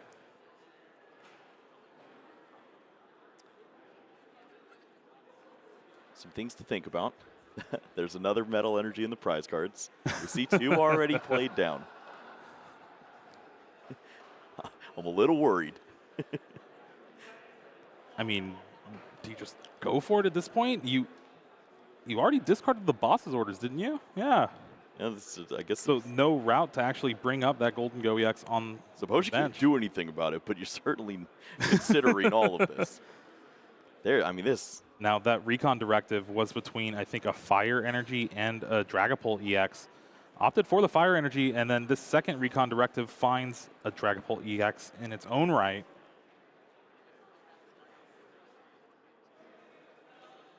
Arvin can grab Rare Candy for Sealstone. You have Ultra Ball in hand. What is Andrew cooking up this turn? Yeah, just trying to work through this here. For Sealstone, Rare Candy, you have access to that Dusknoir at that point. You can use Curse Blast, remove the Monkey Dory from play, and then place the damage that you'd like on the Golden Goes at that 120 and 60 mark. You don't have to worry about the Monkey Dory, as it'd have to be one of those 2 copies of the Night Stretcher at that point in combination with the Dark Energy. You haven't seen anything from your opponent just yet. It was just double coin bonus go. Seems like there's a lot of pressure you could put on this turn. Andrew attached to the Dracloak that came into play this turn, but has that Sparkling Crystal to place on the Dragapult EX.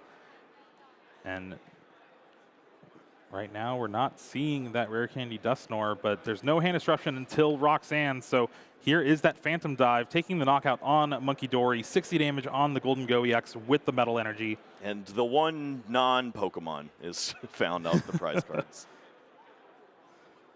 Lucas finally able to use items. Straight away goes for that Energy Search Pro to thin the deck out. It has to be 8 cards here, something like that. All right, just the 6. Still pretty great. Along with one more energy, we'll be able to knock out this Dragapult EX in the active spot. Yeah, this is pretty scary, though. We know about those energies that are in the prize cards, the water and the metal that go along with this. Likely to find one of those. Has the fighting in hand, so there is the knockout. But we've seen when you do a 7 energy knockout on Dragapult, it is almost a guarantee that Andrew is going to move into Badoo territory and slow this game down. Pokegear 3.0 looking for a supporter, finds Arvin. There's also the option of boss's orders in there. But Lucas straight away plays that Arvin.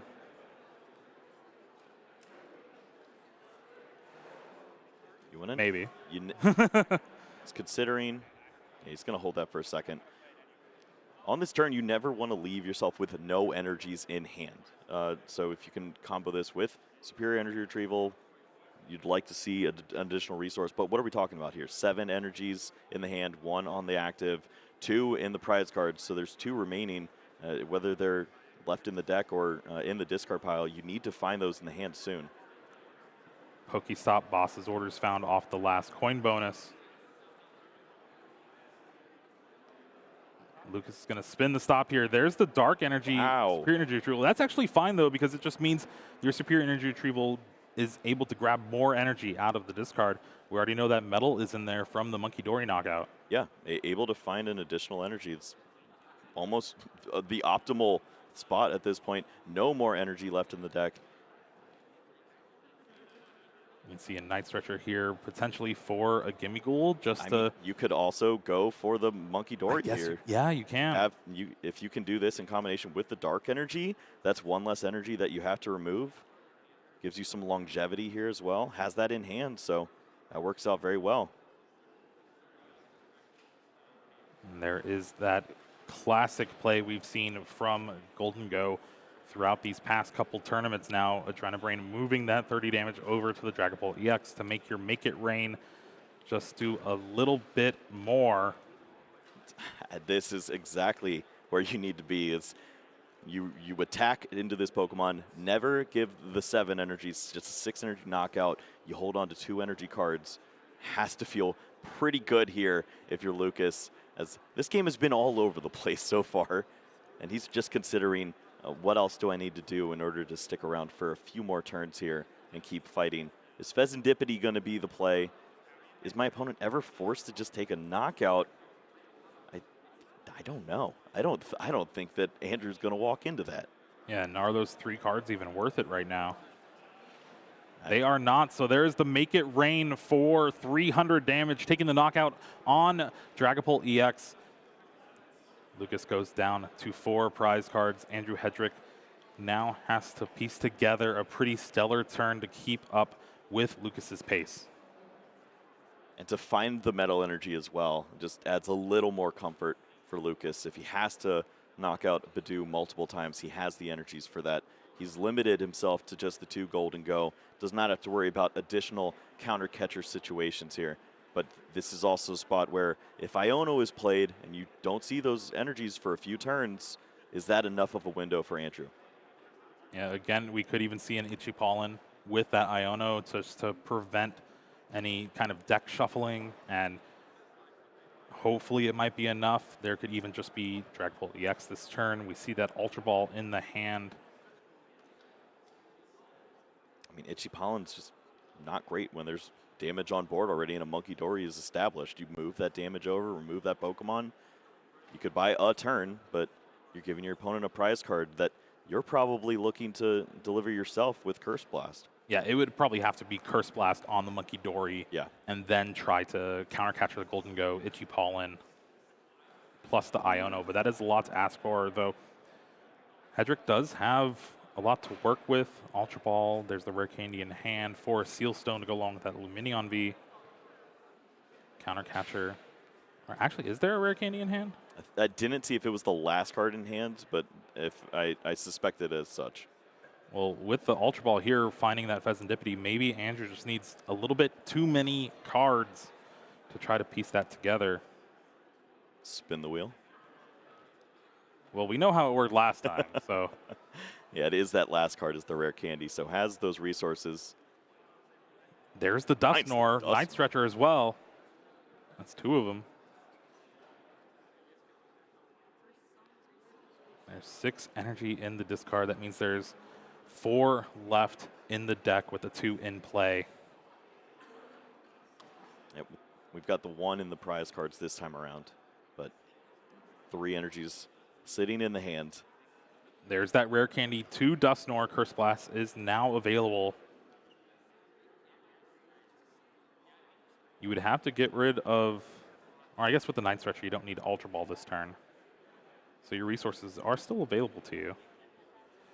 Yeah, with the Forest Seal Stone, the guarantee for the Iono is there. Curse Blast does take the knockout on that Monkey Dory. Lucas going down to 3 prizes. Andrew down to 4. And it's not purple. Not a purple Pokemon. Ultra Ball discards that Dreepy just got from the prize cards along with the Nest Ball. We'll be able to find your cloak. I like this a lot. You have an opportunity before the Forest Seal Stone to potentially find your supporter of choice for the turn.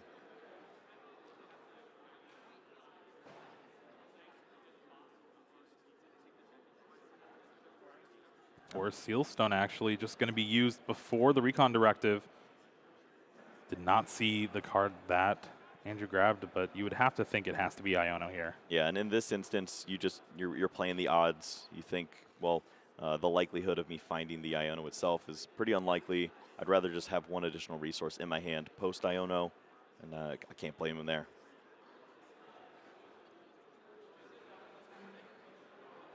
As the Night Stretcher for the Dragapult EX.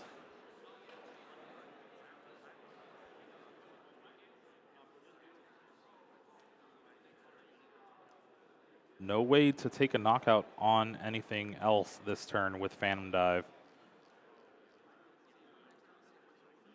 But does have that second Night Stretcher just to establish an energy on the Dracloak so you can have another potential Dragapult next turn. There's that counter catcher, Iono. Lucas is going to 3 cards and 6 after. The coin bonus is 7 with the card for turn. I don't know if Iono is going to be able to do that much. Psychic Energy Ultra Ball, another Dragapult ready to go next turn.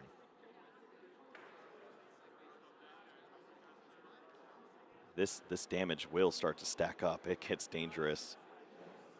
Lost Vacuum can remove that Pokestop. Yeah, which could be pretty big. You're mentioning the cards that are available at this spot. That's 3 more resources. So often it is just item cards once you get to this point in the game. Don't need Rotom V anymore, and there is that Phantom Dive. 200 damage on the active, 60 on that bench. Golden Go EX. Let's see what Lucas can pull together. Cypher Maniac's code breaking off the top of the deck. That is a pretty good card. Superior Energy Retrieval as well in the hands. Trying to. But does Andrew kind of maybe have this locked up for next turn, depending on what is available? Radiant Greninja has found Pheasantipity for additional draws.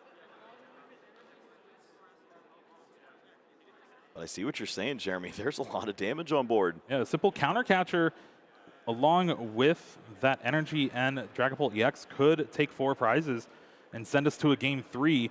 Lucas looks like he has the knockout here on the active, thanks to that Cypher Maniacs, the Pheasantipity draws, the coin bonuses. Boss's orders found. That's not going to really help this turn.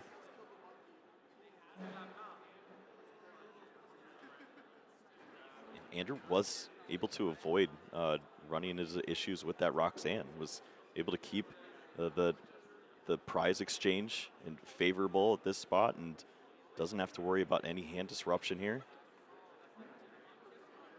And if you look at the board, Lucas has to take the knockout on the active. A lot of the times you would try to go for something like the Pheasantipity EX to stop the flip the script to try to draw into the pieces that Andrew would need, but already has it pretty much on board. Concealed Cards finds another Superior Energy Retrieval, so now you have the option to play a different supporter outside of the Cypher Maniacs, but honestly, I'm not really sure what else you could really do. You just have to hope Andrew doesn't have it. It's just most important is removing this Dragapult and forcing your opponent on a very limited hand to have Psychic Energy and Dragapult along with the counter catcher to get this done. We don't see the pieces all just yet, but at least 2 of those are in hand for Andrew at this spot. Cypher Maniacs code breaking is going to find Earthen Vessel and Arven, shortcutting a little bit. That coin bonus for the active Pokemon wasn't used until then.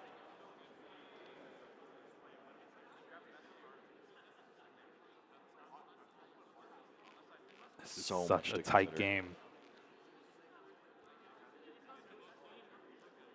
See what 3 energy in hand, the Superior Energy Retrieval you need to attach for the turn. Unless you had any switching effect, you have the Earthen Vessel to search out. How many energies are even left at this point? It's just 2. Okay, well that helps. 3 actually. 3 actually, because the Iono. So let's Metal Energy to the active. But I mean, aren't these the spots that Andrew's just been waiting for? Is yeah.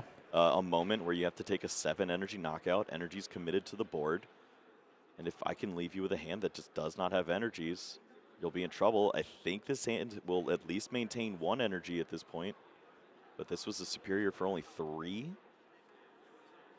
7, that's, is it 8? So with a Night Stretcher as well as the other copy. Lucas again just trying to think through every possible scenario here. Yeah, the hand is going to be, all right, Night Stretcher for the Monkey Dory yet again. Adrenabrain is so powerful. Already attached for the turn. There's the 7 energy knockout. Make it rain. 1 prize card left for Lucas until he becomes our champion.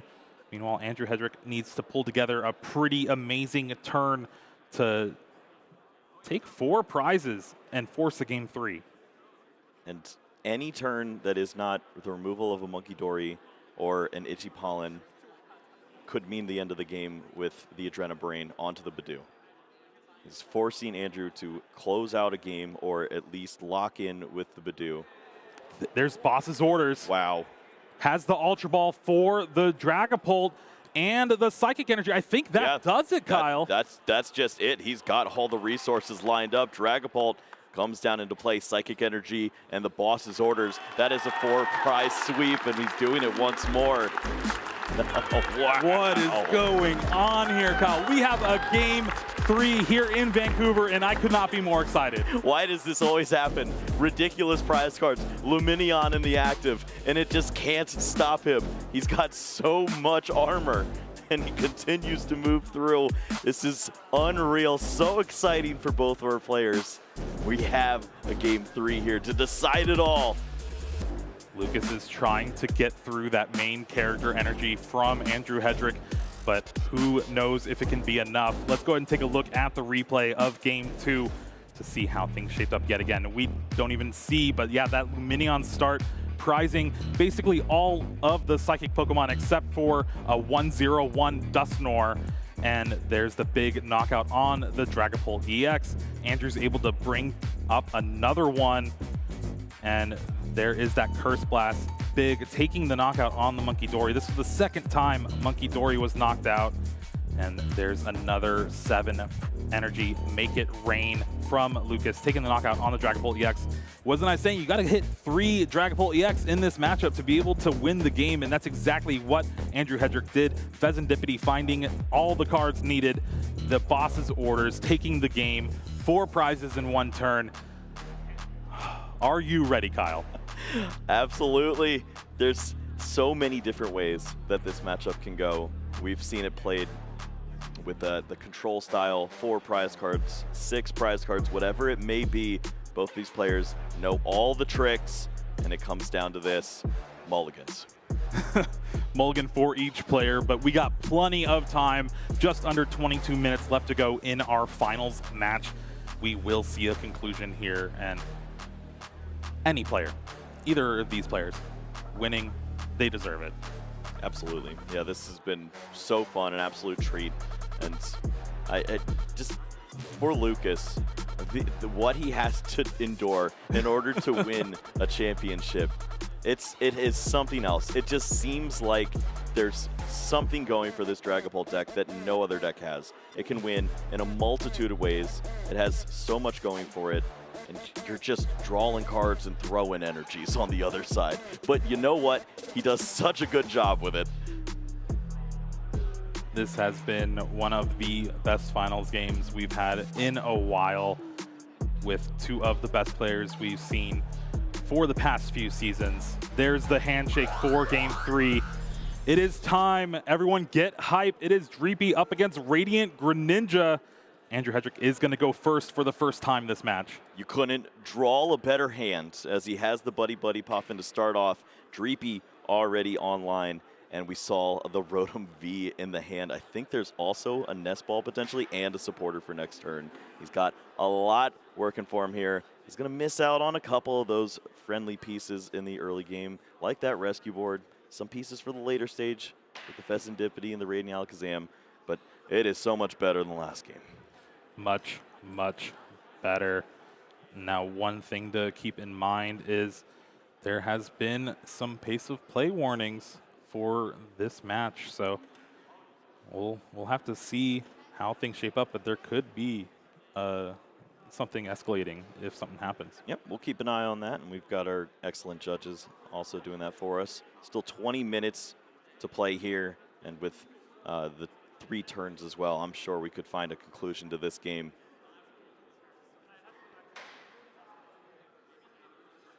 Now with this Buddy Buddy Puffin, going to be able to find some more basic Pokemon. The Greninja in the active spot is something we haven't seen too much. We saw the Monkey Dory in the previous game. Gimmighoul. Does this really affect Lucas's start too much? Well, this is something that we saw a lot in the top 8 when Andrew faced off against Trevor. Is the Radiant Greninja would be in the active. You'd have that opportunity to use the Technical Machine Evolution, but you're always behind on one of those turns. The Metal Energy on the Golden Go, the Dark Energy for the Monkey Dory. If Andrew's able to apply pressure, sometimes you just don't have an opportunity to heal off with the Monkey Dory and give yourself a chance. Well, now with this Buddy Poffin, Andrew has gone through, checked the prize cards, but now I'm worried about the time. I want this game to finish.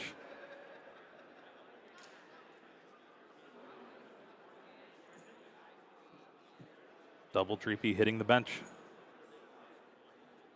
Like you said, Rotom and Nestball. With energy along with this, it's everything you're asking for. The Duskull to go along with this too. If it is one of those slower setups from Lucas, things could get wild early. You give yourself the opportunities to draw well by playing down that Duskull instead of going for a different card like the Badoo here. And this is the power of Rotom. I got a peek at Lucas's hand. There is an Arven, so that will be able to grab that Technical Machine Evolution along with Buddy Poffin. That way you can get some Golden Go EX into play as soon as turn 1. Sounds like we're going to have a pretty great game here then. Rotom drawing some additional cards. They all look pretty great. What do we have here on the other side now? Oh, is there an energy? That would be kind of important. There is not. Hey, man, come on. You got me all excited. I was excited. Well, it's not as great, but of course there is still potential. Arven can search out a different supporter in this spot. You could even go for your Earthen Vessel or Energy Surge Pro if you really feel like it. It's a little more risky. You could run into that Iono early, but if you thin out all those resources, it gives you a better chance to draw into a way to find more Pokemon, more basic Pokemon with that Radiant Greninja. Yeah, I think we're going to see the evolution here and the Earthen Vessel potentially. And then you have access to concealed cards. You can try to draw into another Buddy Poffin or even just another Gimme Ghoul would be pretty great here. Taking a look at the prize cards. Nothing really too impactful. That one Metal Energy Lost Vacuum. Spiritomb potentially could have been doing some work, but Rotom's already done his job. This is the question, though. Is do you want to thin 2 or thin 8?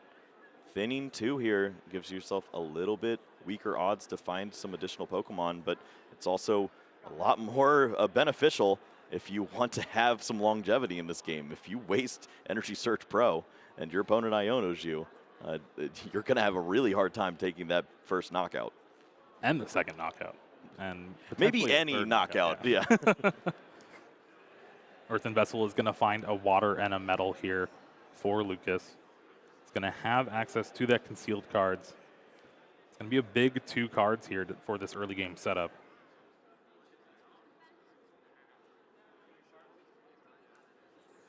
Psychic Energy is not it. There's the Gimmighoul. So now this Technical Machine Evolution will be used to full effect here. You know, it's not exactly what you wanted, but it is exactly what you wanted. Does that make sense? That makes sense. It worked out. Finds the Gimme Ghoul. Does not get to take advantage of the other Golden Go that's in his hand, so missed out on a little bit of draw there, but this is going to be great for Lucas. He's in this game. He's got the energy to move with the Radiant Greninja on the following turn. Can really start to put on some pressure here. And Andrew's got to consider all this, but he's got one of the best hands to deal with this. He's got all the Dracloaks pre-supporter. That's insane. First Dracloak here with its Recon Directive. It's eyeing down a Psychic Energy. Here's the second one again, leaving the active for the last, just in case you have that rare candy play. Just find a second Duskull, though.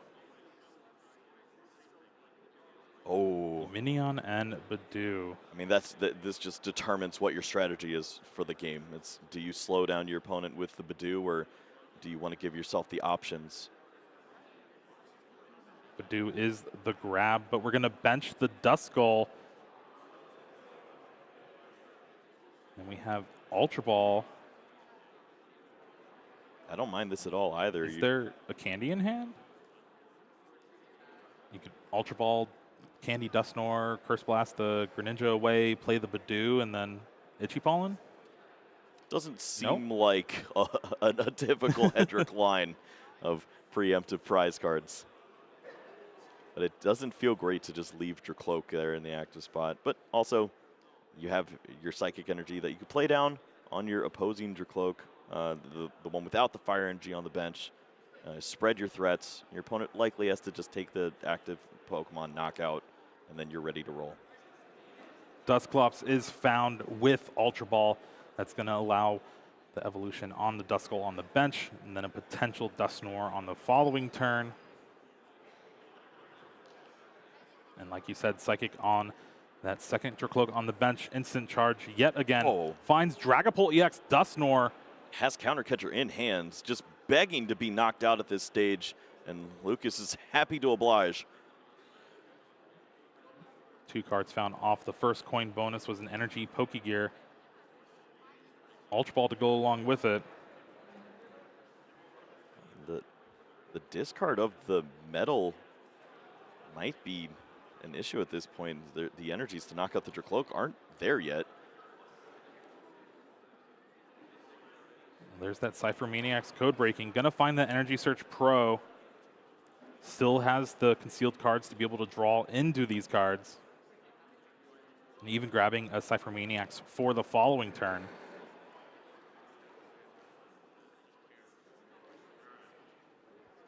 This game's too crazy, Kyle. There's just so much anticipation for how this could go. Both players waiting for this knockout, as Andrew could have one of the largest pop-off turns we've seen. He's got the Dusknoir, he's got the Dragapult, he's waiting with Iono potentially in hand too. The Night Stretcher, so useful here, has the metal energy, does not have to waste any additional resources. Monkey Dory now for Lucas. Already attached the metal for the turn. And there is that Make It Rain, taking the knockout on the Dracloak in the active spot. Hold on to your chair, Kyle. Yep, what can you do at this stage? If you really feel like you're gonna have a big turn, you could just bring up the Dusclops and say, well, we're gonna get this party started at some point. But I think he's already feeling pretty comfortable that this Dragapult will be able to attack. Dracloak to the active spot with the fire energy. Rare candy found off the top of the deck.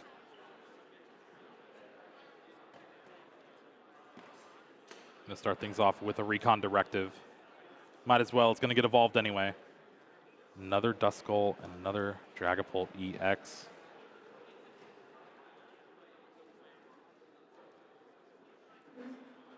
It is crazy to think how important this Dusknoir line is in this matchup. Right. I mean, we also just did not see it in the previous game. All the prize cards were holding every psychic Pokemon you could imagine. Just slowed down the game drastically. We still have access to that Counter Catcher, bringing up that Golden Go EX without any energy. And there's an Iono, still has access to 1 Recon Directive. This is going to put Lucas to 5 cards. Andrew's drawing the full 6. Would love to see that Psychic Energy immediately, or the Crystal to help out here. Finds the Earthen Vessel. It was the Fire Energy. So was almost thinking wrong Dracloak. Here is that Recon Directive. Lumineon and Counter Catcher. I mean, Counter Catcher seems pretty good here. Counter Catcher is just ridiculous. 2 copies of this card just played so synergistically together. You don't take the knockout. You go 260. Counter Catcher right back 260. Your opponent not only has to find a way to move around this Golden Go or find the metal energy, but they want that dark energy on the Monkey Dory. That really is the big part about this play. Just forcing your opponent to attach that metal energy for your attack instead of just dark energy, Adrenabrain, just 1 less energy to actually take the knockout. Right, it's set up for the rest of the game. And it's 1 less energy that you have access to in the pool. As we've seen so often, it's when you take that 7 energy knockout here instead of the 6, you're in a lot of trouble, and you would already have another energy on the board with your bench Golden Go. You're down 9 energies at that point. It's very easy to get locked out. Well, there is that Phantom Dive, 200 on the active, 60 on the bench, Golden Go EX. Dark energy drawn for the turn, but does have that Energy Search Pro. Now, did we see something like that Professor Turo in hand for Lucas. It'd be good to grab that Golden Go from the active. Then you can attach to the Monkey Dory, move the damage counters to preserve your health on that bench Golden Go EX. Yeah, I'm almost a little more interested in a switch at this point. Just re-benching Gimme Goal at any stage of this game, it can't happen. You're forced to use these Golden Go for the duration of the game, but also be applying pressure. Well, you have to remember that Radiant Alakazam is in the prize card still for Andrew. Yeah. Well, Dusclops and Dusknord don't typically care.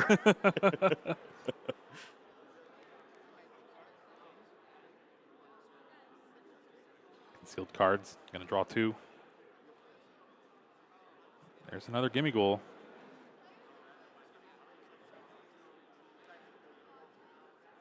Cypher Maniac's code breaking.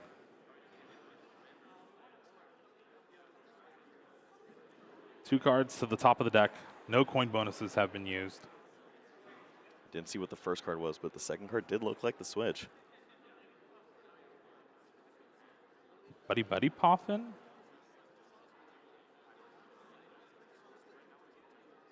Yeah, at this point, you might be determining if you can just add a little bit of fodder for superior energy retrieval, thin out your deck as you move along in it, or do you need those resources? Do you need to Palpad back in Cypher Maniac's code breaking, or give yourself a little more help here with trying to close out on these last few prize cards? We're going to coin bonus. It's just avoid all of the issues of placing cards on the top of your deck. Yeah, Switch is found. There is that switch you were talking about. Now Lucas is available to play that dark energy on the Monkey Dory on the bench. This will allow Adrenabrain to make the knockout just a little bit easier, as well as saving one of your Golden Go EXs from that 4-prize knockout. We've seen Lucas do this time and time again so well, moving the additional damage with the Monkey Dory, the Adrenabrain, over to the Dragapult. 6 energy knockout. Preserve as many energy as you can in the hand. You do not want to be caught slacking. If you run into a spot where you do not have the energies, Badu will find you. Honestly, I think there's 9 energy in the hand for Lucas. Something crazy like that. You know there's 1 prize, 2 in play. That's all of them. Yeah. And that's exactly how you have to play this match. 6 minutes remaining. We are flying through this finals here. And it is so close. There's the Adrenabrain moving 30 from the active to that Dragapult EX. Lucas is really debating about benching this Gimmighoul. Like you said, it does turn into a liability. I mean, it's a reasonable consideration at this spot. You can easily see a world where your opponent is able to knock out 2 Golden Go. There's the second one, so now a full bench. That's risky. But you know what? Heck, it might work. Without Make it rain.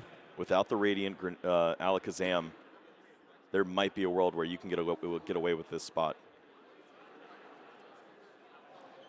Lucas at 3 prizes. Hedrick still at 6, but we've seen this time and time again. What can Andrew do here? Has the Dragapult EX and Fire Energy in hand to go along with the counter catcher. His opponent's down to 3 prize cards remaining. Has an Arven, but really hoping for something like an Iono this turn. Might be time to blast. Now, if Andrew does take prize cards here, Pheasantipity EX is at the bottom, so that would just mean another 3 cards you could try to draw into something like an Iono. Well, these cards are a bit of a whiff here. So often that Lost Vacuum is exactly what you're looking for, trying to remove that Pokestop, but we just have not seen this card this time around. Evolution, Fire Energy. Almost guaranteed at this point, but finding the supporter to go along with this, whatever can limit your opponent from finding that final attack. That's exactly what you need here. This is such an important turn for Andrew Hedrick here. Needs to play everything perfectly. I mean, you have the Ultra Ball. You can go find Luminion at this stage, find your Iono, but then you have to make the decision of Curse Blast. How many cards do I give my opponent? How many cards do I give myself to get out of this situation? There is that Luminion V.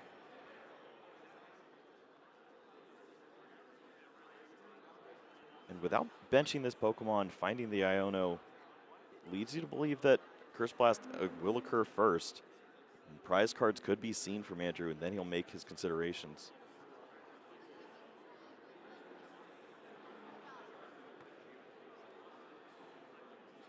There goes that Dusknoir. Gonna take a knockout on that Radiant Greninja. One prize. It is not the Pheasantipity EX. That's big. Well, one more shot as he at least gives one additional prize away. Will not see a prize card, but will give one up. And that just means that Lucas is going to be seeing one single card here off this Iono. No coin bonuses after this turn since both of the Golden Go EX are going to be knocked out. The draws are limited as the Radiant Greninja was taken off the board. Andrew Hedrick doing everything possible to try and steal this game away from Lucas. And why not throw in that we've got 2 minutes remaining?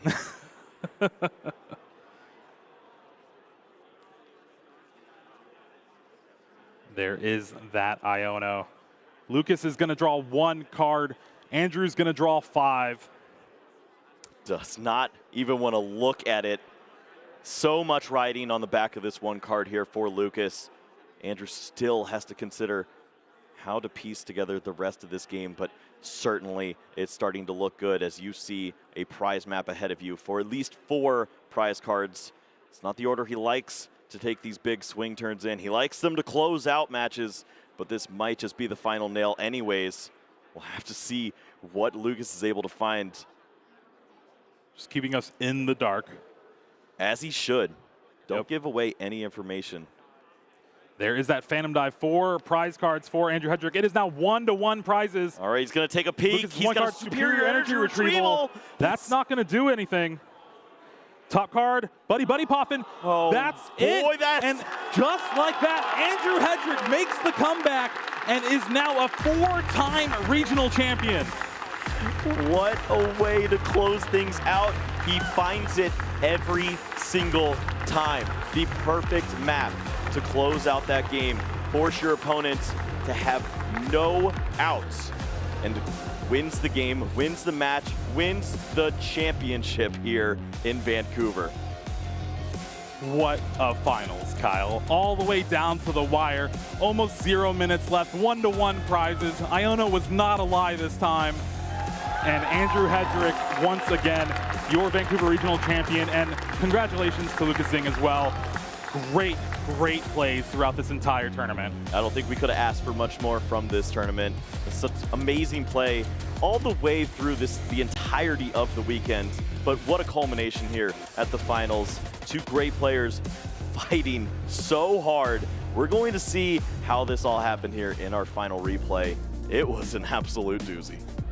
Yeah, it started off with just a big knockout from Lucas. After having taken down a Badoo, Andrew had that Pokestop mill the Dragapult EX and opted for the Night Stretcher to get back the Badoo yet again. But you see there in the prize cards, Dragapult and the Night Stretcher, and really it was just unable to find another Dragapult EX was the downfall for Andrew that game. Meanwhile, in game 2, it was a pretty stellar setup from Andrew after a slow game because he started Luminion V, only had the 1 Dreepy, but it was also a slow game from Lucas. That item lock was able to really hurt him down the line.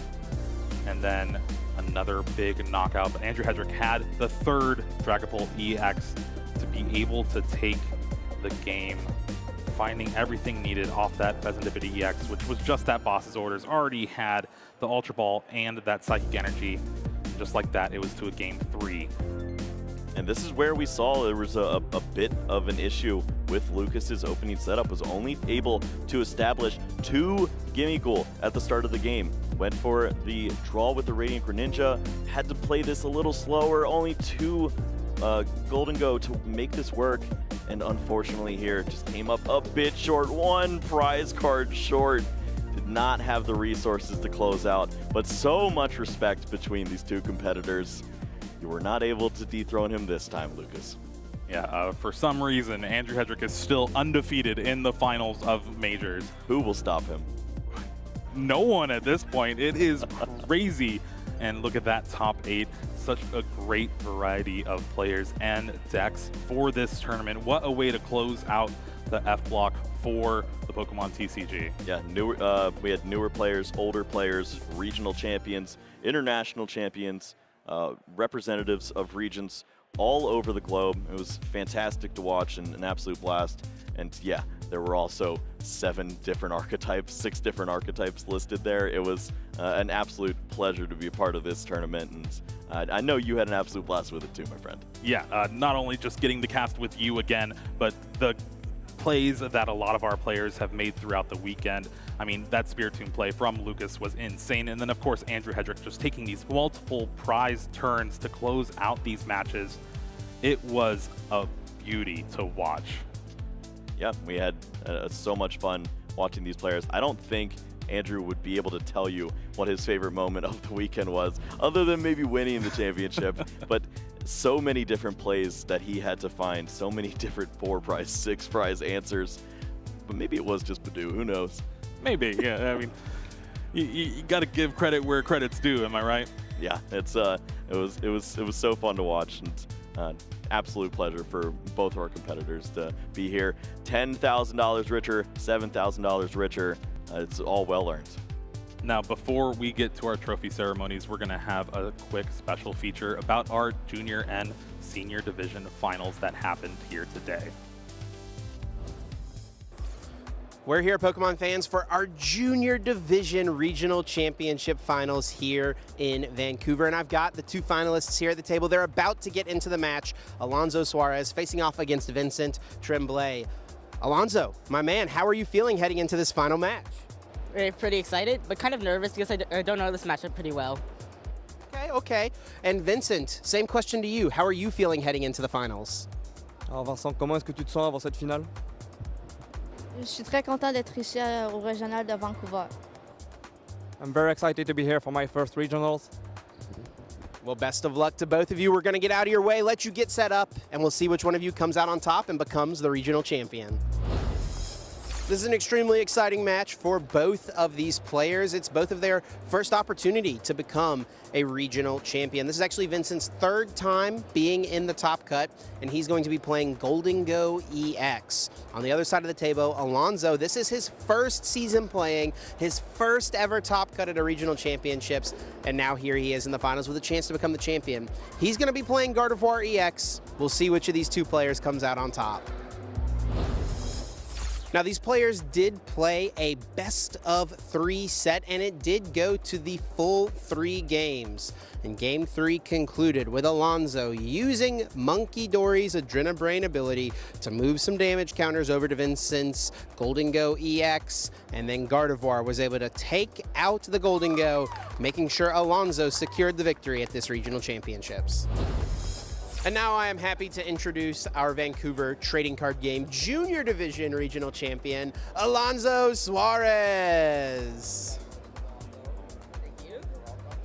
Alonso, congratulations. You told me before the game this is your first season playing competitively. This was your first ever regional top cut, and now you are the regional champion. What's going through your mind? How are you feeling? I'm feeling chill, like I always am. Yeah. All right. That's great, man. So you were playing Gardevoir, your opponent was playing Golden Go. Tell us about that final match. What was important for you to be the one to come out on top? So this match went kind of scary because because he was setting a lot of Goldengos and the Greninja, was there. I was also worried I was gonna Greninja me, but then I realized he has that 3 prize cards. So I promoted. So I just chilled and just went up and just like, woo. I just used like using Gardevoir and stuff. I just attack, and then after that, I had multiple Arvin's hit. I believe it's like 3, maybe 2. He wasn't able to knock out my Gardevoir. And after that, he knocked out my Monkey Dory set, and yeah. So I Drena and I knock out the Goldengo to win the game. That was it, and those were the last 2 prize cards you needed. The Hero's Cape on your Gardevoir seemed like it was very, very clutch. It made it very difficult for your opponent to get that knockout. Why was that the A-Spec you chose? Because honestly, Hero's Cape is fun. You can attach Hero's Cape to Mawile. You can use Hero's Cape for many situations. Like if you don't want your many situations, like let me think of some. There's just too many. Yeah. Yeah. I mean, like, you can attach Screamtail, you can attach it to Guardy to protect it from, like, things like, Drapion, V from Lugia, and, yeah, pretty much it. Very strong. Well, congratulations, Alonso, and best of luck in your future tournaments. Thanks. Adios, screen. We're just about to get our senior division final match underway here in Vancouver. I've got our 2 players here at the table just ready to get set up, Nathan Osterkatz and Justin Templer. We've done this a time or 2 before now at this point, gentlemen. How are you guys both feeling heading into this final match? I'm feeling fine. It's like same 58 card mirror, so it'll be a pretty close one, hopefully. And Justin, you've won a couple of regionals already this season. How are you feeling? It's definitely going to be pretty close. Anyone can win. Just Dragapult Mirror, so yeah. All right. Well, it sounds like they're both ready and prepared. We'll let you guys get set up, and we'll see which one of you comes out on top. And just like that, this final match is underway. And you may have heard from our players, it is indeed a mirror match. Very similar lists, and they are both playing Dragapult EX featuring Dusknoir. Now, we've already seen these 2 players face off in a final match. They played in the regional championship finals at San Antonio Regionals, and Justin was able to get the better of Nathan in that one. We'll see if things fare a little differently here. Now, Nathan is coming off of a 2nd place finish at the European International Championships just a couple of weekends ago, where he was playing this exact same deck. We'll see if that experience is able to get him the edge in this final match. These players played a best of 3 set, and it did go to the full 3 games in this mirror match. Justin was able to take game 1, but Nathan was able to fight back, winning game 2 and winning game 3 with his Dragapult spreading extra damage counters in order to take multiple prize cards, ensuring the victory. And now I am happy to introduce our Senior Division Vancouver Regional Champion, Nathan Osterkatz. All right, Nathan, congratulations on the win. This is now your 4th regional championship victory in the seniors division. You're just a couple of weeks removed from your 2nd place finish at EUIC. How are you feeling right now? I'm feeling really good. It's like all I gotta say. Like, I just feel really good. I played like a pretty similar deck to EUIC. I made a couple changes. Just felt like the meta switched around a little bit. I hit like multiple Goldengos. I thought about checking for Goldengo before the tournament, but I was like, there won't be too many of them. There were more than I thought there were going to be, but, you know, we made it out. You made it out indeed, and you end up coming away the champion. Now, you were playing Justin, who's obviously a very good player. You obviously lost to Justin in the finals of a tournament recently. You get your revenge now over him. You were playing a very similar deck. You're playing the similar list. What was the key to you being the one that came out on top? I got more lucky. That's literally all it was. It was like, I feel like we both played pretty well. And I mean, at that point, he has Lost Vacuum in his list, and I don't, which gives him like a slight edge. But other than that, I mean, if both players are playing good, it's the same deck. Luck is like the only factor that's left, right? All right, well, congratulations, Nathan, on your tournament run. Where can we expect to see you next? Atlanta.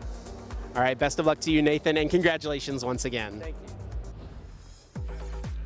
Wow, what an incredible weekend of Pokemon action. Let's give it up for all of our competitors, the fans who tuned in this weekend and came out here to the Vancouver Regional Championships. Now, as you know, we've had over 1,000 players in the Masters division. They battled it out through 2 days of competition until we were left with those 2 finalists that put on an excellent show for us here in Vancouver. So it's time to recognize and congratulate our 2 finalists. First, the runner-up in the Masters division. Give it up for Lucas Zing!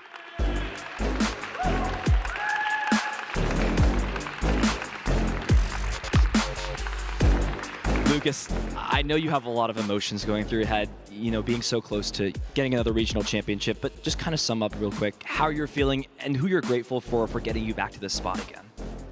Obviously, I'm a bit sad that I couldn't close out, and I was really close, but second is still a really good finish. I feel really happy about that. I felt really happy about my play for the majority of the tournament, so I can't be too sad about it. But for the people I want to shout out, especially my mom and my brother for always supporting me and showing me so much love, and also all the guys that tested with me, all the guys who have said some nice words to me. It's been such an amazing experience being here again.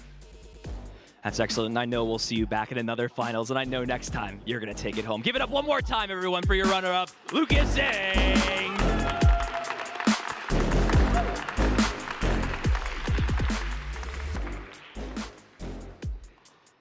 And after all these rounds, there was one left. One champion stands above them all. You're now 4-time regional champion, Andrew Hedrick!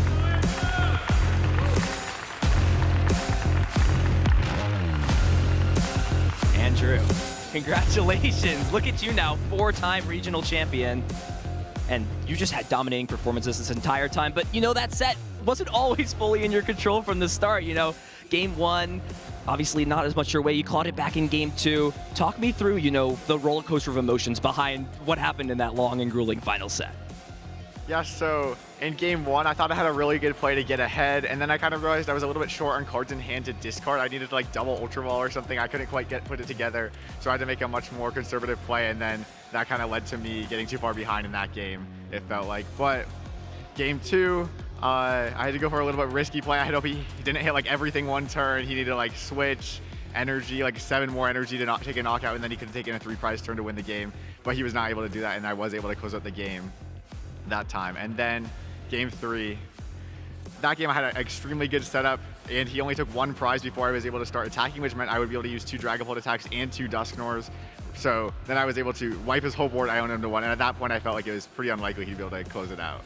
And, you know, that game 3 is really interesting because if we look back, you know, game 1, you used Badu early. Game 2, similar idea, right? Badu to try and slow it down. What changed for you game 3? Was it just the cards you had in your hand, or what allowed you to, you know, to kind of pivot into Rotom and stick with that and, you know, focus as that for the backbone of your setup?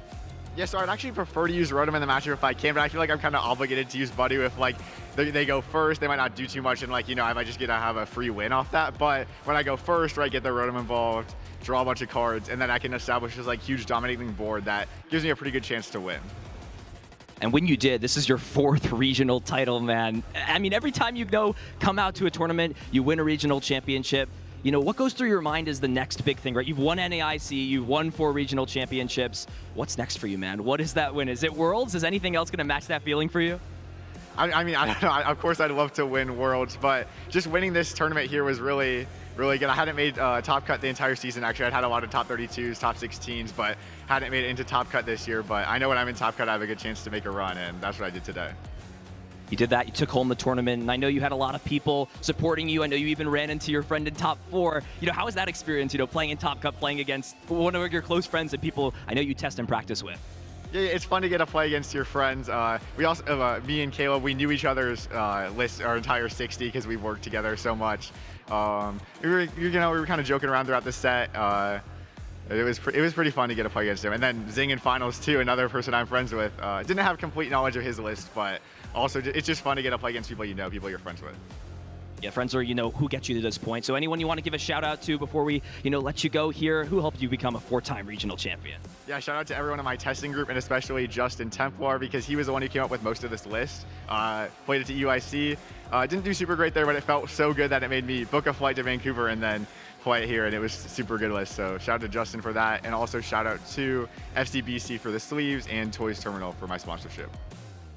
Ladies and gentlemen, give it up one more time for your regional champion, Andrew Hedrick.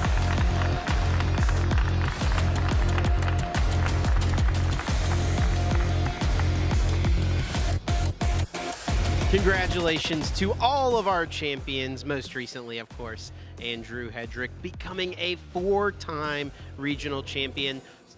I mean, absolutely incredible. I mean, that's a very, very short list of people who have won that many of these major tournaments. Yeah, and especially in this era as well. It just continues to astound me how impressive he is. But also, we know what to expect from this caliber of player. He does it time and time again. and it was just a resounding fashion once more. And he did do it with Dragapult EX Dusknoir, which was indeed the most popular deck in day 2 and day 1 of our tournament this weekend. And I don't think that's really much of a surprise coming in. And honestly, Jeremy, moving forward as we get towards rotation, I don't think much is going to change until Journey Together comes out. Yeah, I think you're going to be missing that Lance supporter for a lot of those early turns, but it is just such a powerful Pokemon, and then the combination of Recon Directive from your Jercloaks being able to just get you the card advantage inherently each and every turn, and then that Budew just having that Itchy Pollen available for you at any point in the game. It can really swing it, as we saw today. Let's recap what we, the casters, predicted to do well this weekend, and which of the Dragapult enjoyers ended up being correct. Ethan Hegster Heggy getting it correct there. And Wancho, you and I think we were a little off on our Lugia prediction. There were a couple in Top Cut, but no one quite able to go the distance. Yeah, a couple did make it to Top Cut. I'm happy there. It's a good goodbye to Lugia V-Star. I'm definitely going to miss saying, Summoning Star, Primal Turbo, and all that jazz, but hey, you know what? 2 in the top 16, not too bad. Monkey Dory, though, and Compe. Hey. Oh, Compe. Sorry about that. Yeah. Maybe the worst pick on this list. Not the Snorlax wasn't great. No, it made top 8. Yeah. There was a control up there. Oh, there was one. You're right. Yeah. Well, we are finished now with Vancouver. Let's take a look at what is next up on the docket. We've got Atlanta Regionals in just about a month. Heading back over to the East Coast for this event, and it is certainly going to be an exciting one. It's going to be a much larger event, and those larger field tournaments are always very, very fun. But before the Atlanta Regional Championships, we do have an event coming up in the European region. We've got Stockholm just around the corner as well.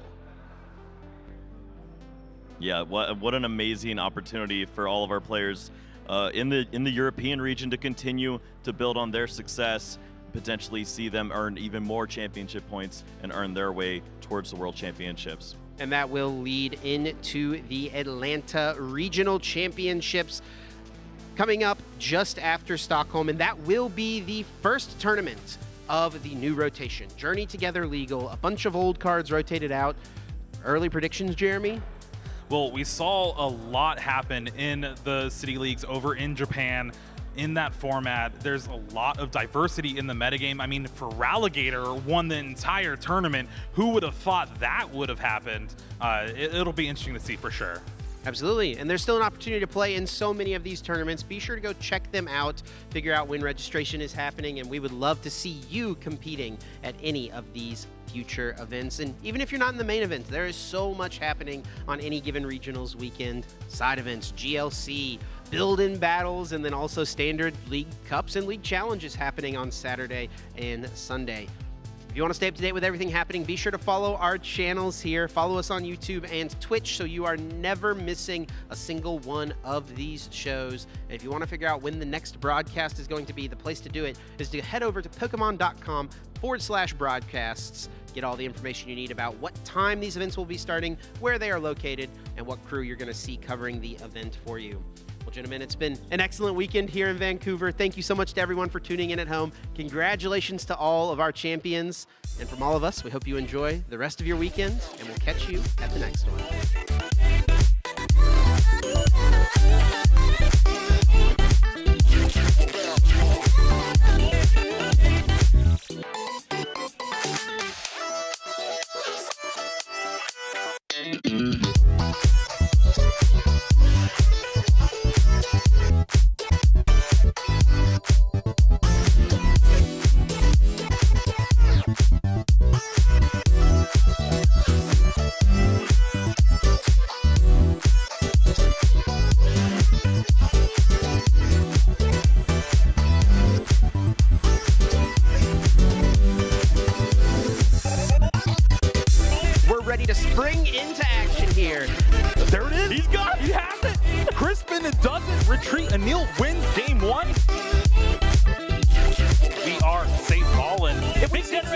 It's all over. There's the one energy. The dark energy is probably even better than that. Attack return. And he has it, the superior energy retrieval, Lucas Zing.